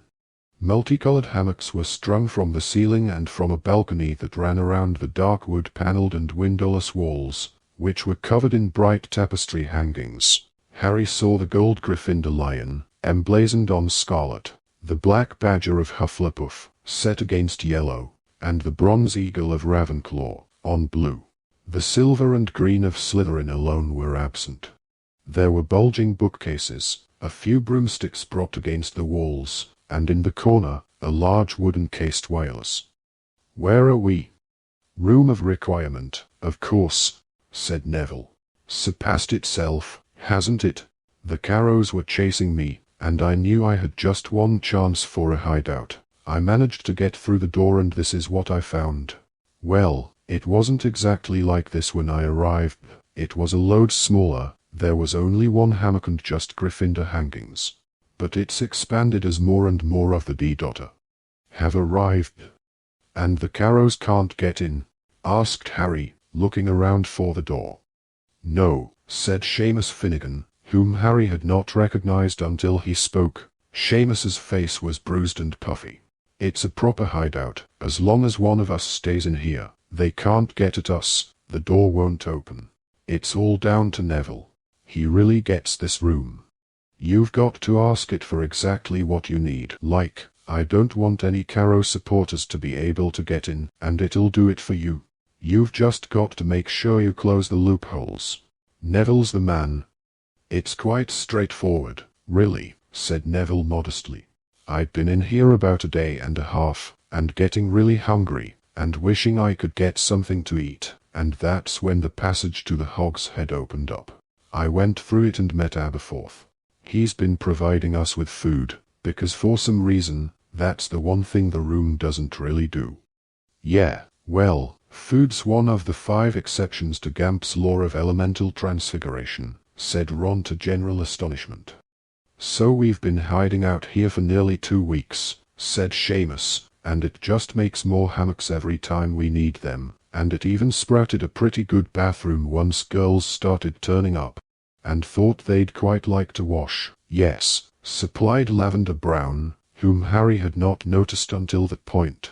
Now that he looked around properly, he recognized many familiar faces. Both Patil twins were there, as were Terry Boot, Ernie Macmillan, Anthony Goldstein, and Michael Corner. Tell us what you've been up to, though, said Ernie. There've been so many rumors. We've been trying to keep up with you on Potterwatch.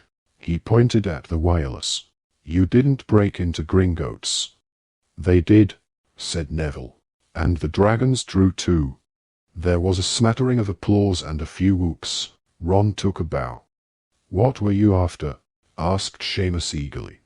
Before any of them could parry the question with one of their own, Harry felt a terrible, scorching pain in the lightning scar. As he turned his back hastily on the curious and delighted faces, the room of requirement vanished, and he was standing inside a ruined stone shack, and the rotting floorboards were ripped apart at his feet. A disinterred golden box lay open and empty beside the hole, and Voldemort's scream of fury vibrated inside his head. With an enormous effort he pulled out of Voldemort's mind again, back to where he stood, swaying, in the room of requirement, sweat pouring from his face and Ron holding him up. Are you all right, Harry? Neville was saying. Want to sit down? I expect you're tired, aren't? No, said Harry. He looked at Ron and Hermione, trying to tell them without words that Voldemort had just discovered the loss of one of the other Horcruxes. Time was running out fast. If Voldemort chose to visit Hogwarts next, they would miss their chance. We need to get going, he said, and their expressions told him that they understood. What are we going to do, then, Harry? Asked Seamus. What's the plan? Plan? Repeated Harry. He was exercising all his willpower to prevent himself succumbing again to Voldemort's rage. His scar was still burning. Well, there's something we, Ron, Hermione, and I, need to do, and then we'll get out of here. Nobody was laughing or whooping anymore. Neville looked confused. What do you mean, get out of here? We haven't come back to stay, said Harry, rubbing his scar, trying to soothe the pain. There's something important we need to do. What is it? I can't tell you. There was a ripple of muttering at this. Neville's brows contracted. Why can't you tell us? It's something to do with fighting Yaukno-Who, right? Well, yeah. Then we'll help you. The other members of Dumbledore's army were nodding, some enthusiastically, others solemnly. A couple of them rose from their chairs to demonstrate their willingness for immediate action. You don't understand. Harry seemed to have said that a lot in the last few hours. We can't tell you. We've got to do it alone. Why? Asked Neville.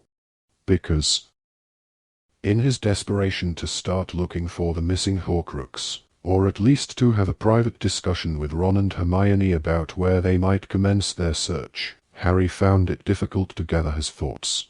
His scar was still searing. "Dumbledore left the three of us a job," he said carefully, "and we weren't supposed to tell. I mean, he wanted us to do it, just the three of us." "We're his army," said Neville. "Dumbledore's army. We were all in it together. We've been keeping it going while you three have been off on your own." "It hasn't exactly been a picnic, mate," said Ron. "I never said it had, but I don't see why you can't trust us. Everyone in this room's been fighting and they've been driven in here because the Carrows were hunting them down. Everyone in here's proven they're loyal to Dumbledore, loyal to you." "Look," Harry began, without knowing what he was going to say, but it did not matter. The tunnel door had just opened behind him. "We got your message, Neville. Hello you three, I thought you must be here." It was Luna and Dean. Seamus gave a great roar of delight and ran to hug his best friend. "Hi, everyone," said Luna happily. "Oh, it's great to be back." "Luna," said Harry distractedly, "what are you doing here? How did you—" "I sent for her," said Neville, holding up the fake galleon. "I promised her and Ginny that if you turned up I'd let them know. We all thought that if you came back, it would mean revolution. That we were going to overthrow Snape and the Carrows." "Of course that's what it means," said Luna brightly. "Isn't it, Harry? We're going to fight them out of Hogwarts." "Listen," said Harry with a rising sense of panic, "I'm sorry, but that's not what we came back for. There's something we've got to do, and then—" "You're going to leave us in this mess?" demanded Michael Corner. "No," said Ron. "What we're doing will benefit everyone in the end. It's all about trying to get rid of you-know-who." "Then let us help," said Neville angrily.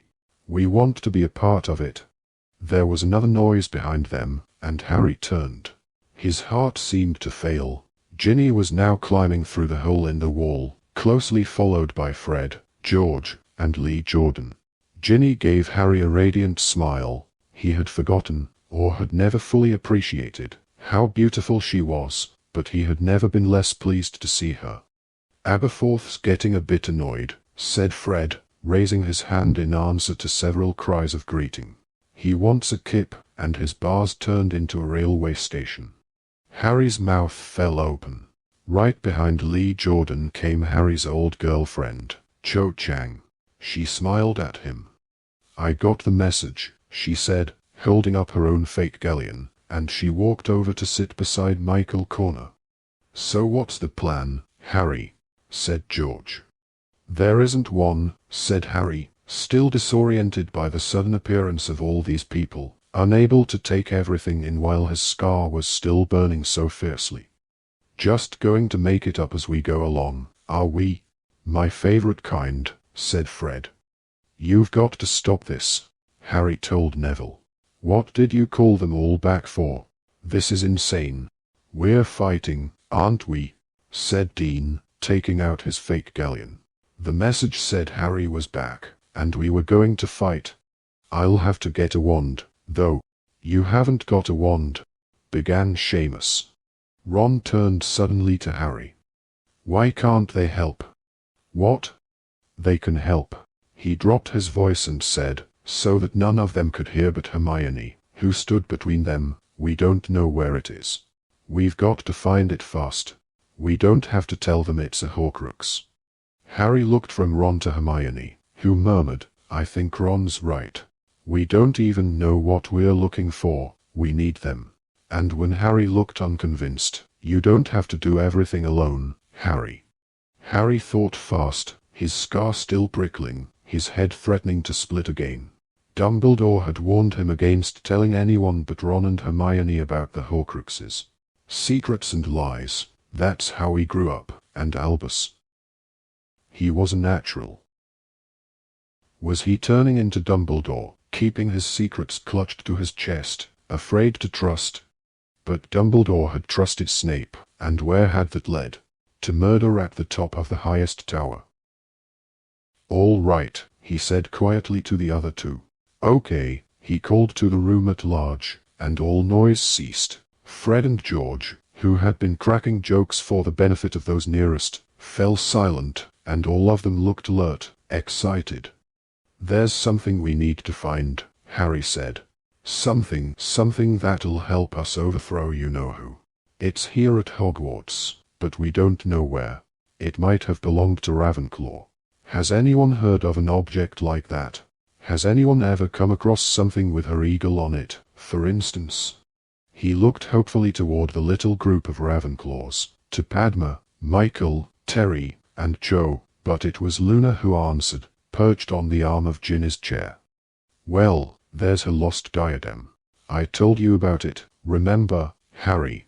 The lost diadem of Ravenclaw. Daddy's trying to duplicate it.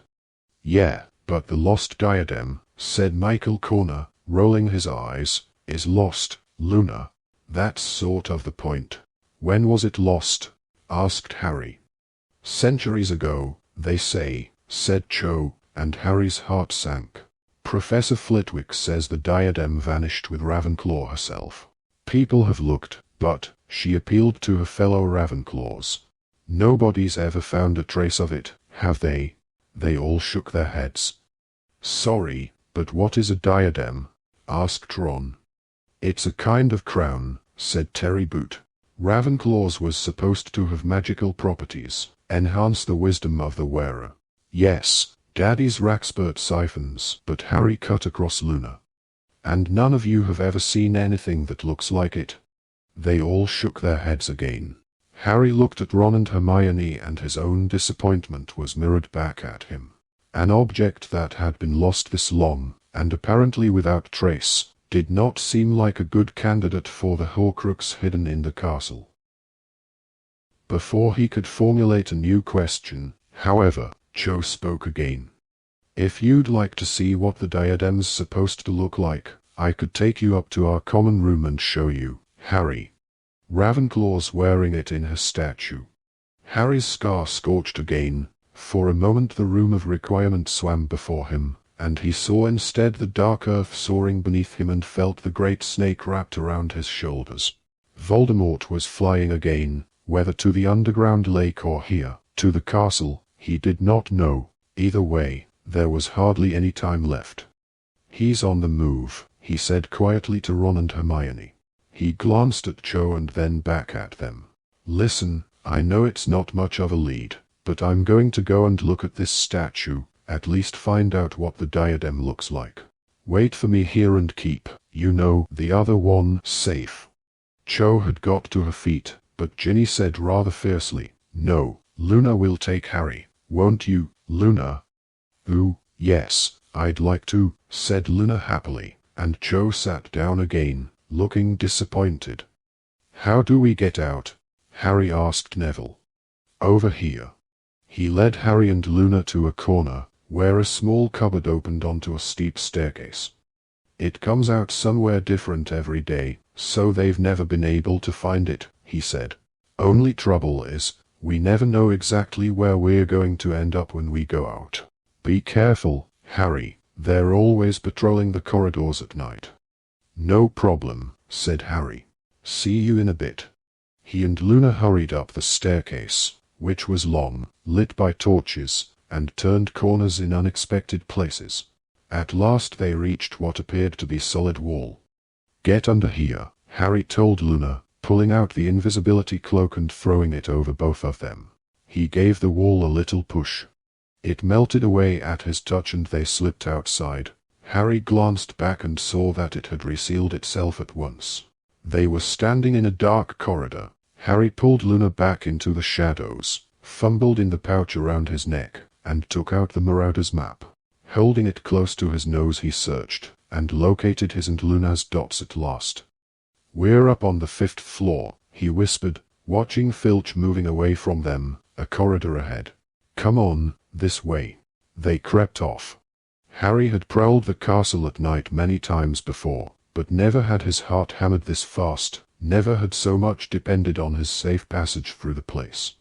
Through squares of moonlight upon the floor, past suits of armor whose helmets creaked at the sound of their soft footsteps, around corners beyond which who knew what lurked. Harry and Luna walked, checking the Marauder's map whenever light permitted, twice pausing to allow a ghost to pass without drawing attention to themselves. He expected to encounter an obstacle at any moment. His worst fear was Peeves, and he strained his ears with every step to hear the first telltale signs of the poltergeist's approach. "This way, Harry," breathed Luna, plucking his sleeve and pulling him toward a spiral staircase. They climbed in tight, dizzying circles. Harry had never been up here before. At last they reached a door. There was no handle and no keyhole, nothing but a plain expanse of aged wood, and a bronze knocker in the shape of an eagle. Luna reached out a pale hand, which looked eerie floating in midair, unconnected to arm or body. She knocked once, and in the silence it sounded to Harry like a cannon blast. At once the beak of the eagle opened, but instead of a bird's call, a soft, musical voice said, "Which came first, the phoenix or the flame?" "What do you think, Harry?" said Luna, looking thoughtful. "What? Isn't there just a password?" "Oh no, you've got to answer a question," said Luna. "What if you get it wrong?" "Well, you have to wait for somebody who gets it right," said Luna. "That way you learn, you see." "Yeah. Trouble is, we can't really afford to wait for anyone else, Luna." "No, I see what you mean," said Luna seriously. "Well then, I think the answer is that a circle has no beginning." "Well reasoned," said the voice, and the door swung open. The deserted Ravenclaw common room was a wide, circular room, airier than any Harry had ever seen at Hogwarts. Graceful arched windows punctuated the walls, which were hung with blue and bronze silks. By day, the Ravenclaws would have a spectacular view of the surrounding mountains. The ceiling was domed and painted with stars, which were echoed in the midnight blue carpet. There were tables, chairs, and bookcases, and in a niche opposite the door stood a tall statue of white marble. Harry recognized Rowena Ravenclaw from the bust he had seen at Luna's house. The statue stood beside a door that led, he guessed, to dormitories above.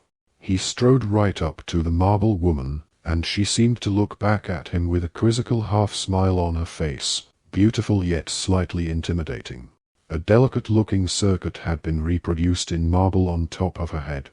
It was not unlike the tiara Fleur had worn at her wedding. There were tiny words etched into it.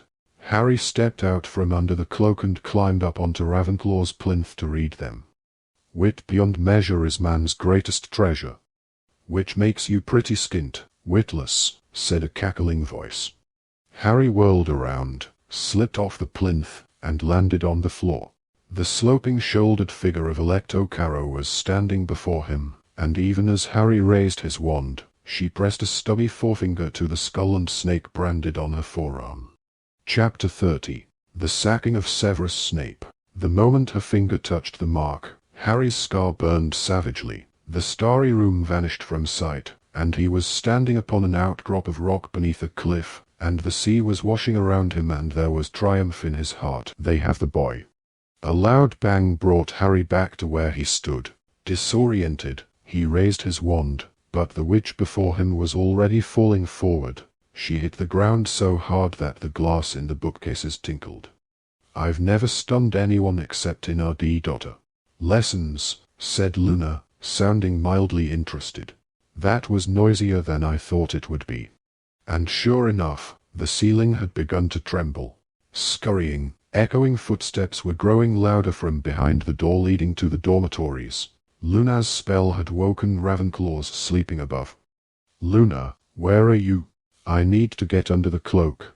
Luna's feet appeared out of nowhere. He hurried to her side and she let the cloak fall back over them as the door opened and a stream of Ravenclaws, all in their nightcloths, flooded into the common room. There were gasps and cries of surprise as they saw Alecto lying there unconscious. Slowly they shuffled in around her, a savage beast that might wake at any moment and attack them. Then one brave little first year darted up to her and prodded her backside with his big toe. "I think she might be dead," he shouted with delight. "Oh, look," whispered Luna happily, as the Ravenclaws crowded in around Alecto. "They're pleased." "Yeah. Great." Harry closed his eyes, and as his scar throbbed he chose to sink again into Voldemort's mind. He was moving along the tunnel into the first cave. He had chosen to make sure of the locket before coming. But that would not take him long. There was a rap on the common room door and every Ravenclaw froze. From the other side, Harry heard the soft, musical voice that issued from the eagle door knocker. "Where do vanished objects go?" "I dunno, do I?" "Shut it," snarled an uncouth voice that Harry knew was that of the Carrow brother, Amicus. "Alecto, Alecto, are you there? Have you got him? Open the door." The Ravenclaws were whispering amongst themselves, terrified. Then, without warning, there came a series of loud bangs, as though somebody was firing a gun into the door. "Alecto, if he comes, and we haven't got Potter, do you want to go the same way as the Malfoys?" "Answer me," Amicus bellowed, shaking the door for all he was worth, but still it did not open. The Ravenclaws were all backing away, and some of the most frightened began scampering back up the staircase to their beds. Then, just as Harry was wondering whether he ought not to blast open the door and stun Amicus before the Death Eater could do anything else, a second, most familiar voice rang out beyond the door. "May I ask what you are doing, Professor Carrow?" "Trying to get through this damned door," shouted Amicus. "Go and get Flitwick. Get him to open it, now." "But isn't your sister in there?" asked Professor McGonagall. "Didn't Professor Flitwick let her in earlier this evening, at your urgent request? Perhaps she could open the door for you. Then you needn't wake up half the castle." "She ain't answering, you old besom. You open it. Gone. Do it, now." "Certainly, if you wish it," said Professor McGonagall, with awful coldness. There was a genteel tap of the knocker and the musical voice asked again, "Where do vanished objects go?" "Into Nonbing, which is to say, everything," replied Professor McGonagall. "Nicely phrased," replied the eagle door knocker, and the door swung open.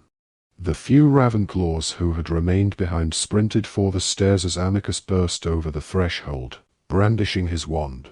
Hunched like his sister, he had a pallid, doughy face and tiny eyes, which fell at once on Alecto, sprawled motionless on the floor. He let out a yell of fury and fear. "What they done, the little whelps?" he screamed. "I'll cruciate the lot of 'em till they tell me who did it. And what's the Dark Lord going to say?" he shrieked, standing over his sister and smacking himself on the forehead with his fist. "We haven't got him, and they've gone and killed her." "She's only stunned," said Professor McGonagall impatiently, who had stooped down to examine Alecto. "She'll be perfectly all right." "No, she bloodering well won't," bellowed Amicus. "Not after the Dark Lord gets hold of her. She's gone and sent for him. I felt me mark burn, and he thinks we've got Potter." "Got Potter?" said Professor McGonagall sharply. "What do you mean, got Potter?" "He told us Potter might try and get inside Ravenclaw Tower, and to send for him if we caught him." "Why would Harry Potter try to get inside Ravenclaw Tower? Potter belongs in my house." Beneath the disbelief and anger, Harry heard a little strain of pride in her voice, and affection for Minerva McGonagall gushed up inside him. "We was told he might come in here," said Carrow. "I dunno why, do I?" Professor McGonagall stood up and her beady eyes swept the room. Twice they passed right over the place where Harry and Luna stood. "We can push it off on the kids," said Amicus, his pig-like face suddenly crafty. "Yeah, that's what we'll do. We'll say Alecto was ambushed by the kids, them kids up there." He looked up at the starry ceiling toward the dormitories. "And we'll say they forced her to press her mark, and that's why he got a false alarm. He can punish them. Couple of kids more or less, what's the difference?" "Only the difference between truth and lies, courage and cowardice," said Professor McGonagall, who had turned pale. "A difference," In short, which you and your sister seem unable to appreciate. But let me make one thing very clear. You are not going to pass off your many ineptitudes on the students of Hogwarts. I shall not permit it. Excuse me. Amicus moved forward until he was offensively close to Professor McGonagall, his face within inches of hers. She refused to back away, but looked down at him as if he was something disgusting she had found stuck to a lavatory seat. It's not a case of what you'll permit, Minerva McGonagall. Your time's over. It's us what's in charge here now, and you'll back me up or you'll pay the price. And he spat in her face. Harry pulled the cloak off himself, raised his wand, and said, "You shouldn't have done that." As Amicus spun around, Harry shouted, "Crucio!" The Death Eater was lifted off his feet. He writhed through the air like a drowning man, thrashing and howling in pain, and then, with a crunch and a shattering of glass, he smashed into the front of a bookcase and crumpled, insensible, to the floor. "I see what Bellatrix meant," said Harry, the blood thundering through his brain. "You need to really mean it." "Potter," whispered Professor McGonagall, clutching her heart. "Potter, you're here. What? How?" She struggled to pull herself together. "Potter, that was foolish." "He spat at you," said Harry. "Potter, that was very, very gallant of you, but don't you realize?" "Yeah, I do," Harry assured her. Somehow her panic steadied him. "Professor McGonagall, Voldemort's on the way." "Oh, are we allowed to say the name now?" asked Luna with an air of interest, pulling off the invisibility cloak. This appearance of a second outlaw seemed to overwhelm Professor McGonagall, who staggered backward and fell into a nearby chair, clutching at the neck of her old tartan dressing gown. "I don't think it makes any difference what we call him," Harry told Luna. "He already knows where I am." In a distant part of Harry's brain, that part connected to the angry, burning scar, he could see Voldemort sailing fast over the dark lake in the ghostly green boat. He had nearly reached the island where the stone basin stood. "You must flee," whispered Professor McGonagall. "Now, Potter, as quickly as you can." "I can't," said Harry. "There's something I need to do." "Professor, do you know where the diadem of Ravenclaw is?" "The diadem of Ravenclaw? Of course not. Hasn't it been lost for centuries?" She sat up a little straighter. "Potter, it was madness, utter madness, for you to enter this castle." "I had to," said Harry. "Professor, there's something hidden here that I'm supposed to find, and it could be the diadem if I could just speak to Professor Flitwick." There was a sound of movement, of clinking glass. Amicus was coming round. Before Harry or Luna could act, Professor McGonagall rose to her feet, pointed her wand at the groggy Death Eater, and said, "Imperio."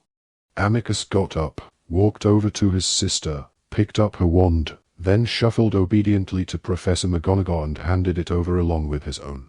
Then he lay down on the floor beside Alecto. Professor McGonagall waved her wand again, and a length of shimmering silver rope appeared out of thin air and snaked around the carrows, binding them tightly together. "Potter," said Professor McGonagall, turning to face him again with superb indifference to the carrow's predicament, "if he who must not be named does indeed know that you are here." As she said it, a wrath that was like physical pain blazed through Harry, setting his scar on fire, and for a second he looked down upon a basin whose potion had turned clear, and saw that no golden locket lay safe beneath the surface. "Potter, are you all right?" said a voice, and Harry came back. He was clutching Luna's shoulder to steady himself. "Time's running out. Voldemort's getting nearer. Professor, I'm acting on Dumbledore's orders. I must find what he wanted me to find. But we've got to get the students out while I'm searching the castle. It's me Voldemort wants, but he won't care about killing a few more or less. Not now. Not now he knows I'm attacking Horcruxes." Harry finished the sentence in his head. "You're acting on Dumbledore's orders," she repeated with a look of dawning wonder. Then she drew herself up to her fullest height. "We shall secure the school against he who must not be named while you search for this object." "Is that possible?" "I think so," said Professor McGonagall dryly. We teachers are rather good at magic, you know. I am sure we will be able to hold him off for a while if we all put our best efforts into it. Of course, something will have to be done about Professor Snape. Let me. And if Hogwarts is about to enter a state of siege, with the Dark Lord at the gates, it would indeed be advisable to take as many innocent people out of the way as possible. With the flu network under observation, and apparition impossible within the grounds. There's a way, said Harry quickly, and he explained about the passageway leading into the Hog's Head. Potter, we're talking about hundreds of students. I know, Professor, but if Voldemort and the Death Eaters are concentrating on the school boundaries, they won't be interested in anyone who's disapparating out of the Hog's Head. There's something in that, she agreed. She pointed her wand at the Carrows, and a silver net fell upon their bound bodies, tied itself around them, and hoisted them into the air, where they dangled beneath the blue and gold ceiling like two large, ugly sea creatures. Come. We must alert the other heads of house. You'd better put the cloak back on. She marched toward the door, and as she did so she raised her wand. From the tip burst 3 silver cats with spectacle markings around their eyes. The patronesses ran sleekly ahead, filling the spiral staircase with silvery light, as Professor McGonagall, Harry, and Luna hurried back down. Along the corridors they raced, and one by one the patronesses left them. Professor McGonagall's tartan dressing gown rustled over the floor, and Harry and Luna jogged behind her under the cloak. They had descended 2 more floors when another set of quiet footsteps joined theirs. Harry, whose scar was still prickling, heard them first. He felt in the pouch around his neck for the Marauder's map, but before he could take it out, McGonagall too seemed to become aware of their company. She halted, raised her wand ready to duel, and said, "Who's there?" "It is I," said a low voice. From behind a suit of armor stepped Severus Snape. Hatred boiled up in Harry at the sight of him. He had forgotten the details of Snape's appearance in the magnitude of his crimes, forgotten how his greasy black hair hung in curtains around his thin face, how his black eyes had a dead, cold look. He was not wearing night clothes, but was dressed in his usual black cloak, and he too was holding his wand ready for a fight. "Where are the Carrows?" he asked quietly. "Wherever you told them to be, I expect, Severus," said Professor McGonagall. Snape stepped nearer, and his eyes flitted over Professor McGonagall into the air around her, as if he knew that Harry was there. Harry held his wand up too, ready to attack. "I was under the impression," said Snape, "that Alecto had apprehended an intruder." "Really?" said Professor McGonagall. "And what gave you that impression?" Snape made a slight flexing movement of his left arm, where the dark mark was branded into his skin. "Oh, but naturally," said Professor McGonagall. "You Death Eaters have your own private means of communication. I forgot." Snape pretended not to have heard her. His eyes were still probing the air all about her, and he was moving gradually closer, with an air of hardly noticing what he was doing. "I did not know that it was your night to patrol the corridors, Minerva. You have some objection? I wonder what could have brought you out of your bed at this late hour." "I thought I heard a disturbance," said Professor McGonagall. "Really? But all seems calm." Snape looked into her eyes. "Have you seen Harry Potter, Minerva? Because if you have, I must insist." Professor McGonagall moved faster than Harry could have believed. Her wand slashed through the air, and for a split second Harry thought that Snape must crumple, unconscious, but the swiftness of his shield charm was such that McGonagall was thrown off balance. She brandished her wand at a torch on the wall, and it flew out of its bracket. Harry, about to curse Snape, was forced to pull Luna out of the way of the descending flames, which became a ring of fire that filled the corridor and flew like a lasso at Snape. Then it was no longer fire, but a great black serpent that McGonagall blasted to smoke, which reformed and solidified in seconds to become a swarm of pursuing daggers. Snape avoided them only by forcing the suit of armor in front of him, and with echoing clangs the daggers sank, one after another, into its breast.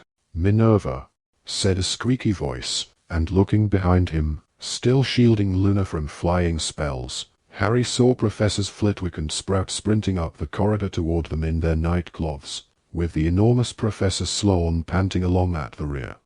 "No," squealed Flitwick, raising his wand. "You'll do no more murder at Hogwarts."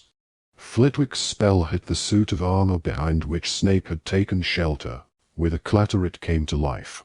Snape struggled free of the crushing arms and sent it flying back toward his attackers. Harry and Luna had to dive sideways to avoid it as it smashed into the wall and shattered. When Harry looked up again, Snape was in full flight, McGonagall, Flitwick, and Sprout all thundering after him. He hurtled through a classroom door and, moments later, he heard McGonagall cry, "Coward! Coward!" "What's happened? What's happened?" asked Luna. Harry dragged her to her feet and they raced along the corridor, trailing the invisibility cloak behind them, into the deserted classroom where Professors McGonagall, Flitwick, and Sprout were standing at a smashed window. "He jumped," said Professor McGonagall as Harry and Luna ran into the room. "You mean he's dead?" Harry sprinted to the window, ignoring Flitwick's and Sprout's yells of shock at his sudden appearance. "No, he's not dead," said McGonagall bitterly. "Unlike Dumbledore, he was still carrying a wand. And he seems to have learned a few tricks from his master." With a tingle of horror, Harry saw in the distance a huge, bat-like shape flying through the darkness toward the perimeter wall.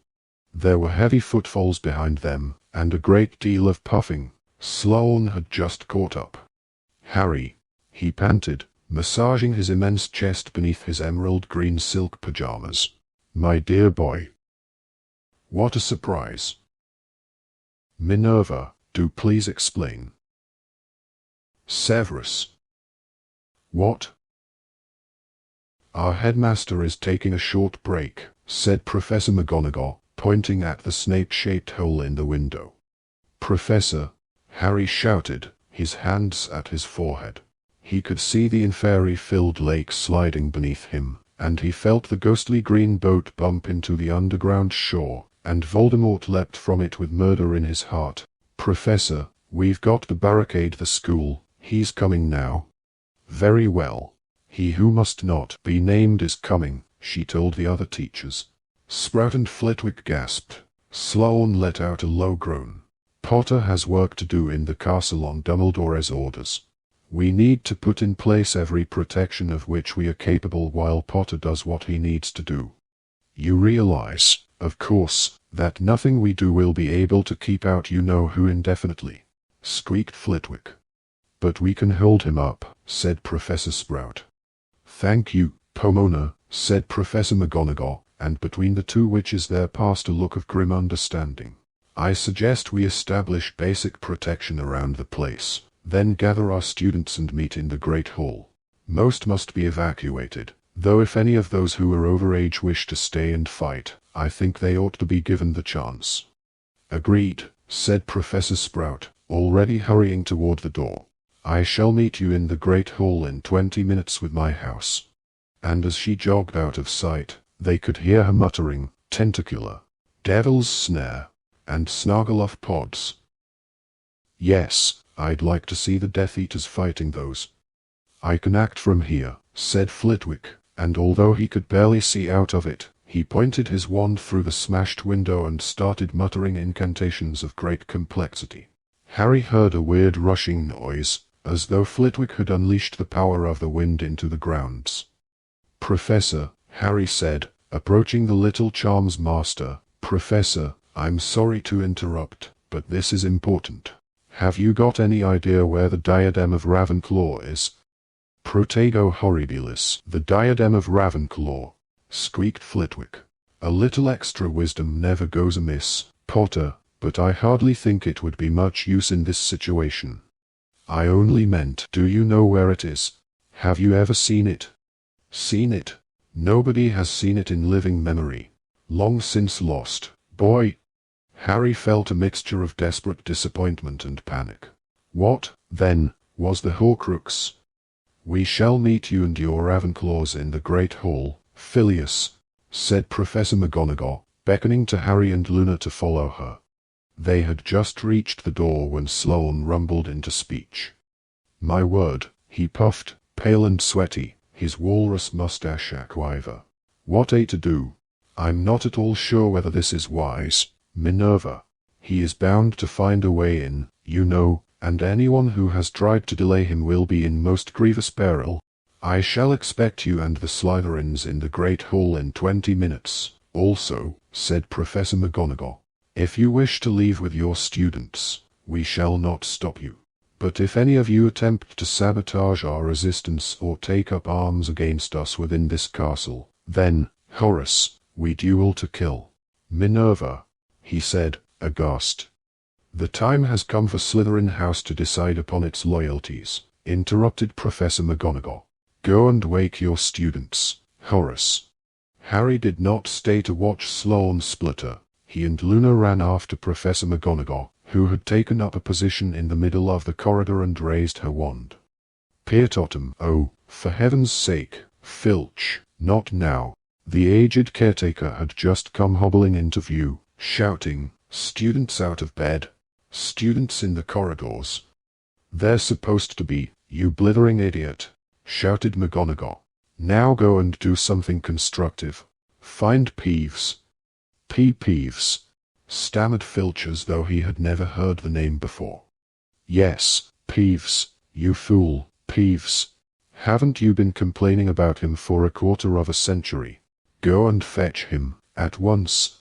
Filch evidently thought Professor McGonagall had taken leave of her senses, but hobbled away, hunch-shouldered, muttering under his breath. "And now, Peertotum locomotor," cried Professor McGonagall. And all along the corridor the statues and suits of armor jumped down from their plinths, and from the echoing crashes from the floors above and below, Harry knew that their fellows throughout the castle had done the same. "Hogwarts is threatened," shouted Professor McGonagall. "Man the boundaries, protect us, do your duty to our school." Clattering and yelling, the horde of moving statues stampeded past Harry, some of them smaller, others larger than life. There were animals too, and the clanking suits of armor brandished swords and spiked balls on chains. "Now, Potter," said McGonagall, "you and Miss Lovegood had better return to your friends and bring them to the Great Hall. I shall rouse the other Gryffindors." They parted at the top of the next staircase, Harry and Luna running back toward the concealed entrance to the Room of Requirement. As they ran, they met crowds of students, most wearing traveling cloaks over their pajamas, being shepherded down to the Great Hall by teachers and prefects. That was Potter. Harry Potter. It was him, I swear. I just saw him. But Harry did not look back, and at last they reached the entrance to the Room of Requirement. Harry leaned against the enchanted wall, which opened to admit them, and he and Luna sped back down the steep staircase. As the room came into view, Harry slipped down a few stairs in shock. It was packed, far more crowded than when he had last been in there.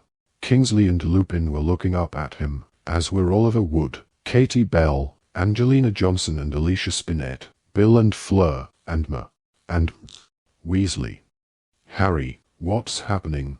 said Lupin, meeting him at the foot of the stairs. "Voldemort's on his way. They're barricading the school. Snap has run for it. What are you doing here? How did you know?" "We sent messages to the rest of Dumbledore's army," Fred explained. "You couldn't expect everyone to miss the fun, Harry, and the D-Dotter. Let the Order of the Phoenix know, and it all kind of snowballed." "What first, Harry?" called George. "What's going on?" "They're evacuating the younger kids and everyone's meeting in the Great Hall to get organized," Harry said. "We're fighting." There was a great roar and a surge toward the foot of the stairs. He was pressed back against the wall as they ran past him, the mingled members of the Order of the Phoenix, Dumbledore's army, and Harry's old Quidditch team, all with their wands drawn, heading up into the main castle. "Come on, Luna," Dean called as he passed, holding out his free hand. She took it and followed him back up the stairs. The crowd was thinning. Only a little knot of people remained below in the Room of Requirement, and Harry joined them. Mrs. Weasley was struggling with Ginny. Around them stood Lupin, Fred, George, Bill, and Fleur. "You're underage," Weasley shouted at her daughter as Harry approached. "I won't permit it." The boys, "Yes, but you've got to go home." "I won't." Ginny's hair flew as she pulled her arm out of her mother's grip. "I'm in Dumbledore's army. A teenagers gang. A teenagers gang that's about to take him on, which no one else has dared to do," said Fred. "She's 16, shouted Weasley. "She's not old enough." "What you two were thinking, bringing her with you?" Fred and George looked slightly ashamed of themselves. "Mum's right, Ginny," said Bill gently. "You can't do this. Everyone underage will have to leave, it's only right." "I can't go home," Ginny shouted, angry tears sparkling in her eyes. "My whole family's here. I can't stand waiting there alone and not knowing." And her eyes met Harry's for the first time. She looked at him beseechingly, but he shook his head and she turned away bitterly. "Fine," she said, staring at the entrance to the tunnel back to the Hog's Head. "I'll say goodbye now, then," and there was a scuffling and a great thump. Someone else had clambered out of the tunnel, overbalanced slightly, and fallen. He pulled himself up on the nearest chair, looked around through lopsided horn-rimmed glasses, and said, "Am I too late? Has it started? I only just found out, so I... Percy spluttered into silence. Evidently he had not expected to run into most of his family. There was a long moment of astonishment, broken by Fleur turning to Lupin and saying, in a wildly transparent attempt to break the tension, "So, he's little Teddy." Lupin blinked at her, startled. The silence between the Weasleys seemed to be solidifying, like ice. Oh yes, he's fine," Lupin said loudly. "Yes, Tonks is with him at her mother's." Percy and the other Weasleys were still staring at one another, frozen. "Here, I've got a picture," Lupin shouted, pulling a photograph from inside his jacket and showing it to Fleur and Harry, who saw a tiny baby with a tuft of bright turquoise hair, waving fat fists at the camera. "I was a fool," Percy roared, so loudly that Lupin nearly dropped his photograph. "I was an idiot. I was a pompous brat. I was a ministry-loving, family-disowning, power-hungry moron," said Fred. Percy swallowed. "Yes, I was." "Well, you can't say fairer than that," said Fred, holding out his hand to Percy. Mrs. Weasley burst into tears. She ran forward, pushed Fred aside, and pulled Percy into a strangling hug, while he patted her on the back, his eyes on his father. "I'm sorry, Dad," Percy said. Mr. Weasley blinked rather rapidly, then he too hurried to hug his son. "What made you see sense, Percy?" inquired George. "It's been coming on for a while," said Percy, mopping his eyes under his glasses with a corner of his traveling cloak. "But I had to find a way out, and it's not so easy at the Ministry. They're imprisoning traitors all the time. I managed to make contact with Aberforth and he tipped me off 10 minutes ago that Hogwarts was going to make a fight of it, so here I am." "Well, we do look to our prefects to take a lead at times such as these," said George in a good imitation of Percy's most pompous manner. "Now let's get upstairs and fight, or all the good Death Eaters'll be taken." "So, you're my sister-in-law now," said Percy, shaking hands with Fleur as they hurried off toward the staircase with Bill, Fred, and George. "Ginny," barked Weasley. Ginny had been attempting, under cover of the reconciliation, to sneak upstairs too. "Molly, how about this?" said Lupin. "Why doesn't Ginny stay here? Then at least she'll be on the scene and know what's going on, but she won't be in the middle of the fighting." That's a good idea," said Ma. Weasley firmly. "Ginny, you stay in this room, you hear me?" Ginny did not seem to like the idea much, but under her father's unusually stern gaze, she nodded. Mr. and Weasley and Lupin headed off for the stairs as well. "Where's Ron?" asked Harry. "Where's Hermione?" "They must have gone up to the Great Hall already, Ma. Weasley called over his shoulder. I didn't see them pass me, said Harry. They said something about a bathroom, said Ginny, not long after you left. A bathroom? Harry strode across the room to an open door leading off the room of requirement and checked the bathroom beyond. It was empty. You're sure they said bath? But then his scar seared and the room of requirement vanished. He was looking through the high-wrought iron gates with winged boars on pillars at either side, looking through the dark grounds toward the castle, which was ablaze with lights. Nagini lay draped over his shoulders. He was possessed of that cold, cruel sense of purpose that preceded murder. Chapter 31. The Battle of Hogwarts. The enchanted ceiling of the great hall was dark and scattered with stars, and below it the 4 long house tables were lined with disheveled students, some in traveling cloaks, others in dressing gowns. Here and there shone the pearly white figures of the school ghosts.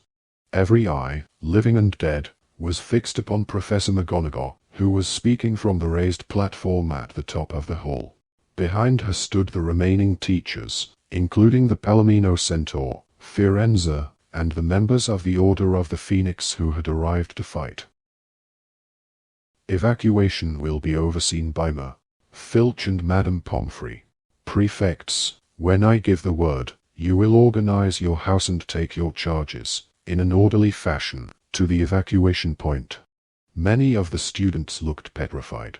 However, as Harry skirted the walls, scanning the Gryffindor table for Ron and Hermione, Ernie Macmillan stood up at the Hufflepuff table and shouted, "And what if we want to stay and fight?" There was a smattering of applause. "If you are of age, you may stay," said Professor McGonagall. "What about our things?" called a girl at the Ravenclaw table. "Our trunks, our owls." "We have no time to collect possessions," said Professor McGonagall. "The important thing is to get you out of here safely." "Where's Professor Snape?" shouted a girl from the Slytherin table. "He has, to use the common phrase, done a bunk," replied Professor McGonagall, and a great cheer erupted from the Gryffindors, Hufflepuffs, and Ravenclaws. Harry moved up the hall alongside the Gryffindor table, still looking for Ron and Hermione. As he passed, faces turned in his direction, and a great deal of whispering broke out in his wake. "We have already placed protection around the castle," Professor McGonagall was saying, "but it is unlikely to hold for very long unless we reinforce it. I must ask you, therefore, to move quickly and calmly, and do as your prefects." But her final words were drowned as a different voice echoed throughout the hall. It was high, cold, and clear. There was no telling from where it came. It seemed to issue from the walls themselves. Like the monster it had once commanded, it might have lain dormant there for centuries. "I know that you are preparing to fight." There were screams amongst the students, some of whom clutched each other, looking around in terror for the source of the sound. "Your efforts are futile. You cannot fight me. I do not want to kill you. I have great respect for the teachers of Hogwarts. I do not want to spill magical blood." There was silence in the hall now, the kind of silence that presses against the eardrums, that seems too huge to be contained by walls. "Give me Harry Potter," said Voldemort's voice, "and none shall be harmed. Give me Harry Potter, and I shall leave the school untouched. Give me Harry Potter, and you will be rewarded. You have until midnight." The silence swallowed them all again. Every head turned, every eye in the place seemed to have found Harry, to hold him frozen in the glare of thousands of invisible beams. Then a figure rose from the Slytherin table and he recognized Pansy Parkinson as she raised a shaking arm and screamed, "But he's there. Potter's there. Someone grab him." Before Harry could speak, there was a massive movement. The Gryffindors in front of him had risen and stood facing, not Harry, but the Slytherins. Then the Hufflepuffs stood, and almost at the same moment, the Ravenclaws, all of them with their backs to Harry, all of them looking toward Pansy instead, and Harry, awestruck and overwhelmed, saw wands emerging everywhere, pulled from beneath cloaks and from under sleeves. "Thank you, Miss Parkinson," said Professor McGonagall in a clipped voice. "You will leave the hall first with me." Filch. If the rest of your house could follow. Harry heard the grinding of benches and then the sound of the Slytherins trooping out on the other side of the hall. Ravenclaws, follow on, cried Professor McGonagall. Slowly the 4 tables emptied. The Slytherin table was completely deserted, but a number of older Ravenclaws remained seated while their fellows filed out. Even more Hufflepuffs stayed behind, and half of Gryffindor remained in their seats, necessitating Professor McGonagall's descent from the teacher's platform to chivvy the underage on their way. Absolutely not, Creevy, go. And you, Peakes. Harry hurried over to the Weasleys, all sitting together at the Gryffindor table. Where are Ron and Hermione? Haven't you found? Began Weasley, looking worried. But he broke off as Kingsley had stepped forward on the raised platform to address those who had remained behind. We've only got half an hour until midnight, so we need to act fast. A battle plan has been agreed between the teachers of Hogwarts and the Order of the Phoenix. Professors Flitwick, Sprout, and McGonagall are going to take groups of fighters up to the 3 highest towers, Ravenclaw, Astronomy, and Gryffindor, where they'll have a good overview, excellent positions from which to work spells. Meanwhile Remus, he indicated Lupin, Arthur, he pointed toward Weasley, sitting at the Gryffindor table, and I will take groups into the grounds. We'll need somebody to organize defense of the entrances of the passageways into the school. Sounds like a job for us, called Fred, indicating himself and George, and Kingsley nodded his approval. All right, lead us up here and we'll divide up the troops. Potter, said Professor McGonagall, hurrying up to him, as students flooded the platform, jostling for position, receiving instructions. Aren't you supposed to be looking for something? What? Oh, said Harry, oh yeah. He had almost forgotten about the Horcrux, almost forgotten that the battle was being fought so that he could search for it. The inexplicable absence of Ron and Hermione had momentarily driven every other thought from his mind. Then go, Potter, go. Right, yeah. He sensed eyes following him as he ran out of the Great Hall again, into the entrance hall still crowded with evacuating students. He allowed himself to be swept up the marble staircase with them, but at the top he hurried off along a deserted corridor. Fear and panic were clouding his thought processes. He tried to calm himself, to concentrate on finding the Horcrux, but his thoughts buzzed as frantically and fruitlessly as wasps trapped beneath a glass. Without Ron and Hermione to help him, he could not seem to marshal his ideas. He slowed down, coming to a halt halfway along an empty passage, where he sat down upon the plinth of a departed statue and pulled the Marauder's map out of the pouch around his neck. He could not see Ron's or Hermione's names anywhere on it, though the density of the crowd of dots now making its way to the room of requirement might, he thought, be concealing them. He put the map away, pressed his hands over his face, and closed his eyes, trying to concentrate. Voldemort thought I'd go to Ravenclaw Tower. There it was, a solid fact, the place to start. Voldemort had stationed Electo Carrow in the Ravenclaw common room, and there could only be one explanation. Voldemort feared that Harry already knew his Horcrux was connected to that house. But the only object anyone seemed to associate with Ravenclaw was the lost diadem. And how could the Horcrux be the diadem? How was it possible that Voldemort, the Slytherin, had found the diadem that had eluded generations of Ravenclaws? Who could have told him where to look, when nobody had seen the diadem in living memory? In living memory. Beneath his fingers, Harry's eyes flew open again. He leapt up from the plinth and tore back the way he had come, now in pursuit of his one last hope. The sound of hundreds of people marching toward the room of requirement grew louder and louder as he returned to the marble stairs. Prefects were shouting instructions, trying to keep track of the students in their own houses. There was much pushing and shoving. Harry saw Zacharias Smith bowling over first years to get to the front of the queue. He and their younger students were in tears, while older ones called desperately for friends or siblings. Harry caught sight of a pearly white figure drifting across the entrance hall below and yelled as loudly as he could over the clamor. Nick, Nick, I need to talk to you. He forced his way back through the tide of students, finally reaching the bottom of the stairs, where nearly headless Nick, ghost of Gryffindor Tower, stood waiting for him. Harry, my dear boy. Nick made to grasp Harry's hands with both of his own.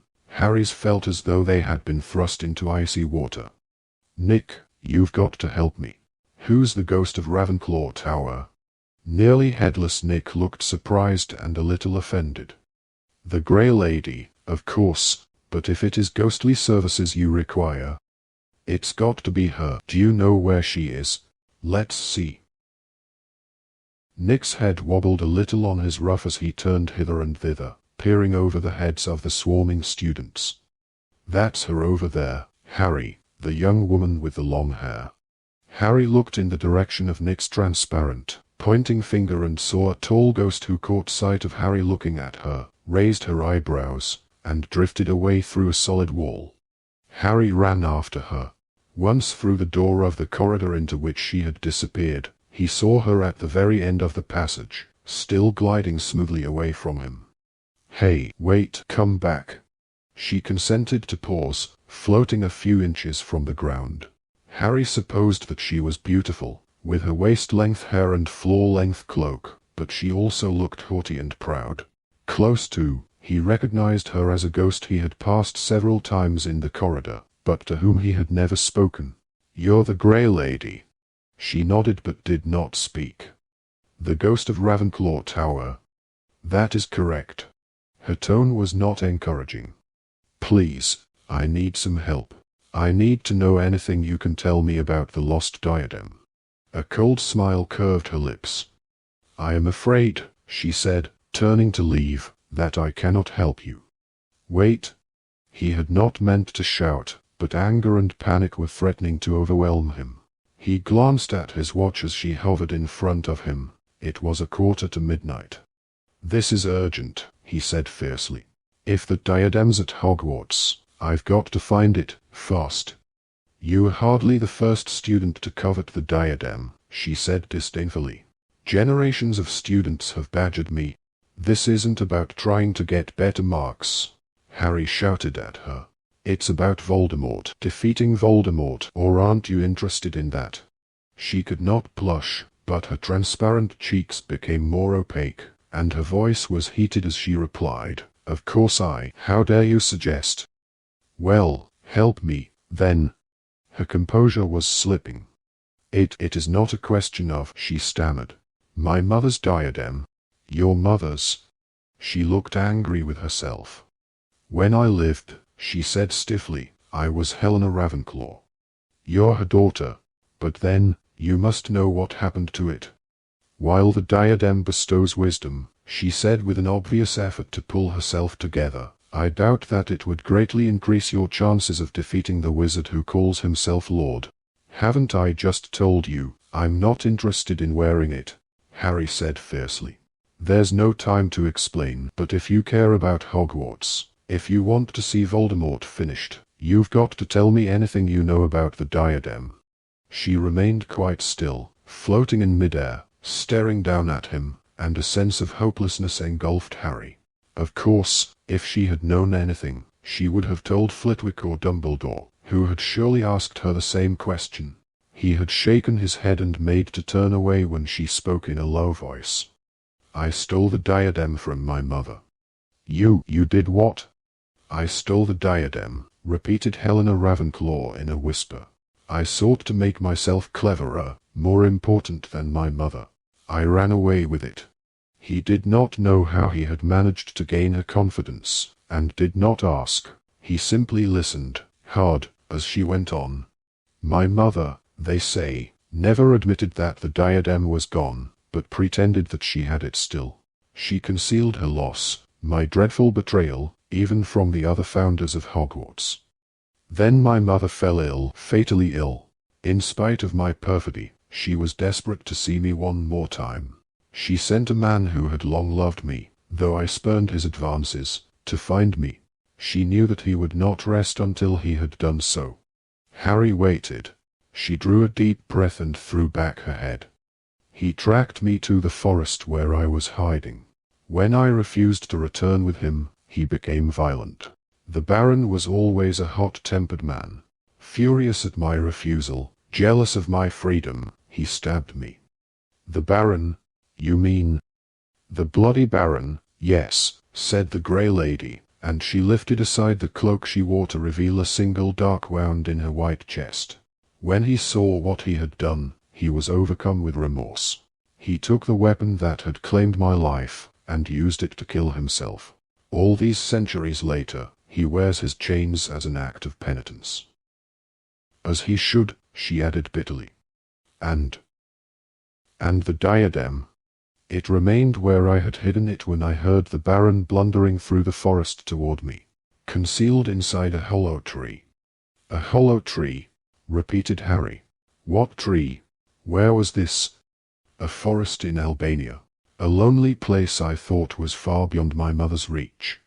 Albania, repeated Harry. Sense was emerging miraculously from confusion, and now he understood why she was telling him what she had denied Dumbledore and Flitwick. You've already told someone this story, haven't you? Another student. She closed her eyes and nodded. I had no idea. He was flattering. He seemed to understand, to sympathize. Yes, Harry thought, Tom Riddle would certainly have understood Helena Ravenclaw's desire to possess fabulous objects to which she had little right. Well, you weren't the first person Riddle wormed things out of, Harry muttered. He could be charming when he wanted. So Voldemort had managed to wheedle the location of the lost diadem out of the Grey Lady. He had travelled to that far-flung forest and retrieved the diadem from its hiding place, perhaps as soon as he left Hogwarts, before he even started work at Borgin and Burke's. And wouldn't those secluded Albanian woods have seemed an excellent refuge when, so much later, Voldemort had needed a place to lie low, undisturbed, for 10 long years? But the diadem, once it became his precious Horcrux, had not been left in that lolly tree.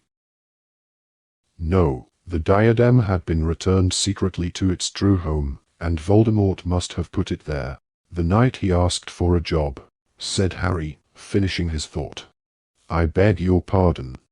He hid the diadem in the castle, the night he asked Dumbledore to let him teach, said Harry. Saying it out loud enabled him to make sense of it all.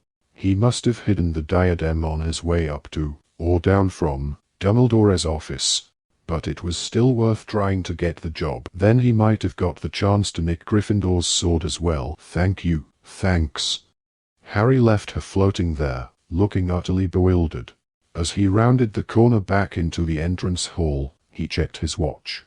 It was 5 minutes until midnight, and though he now knew what the lost Horcrux was, he was no closer to discovering where it was. Generations of students had failed to find the diadem. That suggested that it was not in Ravenclaw Tower, but if not there, where? What hiding place had Tom Riddle discovered inside Hogwarts Castle, that he believed would remain secret forever? Lost in desperate speculation, Harry turned a corner, but he had taken only a few steps down the new corridor when the window to his left broke open with a deafening, shattering crash. As he leapt aside, a gigantic body flew in through the window and hit the opposite wall. Something large and furry detached itself, whimpering, from the new arrival and flung itself at Harry. Hagrid! Harry bellowed, fighting off Fang the Boarhound's attentions as the enormous bearded figure clambered to his feet. What the? Harry, you're here. You're here. Hagrid stooped down, bestowed upon Harry a cursory and rib-cracking hug, then ran back to the shattered window. Good boy, Grawpy, he bellowed through the hole in the window. I'll see you in a moment, there's a good lad. Beyond Hagrid, out in the dark night, Harry saw bursts of light in the distance and heard a weird, keening scream. He looked down at his watch. It was midnight. The battle had begun. Blimey, Harry, panted Hagrid. "This is it, eh? Time to fight." "Hagrid, where have you come from?" "Heard you know who from up in our cave," said Hagrid grimly. Voice carried. "Didn't it? Ye got till midnight to gimme Potter. Knew ye must be here, knew what must be happening. Get down, Fang. So we come to join in, me and Grawpy and Fang. Smashed our way through the boundary by the forest. Grawpy was carrying us, Fang and me. Told him to let me down at the castle, so he shoved me through the window. Bless him. Not exactly what I meant. Boo, where's Ron and Hermione?" "That," said Harry, "is a really good question. Come on." They hurried together along the corridor, Fang lolloping beside them. Harry could hear movement through the corridors all around. Running footsteps, shouts. Through the windows, he could see more flashes of light in the dark grounds. "Where are we going?" puffed Hagrid, pounding along at Harry's heels, making the floorboards quake. "I dunno exactly," said Harry, making another random turn, "but Ron and Hermione must be around here somewhere." The first casualties of the battle were already strewn across the passage ahead. The 2 stone gargoyles that usually guarded the entrance to the staff room had been smashed apart by a jinx that had sailed through another broken window. Their remains stirred feebly on the floor, and as Harry leapt over one of their disembodied heads, it moaned faintly, "Oh, don't mind me. I'll just lie here and crumble." Its ugly stone face made Harry think suddenly of the marble bust of Rowena Ravenclaw at Xenophilus' house, wearing that mad headdress, and then of the statue in Ravenclaw Tower, with the stone diadem upon her white curls. And as he reached the end of the passage, the memory of a third stone effigy came back to him, that of an ugly old warlock, onto whose head Harry himself had placed a wig and a battered old tiara. The shock shot through Harry with the heat of fireski, and he nearly stumbled. He knew, at last, where the Horcrux sat waiting for him. Tom Riddle, who confided in no one and operated alone, might have been arrogant enough to assume that he, and only he, had penetrated the deepest mysteries of Hogwarts Castle. Of course, Dumbledore and Flitwick, those model pupils, had never set foot in that particular place, but he, Harry, had strayed off the beaten track in his time at school. Here at last was a secret he and Voldemort knew, that Dumbledore had never discovered. He was roused by Professor Sprout, who was thundering past, followed by Neville and half a dozen others, all of them wearing earmuffs and carrying what appeared to be large potted plants. "Mandrakes!" Neville bellowed at Harry over his shoulder as he ran. "Going to lob them over the walls. They won't like this." Harry knew now where to go. He sped off, with Hagrid and Fang galloping behind him. They passed portrait after portrait, and the painted figures raced alongside them, wizards and witches in ruffs and breeches, in armor and cloaks, cramming themselves into each other's canvases, screaming news from other parts of the castle. As they reached the end of this corridor, the whole castle shook, and Harry knew, as a gigantic vase blew off its plinth with explosive force, that it was in the grip of enchantments more sinister than those of the teachers and the Order. "It's all right, Fang, it's all right," yelled Hagrid, but the great boarhound had taken flight as slivers of china flew like shrapnel through the air, and Hagrid pounded off after the terrified dog, leaving Harry alone. He forged on through the trembling passages, his wand at the ready, and for the length of one corridor the little painted knight, Sir Cadogan, rushed from painting to painting beside him, clanking along in his armor, screaming encouragement, his fat little pony cantering behind him. "Braggarts and rogues, dogs and scoundrels, drive them out. Harry Potter, see them off." Harry hurtled around a corner and found Fred and a small knot of students, including Lee Jordan and Hannah Abbott, standing beside another empty plinth, whose statue had concealed a secret passageway. Their wands were drawn and they were listening at the concealed hole. "Nice night for it," Fred shouted as the castle quaked again, and Harry sprinted by, elated and terrified in equal measure. Along yet another corridor he dashed, and then there were owls everywhere, and Norris was hissing and trying to bat them with her paws, no doubt to return them to their proper place. Potter. Aberforth Dumbledore stood blocking the corridor ahead, his wand held ready. I've had hundreds of kids thundering through my pub, Potter. I know, we're evacuating, Harry said. Voldemort's attacking because they haven't handed you over. Yeah, said Aberforth. I'm not deaf. The whole of Hogsmeade heard him. And it never occurred to any of you to keep a few Slytherins hostage. There are kids of Death Eaters you've just sent to safety. Wouldn't it have been a bit smarter to keep em here? It wouldn't stop Voldemort, said Harry, and your brother would never have done it. Aberforth grunted and tore away in the opposite direction. Your brother would never have done it. Well, it was the truth, Harry thought as he ran on again. Dumbledore, who had defended Snape for so long, would never have held students ransom. And then he skidded around a final corner and with a yell of mingled relief and fury he saw them, Ron and Hermione, both with their arms full of large, curved, dirty yellow objects, Ron with a broomstick under his arm. Where the hell have you been? Harry shouted.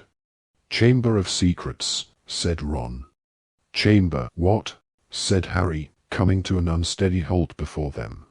It was Ron, all Ron's idea, said Hermione breathlessly.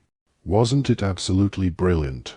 There we were, after you left, and I said to Ron, even if we find the other one, how are we going to get rid of it? We still hadn't got rid of the cup. And then he thought of it. The basilisk. What the? Something to get rid of Horcruxes, said Ron simply.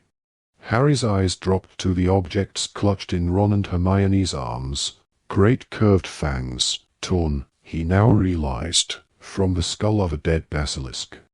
But how did you get in there? He asked, staring from the fangs to Ron. You need to speak Parseltongue. He did, whispered Hermione. Show him, Ron. Ron made a horrible strangled hissing noise. It's what you did to open the locket, he told Harry apologetically. I had to have a few goes to get it right, but, he shrugged modestly, we got there in the end. He was amazing, said Hermione. Amazing. So. Harry was struggling to keep up. So we're another Horcrux down, said Ron, and from under his jacket he pulled the mangled remains of Hufflepuff's cup. Hermione stabbed it. Thought she should. She hasn't had the pleasure yet. Genius, yelled Harry. It was nothing, said Ron, though he looked delighted with himself. So what's new with you? As he said it, there was an explosion from overhead. All three of them looked up as dust fell from the ceiling and they heard a distant scream. I know what the diadem looks like, and I know where it is, said Harry, talking fast. He hid it exactly where I hid my old potions book, where everyone's been hiding stuff for centuries. He thought he was the only one to find it. Come on. As the walls trembled again, he led the other two back through the concealed entrance and down the staircase into the room of requirement. It was empty except for three women, Ginny, Tonks, and an elderly witch wearing a moth-eaten hat, whom Harry recognized immediately as Neville's grandmother. Ah, Potter, she said crisply as if she had been waiting for him. You can tell us what's going on. Is everyone okay? Said Ginny and Tonks together. As far as we know, said Harry.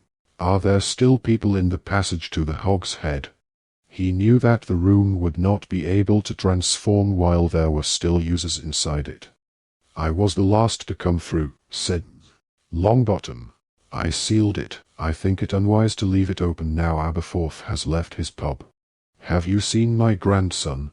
He's fighting, said Harry. Naturally, said the old lady proudly. Excuse me, I must go and assist him. With surprising speed she trotted off toward the stone steps. Harry looked at Tonks. I thought you were supposed to be with Teddy at your mother's. I couldn't stand not knowing. Tonks looked anguished.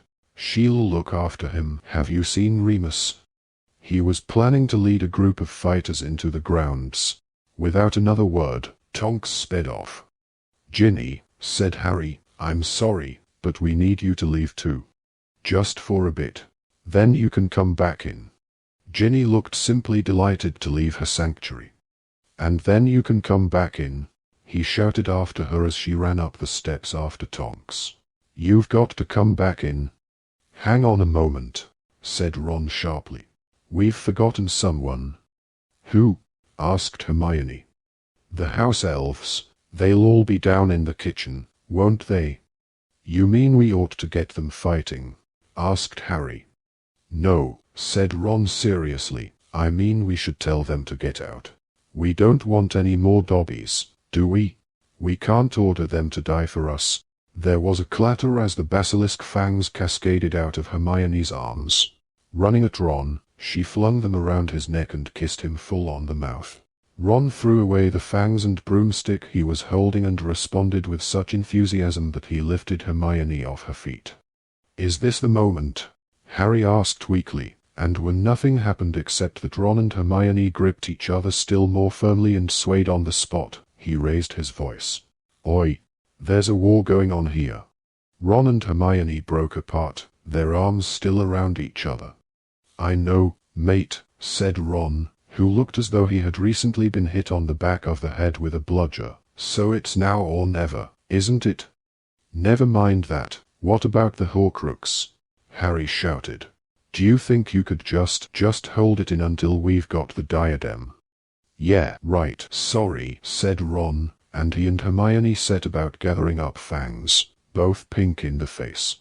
It was clear, as the three of them stepped back into the corridor upstairs, that in the minutes that they had spent in the room of requirement the situation within the castle had deteriorated severely.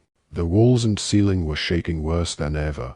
Dust filled the air, and through the nearest window, Harry saw bursts of green and red light so close to the foot of the castle that he knew the Death Eaters must be very near to entering the place. Looking down, Harry saw Grawp the giant meandering past, swinging what looked like a stone gargoyle torn from the roof and roaring his displeasure. "Let's hope he steps on some of them," said Ron as more screams echoed from close by. "As long as it's not any of our lot," said a voice. Harry turned and saw Ginny and Tonks, both with their wands drawn at the next window, which was missing several panes. Even as he watched, Ginny sent a well-aimed jinx into a crowd of fighters below. "Good girl," roared a figure running through the dust toward them, and Harry saw Aberforth again, his grey hair flying as he led a small group of students past. "They look like they might be breaching the north battlements. They've brought giants of their own. Have you seen Remus?" Tonks called after him. "He was dueling Dolohov," shouted Aberforth. "Haven't seen him since." "Tonks," said Ginny. "Tonks, I'm sure he's okay." But Tonks had run off into the dust after Aberforth. Ginny turned, helpless, to Harry, Ron, and Hermione. "They'll be all right," said Harry, though he knew they were empty words. "Ginny, we'll be back in a moment. Just keep out of the way. Keep safe." "Come on," he said to Ron and Hermione, and they ran back to the stretch of wall beyond which the room of requirement was waiting to do the bidding of the next entrant. "I need the place where everything is hidden."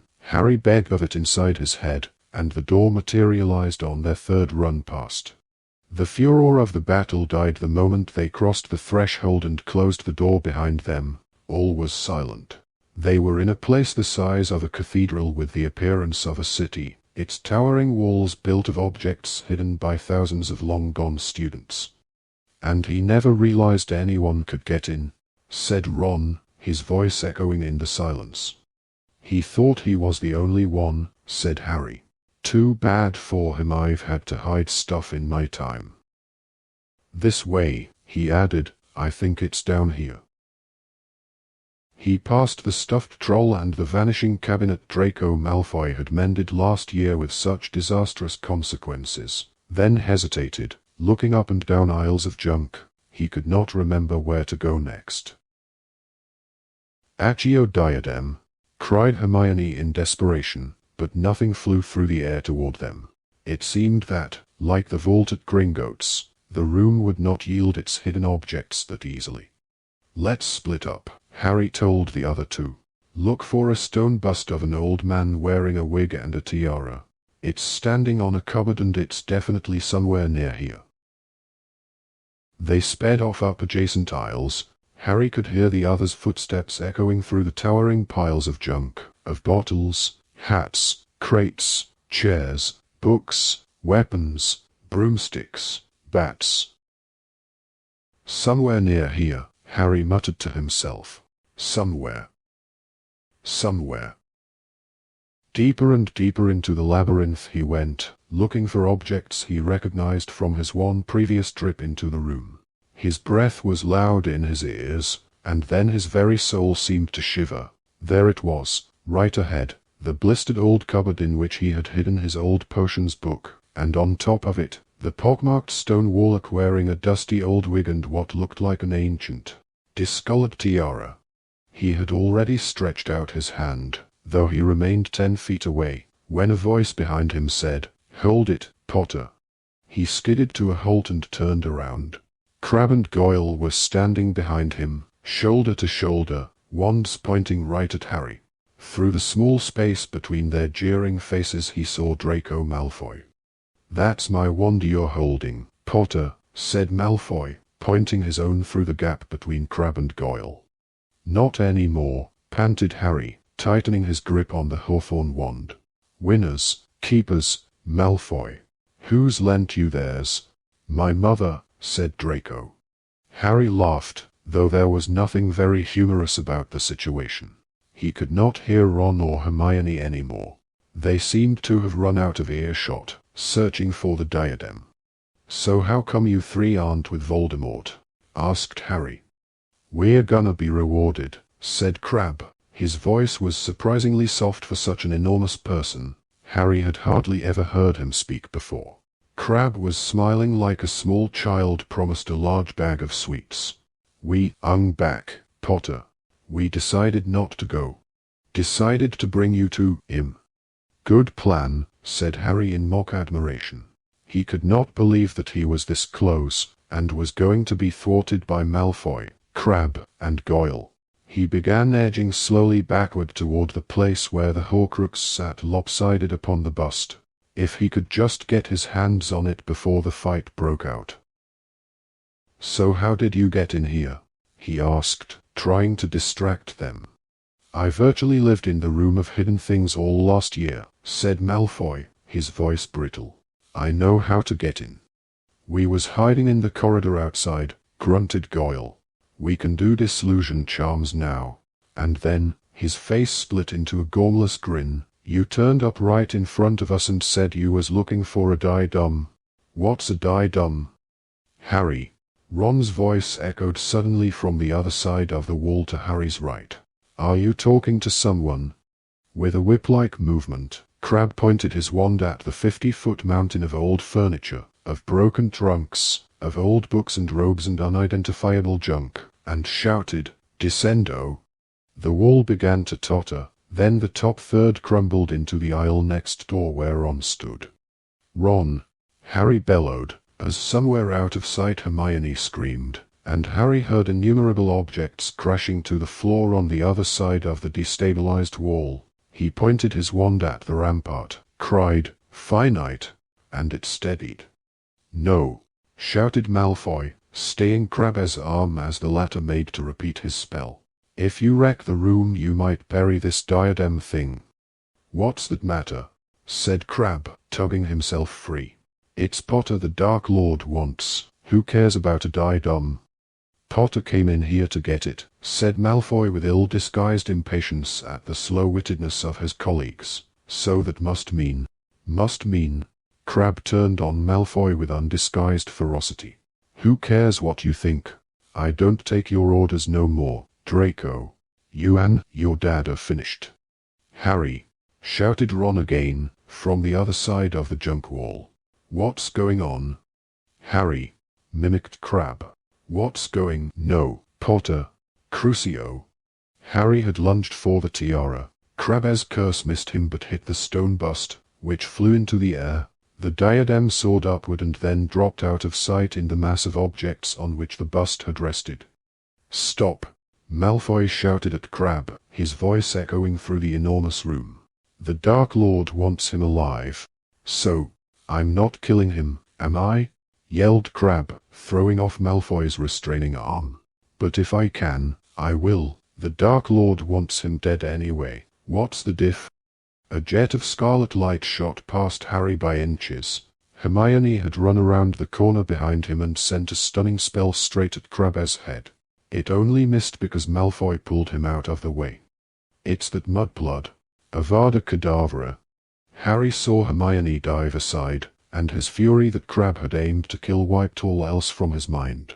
He shot a stunning spell at Crabbe, who lurched out of the way, knocking Malfoy's wand out of his hand. It rolled out of sight beneath a mountain of broken furniture and boxes. "Don't kill him. Don't kill him," Malfoy yelled at Crabbe and Goyle, who were both aiming at Harry. Their split second's hesitation was all Harry needed. Expelliarmus! Goyle's wand flew out of his hand and disappeared into the bulwark of objects beside him. Goyle leapt foolishly on the spot, trying to retrieve it. Malfoy jumped out of range of Hermione's second stunning spell, and Ron, appearing suddenly at the end of the aisle, shot a full-body bind curse at Crabbe, which narrowly missed. Crabbe wheeled around and screamed, "Avada Kedavra," again. Ron leapt out of sight to avoid the jet of green light. The wandless Malfoy cowered behind a three-legged wardrobe as Hermione charged toward them, hitting Goyle with a stunning spell as she came. "It's somewhere here," Harry yelled at her, pointing at the pile of junk into which the old tiara had fallen. "Look for it while I go and help Harry," she screamed. A roaring, billowing noise behind him gave him a moment's warning. He turned and saw both Ron and Crabbe running as hard as they could up the aisle toward them. "Like it hot, scum," roared Crabbe as he ran. But he seemed to have no control over what he had done. Flames of abnormal size were pursuing them, licking up the sides of the junk bulwarks, which were crumbling to soot at their touch. "Aguamenti!" Harry bawled, but the jet of water that soared from the tip of his wand evaporated in the air. "Run!" Malfoy grabbed the stunned Goyle and dragged him along. Crabbe outstripped all of them, now looking terrified. Harry, Ron, and Hermione pelted along in his wake, and the fire pursued them. It was not normal fire. Crabbe had used a curse of which Harry had no knowledge. As they turned a corner, the flames chased them as though they were alive, sentient, intent upon killing them.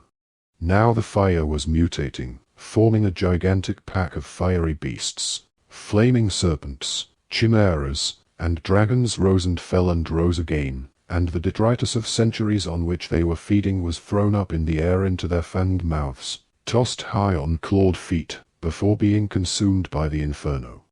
Malfoy, Crabbe, and Goyle had vanished from view. Harry, Ron, and Hermione stopped dead. The fiery monsters were circling them, drawing closer and closer, claws and horns and tails lashed, and the heat was solid as a wall around them. "What can we do?" Hermione screamed over the deafening roars of the fire. "What can we do?" "Here." Harry seized a pair of heavy-looking broomsticks from the nearest pile of junk and threw one to Ron, who pulled Hermione onto it behind him. Harry swung his leg over the second broom and, with hard kicks to the ground, they soared up into the air, missing by feet the horned beak of a flaming raptor that snapped its jaws at them. The smoke and heat were becoming overwhelming. Below them the cursed fire was consuming the contraband of generations of hunted students, the guilty outcomes of 1,000 banned experiments, the secrets of the countless souls who had sought refuge in the room. Harry could not see a trace of Malfoy, Crabbe, or Goyle anywhere. He swooped as low as he dared over the marauding monsters of flame to try to find them, but there was nothing but fire. What a terrible way to die. He had never wanted this. "Harry, let's get out, bellowed Ron, though it was impossible to see where the door was through the black smoke. And then Harry heard a thin, piteous human scream from amidst the terrible commotion, the thunder of devouring flame. "It's too dangerous," Ron yelled, but Harry wheeled in the air. His glasses giving his eyes some small protection from the smoke, He raked the firestorm below, seeking a sign of life, a limb or a face that was not yet charred like wood. And he saw them, Malfoy with his arms around the unconscious Goyle, the pair of them perched on a fragile tower of charred desks, and Harry dived. Malfoy saw him coming and raised one arm, but even as Harry grasped it he knew at once that it was no good. Goyle was too heavy and Malfoy's hand, covered in sweat, slid instantly out of Harry's. "If we die for them, I'll kill you, Harry," roared Ron's voice, and, as a great flaming chimera bore down upon them, he and Hermione dragged Goyle onto their broom and rose, rolling and pitching, into the air once more as Malfoy clambered up behind Harry. "The door! Get to the door! The door!" screamed Malfoy in Harry's ear, and Harry sped up, following Ron, Hermione, and Goyle through the billowing black smoke, hardly able to breathe, and all around them the last few objects unburned by the devouring flames were flung into the air, as the creatures of the cursed fire cast them high in celebration, cups and shields, a sparkling necklace, and an old, discolored tiara. "What are you doing? What are you doing? The door's that way!" screamed Malfoy, but Harry made a hairpin swerve and dived. The diadem seemed to fall in slow motion, turning and glittering as it dropped toward the maw of a yawning serpent, and then he had it, caught it around his wrist. Harry swerved again as the serpent lunged at him. He soared upward and straight toward the place where, he prayed, the door stood open. Ron, Hermione, and Goyle had vanished. Malfoy was screaming and holding Harry so tightly it hurt. Then, through the smoke, Harry saw a rectangular patch on the wall and steered the broom at it, and moments later clean air filled his lungs and they collided with the wall in the corridor beyond. Malfoy fell off the broom and lay face down, gasping, coughing, and retching. Harry rolled over and sat up. The door to the room of requirement had vanished, and Ron and Hermione sat panting on the floor beside Goyle, who was still unconscious. "Sea crab," choked Malfoy as soon as he could speak. "Sea crab." "He's dead," said Ron harshly. There was silence, apart from panting and coughing. Then a number of huge bangs shook the castle, and a great cavalcade of transparent figures galloped past on horses, their heads screaming with bloodlust under their arms. Harry staggered to his feet when the headless hunt had passed and looked around. The battle was still going on all around him. He could hear more screams than those of the retreating ghosts. Panic flared within him. "Where's Ginny?" he said sharply. She was here. She was supposed to be going back into the room of requirement. "Blimey, do you reckon it'll still work after that fire?"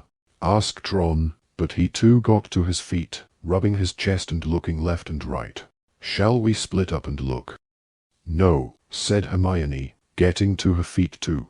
Malfoy and Goyle remained slumped hopelessly on the corridor floor. Neither of them had wands. "Let's stick together.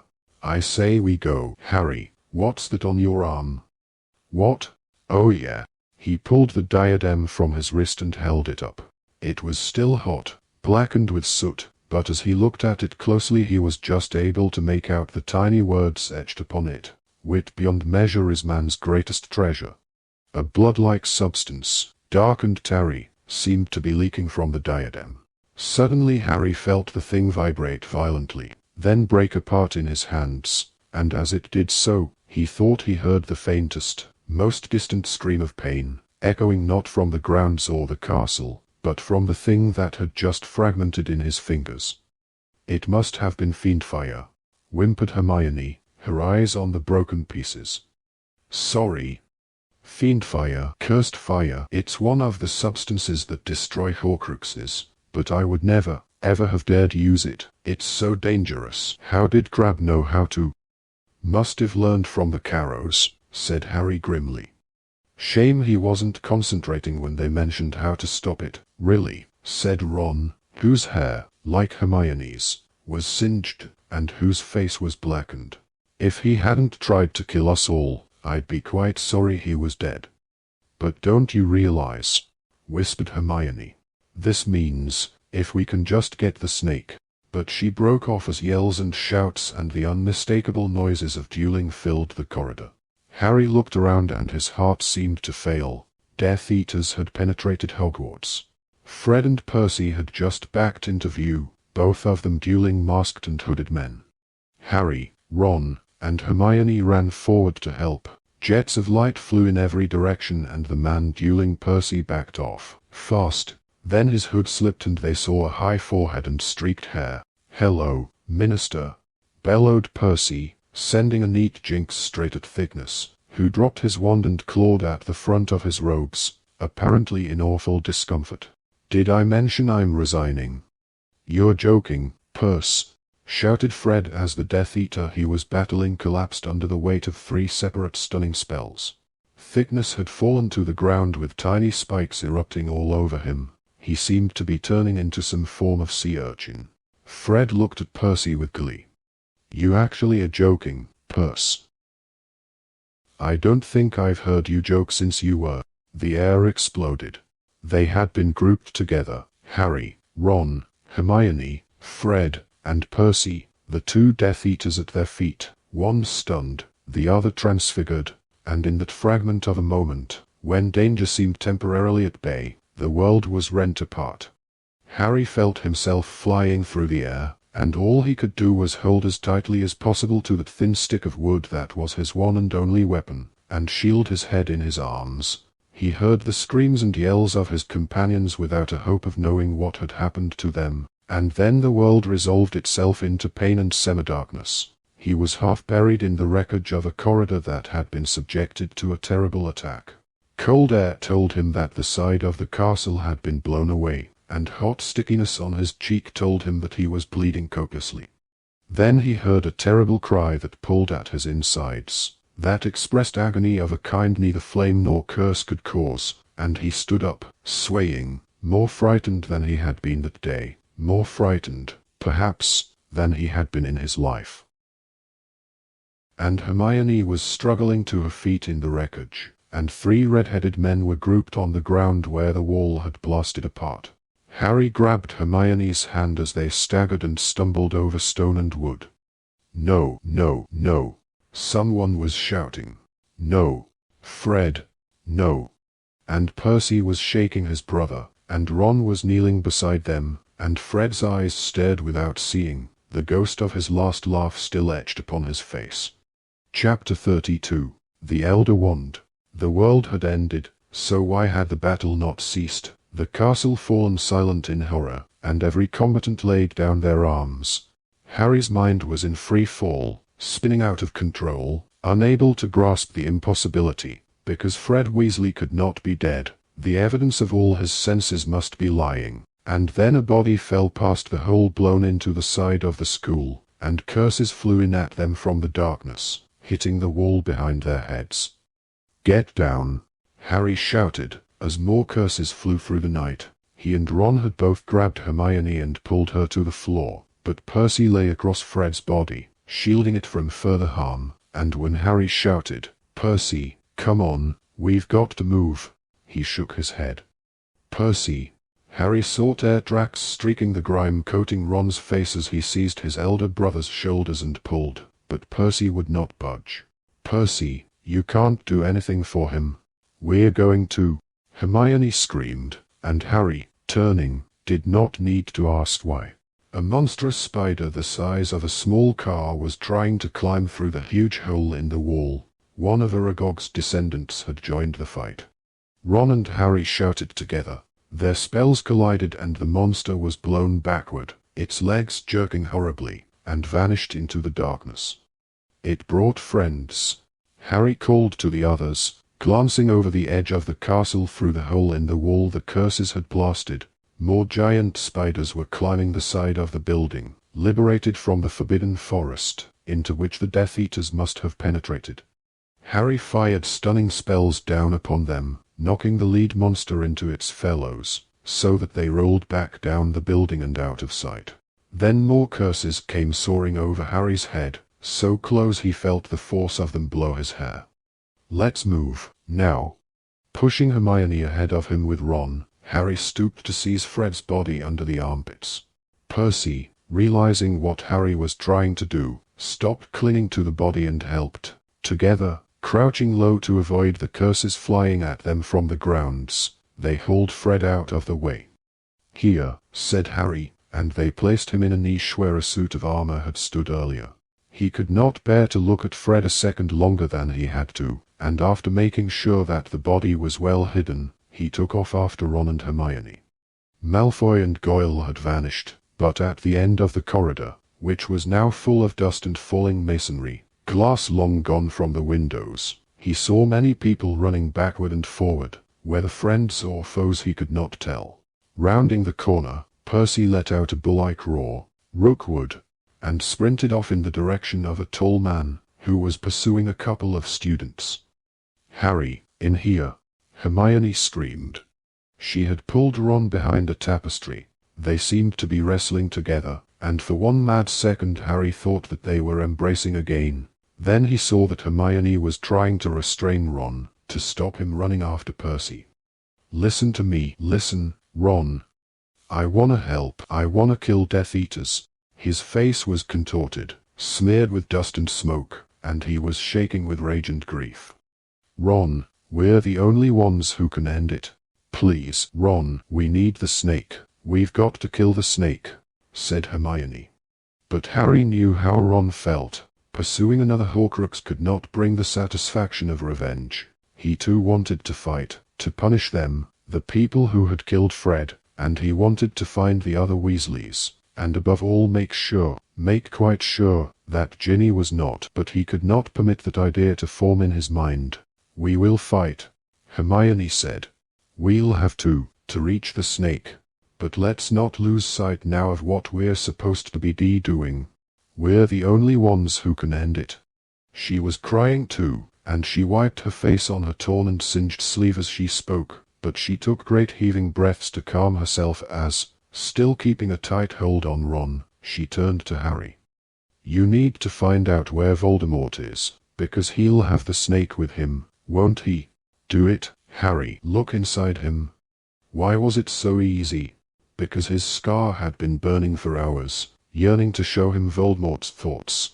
He closed his eyes on her command, and at once, the screams and the bangs and all the discordant sounds of the battle were drowned until they became distant, as though he stood far, far away from them.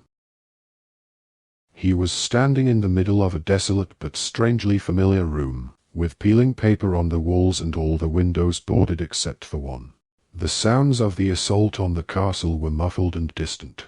The single unblocked window revealed distant bursts of light where the castle stood, but inside the room it was dark except for a solitary oil lamp. He was rolling his wand between his fingers, watching it, his thoughts on the room in the castle, the secret room only he had ever found, the room, like the chamber, that you had to be clever and cunning and inquisitive to discover. He was confident that the boy would not find the diadem. Although Dumbledore's puppet had come much farther than he had ever expected. Too far. "My lord," said a voice, desperate and cracked. He turned. There was Lucius Malfoy sitting in the darkest corner, ragged and still bearing the marks of the punishment he had received after the boy's last escape. One of his eyes remained closed and puffy. "My lord. Please. My son. If your son is dead, Lucius, it is not my fault. He did not come and join me, like the rest of the Slytherins. Perhaps he has decided to befriend Harry Potter." "No, never," whispered Malfoy. "You must hope not." Aren't you afraid, my lord, that Potter might die at another hand but yours?" asked Malfoy, his voice shaking.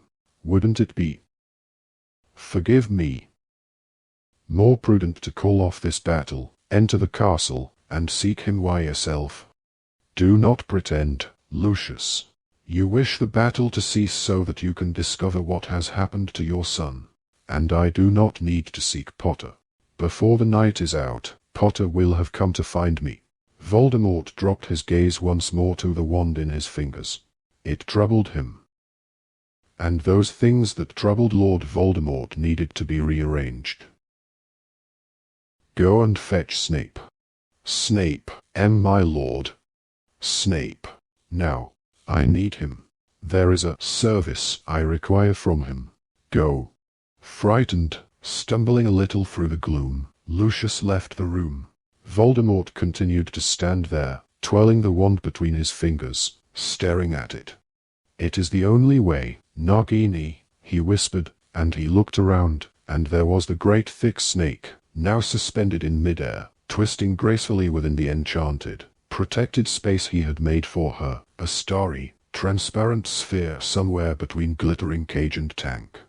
With a gasp, Harry pulled back and opened his eyes. At the same moment his ears were assaulted with the screeches and cries, the smashes and bangs of battle. He's in the Shrieking Shack. The snake's with him, it's got some sort of magical protection around it. He's just sent Lucius Malfoy to find Snape. "Voldemort's sitting in the Shrieking Shack," said Hermione, outraged. He's not even fighting." "He doesn't think he needs to fight," said Harry. "He thinks I'm going to go to him." "But why?" "He knows I'm after Horcruxes. He's keeping Nagini close beside him. Obviously I'm going to have to go to him to get near the thing." "Right," said Ron, squaring his shoulders. "So you can't go. That's what he wants, what he's expecting. You stay here and look after Hermione, and I'll go and get it." Harry cut across Ron. "You two stay here. I'll go under the cloak and I'll be back as soon as I—" "No," said Hermione. "It makes much more sense if I take the cloak and—" "Don't even think about it," Ron snarled at her. Before Hermione could get farther than "Ron, I'm just as capable." The tapestry at the top of the staircase on which they stood was ripped open. "Potter!" Two masked Death Eaters stood there, but even before their wands were fully raised, Hermione shouted, "Glissio!"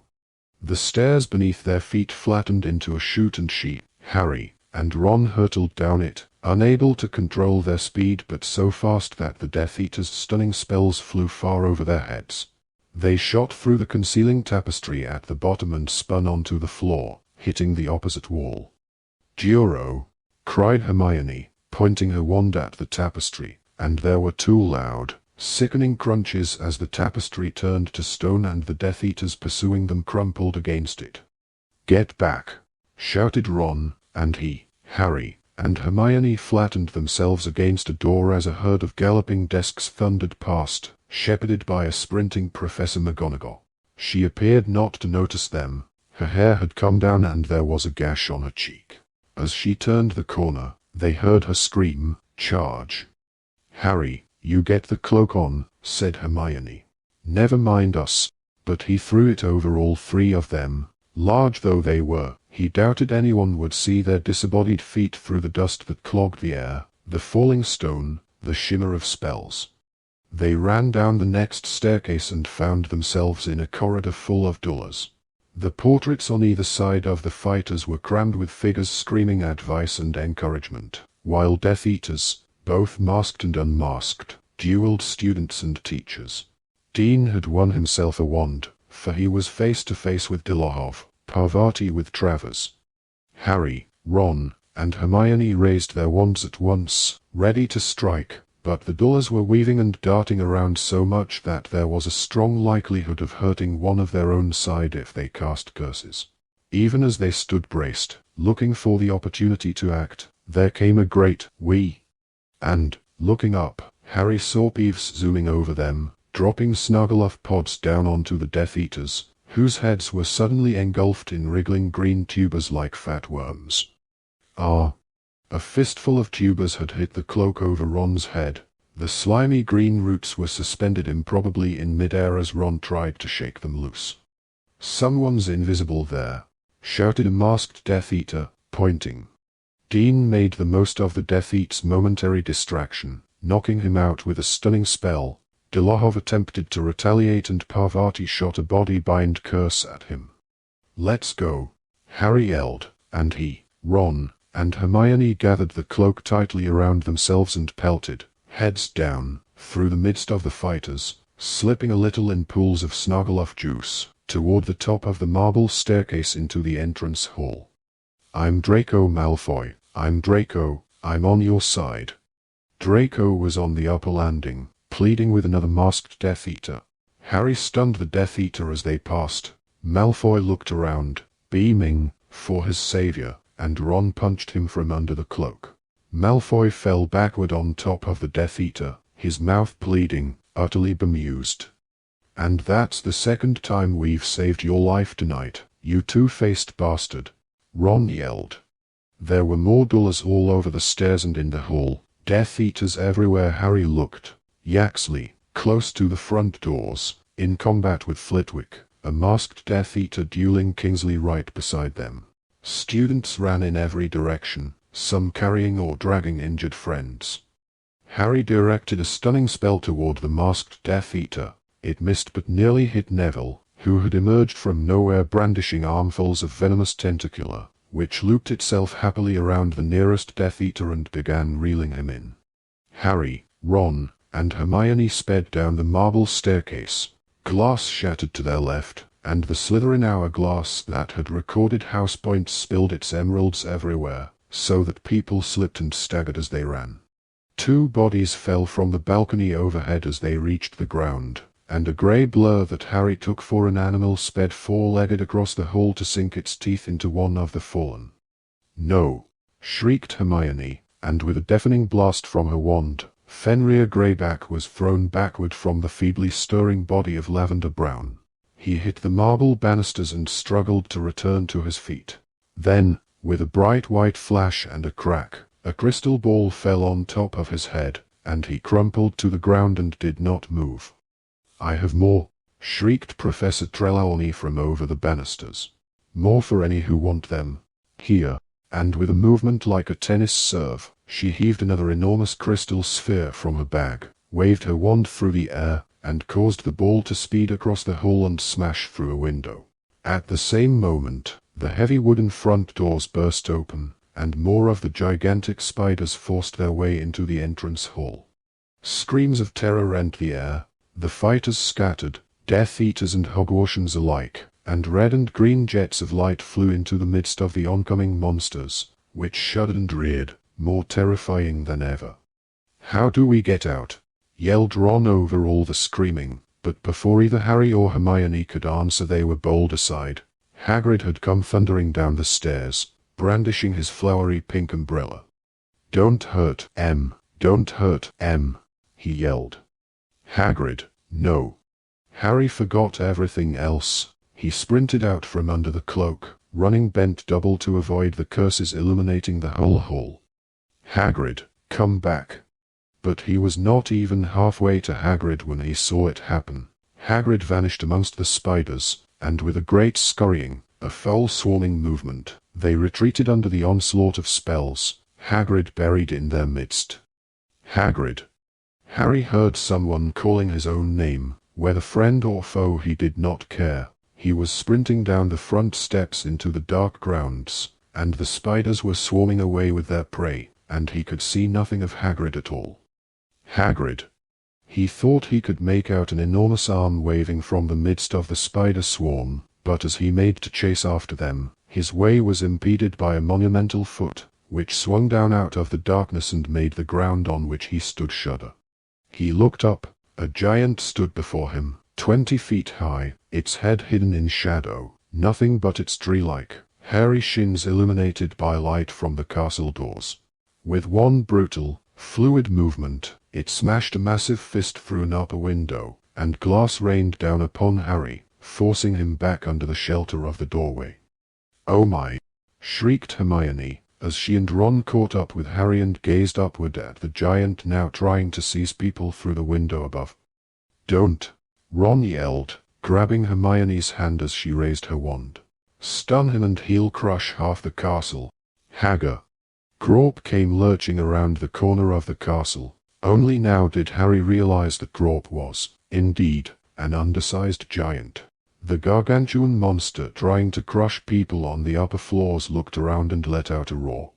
The stone steps trembled as he stomped toward his smaller kin, and Grawp's lopsided mouth fell open, showing yellow, half-brick-sized teeth, and then they launched themselves at each other with the savagery of lions. "Run!" Harry roared. The night was full of hideous yells and blows as the giants wrestled, and he seized Hermione's hand and tore down the steps into the grounds, Ron bringing up the rear. Harry had not lost hope of finding and saving Hagrid. He ran so fast that they were halfway toward the forest before they were brought up short again. The air around them had frozen. Harry's breath caught and solidified in his chest. Shapes moved out in the darkness, swirling figures of concentrated blackness, moving in a great wave toward the castle, their faces hooded and their breath rattling. Ron and Hermione closed in beside him as the sounds of fighting behind them grew suddenly muted, deadened, because a silence only Dementors could bring was falling thickly through the night, and Fred was gone, and Hagrid was surely dying or already dead. "Come on, Harry," said Hermione's voice from a very long way away. "Patronesses, Harry, come on." He raised his wand, but a dull hopelessness was spreading through him. How many more lay dead that he did not yet know about? He felt as though his soul had already half left his body. "Harry, come on," screamed Hermione. 100 Dementors were advancing, gliding toward them, sucking their way closer to Harry's despair, which was like a promise of a feast. He saw Ron's silver terrier burst into the air, flicker feebly, and expire. He saw Hermione's otter twist in midair and fade, and his own wand trembled in his hand, and he almost welcomed the oncoming oblivion, the promise of nothing, of no feeling. And then a silver hare, a boar, and a fox soared past Harry, Ron, and Hermione's heads. The Dementors fell back before the creature's approach. 3 more people had arrived out of the darkness to stand beside them, their wands outstretched, continuing to cast their patronesses, Luna, Ernie, and Seamus. "That's right," said Luna encouragingly, as if they were back in the room of requirement and this was simply spell practice for the D-Dotter. "That's right, Harry. Come on, think of something happy." "Something happy," he said, his voice cracked. "We're all still here," she whispered. "We're still fighting. Come on, now." There was a silver spark, then a wavering light, and then, with the greatest effort it had ever cost him, the stag burst from the end of Harry's wand. It cantered forward, and now the Dementors scattered in earnest, and immediately the night was mild again, but the sounds of the surrounding battle were loud in his ears. "Can't thank you enough," said Ron shakily, turning to Luna, Ernie, and Seamus. "You just saved." With a roar and an earth-quaking tremor, another giant came lurching out of the darkness from the direction of the forest, brandishing a club taller than any of them. "Run!" Harry shouted again, but the others needed no telling. They all scattered, and not a second too soon, for next moment the creature's vast foot had fallen exactly where they had been standing. Harry looked round. Ron and Hermione were following him, but the other 3 had vanished back into the battle. "Let's get out of range," yelled Ron as the giant swung its club again and its bellows echoed through the night, across the grounds where bursts of red and green light continued to illuminate the darkness. "The Whomping Willow," said Harry. "Go." Somehow he walled it all up in his mind, crammed it into a small space into which he could not look now. Thoughts of Fred and Hagrid, and his terror for all the people he loved, scattered in and outside the castle, must all wait, because they had to run, had to reach the snake and Voldemort, because that was, as Hermione said, the only way to end it. He sprinted, half believing he could outdistance death itself, ignoring the jets of light flying in the darkness all around him, and the sound of the lake crashing like the sea, and the creaking of the forbidden forest though the night was windless. Through grounds that seemed themselves to have risen in rebellion, he ran faster than he had ever moved in his life. And it was he who saw the great tree first, the willow that protected the secret at its roots with whip-like, slashing branches. Panting and gasping, Harry slowed down, skirting the willow's swiping branches, peering through the darkness toward its thick trunk, trying to see the single knot in the bark of the old tree that would paralyze it. Ron and Hermione caught up, Hermione so out of breath she could not speak. How are we going to get in?" panted Ron. I can see the place if we just had Crookshanks again. Crookshanks, wheezed Hermione, bent double, clutching her chest. Are you a wizard, or what? Oh, right, yeah. Ron looked around, then directed his wand at a twig on the ground and said, Wingardium Leviosa. The twig flew up from the ground, spun through the air as if caught by a gust of wind, then zoomed directly at the trunk through the willow's ominously swaying branches. It jabbed at a place near the roots, and at once, the writhing tree became still.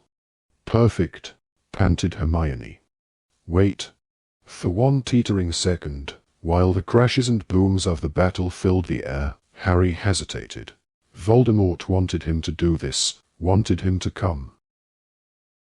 Was he leading Ron and Hermione into a trap? But then the reality seemed to close upon him, cruel and plain. The only way forward was to kill the snake, and the snake was where Voldemort was, and Voldemort was at the end of this tunnel. Harry, we're coming, just get in there, said Ron, pushing him forward. Harry wriggled into the earthy passage hidden in the tree's roots. It was a much tighter squeeze than it had been the last time they had entered it. The tunnel was low-ceilinged. They had had to double up to move through it nearly 4 years previously. Now there was nothing for it but to crawl. Harry went first, his wand illuminated, expecting at any moment to meet barriers, but none came. They moved in silence, Harry's gaze fixed upon the swinging beam of the wand held in his fist. At last the tunnel began to slope upward and Harry saw a sliver of light ahead. Hermione tugged at his ankle.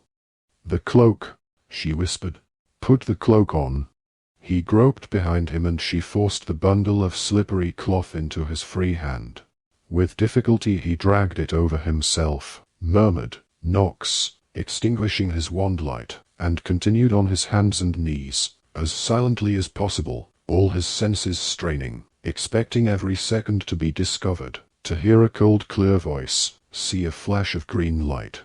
And then he heard voices coming from the room directly ahead of them, only slightly muffled by the fact that the opening at the end of the tunnel had been blocked up by what looked like an old crate. Hardly daring to breathe, Harry edged right up to the opening and peered through a tiny gap left between crate and wall. The room beyond was dimly lit, but he could see Nagini, swirling and coiling like a serpent underwater, safe in her enchanted, starry sphere, which floated unsupported in midair. He could see the edge of a table, and a long-fingered white hand toying with a wand. Then Snape spoke, and Harry's heart lurched. Snape was inches away from where he crouched, hidden. "My lord, their resistance is crumbling, and it is doing so without your help," said Voldemort in his high, clear voice. "Skilled wizard though you are, Severus, I do not think you will make much difference now. We are almost there." "Almost. Let me find the boy. Let me bring you Potter. I know I can find him, my lord. Please." Snape strode past the gap, and Harry drew back a little, keeping his eyes fixed upon Nagini, wondering whether there was any spell that might penetrate the protection surrounding her, but he could not think of anything. One failed attempt, and he would give away his position. Voldemort stood up. Harry could see him now, see the red eyes, the flattened, serpentine face, the pallor of him gleaming slightly in the semi-darkness. "I have a problem, Severus," said Voldemort softly. "My lord," said Snape. Voldemort raised the Elder Wand, holding it as delicately and precisely as a conductor's baton. "Why doesn't it work for me, Severus?" In the silence Harry imagined he could hear the snake hissing slightly as it coiled and uncoiled, or was it Voldemort's sibilant sigh lingering on the air? My lord," said Snape blankly. "I do not understand. You have performed extraordinary magic with that wand." "No," said Voldemort. "I have performed my usual magic. I am extraordinary, but this wand. No. It has not revealed the wonders it has promised. I feel no difference between this wand and the one I procured from Ollivander all those years ago." Voldemort's tone was musing, calm, but Harry's scar had begun to throb and pulse. Pain was building in his forehead, and he could feel the controlled sense of fury building inside Voldemort. "No difference," said Voldemort again. Snape did not speak. Harry could not see his face. He wondered whether Snape sensed danger, was trying to find the right words to reassure his master. Voldemort started to move around the room. Harry lost sight of him for seconds as he prowled, speaking in that same measured voice, while the pain and fury mounted in Harry. "I have thought long and hard, Severus. Do you know why I have called you back from the battle?" And for a moment Harry saw Snape's profile. His eyes were fixed upon the coiling snake in its enchanted cage. "No, my lord, but I beg you will let me return. Let me find Potter." "You sound like Lucius. Neither of you understands Potter as I do. He does not need finding. Potter will come to me. I know his weakness, you see, his one great flaw. He will hate watching the others struck down around him, knowing that it is for him that it happens. He will want to stop it at any cost. He will come. But my lord, he might be killed accidentally by one other than yourself. My instructions to my Death Eaters have been perfectly clear. Capture Potter. Kill his friends. The more, the better, but do not kill him.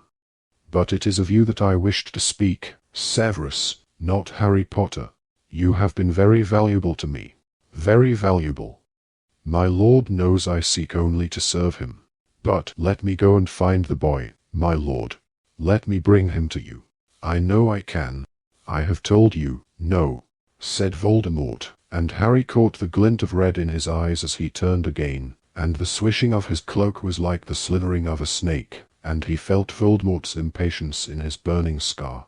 "My concern at the moment, Severus, is what will happen when I finally meet the boy. My lord, there can be no question, surely." "But there is a question, Severus. There is—" Voldemort halted, and Harry could see him plainly again as he slid the Elder Wand through his white fingers, staring at Snape. "Why did both the wands I have used fail when directed at Harry Potter?" I cannot answer that, my lord." "Can't you?" The stab of rage felt like a spike driven through Harry's head. He forced his own fist into his mouth to stop himself from crying out in pain. He closed his eyes, and suddenly he was Voldemort, looking into Snape's pale face. "My wand of you did everything of which I asked it, Severus, except to kill Harry Potter. Twice it failed. Ollivander told me under torture of the twin cores, told me to take another's wand. I did so, but Lucius' wand shattered upon meeting Potter's. I have no explanation, my lord." Snape was not looking at Voldemort now. His dark eyes were still fixed upon the coiling serpent in its protective sphere.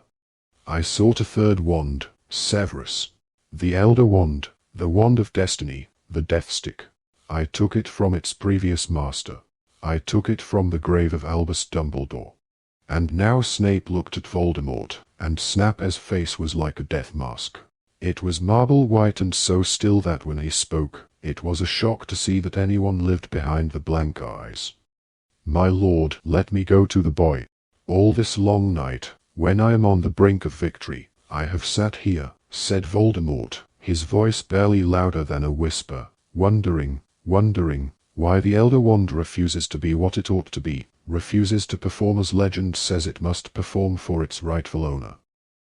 "And I think I have the answer." Snape did not speak. "Perhaps you already know it. You are a clever man, after all, Severus. You have been a good and faithful servant, and I regret what must happen. My lord, the Elder Wand cannot serve me properly, Severus, because I am not its true master. The Elder Wand belongs to the wizard who killed its last owner. You killed Albus Dumbledore. While you live, Severus, the Elder Wand cannot be truly mine." "My lord," Snape protested, raising his wand. "It cannot be any other way," said Voldemort. "I must master the wand, Severus. Master the wand, and I master Potter at last." And Voldemort swiped the air with the Elder Wand. It did nothing to Snape, who for a split second seemed to think he had been reprieved. but then Voldemort's intention became clear. The snake's cage was rolling through the air, and before Snape could do anything more than yell, it had encased him, head and shoulders, and Voldemort spoke in Parseltongue. Kill. There was a terrible scream. Harry saw Snape's face losing the little color it had left. It whitened as his black eyes widened, as the snake's fangs pierced his neck, as he failed to push the enchanted cage off himself, as his knees gave way and he fell to the floor. I regret it, said Voldemort coldly. He turned away. There was no sadness in him, no remorse. It was time to leave this shack and take charge, with a wand that would now do his full bidding. He pointed it at the starry cage holding the snake, which drifted upward, off Snape, who fell sideways onto the floor, blood gushing from the wounds in his neck. Voldemort swept from the room without a backward glance, and the great serpent floated after him in its huge protective sphere. Back in the tunnel and his own mind, Harry opened his eyes. He had drawn blood biting down on his knuckles in the effort not to shout out. Now he was looking through the tiny crack between crate and wall, watching a foot in a black boot trembling on the floor. Harry, breathed Hermione behind him, but he had already pointed his wand at the crate blocking his view. It lifted an inch into the air and drifted sideways silently. As quietly as he could, he pulled himself up into the room. He did not know why he was doing it, why he was approaching the dying man. He did not know what he felt as he saw Snape's white face, and the fingers trying to staunch the bloody wound at his neck. Harry took off the invisibility cloak and looked down upon the man he hated, whose widening black eyes found Harry as he tried to speak.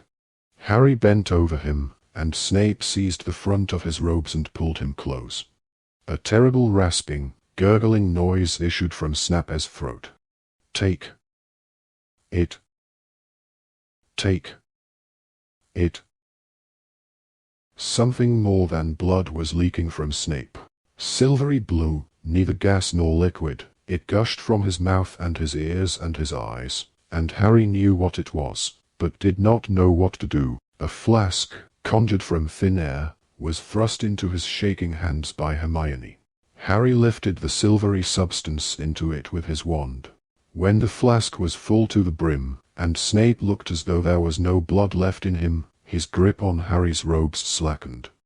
Look at me, he whispered. The green eyes found the black, but after a second, something in the depths of the dark pair seemed to vanish, leaving them fixed, blank, and empty. The hand holding Harry thudded to the floor, and Snape moved no more. Chapter 33. The Prince's Tale. Harry remained kneeling at Snape's side, simply staring down at him, until quite suddenly a high, cold voice spoke so close to them that Harry jumped to his feet, the flask gripped tightly in his hands, thinking that Voldemort had re-entered the room. Voldemort's voice reverberated from the walls and floor, and Harry realized that he was talking to Hogwarts and to all the surrounding area, that the residents of Hogsmeade and all those still fighting in the castle would hear him as clearly as if he stood beside them, his breath on the back of their necks, a death blow away. "You have fought," said the high, cold voice, "valiantly. Lord Voldemort knows how to value bravery. Yet you have sustained heavy losses. If you continue to resist me, you will all die, one by one. I do not wish this to happen. Every drop of magical blood spilled is a loss and a waste. Lord Voldemort is merciful. I command my forces to retreat immediately. You have 1 hour. Dispose of your dead with dignity. Treat your injured. I speak now, Harry Potter, directly to you. You have permitted your friends to die for you rather than face me yourself. I shall wait for 1 hour in the Forbidden Forest.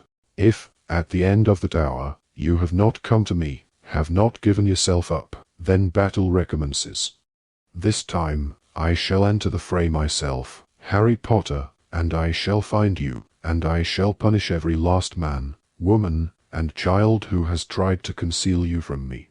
1 hour. Both Ron and Hermione shook their heads frantically, looking at Harry.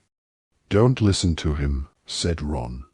It'll be all right, said Hermione wildly. Let's get back to the castle. If he's gone to the forest, we'll need to think of a new plan." She glanced at Snape's body, then hurried back to the tunnel entrance. Ron followed her. Harry gathered up the invisibility cloak, then looked down at Snape. He did not know what to feel, except shock at the way Snape had been killed, and the reason for which it had been done. They crawled back through the tunnel, none of them talking, and Harry wondered whether Ron and Hermione could still hear Voldemort ringing in their heads, as he could. "You have permitted your friends to die for you rather than face me yourself. I shall wait for 1 hour in the Forbidden Forest." 1 hour. Small bundles seemed to litter the lawn at the front of the castle. It could only be an hour or so from dawn, yet it was pitch black. The three of them hurried toward the stone steps.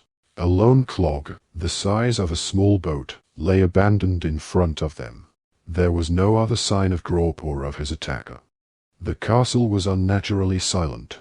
There were no flashes of light now, no bangs or screams or shouts. The flagstones of the deserted entrance hall were stained with blood. Emeralds were still scattered all over the floor, along with pieces of marble and splintered wood. Part of the banisters had been blown away. "Where is everyone?" whispered Hermione. Ron led the way to the great hall. Harry stopped in the doorway. The house tables were gone and the room was crowded. The survivors stood in groups, their arms around each other's necks. The injured were being treated upon the raised platform by Madame Pomfrey and a group of helpers. Firenze was amongst the injured. His flank poured blood and he shook where he lay, unable to stand. The dead lay in a row in the middle of the hall. Harry could not see Fred's body, because his family surrounded him. George was kneeling at his head.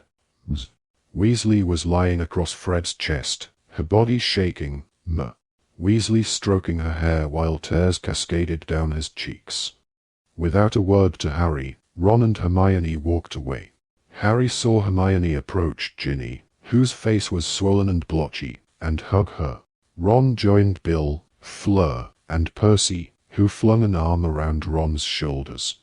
As Ginny and Hermione moved closer to the rest of the family, Harry had a clear view of the bodies lying next to Fred, Remus and Tonks, pale and still and peaceful looking, apparently asleep beneath the dark, enchanted ceiling.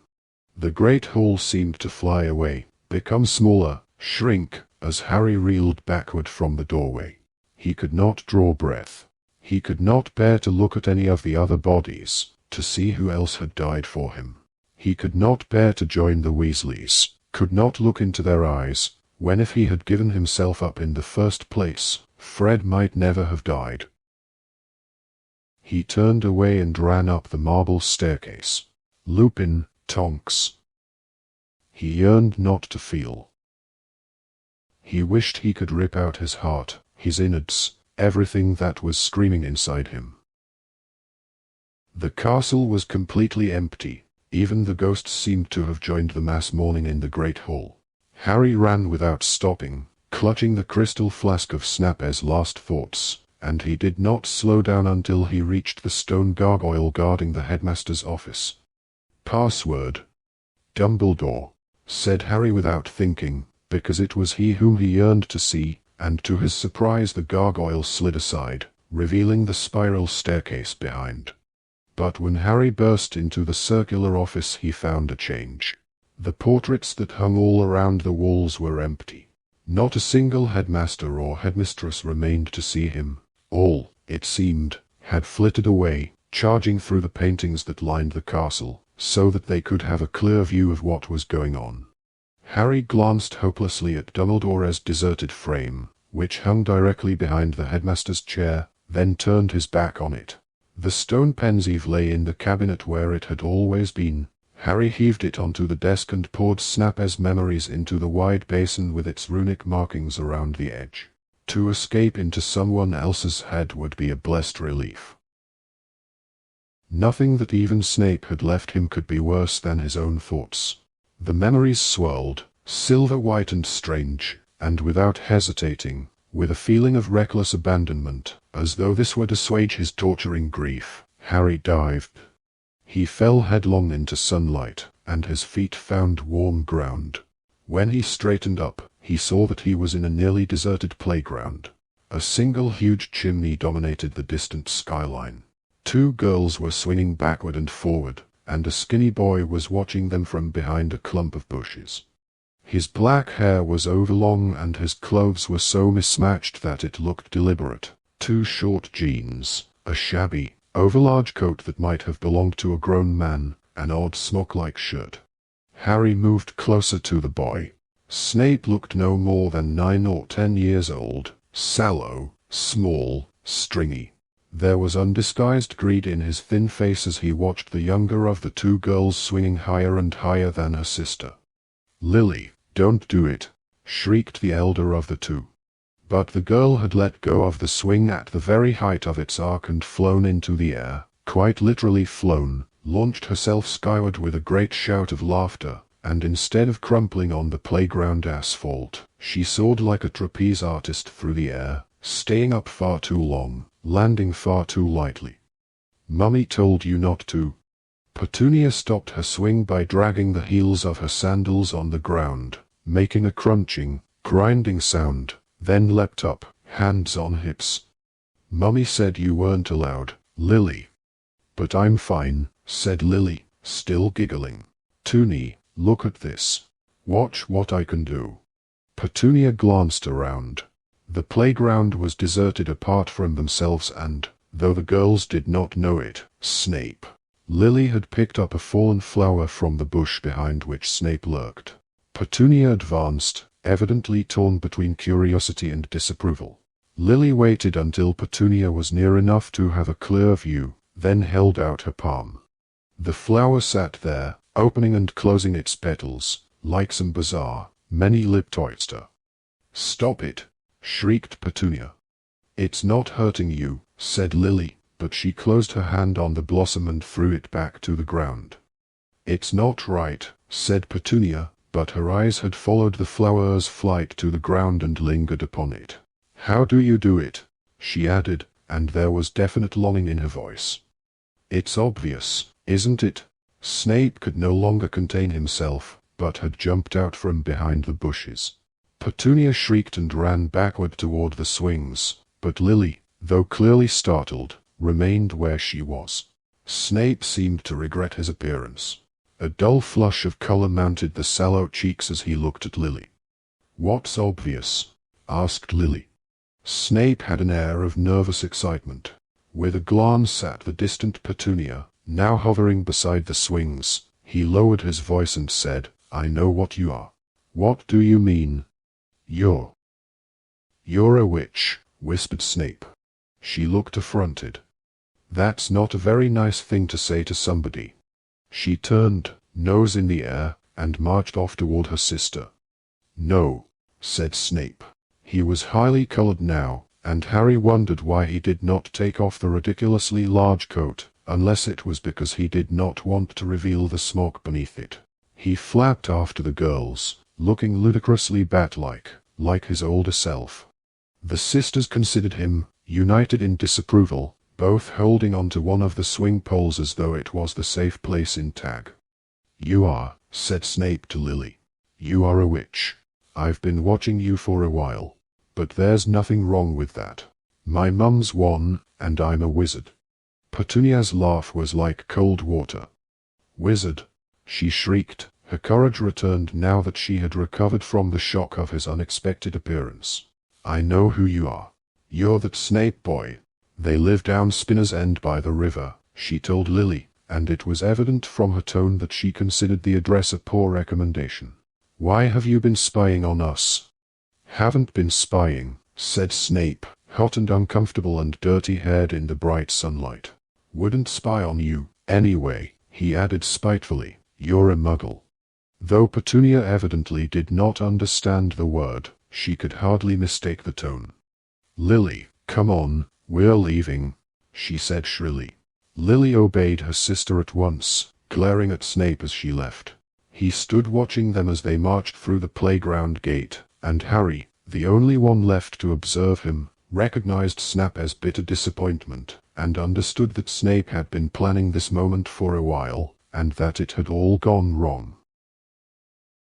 The scene dissolved, and before Harry knew it, reformed around him. He was now in a small thicket of trees.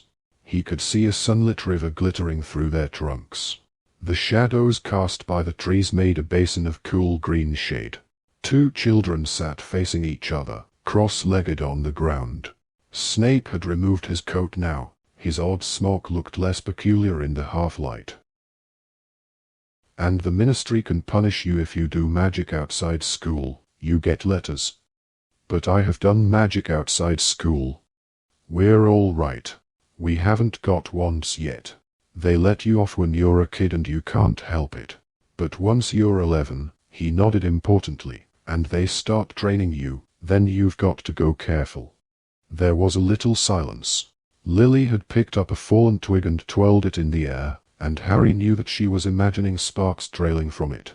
Then she dropped the twig, leaned in toward the boy, and said, "It is real, isn't it? It's not a joke. Petunia says you're lying to me. Petunia says there isn't a Hogwarts. It is real, isn't it?" "It's real for us," said Snape. "Not for her. But we'll get the letter, you and me." "Really?" whispered Lily. "Definitely," said Snape, and even with his poorly cut hair and his odd clothes, he struck an oddly impressive figure sprawled in front of her, brimful of confidence in his destiny. "And will it really come by owl?" Lily whispered. "Normally," said Snape. "But you're Muggle-born, so someone from the school will have to come and explain to your parents." "Does it make a difference, being Muggle-born?" Snape hesitated. His black eyes, eager in the greenish gloom, moved over the pale face, the dark red hair. "No," he said. "It doesn't make any difference." "Good," said Lily, relaxing. It was clear that she had been worrying. "You've got loads of magic," said Snape. "I saw that.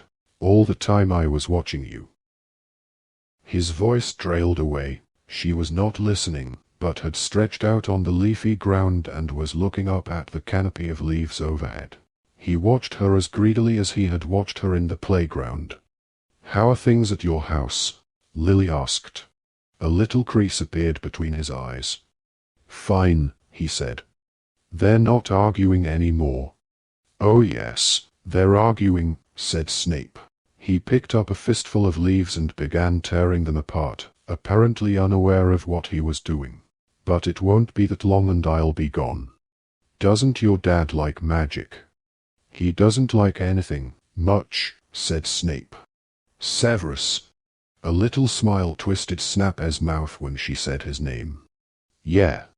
Tell me about the Dementors again. What do you want to know about them for?"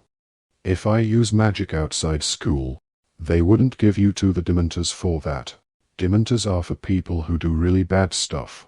They guard the wizard prison, Azkaban. You're not going to end up in Azkaban. You're too."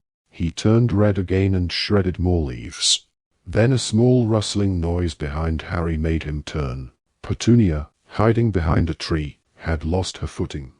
"Toonie," said Lily, surprise and welcome in her voice, but Snape had jumped to his feet. "Who's spying now?" he shouted. "What do you want?" Petunia was breathless, alarmed at being caught. Harry could see her struggling for something hurtful to say. "What is that you're wearing, anyway?" she said, pointing at Snape's chest. "Your mum's blouse." There was a crack. A branch over Petunia's head had fallen. Lily screamed. The branch caught Petunia on the shoulder, and she staggered backward and burst into tears. "Toonie." But Petunia was running away. Lily rounded on Snape. "Did you make that happen?" "No." He looked both defiant and scared. "You did." She was backing away from him. "You did. You hurt her." "No, I didn't." But the lie did not convince Lily. After one last burning look, she ran from the little thicket, off after her sister, and Snape looked miserable and confused. And the scene reformed. Harry looked around. He was on platform 9 3/4, and Snape stood beside him, slightly hunched, next to a thin, sallow-faced, sour-looking woman who greatly resembled him. Snape was staring at a family of four a short distance away. The two girls stood a little apart from their parents. Lily seemed to be pleading with her sister. Harry moved closer to listen. "I'm sorry, Toonie, I'm sorry. Listen." She caught her sister's hand and held tight to it, even though Petunia tried to pull it away. "Maybe once I'm there." "No, listen, Toonie. Maybe once I'm there, I'll be able to go to Professor Dumbledore and persuade him to change his mind." "I don't want to go," said Petunia, and she dragged her hand back out of her sister's grasp. "You think I want to go to some stupid castle and learn to be a Her pale eyes roved over the platform, over the cats mewling in their owners' arms, over the owls fluttering and hooting at each other in cages, over the students, some already in their long black robes, loading drunks onto the Scarlet steam engine or else greeting one another with glad cries after a summer apart. You think I want to be a freak?" Lily's eyes filled with tears as Petunia succeeded in tugging her hand away. "I'm not a freak," said Lily. "That's a horrible thing to say." "That's where you're going," said Petunia with relish. "A special school for freaks. You and that Snape boy. Weirdos, that's what you two are. It's good you're being separated from normal people. It's for our safety." Lily glanced toward her parents, who were looking around the platform with an air of wholehearted enjoyment, drinking in the scene. Then she looked back at her sister, and her voice was low and fierce. "You didn't think it was such a freak's school when you wrote to the headmaster and begged him to take you?" Petunia turned scarlet. "Beg? I didn't beg." I saw his reply. It was very kind. "You shouldn't have read," whispered Petunia. "That was my private." "How could you?" Lily gave herself away by half glancing toward where Snape stood nearby. Petunia gasped. "That boy found it. You and that boy have been sneaking in my room." "No, not sneaking." Now Lily was on the defensive. "Severus saw the envelope, and he couldn't believe a muggle could have contacted Hogwarts, that's all. He says there must be wizards working undercover in the postal service who take care of." "Apparently wizards poke their noses in everywhere," said Petunia, now as pale as she had been flushed. "Freak!" She spat at her sister, and she flounced off to where her parents stood. The scene dissolved again. Snape was hurrying along the corridor of the Hogwarts Express as it clattered through the countryside. He had already changed into his school robes, had perhaps taken the first opportunity to take off his dreadful muggle clothes. At last he stopped, outside a compartment in which a group of rowdy boys were talking. Hunched in a corner seat beside the window was Lily, her face pressed against the window pane. Snape slid open the compartment door and sat down opposite Lily. She glanced at him and then looked back out of the window. She had been crying. "I don't want to talk to you," she said in a constricted voice. "Why not?" "Toonie H. hates me. Because we saw that letter from Dumbledore." "So what?" She threw him a look of deep dislike. "So she's my sister." "She's only a—" He caught himself quickly. Lily, too busy trying to wipe her eyes without being noticed, did not hear him. "But we're going," he said, unable to suppress the exhilaration in his voice. "This is it. We're off to Hogwarts." She nodded, mopping her eyes, but in spite of herself, she half smiled. "You'd better be in Slytherin," said Snape, encouraged that she had brightened a little. "Slytherin?" One of the boys sharing the compartment, who had shown no interest at all in Lily or Snape until that point, looked around at the word, and Harry, whose attention had been focused entirely on the two beside the window, saw his father, slight, black-haired like Snape, but with that indefinable air of having been well cared for, even adored, that Snape so conspicuously lacked. "Who wants to be in Slytherin? I think I'd leave, wouldn't you?" James asked the boy lounging on the seats opposite him, and with a jolt, Harry realized that it was Sirius. Sirius did not smile. "My whole family have been in Slytherin," he said. "Blimey, said James, and I thought you seemed all right. Sirius grinned. Maybe I'll break the tradition. Where are you heading, if you've got the choice? James lifted an invisible sword. Gryffindor, where dwell the brave at heart, like my dad. Snape made a small, disparaging noise. James turned on him. Got a problem with that? No, said Snape, though his slight sneer said otherwise. If you'd rather be brawny than brainy. Where are you hoping to go, seeing as you're neither? Interjected Sirius. James roared with laughter. Lily sat up, rather flushed, and looked from James to Sirius in dislike. Come on, Severus, let's find another compartment. Ooh. James and Sirius imitated her lofty voice. James tried to trip Snape as he passed. "See-ya, Snivellus," a voice called, as the compartment door slammed. And the scene dissolved once more. Harry was standing right behind Snape as they faced the candlelit house tables, lined with rapt faces. Then Professor McGonagall said, "Evans, Lily." He watched his mother walk forward on trembling legs and sit down upon the rickety stool. Professor McGonagall dropped the sorting hat onto her head, and barely a second after it had touched the dark red hair, the hat cried, "Gryffindor." Harry heard Snape let out a tiny groan. Lily took off the hat, handed it back to Professor McGonagall, then hurried toward the cheering Gryffindors, but as she went she glanced back at Snape, and there was a sad little smile on her face. Harry saw Sirius move up the bench to make room for her. She took one look at him, seemed to recognize him from the train, folded her arms, and firmly turned her back on him. The roll call continued. Harry watched Lupin, Pettigrew, and his father join Lily and Sirius at the Gryffindor table. At last, when only a dozen students remained to be sorted, Professor McGonagall called Snape. Harry walked with him to the stool, watched him place the hat upon his head. "Slytherin," cried the sorting hat. And Severus Snape moved off to the other side of the hall, away from Lily, to where the Slytherins were cheering him, to where Lucius Malfoy, a prefect badge gleaming upon his chest, patted Snape on the back as he sat down beside him. And the scene changed. Lily and Snape were walking across the castle courtyard, evidently arguing. Harry hurried to catch up with them, to listen in. As he reached them, he realized how much taller they both were. A few years seemed to have passed since their sorting. "Thought we were supposed to be friends," Snape was saying. "Best friends." "We are, Sev, but I don't like some of the people you're hanging round with.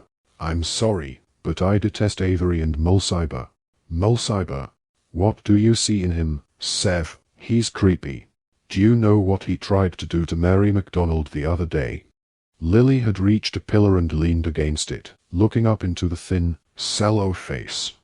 "That was nothing," said Snape. "It was a laugh, that's all. It was dark magic, and if you think that's funny, what about the stuff Potter and his mates get up to?" demanded Snape. His color rose again as he said it, unable, it seemed, to hold in his resentment. "What's Potter got to do with anything?" said Lily. "They sneak out at night. There's something weird about that Lupin. Where does he keep going?" "He's ill," said Lily. "They say he's ill. Every month at the full moon," said Snape. "I know your theory," said Lily, and she sounded cold. "Why are you so obsessed with them anyway? Why do you care what they're doing at night?" "I'm just trying to show you they're not as wonderful as everyone seems to think they are." The intensity of his gaze made her blush. "They don't use dark magic, though." She dropped her voice. "And you're being really ungrateful. I heard what happened the other night. You went sneaking down that tunnel by the Whomping Willow, and James Potter saved you from whatever's down there." Snape's whole face contorted and he spluttered. "Saved? Saved? You think he was playing the hero? He was saving his neck and his friends too. You're not going to." "I won't let you." "Let me. Let me." Lily's bright green eyes were slits. Snape backtracked at once. I didn't mean, I just don't want to see you made a fool of. He fancies you. James Potter fancies you. The words seemed wrenched from him against his will. And he's not. Everyone thinks. Big Quidditch hero. Snape's bitterness and dislike were rendering him incoherent, and Lily's eyebrows were traveling farther and farther up her forehead. I know James Potter's an arrogant toe-rag, she said, cutting across Snape. I don't need you to tell me that. But Mulciber's and Avery's idea of humor is just evil. Evil, Sev. I don't understand how you can be friends with them. Harry doubted that Snape had even heard her strictures on Mulciber and Avery. The moment she had insulted James Potter, his whole body had relaxed, and as they walked away there was a new spring in Snape's step. And the scene dissolved. Harry watched again as Snape left the Great Hall after sitting his O.W.L.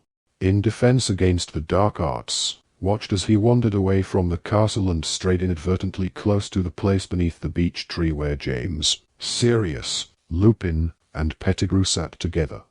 But Harry kept his distance this time, because he knew what happened after James had hoisted Severus into the air and taunted him. He knew what had been done and said, and it gave him no pleasure to hear it again. He watched as Lily joined the group and went to Snape's defense. Distantly he heard Snape shout at her in his humiliation and his fury, the unforgivable word, mudblood. The scene changed. I'm sorry. I'm not interested. I'm sorry. Save your breath. It was night time.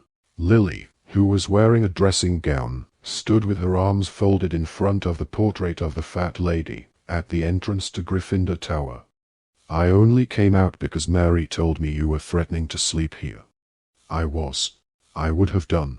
I never meant to call you mudblood, it just slipped out. There was no pity in Lily's voice. It's too late. I've made excuses for you for years. None of my friends can understand why I even talk to you. You and your precious little Death Eater friends. You see, you don't even deny it.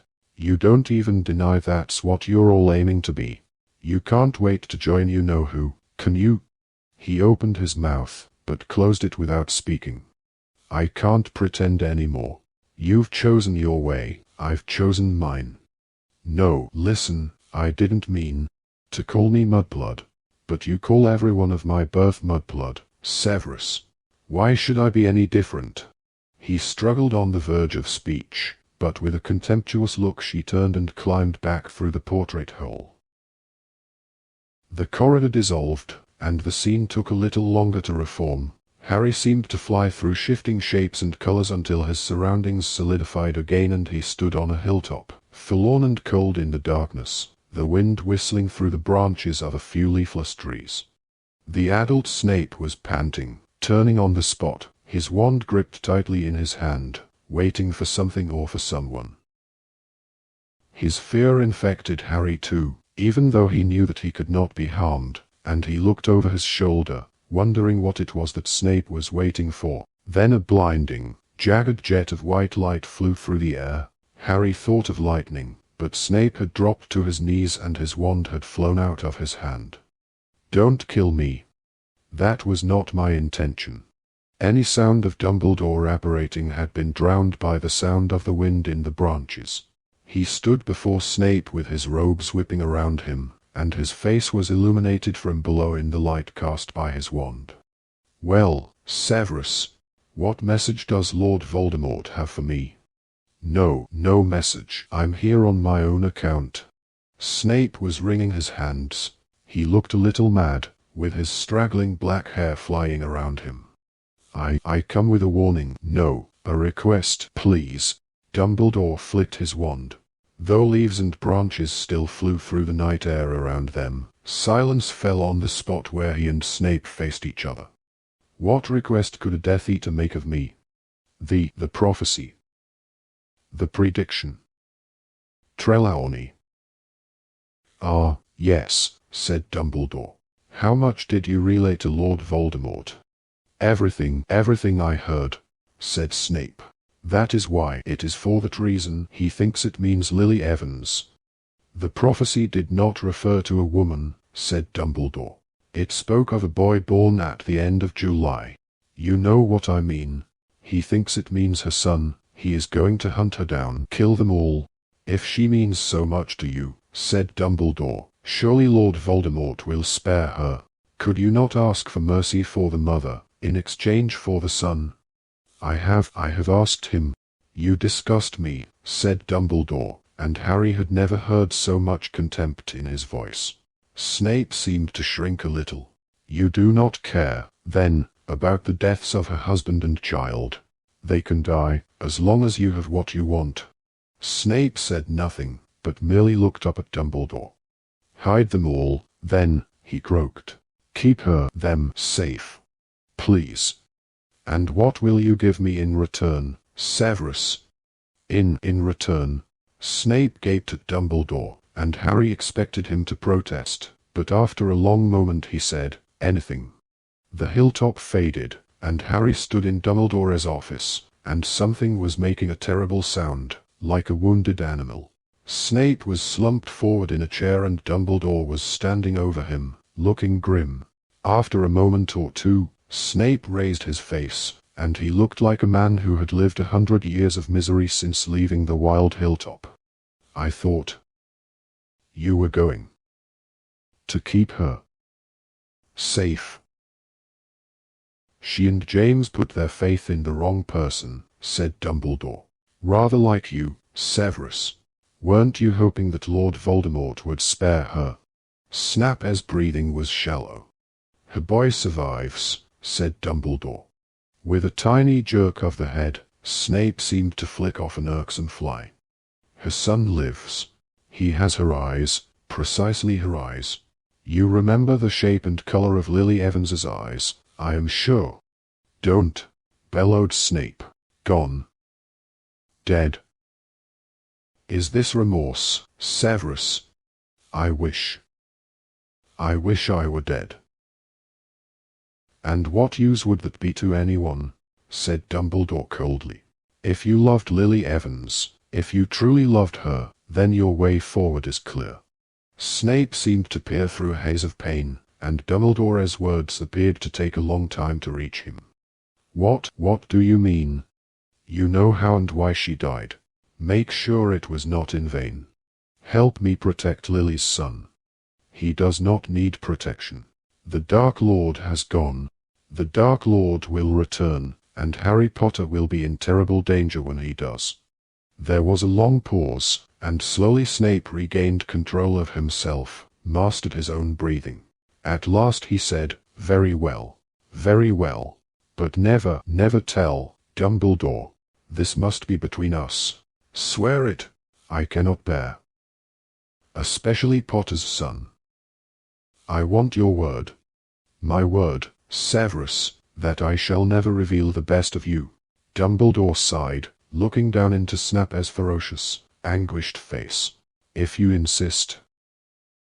The office dissolved but reformed instantly. Snape was pacing up and down in front of Dumbledore. Mediocre, arrogant as his father, a determined rule-breaker, delighted to find himself famous, attention-seeking and impertinent. You see what you expect to see, Severus, said Dumbledore, without raising his eyes from a copy of Transfiguration today. Other teachers report that the boy is modest, likable, and reasonably talented. Personally, I find him an engaging child. Dumbledore turned a page, and said, without looking up, keep an eye on Quirrell, won't you? A whirl of color, and now everything darkened, and Snape and Dumbledore stood a little apart in the entrance hall, while the last stragglers from the Yule Ball passed them on their way to bed. Well, murmured Dumbledore. Karkaroff's mark is becoming darker too. He is panicking, he fears retribution. You know how much help he gave the Ministry after the Dark Lord fell. Snape looked sideways at Dumbledore's crooked-nosed profile. Karkaroff intends to flee if the mark burns. Does he? Said Dumbledore softly, as Fleur Delacour and Roger Davies came giggling in from the grounds. And are you tempted to join him? No, said Snape, his black eyes on Fleur's and Roger's retreating figures. "I am not such a coward." "No," agreed Dumbledore. "You are a braver man by far than Igor Karkaroff. You know, I sometimes think we sought too soon." He walked away, leaving Snape looking stricken. And now Harry stood in the headmaster's office yet again. It was night time, and Dumbledore sagged sideways in the throne-like chair behind the desk, apparently semi-conscious. His right hand dangled over the side, blackened and burned. Snape was muttering incantations, pointing his wand at the wrist of the hand, while with his left hand he tipped a goblet full of thick golden potion down Dumbledore's throat. After a moment or two, Dumbledore's eyelids fluttered and opened. "Why," said Snape, without preamble, "why did you put on that ring? It carries a curse, surely you realized that. Why even touch it?"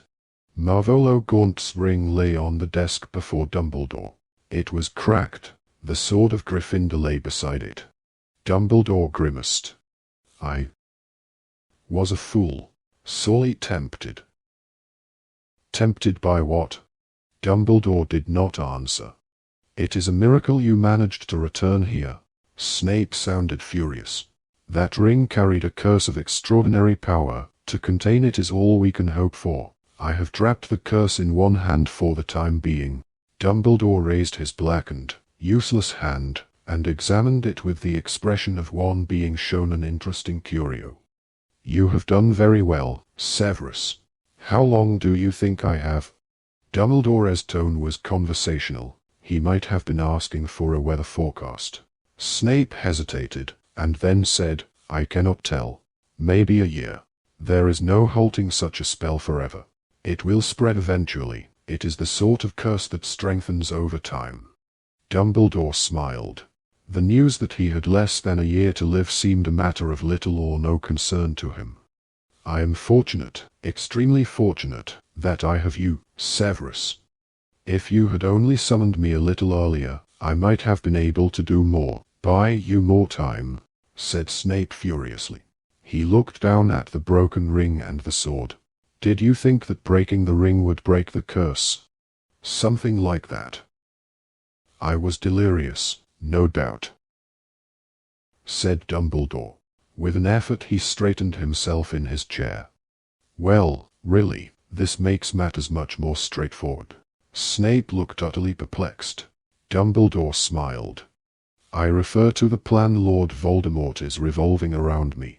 His plan to have the poor Malfoy boy murder me."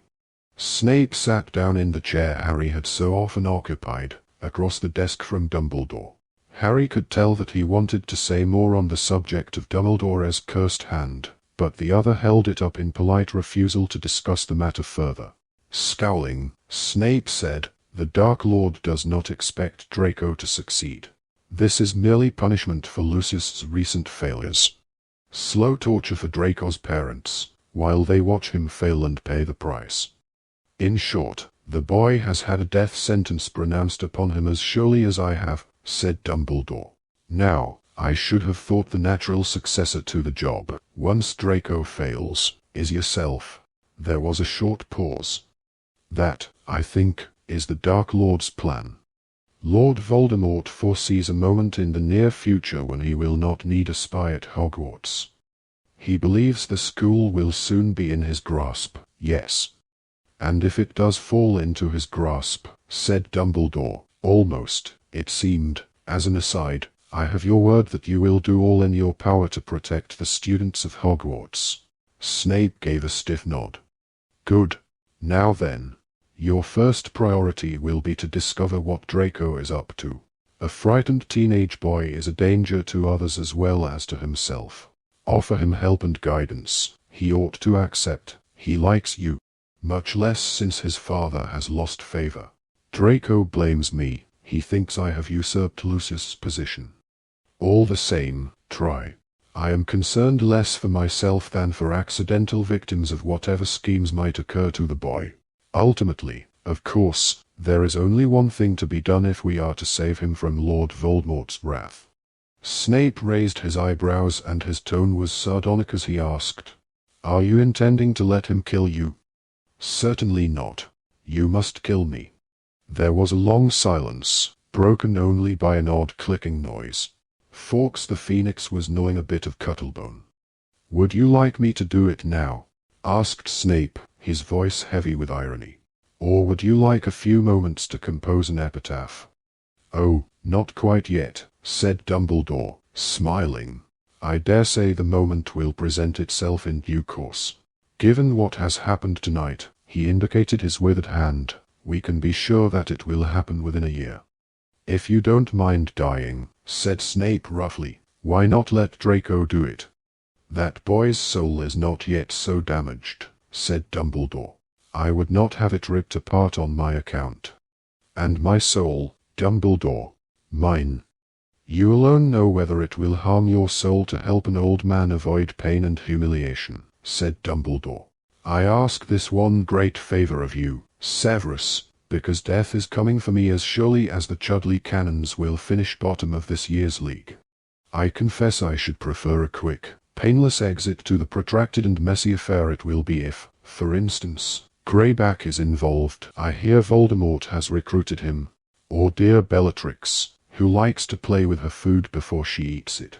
His tone was light, but his blue eyes pierced Snape as they had frequently pierced Harry, as though the soul they discussed was visible to him. At last Snape gave another curt nod. Dumbledore seemed satisfied. Thank you, Severus. The office disappeared, and now Snape and Dumbledore were strolling together in the deserted castle grounds by twilight. What are you doing with Potter? All these evenings you are closeted together, Snape asked abruptly. Dumbledore looked weary. Why, you aren't trying to give him more detentions, Severus. The boy will soon have spent more time in detention than out. He is his father over again. In looks, perhaps, but his deepest nature is much more like his mother's. I spend time with Harry because I have things to discuss with him, information I must give him before it is too late. Information, repeated Snape. You trust him. You do not trust me. It is not a question of trust. I have, as we both know, limited time. It is essential that I give the boy enough information for him to do what he needs to do. And why may I not have the same information? I prefer not to put all of my secrets in one basket, particularly not a basket that spends so much time dangling on the arm of Lord Voldemort. Which I do on your orders. And you do it extremely well. Do not think that I underestimate the constant danger in which you place yourself, Severus. To give Voldemort what appears to be valuable information while withholding the essentials is a job I would entrust to nobody but you. Yet you confide much more in a boy who is incapable of occlumency, whose magic is mediocre, and who has a direct connection into the Dark Lord's mind. Voldemort fears that connection, said Dumbledore. Not so long ago he had one small taste of what truly sharing Harry's mind means to him. It was pain such as he has never experienced. He will not try to possess Harry again, I am sure of it. Not in that way. I don't understand. Lord Voldemort's soul, maimed as it is, cannot bear close contact with a soul like Harry's. Like a tongue on frozen steel, like flesh in flame. Souls. We were talking of minds. In the case of Harry and Lord Voldemort, to speak of one is to speak of the other. Dumbledore glanced around to make sure that they were alone. They were close by the Forbidden Forest now, but there was no sign of anyone near them. After you have killed me, Severus, you refuse to tell me everything, yet you expect that small service of me, snarled Snape, and real anger flared in the thin face now. You take a great deal for granted, Dumbledore. Perhaps I have changed my mind. You gave me your word, Severus. And while we are talking about services you owe me, I thought you agreed to keep a close eye on our young Slytherin friend. Snape looked angry, mutinous. Dumbledore sighed. Come to my office tonight, Severus, at 11, and you shall not complain that I have no confidence in you. They were back in Dumbledore's office, the windows dark, and Fawkes sat silent as Snape sat quite still, as Dumbledore walked around him, talking. Harry must not know, not until the last moment, not until it is necessary, otherwise how could he have the strength to do what must be done? But what must he do? That is between Harry and me. Now listen closely, Severus. There will come a time after my death. Do not argue, do not interrupt. There will come a time when Lord Voldemort will seem to fear for the life of his snake. For Nagini. Snape looked astonished. Precisely. If there comes a time when Lord Voldemort stops sending that snake forth to do his bidding, but keeps it safe beside him under magical protection, then, I think, it will be safe to tell Harry. Tell him what? Dumbledore took a deep breath and closed his eyes. Tell him that on the night Lord Voldemort tried to kill him, when Lily cast her own life between them as a shield, the killing curse rebounded upon Lord Voldemort, and a fragment of Voldemort's soul was blasted apart from the whole, and latched itself onto the only living soul left in that collapsing building. Part of Lord Voldemort lives inside Harry, and it is that which gives him the power of speech with snakes, and a connection with Lord Voldemort's mind that he has never understood. And while that fragment of soul, unmissed by Voldemort, remains attached to and protected by Harry, Lord Voldemort cannot die. Harry seemed to be watching the two men from one end of a long tunnel. They were so far away from him, their voices echoing strangely in his ears. So the boy. The boy must die, asked Snape quite calmly. And Voldemort himself must do it, Severus. That is essential. Another long silence. Then Snape said, I thought. All these years. That we were protecting him for her. For Lily. We have protected him because it has been essential to teach him, to raise him, to let him try his strength, said Dumbledore, his eyes still tight shut. Meanwhile, the connection between them grows ever stronger, a parasitic growth. Sometimes I have thought he suspects it himself. If I know him, he will have arranged matters so that when he does set out to meet his death, it will truly mean the end of Voldemort. Dumbledore opened his eyes. Snape looked horrified. You have kept him alive so that he can die at the right moment. Don't be shocked, Severus. How many men and women have you watched die? Lately, only those whom I could not save, said Snape. He stood up. You have used me. Meaning? I have spied for you and lied for you, put myself in mortal danger for you. Everything was supposed to be to keep Lily Potter's son safe.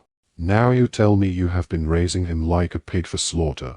But this is touching, Severus, said Dumbledore seriously.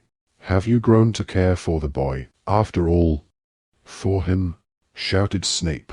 Expecto Patronum. From the tip of his wand burst the silver doe. She landed on the office floor, bounded once across the office, and soared out of the window. Dumbledore watched her fly away, and as her silvery glow faded he turned back to Snape, and his eyes were full of tears. After all this time? Always, said Snape. And the scene shifted. Now, Harry saw Snape talking to the portrait of Dumbledore behind his desk. You will have to give Voldemort the correct date of Harry's departure from his aunt and uncles, said Dumbledore. Not to do so will raise suspicion, when Voldemort believes you so well informed. However, you must plant the idea of decoy. That, I think, ought to ensure Harry's safety. Try confunding Mundungus Fletcher. And Severus, if you are forced to take part in the chase, be sure to act your part convincingly. I am counting upon you to remain in Lord Voldemort's good books as long as possible, or Hogwarts will be left to the mercy of the Carrows. Now Snape was head-to-head with Mundungus in an unfamiliar tavern, Mundungus's face looking curiously blank, Snape frowning in concentration. You will suggest to the Order of the Phoenix, Snape murmured, that they use decoy. Polyjuice potion. Identical Potters. It is the only thing that might work. You will forget that I have suggested this. You will present it as your own idea. You understand? I understand, murmured Mundungus, his eyes unfocused. Now Harry was flying alongside Snape on a broomstick through a clear dark night. He was accompanied by other hooded Death Eaters, and ahead were Lupin and a Harry who was really George. A Death Eater moved ahead of Snape and raised his wand, pointing it directly at Lupin's back. Sectum Sempra, shouted Snape.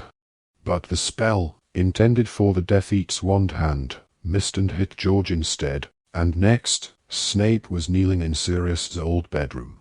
Tears were dripping from the end of his hooked nose as he read the old letter from Lily. The second page carried only a few words. Could ever have been friends with Gellert Grindelwald. I think her mind's going, personally.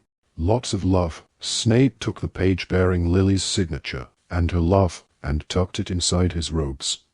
Then he ripped into the photograph he was also holding, so that he kept the part from which Lily laughed, throwing the portion showing James and Harry back onto the floor, under the chest of drawers.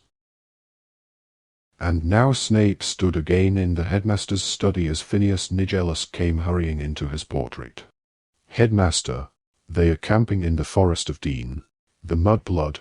Do not use that word. The Granger girl, then, mentioned the place as she opened her bag and I heard her. Good. Very good, cried the portrait of Dumbledore behind the headmaster's chair. Now, Severus, the sword. Do not forget that it must be taken under conditions of need and valor, and he must not know that you give it. If Voldemort should read Harry's mind and see you acting for him. I know, said Snape curtly. He approached the portrait of Dumbledore and pulled at its side. It swung forward, revealing a hidden cavity behind it from which he took the sword of Gryffindor. And you still aren't going to tell me why it's so important to give Potter the sword, said Snape as he swung a traveling cloak over his robes. No, I don't think so, said Dumbledore's portrait. He will know what to do with it. And Severus, be very careful, they may not take kindly to your appearance after George Weasley's mishap. Snape turned at the door. Don't worry, Dumbledore, he said coolly. I have a plan. And Snape left the room. Harry rose up out of the Pensieve, and moments later he lay on the carpeted floor in exactly the same room. Snape might just have closed the door. Chapter 34. The Forest Again. Finally, the truth. Lying with his face pressed into the dusty carpet of the office where he had once thought he was learning the secrets of victory, Harry understood at last that he was not supposed to survive. His job was to walk calmly into death's welcoming arms. Along the way, he was to dispose of Voldemort's remaining links to life, so that when at last he flung himself across Voldemort's path, and did not raise a wand to defend himself, the end would be clean, and the job that ought to have been done in Godric's Hollow would be finished. Neither would live, neither could survive. He felt his heart pounding fiercely in his chest.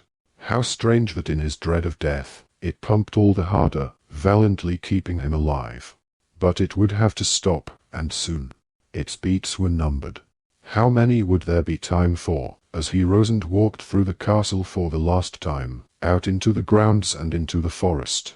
Terror washed over him as he lay on the floor, with that funeral drum pounding inside him. Would it hurt to die?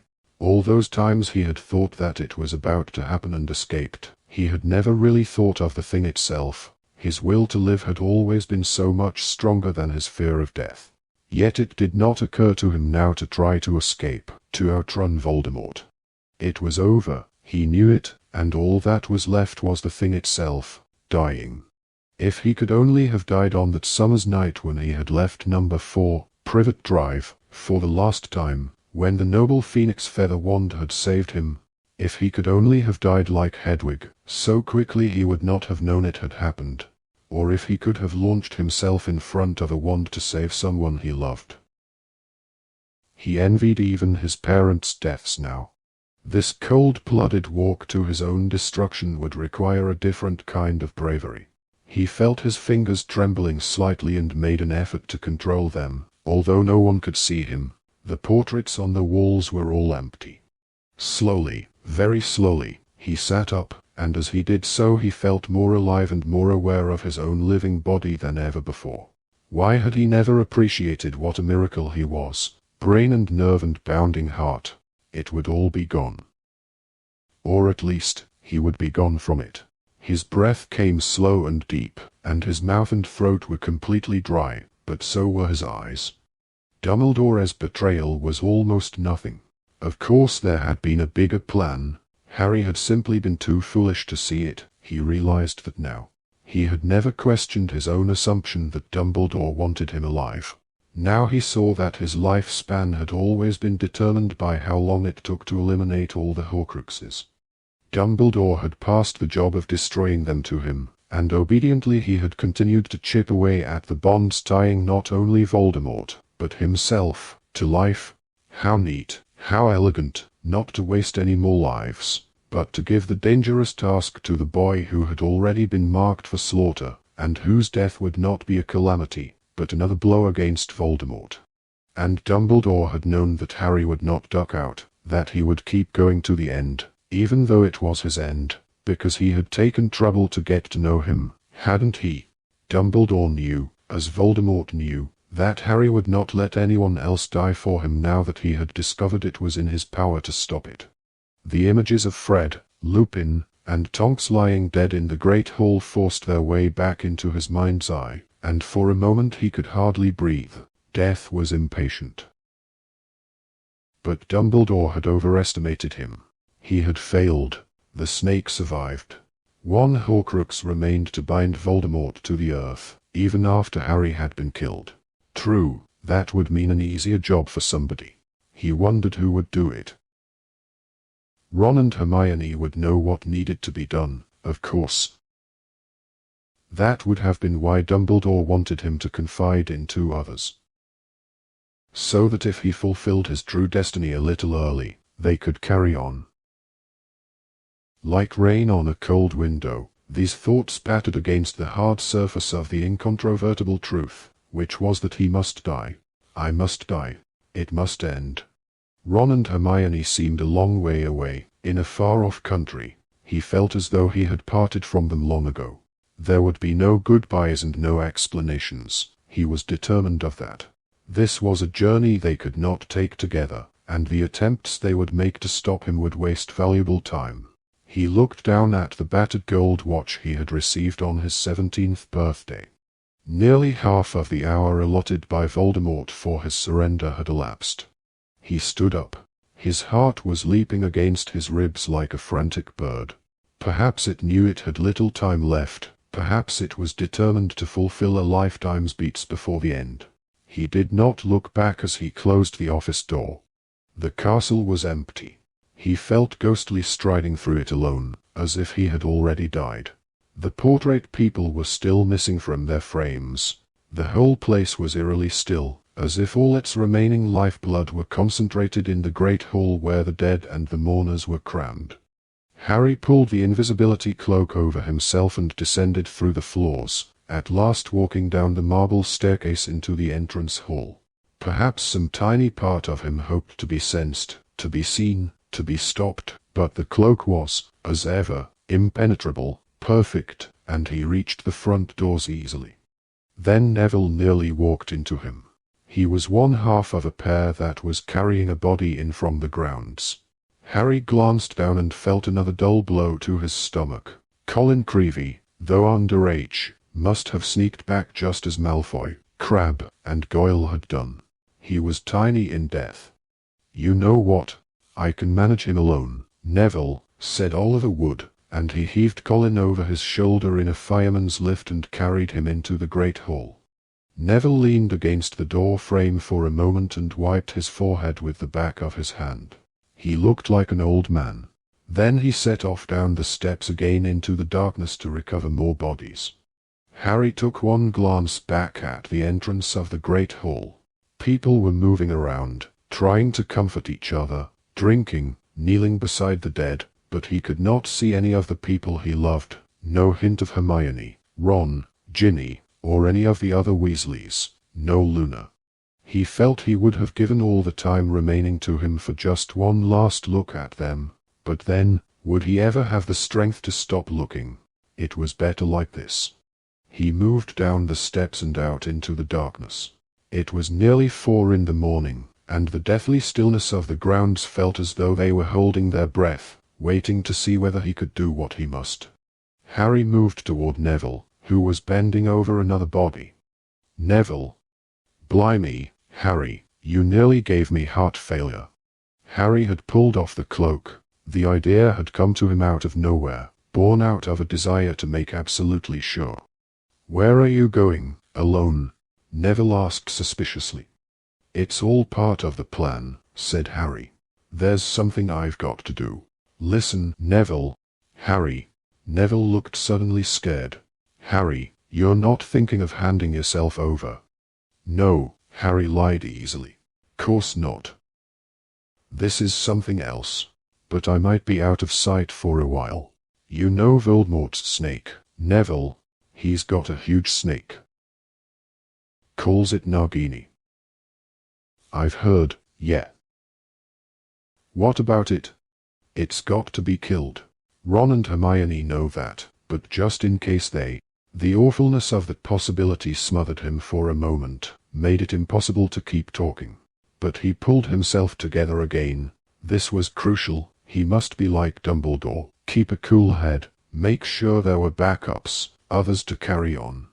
Dumbledore had died knowing that 3 people still knew about the Horcruxes. Now Neville would take Harry's place. There would still be 3 in the secret. Just in case they're busy and you get the chance. Kill the snake. Kill the snake, Harry repeated. All right, Harry. You're okay, are you? I'm fine. Thanks, Neville. But Neville seized his wrist as Harry made to move on. We're all going to keep fighting, Harry. You know that. Yeah, The suffocating feeling extinguished the end of the sentence. He could not go on. Neville did not seem to find it strange. He patted Harry on the shoulder, released him, and walked away to look for more bodies. Harry swung the cloak back over himself and walked on. Someone else was moving not far away, stooping over another prone figure on the ground. He was feet away from her when he realized it was Ginny. He stopped in his tracks. She was crouching over a girl who was whispering for her mother. It's all right, Ginny was saying. It's okay. We're going to get you inside. But I want to go home, whispered the girl. I don't want to fight anymore. I know, said Ginny, and her voice broke. It's going to be all right. Ripples of cold undulated over Harry's skin. He wanted to shout out to the night. He wanted Ginny to know that he was there. He wanted her to know where he was going. He wanted to be stopped, to be dragged back, to be sent back home. But he was home. Hogwarts was the first and best home he had known. He and Voldemort and Snape, the abandoned boys, had all found home here. Ginny was kneeling beside the injured girl now, holding her hand. With a huge effort Harry forced himself on. He thought he saw Ginny look around as he passed, and wondered whether she had sensed someone walking nearby, but he did not speak, and he did not look back. Hagrid's hut loomed out of the darkness. There were no lights, no sound of Fang scrabbling at the door, his bark booming in welcome. All those visits to Hagrid, and the gleam of the copper kettle on the fire, and rock cakes and giant grubs, and his great bearded face, and Ron vomiting slugs, and Hermione helping him save Norbert. He moved on, and now he reached the edge of the forest, and he stopped. A swarm of Dementors was gliding amongst the trees. He could feel their chill, and he was not sure he would be able to pass safely through it. He had no strength left for a Patronus. He could no longer control his own trembling. It was not, after all, so easy to die. Every second he breathed, the smell of the grass, the cool air on his face, was so precious. To think that people had years and years, time to waste, so much time it dragged, and he was clinging to each second. At the same time he thought that he would not be able to go on, and knew that he must. The long game was ended. The snitch had been caught. It was time to leave the air. The snitch. His nerveless fingers fumbled for a moment with the pouch at his neck and he pulled it out. Eye open at the close. Breathing fast and hard, he stared down at it. Now that he wanted time to move as slowly as possible, it seemed to have sped up, and understanding was coming so fast it seemed to have bypassed thought. This was the close. This was the moment. He pressed the golden metal to his lips and whispered, "I am about to die." The metal shell broke open. He lowered his shaking hand, raised Draco's wand beneath the cloak, and murmured, "Lumos." The black stone with its jagged crack running down the center sat in the two halves of the snitch. The resurrection stone had cracked down the vertical line representing the Elder Wand. The triangle and circle representing the cloak and the stone were still discernible. And again Harry understood without having to think. It did not matter about bringing them back, for he was about to join them. He was not really fetching them, they were fetching him.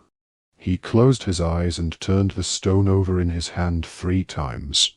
He knew it had happened, because he heard slight movements around him that suggested frail bodies shifting their footing on the earthy, twig-strewn ground that marked the outer edge of the forest. He opened his eyes and looked around.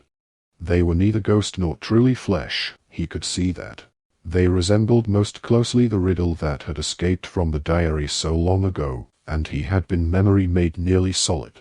Less substantial than living bodies, but much more than ghosts, they moved toward him, and on each face, there was the same loving smile.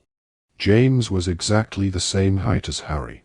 He was wearing the clothes in which he had died, and his hair was untidy and ruffled, and his glasses were a little lopsided, like Wesley's. Sirius was tall and handsome, and younger by far than Harry had seen him in life. He loped with an easy grace, his hands in his pockets and a grin on his face. Lupin was younger too, and much less shabby, and his hair was thicker and darker. He looked happy to be back in this familiar place, scene of so many adolescent wanderings. Lily's smile was widest of all. She pushed her long hair back as she drew close to him, and her green eyes, so like his, searched his face hungrily, as though she would never be able to look at him enough. "You've been so brave." He could not speak. His eyes feasted on her, and he thought that he would like to stand and look at her forever, and that would be enough. "You are nearly there," said James. "Very close. We are. So proud of you. Does it hurt?" The childish question had fallen from Harry's lips before he could stop it. "Dying? Not at all," said Sirius.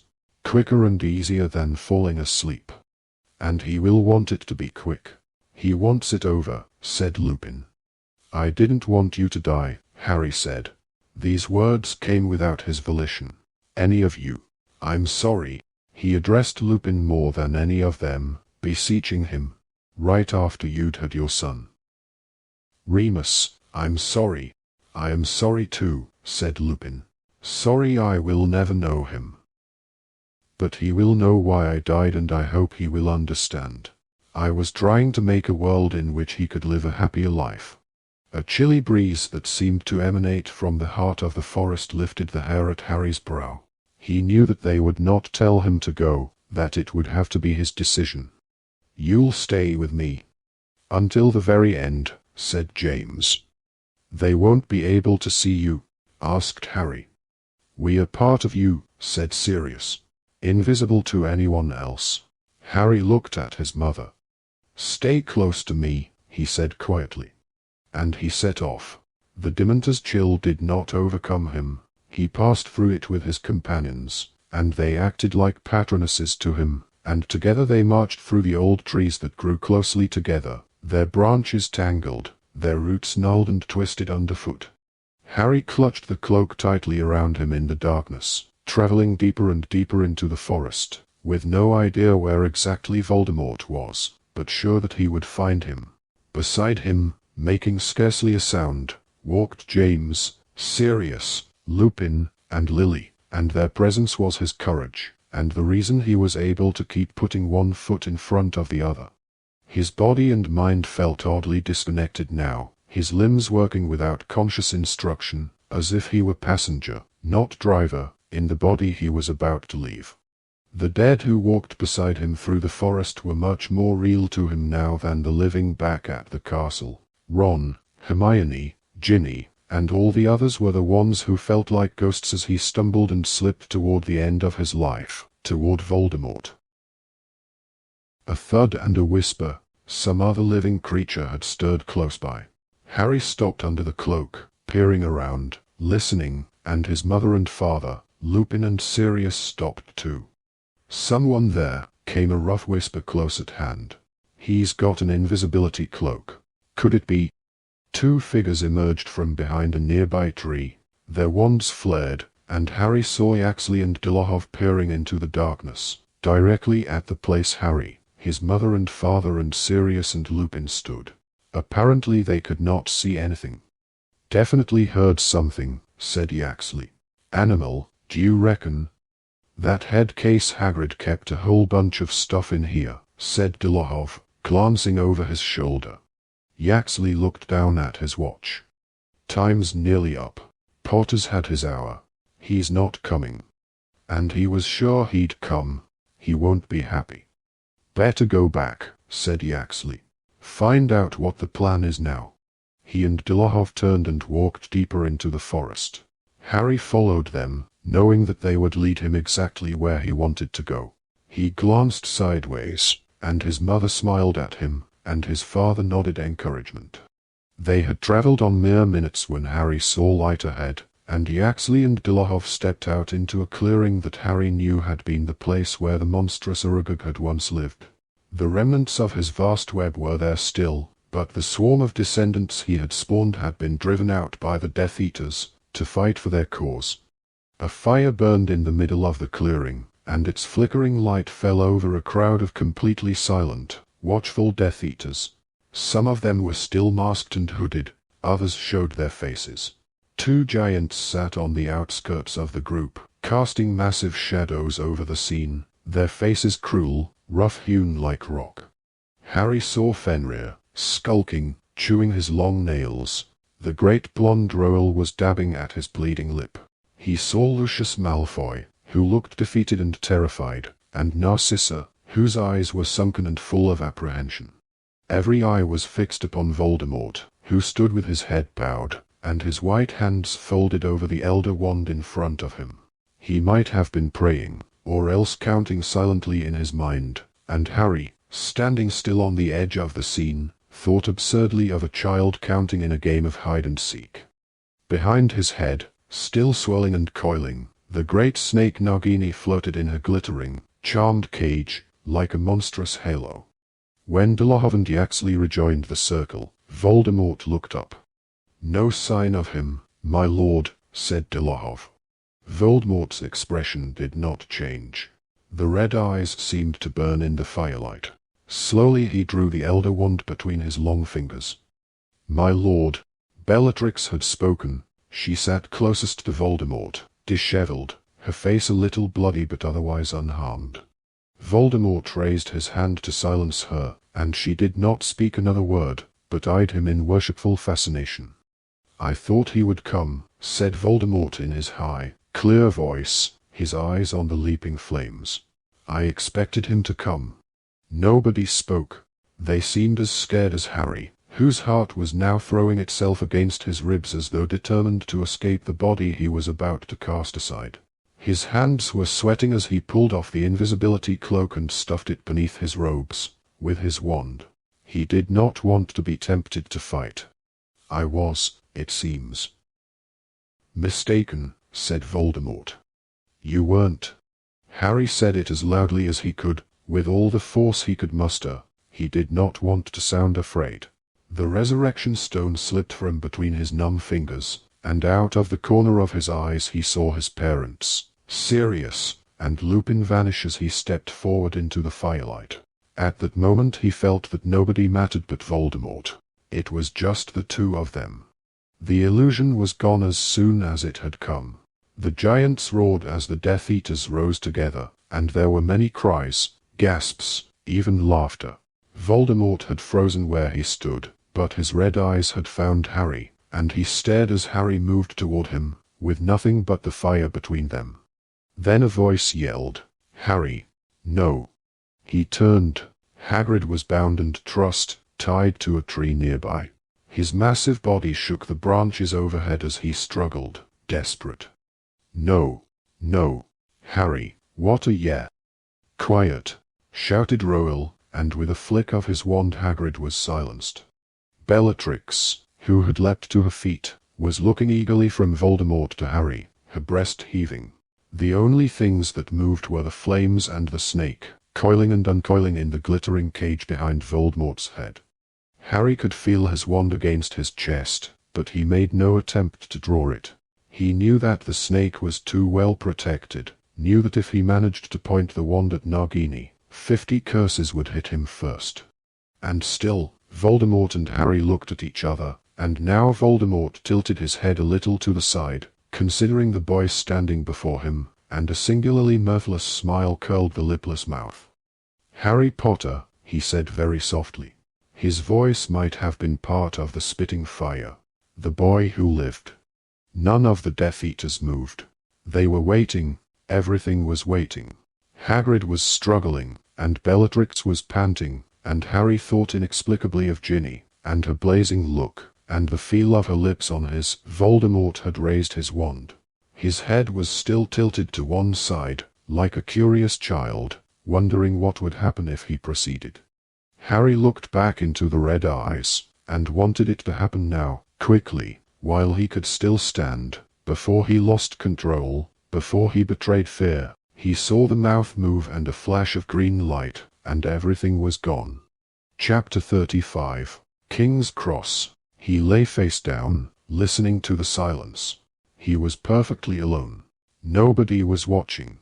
Nobody else was there. He was not perfectly sure that he was there himself. A long time later, or maybe no time at all, it came to him that he must exist, must be more than disembodied thought, because he was lying, definitely lying, on some surface. Therefore he had a sense of touch, and the thing against which he lay existed too. Almost as soon as he had reached this conclusion, Harry became conscious that he was naked. Convinced as he was of his total solitude, this did not concern him, but it did intrigue him slightly. He wondered whether, as he could feel, he would be able to see. In opening them, he discovered that he had eyes. He lay in a bright mist, though it was not like mist he had ever experienced before. His surroundings were not hidden by cloudy vapor, rather the cloudy vapor had not yet formed into surroundings. The floor on which he lay seemed to be white, neither warm nor cold, but simply there, a flat, blank something on which to be. He sat up. His body appeared unscathed. He touched his face. He was not wearing glasses anymore. Then a noise reached him through the unformed nothingness that surrounded him, the small soft thumpings of something that flapped, flailed, and struggled. It was a pitiful noise, yet also slightly indecent. He had the uncomfortable feeling that he was eavesdropping on something furtive, shameful. For the first time, he wished he were clothed. Barely had the wish formed in his head than robes appeared a short distance away. He took them and pulled them on. They were soft, clean, and warm. It was extraordinary how they had appeared, just like that, the moment he had wanted them. He stood up, looking around. Was he in some great room of requirement? The longer he looked, the more there was to see. A great domed glass roof glittered high above him in sunlight.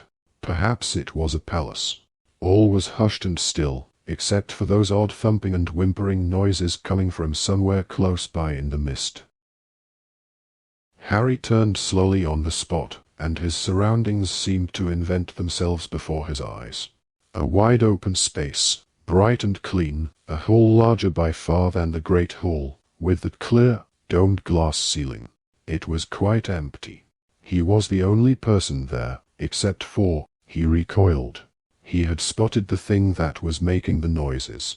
It had the form of a small, naked child, curled on the ground, its skin raw and rough, flayed-looking, and it lay shuddering under a seat where it had been left, unwanted, stuffed out of sight, struggling for breath. He was afraid of it. Small and fragile and wounded though it was, he did not want to approach it. Nevertheless he drew slowly nearer, ready to jump back at any moment. Soon he stood near enough to touch it, Yet he could not bring himself to do it. He felt like a coward. He ought to comfort it, but it repulsed him. You cannot help. He spun around. Albus Dumbledore was walking toward him, sprightly and upright, wearing sweeping robes of midnight blue. Harry. He spread his arms wide, and his hands were both whole and white and undamaged. You wonderful boy. You brave, brave man. Let us walk. Stunned, Harry followed as Dumbledore strode away from where the flayed child lay whimpering, leading him to 2 seats that Harry had not previously noticed, set some distance away under that high, sparkling ceiling. Dumbledore sat down in one of them, and Harry fell into the other, staring at his old headmaster's face. Dumbledore's long silver hair and beard, the piercingly blue eyes behind half-moon spectacles, the crooked nose, everything was as he had remembered it. And yet... "But you're dead," said Harry. "Oh yes," said Dumbledore matter-of-factly. "Then I'm dead too." "Ah," said Dumbledore, smiling still more broadly. "That is the question, isn't it? On the whole, dear boy, I think not." They looked at each other, the old man still beaming. "Not," repeated Harry. "Not," said Dumbledore. "But..." Harry raised his hand instinctively toward the lightning scar. It did not seem to be there. "But I should have died. I didn't defend myself. I meant to let him kill me." "And that," said Dumbledore, "will, I think, have made all the difference." Happiness seemed to radiate from Dumbledore like light, like fire. Harry had never seen the man so utterly, so palpably content. "Explain," said Harry. "But you already know," said Dumbledore. He twiddled his thumbs together. "I let him kill me," said Harry. "Didn't I?" "You did," said Dumbledore, nodding. "Go on." "So the part of his soul that was in me." Dumbledore nodded still more enthusiastically, urging Harry onward, a broad smile of encouragement on his face. "Has it gone?" "Oh yes," said Dumbledore. "Yes, he destroyed it. Your soul is whole, and completely your own, Harry."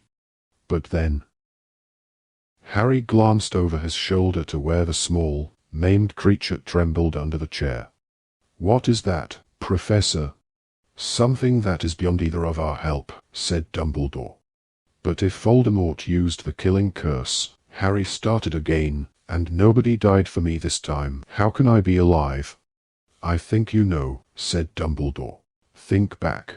Remember what he did, in his ignorance, in his greed and his cruelty." Harry thought. He let his gaze drift over his surroundings. If it was indeed a palace in which they sat, it was an odd one, with chairs set in little roused bits of railing here and there, and still, he and Dumbledore and the stunted creature under the chair were the only beings there. Then the answer rose to his lips easily, without effort. "He took my blood," said Harry. "Precisely," said Dumbledore. "He took your blood and rebuilt his living body with it. Your blood in his veins, Harry, Lily's protection inside both of you. He tethered you to life while he lives. I live while he lives. But I thought it was the other way round. I thought we both had to die. Or is it the same thing?"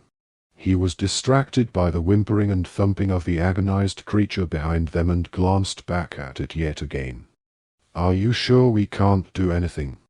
"There is no help possible." "Then explain." "More," said Harry, and Dumbledore smiled. "You were the 7th Horcrux, Harry, the Horcrux he never meant to make. He had rendered his soul so unstable that it broke apart when he committed those acts of unspeakable evil, the murder of your parents, the attempted killing of a child. But what escaped from that room was even less than he knew. He left more than his body behind. He left part of himself latched to you, the would-be victim who had survived. And his knowledge remained woefully incomplete, Harry. That which Voldemort does not value, he takes no trouble to comprehend. Of house elves and children's tales, of love, loyalty, and innocence, Voldemort knows and understands nothing. Nothing. That they all have a power beyond his own, a power beyond the reach of any magic, is a truth he has never grasped. He took your blood believing it would strengthen him. He took into his body a tiny part of the enchantment your mother laid upon you when she died for you. His body keeps her sacrifice alive, and while that enchantment survives, so do you, and so does Voldemort's one last hope for himself. Dumbledore smiled at Harry, and Harry stared at him. And you knew this? You knew all along? I guessed. But my guesses have usually been good, said Dumbledore happily, and they sat in silence for what seemed like a long time, while the creature behind them continued to whimper and tremble. There's more, said Harry. There's more to it. Why did my wand break the wand he borrowed? As to that, I cannot be sure. Have a guess, then, said Harry, and Dumbledore laughed. What you must understand, Harry, is that you and Lord Voldemort have journeyed together into realms of magic hitherto unknown and untested. But here is what I think happened, and it is unprecedented, and no wandmaker could, I think, ever have predicted it or explained it to Voldemort. Without meaning to, as you now know, Lord Voldemort doubled the bond between you when he returned to a human form. A part of his soul was still attached to yours, and, thinking to strengthen himself, he took a part of your mother's sacrifice into himself. If he could only have understood the precise and terrible power of that sacrifice, he would not, perhaps, have dared to touch your blood. But then, if he had been able to understand, he could not be Lord Voldemort, and might never have murdered at all. Having ensured this twofold connection, having wrapped your destinies together more securely than ever two wizards were joined in history, Voldemort proceeded to attack you with a wand that shared a core with yours. And now something very strange happened, as we know. The cores reacted in a way that Lord Voldemort, who never knew that your wand was twin of his, had never expected. He was more afraid than you were that night, Harry. You had accepted, even embraced, the possibility of death, something Lord Voldemort has never been able to do. Your courage won, your wand overpowered his. And in doing so, something happened between those wands, something that echoed the relationship between their masters. I believe that your wand imbibed some of the power and qualities of Voldemort's wand that night, which is to say that it contained a little of Voldemort himself. So your wand recognized him when he pursued you, recognized a man who was both kin and mortal enemy, and it regurgitated some of his own magic against him, magic much more powerful than anything Lucius's wand had ever performed. Your wand now contained the power of your enormous courage and of Voldemort's own deadly skill. What chance did that poor stick of Lucius Malfoy's stand? But if my wand was so powerful, how come Hermione was able to break it? Asked Harry. My dear boy, its remarkable effects were directed only at Voldemort, who had tampered so ill-advisedly with the deepest laws of magic. Only toward him was that wand abnormally powerful. Otherwise it was a wand like any other. Though a good one, I am sure, Dumbledore finished kindly. Harry sat in thought for a long time, or perhaps seconds. It was very hard to be sure of things like time, here. He killed me with your wand. He failed to kill you with my wand, Dumbledore corrected Harry. I think we can agree that you are not dead, though, of course, he added, as if fearing he had been discourteous, I do not minimize your sufferings, which I am sure were severe. I feel great at the moment, though, said Harry, looking down at his clean, unblemished hands. Where are we, exactly? Well, I was going to ask you that, said Dumbledore, looking around. Where would you say that we are?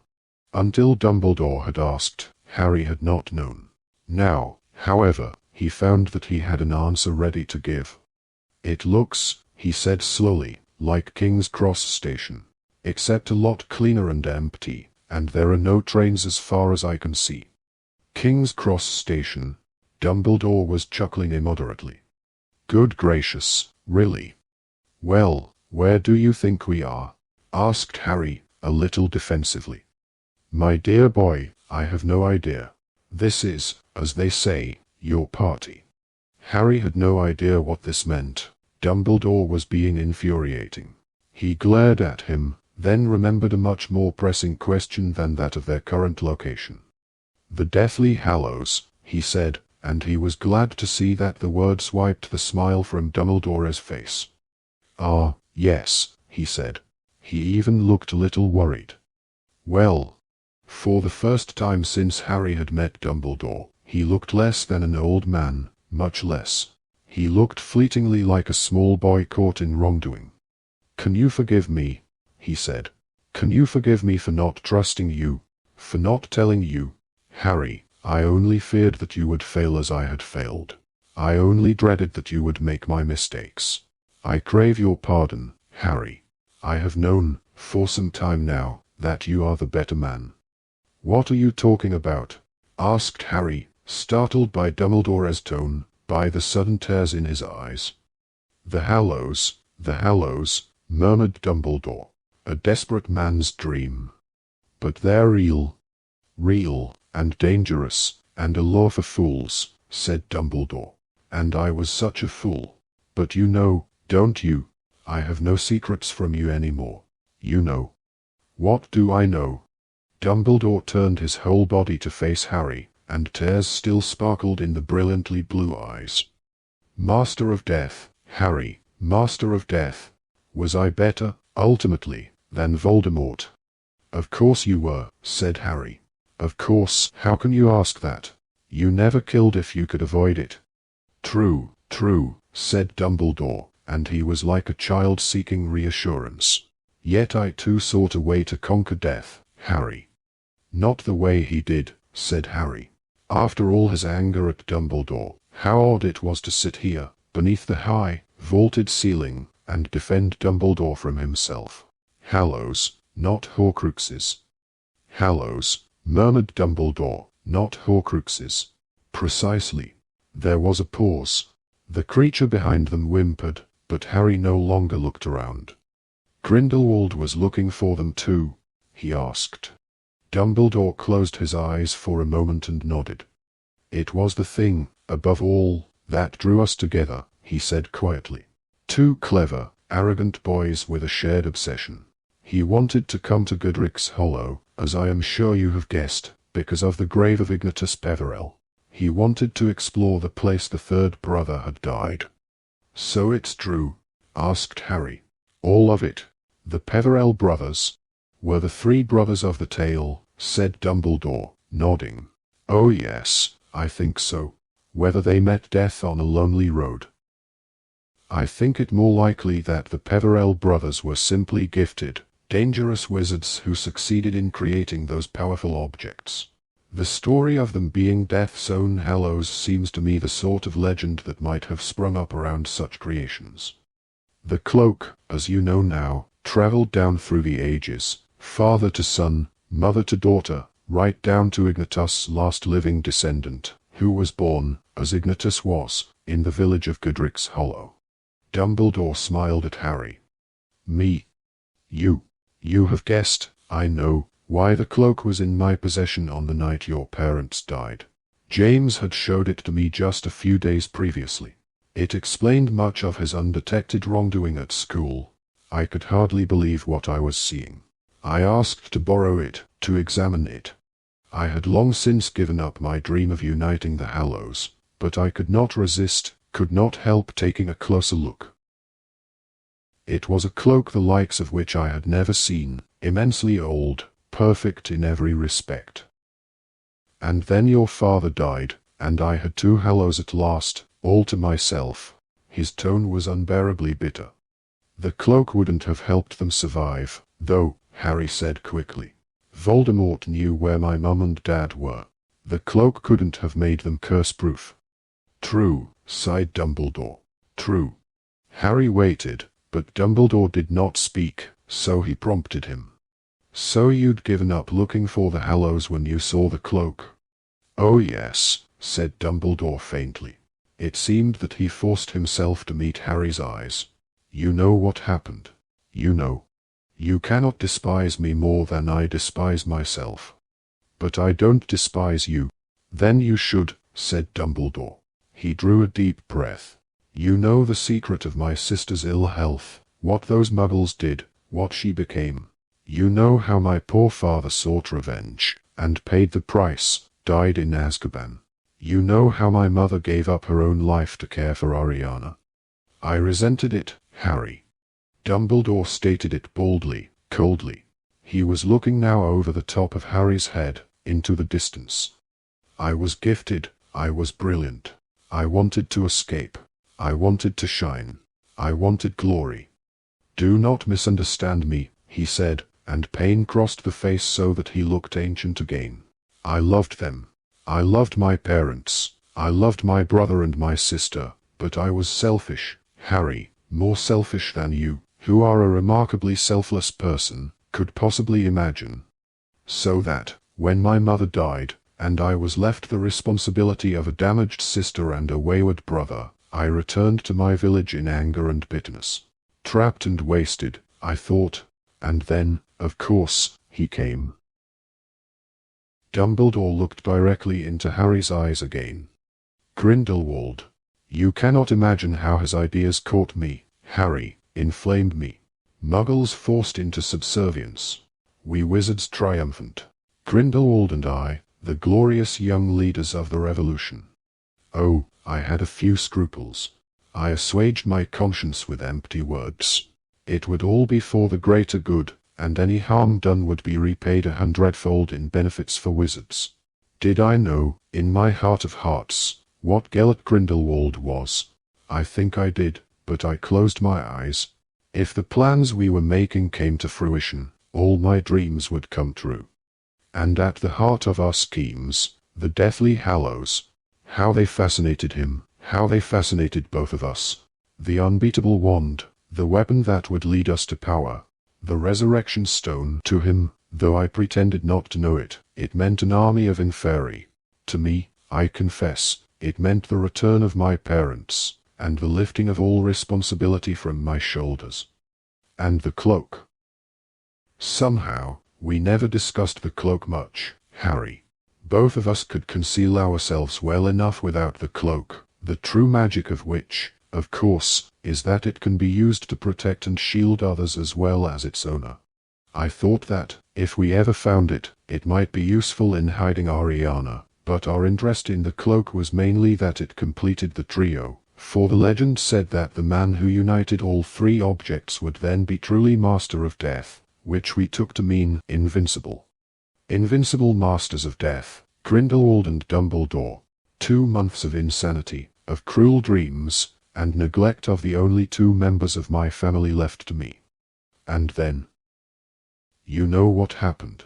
Reality returned in the form of my rough, unlettered, and infinitely more admirable brother. I did not want to hear the truths he shouted at me. I did not want to hear that I could not set forth to seek Hallows with a fragile and unstable sister in tow. The argument became a fight. Grindelwald lost control. That which I had always sensed in him, though I pretended not to, now sprang into terrible being.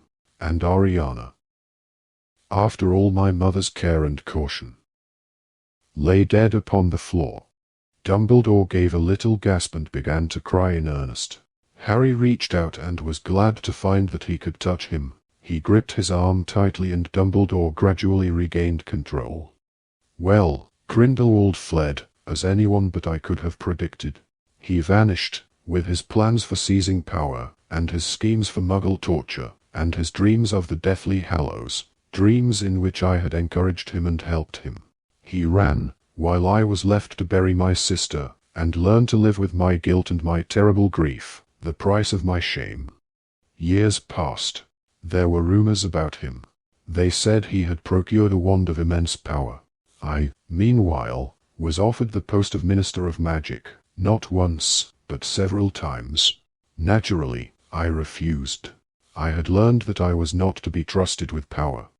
But you'd have been better, much better, than Fudge or Scrimgeour, burst out Harry. Would I? Asked Dumbledore heavily. I am not so sure. I had proven, as a very young man, that power was my weakness and my temptation. It is a curious thing, Harry, but perhaps those who are best suited to power are those who have never sought it. Those who, like you, have leadership thrust upon them, and take up the mantle because they must, and find to their own surprise that they wear it well. I was safer at Hogwarts. I think I was a good teacher. You were the best. You were very kind, Harry. But while I busied myself with the training of young wizards, Grindelwald was raising an army. They say he feared me, and perhaps he did, but less, I think, than I feared him. Oh, not death, said Dumbledore, in answer to Harry's questioning look. Not what he could do to me magically. I knew that we were evenly matched, perhaps that I was a shade more skillful. It was the truth I feared. You see, I never knew which of us, in that last, horrific fight, had actually cast the curse that killed my sister. You may call me cowardly.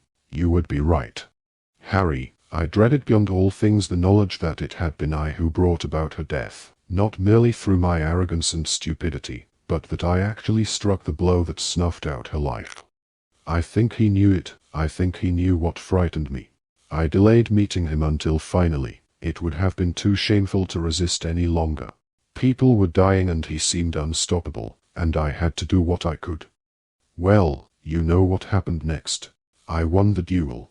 I won the wand. Another silence. Harry did not ask whether Dumbledore had ever found out who struck Ariana dead. He did not want to know, and even less did he want Dumbledore to have to tell him. At last he knew what Dumbledore would have seen when he looked in the mirror of Erist, and why Dumbledore had been so understanding of the fascination it had exercised over Harry. They sat in silence for a long time, and the whimperings of the creature behind them barely disturbed Harry anymore. At last he said, Grindelwald tried to stop Voldemort going after the wand. He lied, you know, pretended he had never had it. Dumbledore nodded, looking down at his lap, tears still glittering on the crooked nose. They say he showed remorse in later years, alone in his cell at Mangard. I hope that it is true. I would like to think he did feel the horror and shame of what he had done. Perhaps that lie to Voldemort was his attempt to make amends. To prevent Voldemort from taking the Hallow. Or maybe from breaking into your tomb, suggested Harry, and Dumbledore dabbed his eyes. After another short pause Harry said, You tried to use the resurrection stone. Dumbledore nodded. When I discovered it, after all those years, buried in the abandoned home of the Gaunts, the Hallow I had craved most of all, though in my youth I had wanted it for very different reasons, I lost my head, Harry.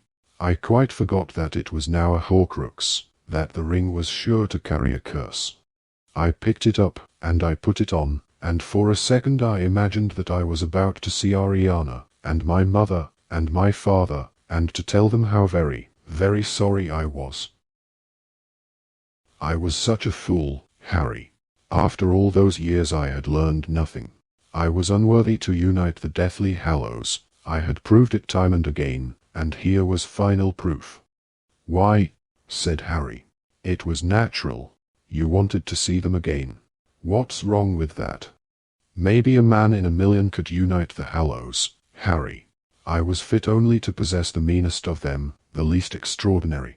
I was fit to own the Elder Wand, and not to boast of it, and not to kill with it. I was permitted to tame and to use it, because I took it, not for gain, but to save others from it. But the cloak, I took out of vain curiosity, and so it could never have worked for me as it works for you, its true owner. The stone I would have used in an attempt to drag back those who are at peace, rather than to enable my self-sacrifice, as you did. You are the worthy possessor of the Hallows. Dumbledore patted Harry's hand, and Harry looked up at the old man and smiled. He could not help himself. How could he remain angry with Dumbledore now? Why did you have to make it so difficult? Dumbledore's smile was tremulous. I am afraid I counted on Miss Granger to slow you up, Harry. I was afraid that your hot head might dominate your good heart. I was scared that, if presented outright with the facts about those tempting objects, you might seize the Hallows as I did, at the wrong time, for the wrong reasons.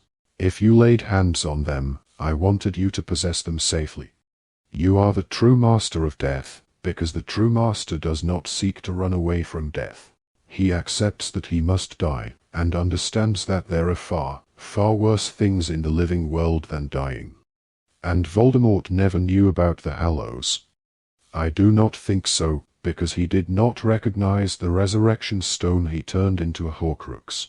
But even if he had known about them, Harry, I doubt that he would have been interested in any except the first. He would not think that he needed the cloak, and as for the stone, whom would he want to bring back from the dead? He fears the dead. He does not love. But you expected him to go after the wand.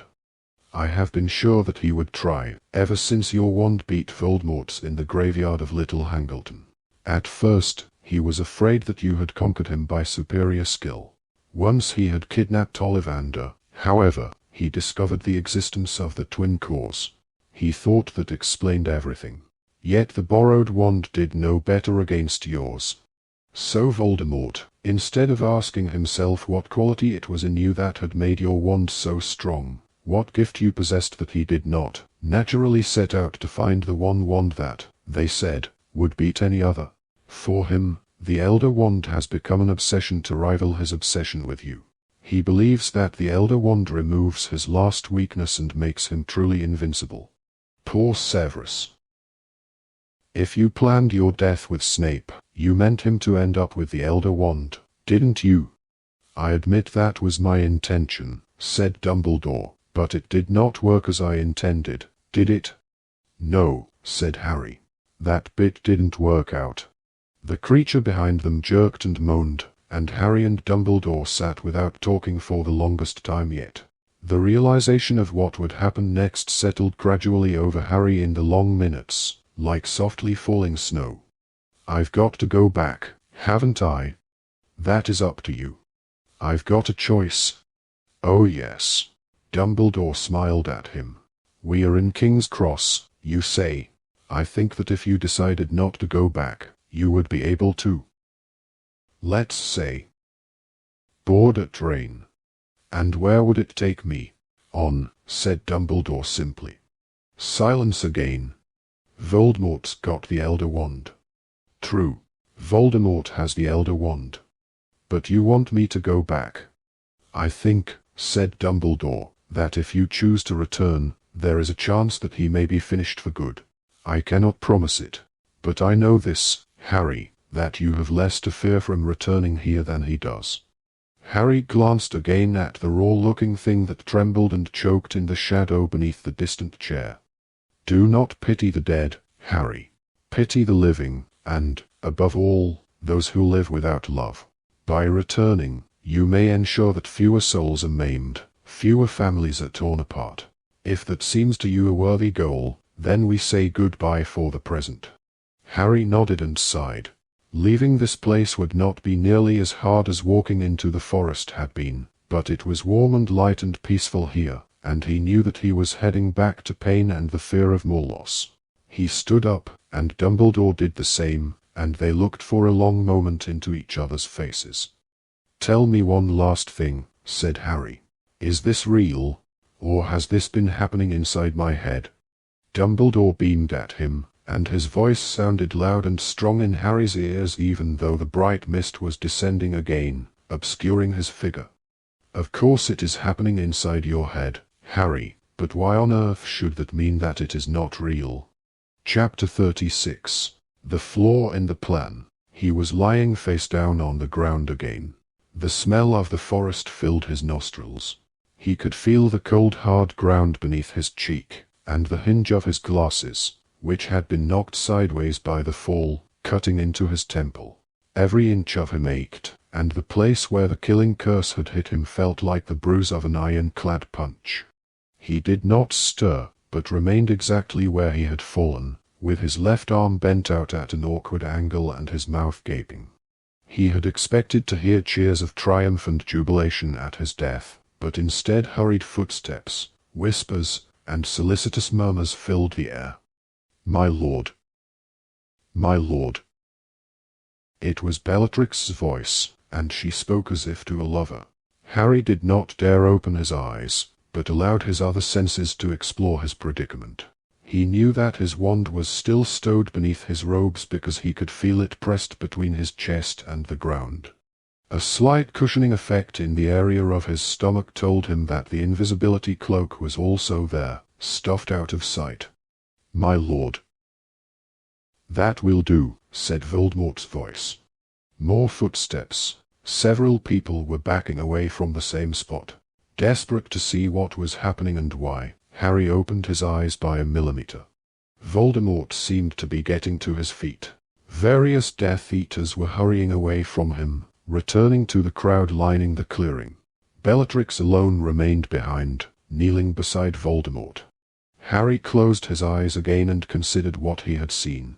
The Death Eaters had been huddled around Voldemort, who seemed to have fallen to the ground. Something had happened when he had hit Harry with the killing curse. Had Voldemort too collapsed? It seemed like it. And both of them had fallen briefly unconscious and both of them had now returned. "My lord, let me.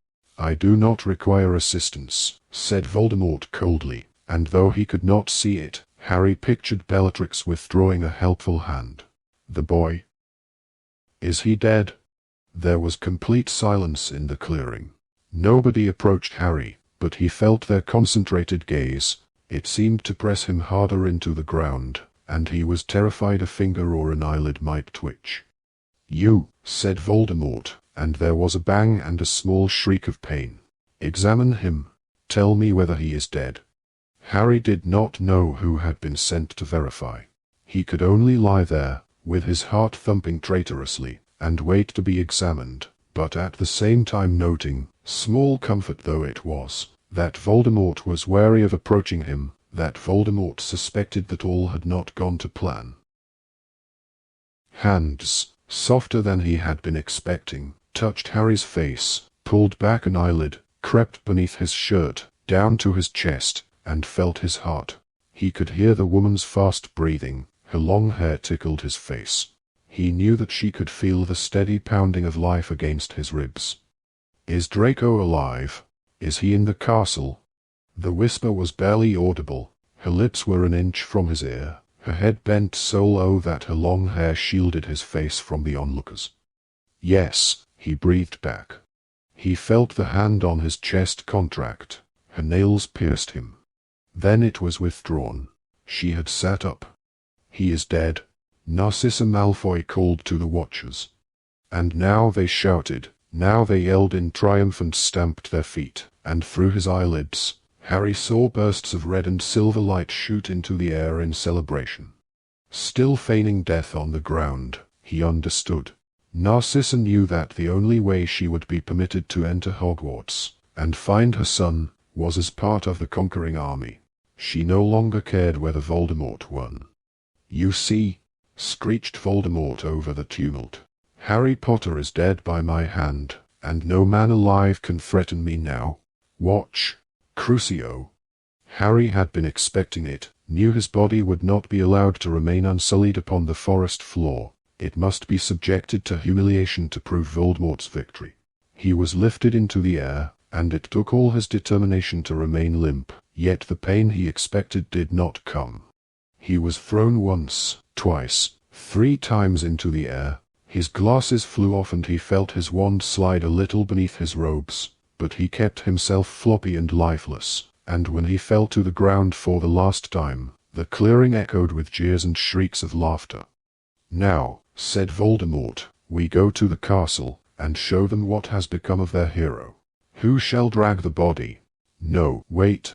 There was a fresh outbreak of laughter, and after a few moments Harry felt the ground trembling beneath him. "You carry him," Voldemort said. "He will be nice and visible in your arms, will he not? Pick up your little friend, Hagrid. And the glasses. Put on the glasses. He must be recognizable." Someone slammed Harry's glasses back onto his face with deliberate force, but the enormous hands that lifted him into the air were exceedingly gentle. Harry could feel Hagrid's arms trembling with the force of his heaving sobs. Great tears splashed down upon him as Hagrid cradled Harry in his arms, and Harry did not dare, by movement or word, to intimate to Hagrid that all was not, yet, lost. "Move," said Voldemort, and Hagrid stumbled forward, forcing his way through the close-growing trees, back through the forest. Branches caught at Harry's hair and robes, but he lay quiescent, his mouth lolling open, his eyes shut, and in the darkness, while the Death Eaters crowed all around them, and while Hagrid sobbed blindly, nobody looked to see whether a pulse beat in the exposed neck of Harry Potter. The two giants crashed along behind the Death Eaters. Harry could hear trees creaking and falling as they passed. They made so much din that birds rose shrieking into the sky, and even the jeers of the Death Eaters were drowned.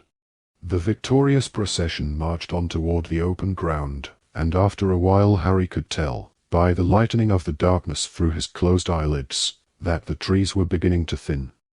Bane! Hagrid's unexpected bellow nearly forced Harry's eyes open. Happy now, are ye, that ye didn't fight, ye cowardly bunch o' nags?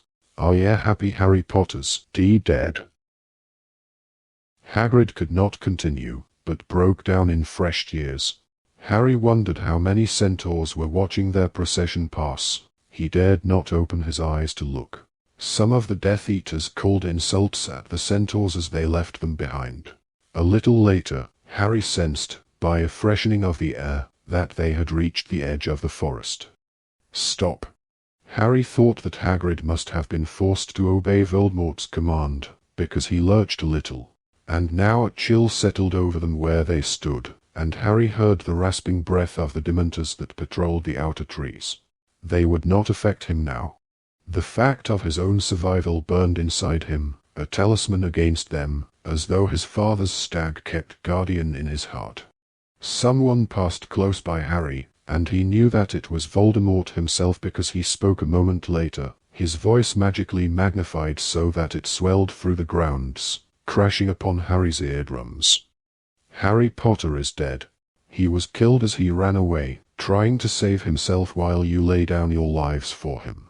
We bring you his body as proof that your hero is gone. The battle is won. You have lost half of your fighters. My Death Eaters outnumber you, and the boy who lived is finished. There must be no more war. Anyone who continues to resist, man, woman, or child, will be slaughtered, as will every member of their family. Come out of the castle now, kneel before me, and you shall be spared. Your parents and children, your brothers and sisters will live and be forgiven, and you will join me in the new world we shall build together. There was silence in the grounds and from the castle. Voldemort was so close to him that Harry did not dare open his eyes again. Come, said Voldemort, and Harry heard him move ahead, and Hagrid was forced to follow. Now Harry opened his eyes a fraction, and saw Voldemort striding in front of them, wearing the great snake Nagini around his shoulders, now free of her enchanted cage.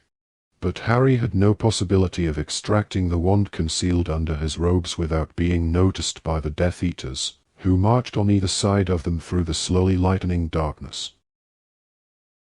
Harry, sobbed Hagrid. Oh, Harry. Harry. Harry shut his eyes tight again.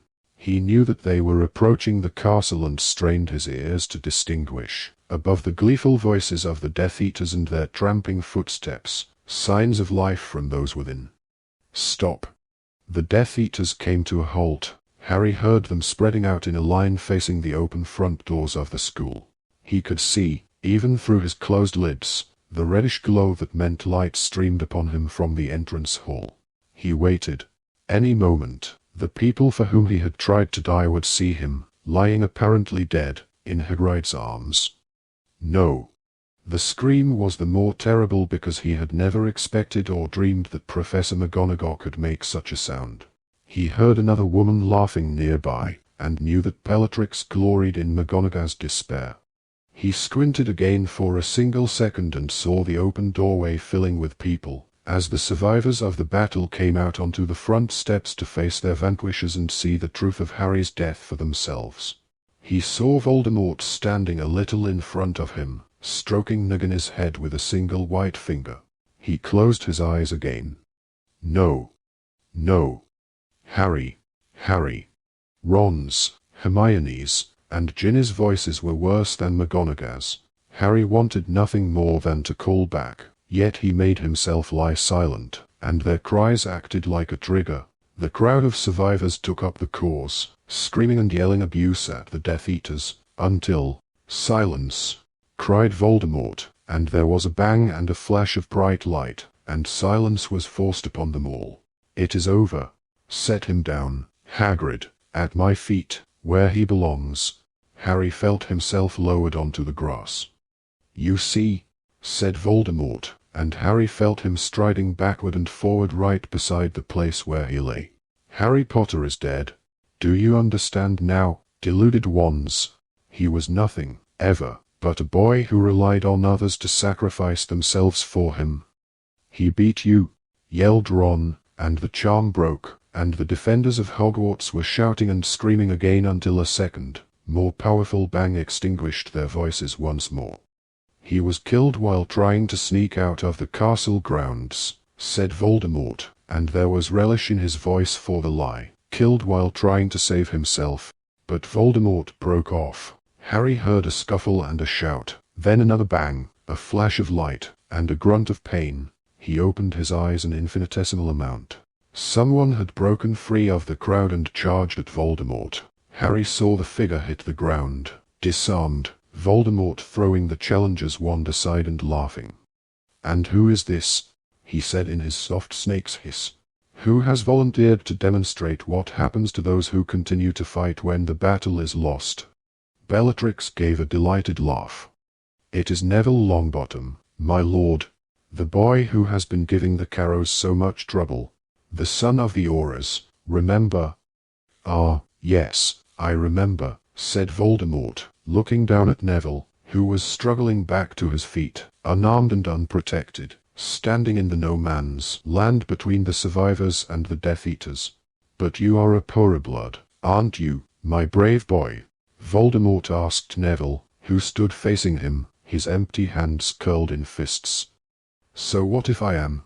said Neville loudly. "You show spirit and bravery, and you come of noble stock. You will make a very valuable Death Eater. We need your kind, Neville Longbottom."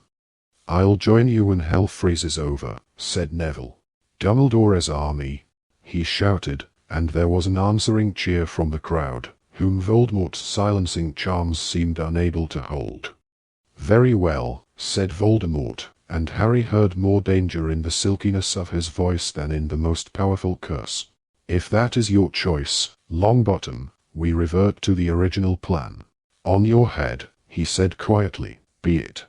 Still watching through his lashes, Harry saw Voldemort wave his wand.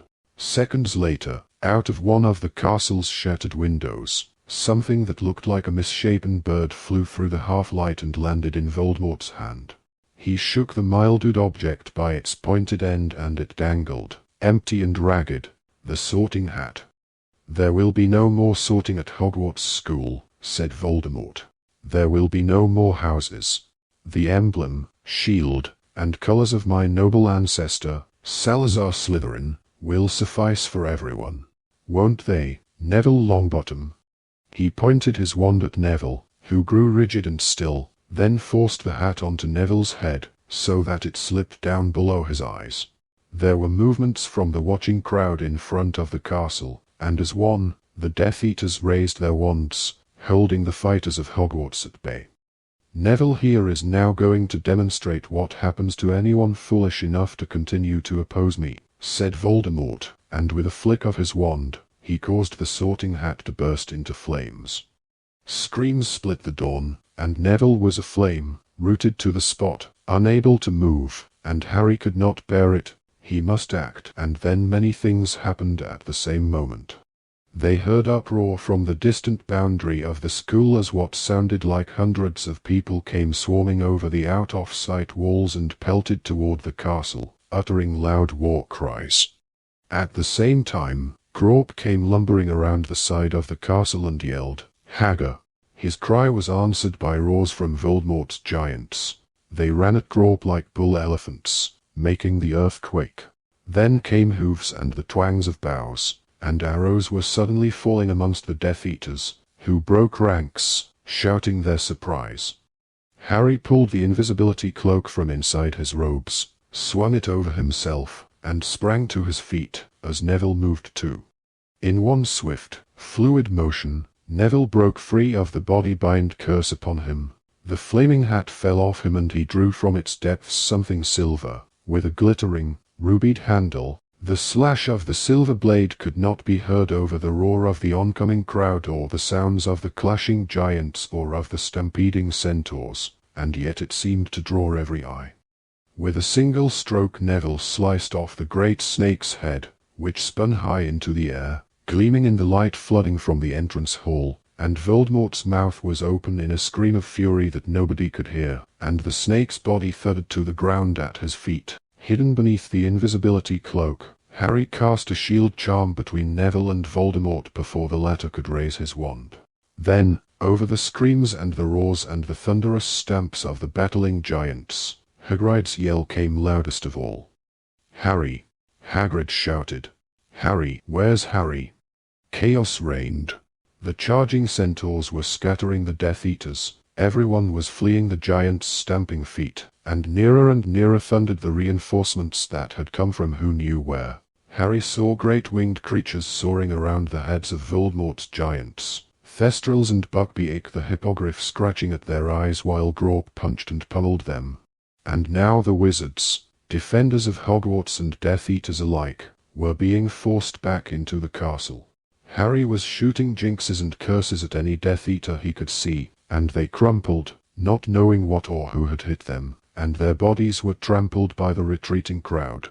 Still hidden beneath the invisibility cloak, Harry was buffeted into the entrance hall. He was searching for Voldemort and saw him across the room, firing spells from his wand as he backed into the great hall, still screaming instructions to his followers as he sent curses flying left and right.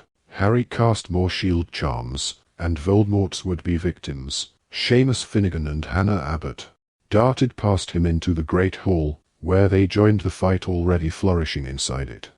And now there were more, even more people storming up the front steps, and Harry saw Charlie Weasley overtaking Horace Sloane, who was still wearing his emerald pajamas. They seemed to have returned at the head of what looked like the families and friends of every Hogwarts student who had remained to fight, along with the shopkeepers and homeowners of Hogsmeade. The centaurs Bane, Ronan, and Megorian burst into the hall with a great clatter of hooves, as behind Harry the door that led to the kitchens was blasted off its hinges. The house elves of Hogwarts swarmed into the entrance hall, screaming and waving carving knives and cleavers, and at their head, the locket of Regulus Black bouncing on his chest, was Creature, his bullfrog's voice audible even above this din. "Fight! Fight! Fight for my master, defender of house elves! Fight the Dark Lord, in the name of brave Regulus! Fight!" They were hacking and stabbing at the ankles and shins of Death Eaters, their tiny faces alive with malice, and everywhere Harry looked Death Eaters were folding under sheer weight of numbers, overcome by spells, dragging arrows from wounds, stabbed in the leg by elves, or else simply attempting to escape, but swallowed by the oncoming horde. But it was not over yet. Harry sped between dullers, past struggling prisoners, and into the great hall. Voldemort was in the center of the battle, and he was striking and smiting all within reach. Harry could not get a clear shot, but fought his way nearer, still invisible, and the great hall became more and more crowded as everyone who could walk forced their way inside.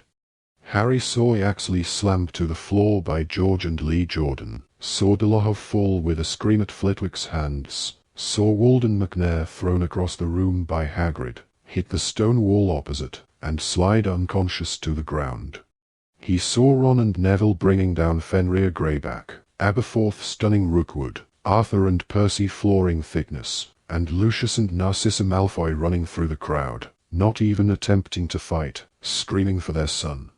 Voldemort was now dueling McGonagall, Sloane, and Kingsley all at once, and there was cold hatred in his face as they wove and ducked around him, unable to finish him.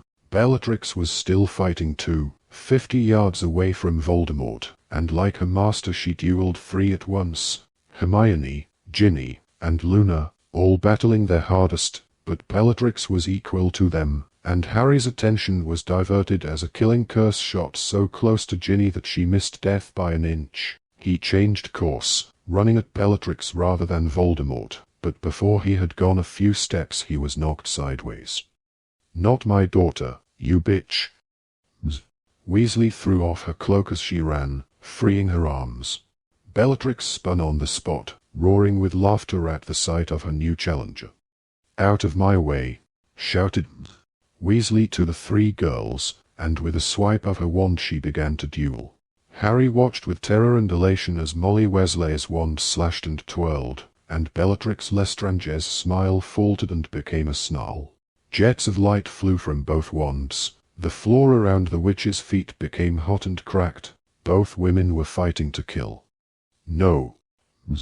Weasley cried as a few students ran forward, trying to come to her aid. "Get back! Get back! She is mine!"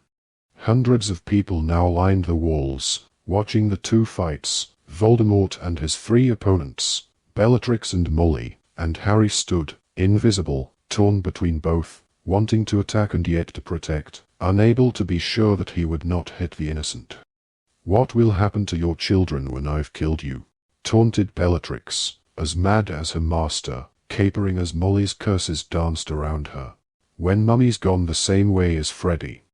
You will never touch our children again," screamed Weasley. Bellatrix laughed, the same exhilarated laugh her cousin Sirius had given as he toppled backward through the veil, and suddenly Harry knew what was going to happen before it did. Molly's curse soared beneath Bellatrix's outstretched arm and hit her squarely in the chest, directly over her heart. Bellatrix's gloating smile froze, her eyes seemed to bulge. For the tiniest space of time she knew what had happened, and then she toppled, and the watching crowd roared, and Voldemort screamed.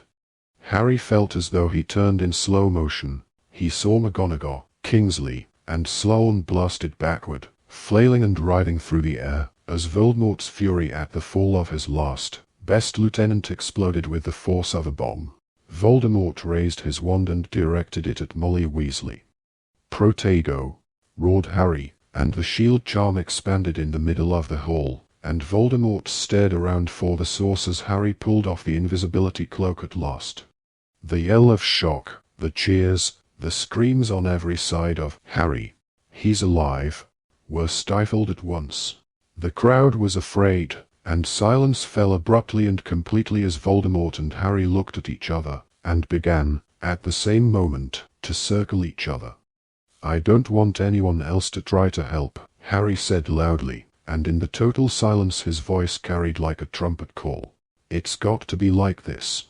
It's got to be me." Voldemort hissed. "Potter doesn't mean that," he said, his red eyes wide. "That isn't how he works, is it? Who are you going to use as a shield today, Potter?" "Nobody," said Harry simply. "There are no more Horcruxes. It's just you and me. Neither can live while the other survives, and one of us is about to leave for good." "One of us," jeered Voldemort, and his whole body was taut and his red eyes stared, a snake that was about to strike. "You think it will be you, do you? The boy who has survived by accident, and because Dumbledore was pulling the strings." "Accident, was it, when my mother died to save me?" asked Harry. They were still moving sideways, both of them, in that perfect circle, maintaining the same distance from each other, and for Harry no face existed but Voldemort's. "Accident, when I decided to fight in that graveyard. Accident, that I didn't defend myself tonight, and still survived, and returned to fight again." "Accidents!" screamed Voldemort, but still he did not strike, and the watching crowd was frozen as if petrified, and of the hundreds in the hall, nobody seemed to breathe but they two. "Accident and chance and the fact that you crouched and sniveled behind the skirts of greater men and women, and permitted me to kill them for you." "You won't be killing anyone else tonight," said Harry as they circled, and stared into each other's eyes, green into red. "You won't be able to kill any of them ever again. Don't you get it? I was ready to die to stop you from hurting these people. But you did not. I meant to, and that's what did it. I've done what my mother did. They're protected from you. Haven't you noticed how none of the spells you put on them are binding? You can't torture them. You can't touch them. You don't learn from your mistakes, Riddle, do you? You dare. Yes, I dare, said Harry. I know things you don't know, Tom Riddle. I know lots of important things that you don't. Want to hear some, before you make another big mistake? Voldemort did not speak, but prowled in a circle, and Harry knew that he kept him temporarily mesmerized and at bay, held back by the faintest possibility that Harry might indeed know a final secret. Is it love again? Said Voldemort, his snake's face jeering. Dumbledore's favorite solution, love, which he claimed conquered death, though love did not stop him falling from the tower and breaking like an old voxwork. Love, which did not prevent me stamping out your mudblood mother like a cockroach, Potter, and nobody seems to love you enough to run forward this time and take my curse. So what will stop you dying now when I strike? Just one thing, said Harry, and still they circled each other, wrapped in each other, held apart by nothing but the last secret. If it is not love that will save you this time, said Voldemort, you must believe that you have magic that I do not, or else a weapon more powerful than mine. I believe both, said Harry, and he saw shock flit across the snake-like face, though it was instantly dispelled. Voldemort began to laugh, and the sound was more frightening than his screams. Humorless and insane, it echoed around the silent hall. You think you know more magic than I do, he said. Than Lord Voldemort, who has performed magic that Dumbledore himself never dreamed of. Oh, he dreamed of it, said Harry, but he knew more than you, knew enough not to do what you've done. You mean he was weak? Screamed Voldemort. Too weak to dare, too weak to take what might have been his, what will be mine. No, he was cleverer than you, said Harry, a better wizard, a better man. I brought about the death of Albus Dumbledore. You thought you did, said Harry, but you were wrong. For the first time, the watching crowd stirred as the hundreds of people around the walls drew breath as one. Dumbledore is dead. Voldemort hurled the words at Harry as though they would cause him unendurable pain. His body decays in the marble tomb in the grounds of this castle. I have seen it, Potter, and he will not return. Yes, Dumbledore is dead, said Harry calmly, but you didn't have him killed. He chose his own manner of dying, chose it months before he died, arranged the whole thing with the man you thought was your servant. What childish dream is this? Said Voldemort, but still he did not strike, and his red eyes did not waver from Harry's. Severus Snape wasn't yours, said Harry. Snape was Dumbledore's. Dumbledore's from the moment you started hunting down my mother. And you never realized it, because of the thing you can't understand. You never saw Snape cast a Patronus, did you, Riddle? Voldemort did not answer. They continued to circle each other like wolves about to tear each other apart. Snape's Patronus was a doe, said Harry, the same as my mother's, because he loved her for nearly all of his life, from the time when they were children. You should have realized, he said as he saw Voldemort's nostrils flare, he asked you to spare her life, didn't he? He desired her, that was all, sneered Voldemort, but when she had gone, he agreed that there were other women, and of purer blood, worthier of him. Of course he told you that, said Harry, but he was Dumbledore's spy from the moment you threatened her, and he's been working against you ever since. Dumbledore was already dying when Snape finished him. It matters not, shrieked Voldemort, who had followed every word with rapt attention, but now let out a cackle of mad laughter. It matters not whether Snape was mine or Dumbledore's, or what petty obstacles they tried to put in my path. I crushed them as I crushed your mother, Snape's supposed great love. Oh, but it all makes sense, Potter, and in ways that you do not understand. Dumbledore was trying to keep the Elder Wand from me. He intended that Snape should be the true master of the wand. But I got there ahead of you, little boy. I reached the wand before you could get your hands on it. I understood the truth before you caught up. I killed Severus Snape 3 hours ago, and the Elder Wand, The Death Stick, the Wand of Destiny, is truly mine. Dumbledore's last plan went wrong, Harry Potter. Yeah, it did, said Harry. You're right. But before you try to kill me, I'd advise you to think about what you've done. Think, and try for some remorse, Riddle. What is this? Of all the things that Harry had said to him, beyond any revelation or taunt, nothing had shocked Voldemort like this. Harry saw his pupils contract to thin slits, saw the skin around his eyes whiten. It's your one last chance, said Harry. It's all you've got left. I've seen what you'll be otherwise. Be a man. Try. Try for some remorse. You dare, said Voldemort again. Yes, I dare, said Harry, because Dumbledore's last plan hasn't backfired on me at all. It's backfired on you, Riddle. Voldemort's hand was trembling on the Elder Wand, and Harry gripped Draco's very tightly. The moment, he knew, was seconds away. That wand still isn't working properly for you because you murdered the wrong person. Severus Snape was never the true master of the Elder Wand. He never defeated Dumbledore. He killed. Aren't you listening? Snape never beat Dumbledore. Dumbledore's death was planned between them.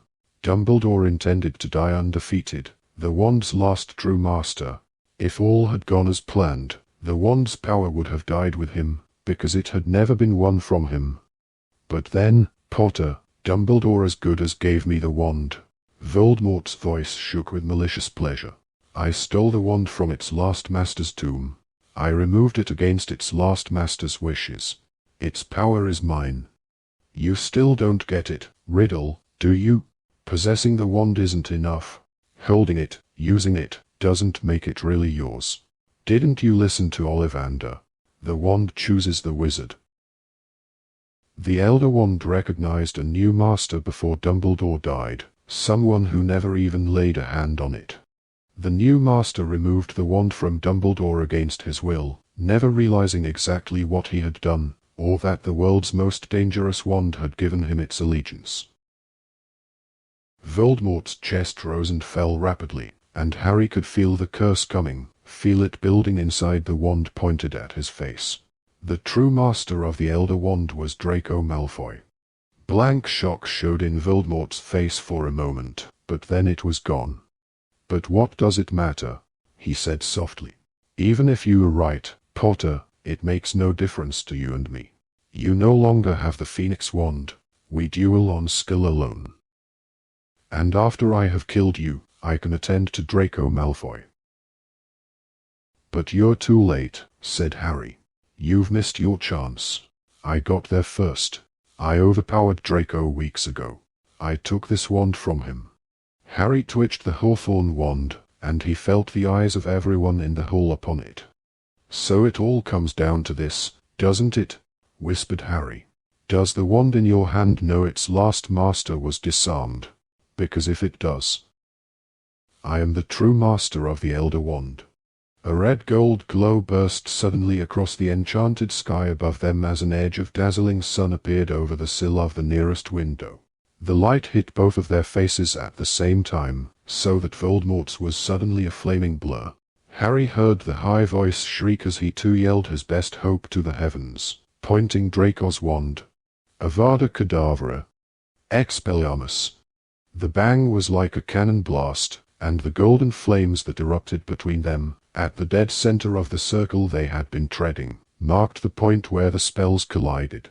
Harry saw Voldemort's green jet meet his own spell, saw the Elder Wand fly high, dark against the sunrise, spinning across the enchanted ceiling like the head of Nagini, spinning through the air toward the master it would not kill, who had come to take full possession of it at last. And Harry, with the unerring skill of the Seeker, caught the wand in his free hand as Voldemort fell backward, arms splayed, the slit pupils of the scarlet eyes rolling upward. Tom Riddle hit the floor with a mundane finality, his body feeble and shrunken, the white hands empty, the snake-like face vacant and unknowing. Voldemort was dead, killed by his own rebounding curse, and Harry stood with two wands in his hand, staring down at his enemy's shell. One shivering second of silence, the shock of the moment suspended, and then the tumult broke around Harry as the screams and the cheers and the roars of the watchers rent the air. The fierce new sun dazzled the windows as they thundered toward him, and the first to reach him were Ron and Hermione, and it was their arms that were wrapped around him, their incomprehensible shouts that deafened him. Then Ginny, Neville, and Luna were there, and then all the Weasleys and Hagrid, and Kingsley and McGonagall and Flitwick and Sprout, and Harry could not hear a word that anyone was shouting, nor tell whose hands were seizing him, pulling him, trying to hug some part of him, hundreds of them pressing in, all of them determined to touch the boy who lived. The reason it was over at last. The sun rose steadily over Hogwarts, and the great hall blazed with life and light. Harry was an indispensable part of the mingled outbrings of jubilation and mourning, of grief and celebration. They wanted him there with them, their leader and symbol, their savior and their guide, and that he had not slept, that he craved the company of only a few of them, seemed to occur to no one. He must speak to the bereaved, clasp their hands, witness their tears, receive their thanks, hear the news now creeping in from every quarter as the morning drew on, that the Imperios up and down the country had come back to themselves, that Death Eaters were fleeing or else being captured, that the innocent of Azkaban were being released at that very moment, and that Kingsley Shacklebolt had been named temporary Minister of Magic. They moved Voldemort's body and laid it in a chamber off the hall, away from the bodies of Fred, Tonks, Lupin, Colin Creevey, and 50 others who had died fighting him. McGonagall had replaced the house tables, but nobody was sitting according to house anymore. All were jumbled together, teachers and pupils, ghosts and parents, centaurs and house elves, and Firenze lay recovering in a corner, and Grawp peered in through a smashed window, and people were throwing food into his laughing mouth. After a while, exhausted and drained, Harry found himself sitting on a bench beside Luna. "I'd want some peace and quiet, if it were me," she said. "I'd love some," he replied. "I'll distract them all," she said. "Use your cloak." And before he could say a word she had cried, "Ooh, look, a blibbering humdinger," and pointed out of the window. Everyone who heard looked around, and Harry slid the cloak up over himself, and got to his feet. Now he could move through the hall without interference. He spotted Ginny 2 tables away. She was sitting with her head on her mother's shoulder. There would be time to talk later, hours and days and maybe years in which to talk. He saw Neville, the sword of Gryffindor, lying beside his plate as he ate, surrounded by a knot of fervent admirers. Along the aisle between the tables he walked, and he spotted the 3 Malfoys, huddled together as though unsure whether or not they were supposed to be there, but nobody was paying them any attention.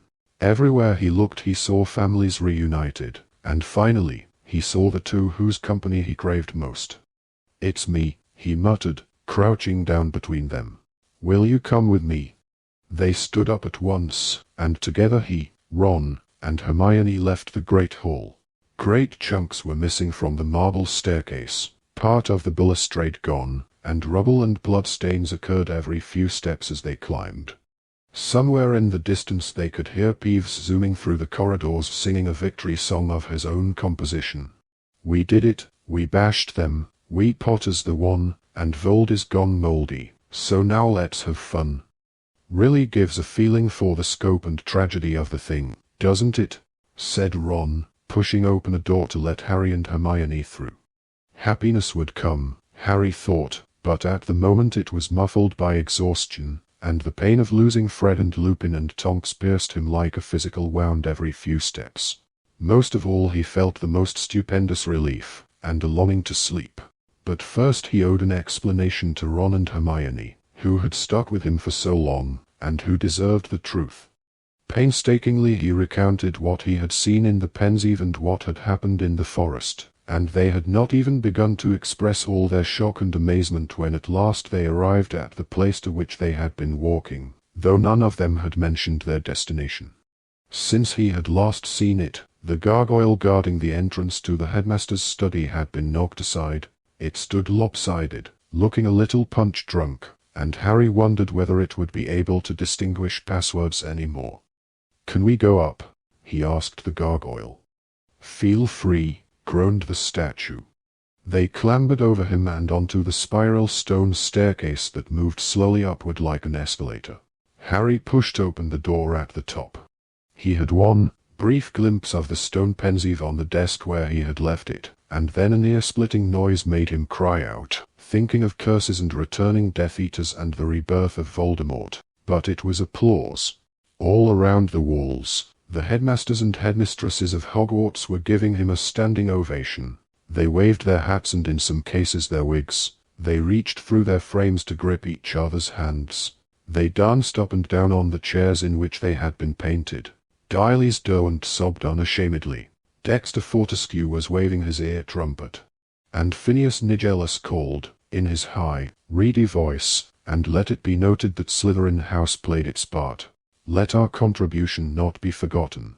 But Harry had eyes only for the man who stood in the largest portrait directly behind the headmaster's chair. Tears were sliding down from behind the half-moon spectacles into the long silver beard, and the pride and the gratitude emanating from him filled Harry with the same balm as Phoenix song. At last, Harry held up his hands, and the portraits fell respectfully silent, beaming and mopping their eyes and waiting eagerly for him to speak. He directed his words at Dumbledore, however, and chose them with enormous care. Exhausted and bleary-eyed though he was, he must make one last effort, seeking one last piece of advice. "The thing that was hidden in the snitch," he began, "I dropped it in the forest. I don't know exactly where, but I'm not going to go looking for it again. Do you agree?" "My dear boy, I do," said Dumbledore, while his fellow pictures looked confused and curious. "A wise and courageous decision, but no less than I would have expected of you. Does anyone else know where it fell?" "No one," said Harry, and Dumbledore nodded his satisfaction. "I'm going to keep Ignitus present, though," said Harry, and Dumbledore beamed. "But of course, Harry, it is yours forever, until you pass it on. And then there's this." Harry held up the Elder Wand, and Ron and Hermione looked at it with a reverence that, even in his befuddled and sleep-deprived state, Harry did not like to see. "I don't want it," said Harry. "What?" said Ron loudly. "Are you mental?" "I know it's powerful," said Harry warily, "but I was happier with mine. So." He rummaged in the pouch hung around his neck, and pulled out the two halves of holly still just connected by the finest thread of phoenix feather. Hermione had said that they could not be repaired, that the damage was too severe. All he knew was that if this did not work, nothing would. He laid the broken wand upon the headmaster's desk, touched it with the very tip of the Elder Wand, and said, "Reparo." As his wand resealed, red sparks flew out of its end. Harry knew that he had succeeded. He picked up the holly and phoenix wand and felt a sudden warmth in his fingers, as though wand and hand were rejoicing at their reunion. "I'm putting the Elder Wand," he told Dumbledore, who was watching him with enormous affection and admiration, "back where it came from. It can stay there. If I die a natural death like Ignitus, its power will be broken, won't it? The previous master will never have been defeated. That'll be the end of it." Dumbledore nodded. They smiled at each other. "Are you sure?" said Ron. There was the faintest trace of longing in his voice as he looked at the Elder Wand. "I think Harry's right," said Hermione quietly. "That wand's more trouble than it's worth," said Harry. And quite honestly, he turned away from the painted portraits, thinking now only of the four-poster bed lying waiting for him in Gryffindor Tower, and wondering whether Creature might bring him a sandwich there. I've had enough trouble for a lifetime. Epilogue. 19 years later, autumn seemed to arrive suddenly that year.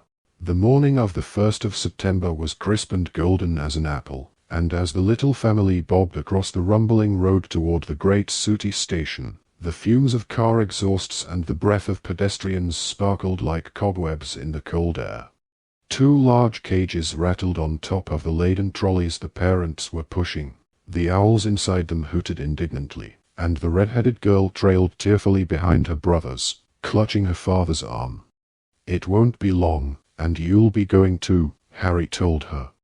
2 years, sniffed Lily. I want to go now. The commuters stared curiously at the owls as the family wove its way toward the barrier between platforms 9 and 10. Albus's voice drifted back to Harry over the surrounding clamor. His sons had resumed the argument they had started in the car. I won't be in Slytherin. James, give it a rest, said Ginny. I only said he might be, said James, grinning at his younger brother. There's nothing wrong with that. He might be in Slyth. But James caught his mother's eye and fell silent. The 5 Potters approached the barrier.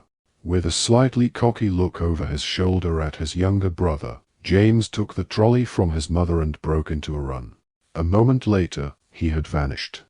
You'll write to me, won't you? Albus asked his parents immediately, capitalizing on the momentary absence of his brother. Every day, if you want us to, said Ginny. Not every day, said Albus quickly. James says most people only get letters from home about once a month. We wrote to James 3 times a week last year, said Ginny. And you don't want to believe everything he tells you about Hogwarts, Harry put in. He likes a laugh, your brother. Side by side, they pushed the second trolley forward, gathering speed. As they reached the barrier, Albus winced, but no collision came. Instead, the family emerged onto platform 9 3/4, which was obscured by thick white steam that was pouring from the Scarlet Hogwarts Express. Indistinct figures were swarming through the mist, into which James had already disappeared. Where are they? Asked Albus anxiously, peering at the hazy forms they passed as they made their way down the platform. We'll find them, said Ginny reassuringly. But the vapor was dense, and it was difficult to make out anybody's faces. Detached from their owners, voices sounded unnaturally loud. Harry thought he heard Percy distancing loudly on broomstick regulations, and was quite glad of the excuse not to stop and say hello. I think that's them, Al, said Ginny suddenly. A group of 4 people emerged from the mist, standing alongside the very last carriage. Their faces only came into focus when Harry, Ginny, Lily, and Albus had drawn right up to them. Hi, said Albus, sounding immensely relieved. Rose, who was already wearing her brand-new Hogwarts robes, beamed at him. Parked all right, then? Ron asked Harry. I did. Hermione didn't believe I could pass a Muggle driving test, did you? She thought I'd have to confund the examiner. No, I didn't, said Hermione. I had complete faith in you. As a matter of fact, I did confund him, Ron whispered to Harry, as together they lifted Albus' drunken owl onto the train. I only forgot to look in the wing mirror, and let's face it, I can use a supersensory charm for that. Back on the platform, they found Lily and Hugo, Rosa's younger brother, having an animated discussion about which house they would be sorted into when they finally went to Hogwarts. If you're not in Gryffindor, we'll disinherit you, said Ron, but no pressure. Ron. Lily and Hugo laughed, but Albus and Rose looked solemn.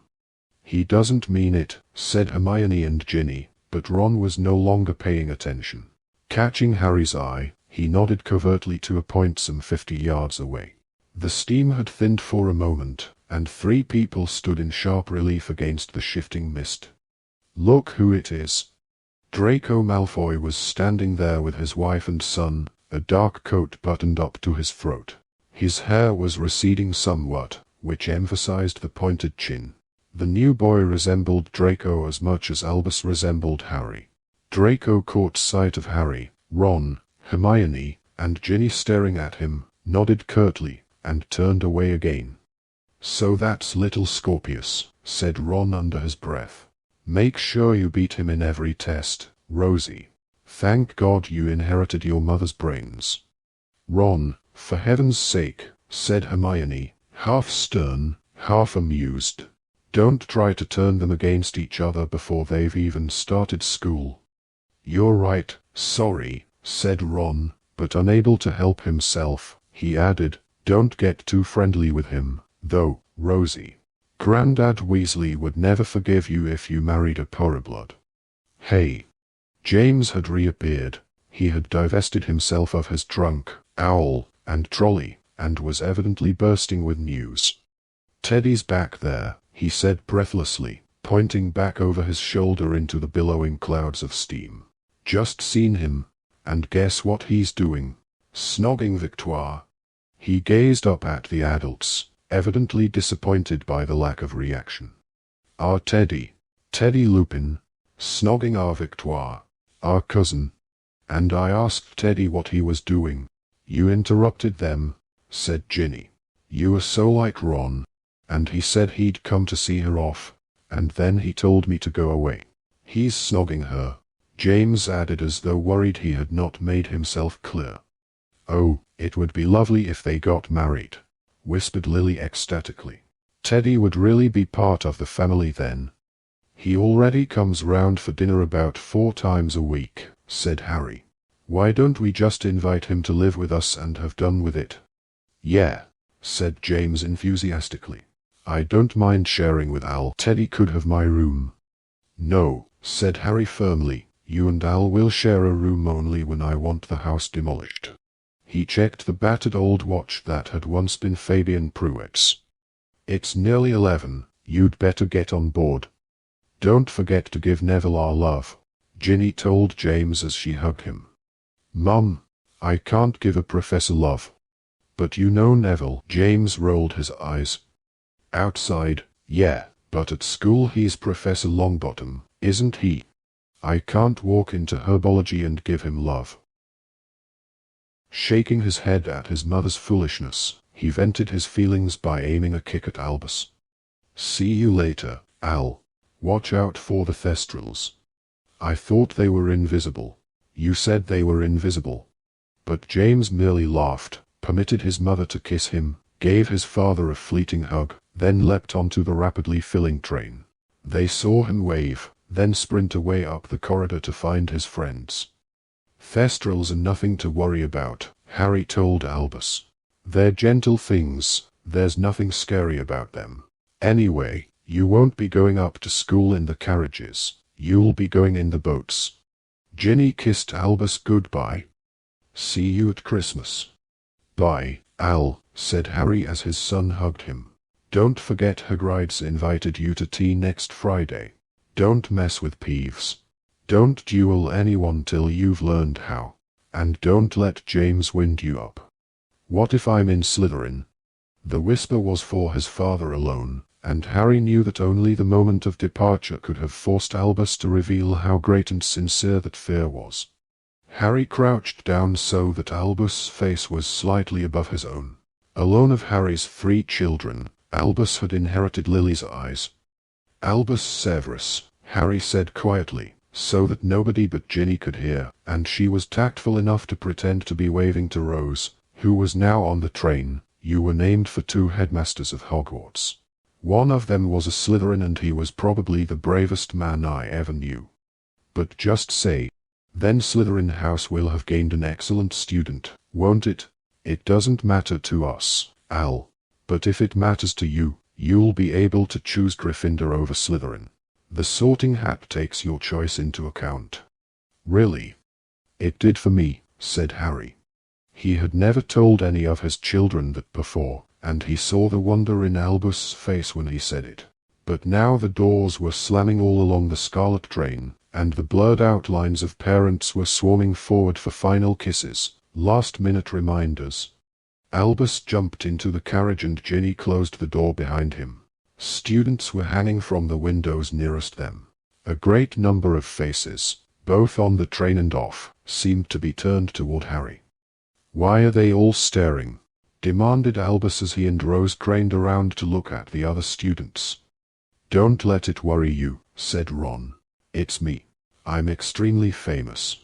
Albus, Rose, Hugo, and Lily laughed. The train began to move, and Harry walked alongside it, watching his son's thin face, already ablaze with excitement. Harry kept smiling and waving, even though it was like a little bereavement, watching his son glide away from him. The last trace of steam evaporated in the autumn air. The train rounded a corner. Harry's hand was still raised in farewell. "He'll be all right," murmured Ginny. As Harry looked at her, he lowered his hand absent-mindedly and touched the lightning scar on his forehead. "I know he will." The scar had not pained Harry for 19 years. All was well. The end.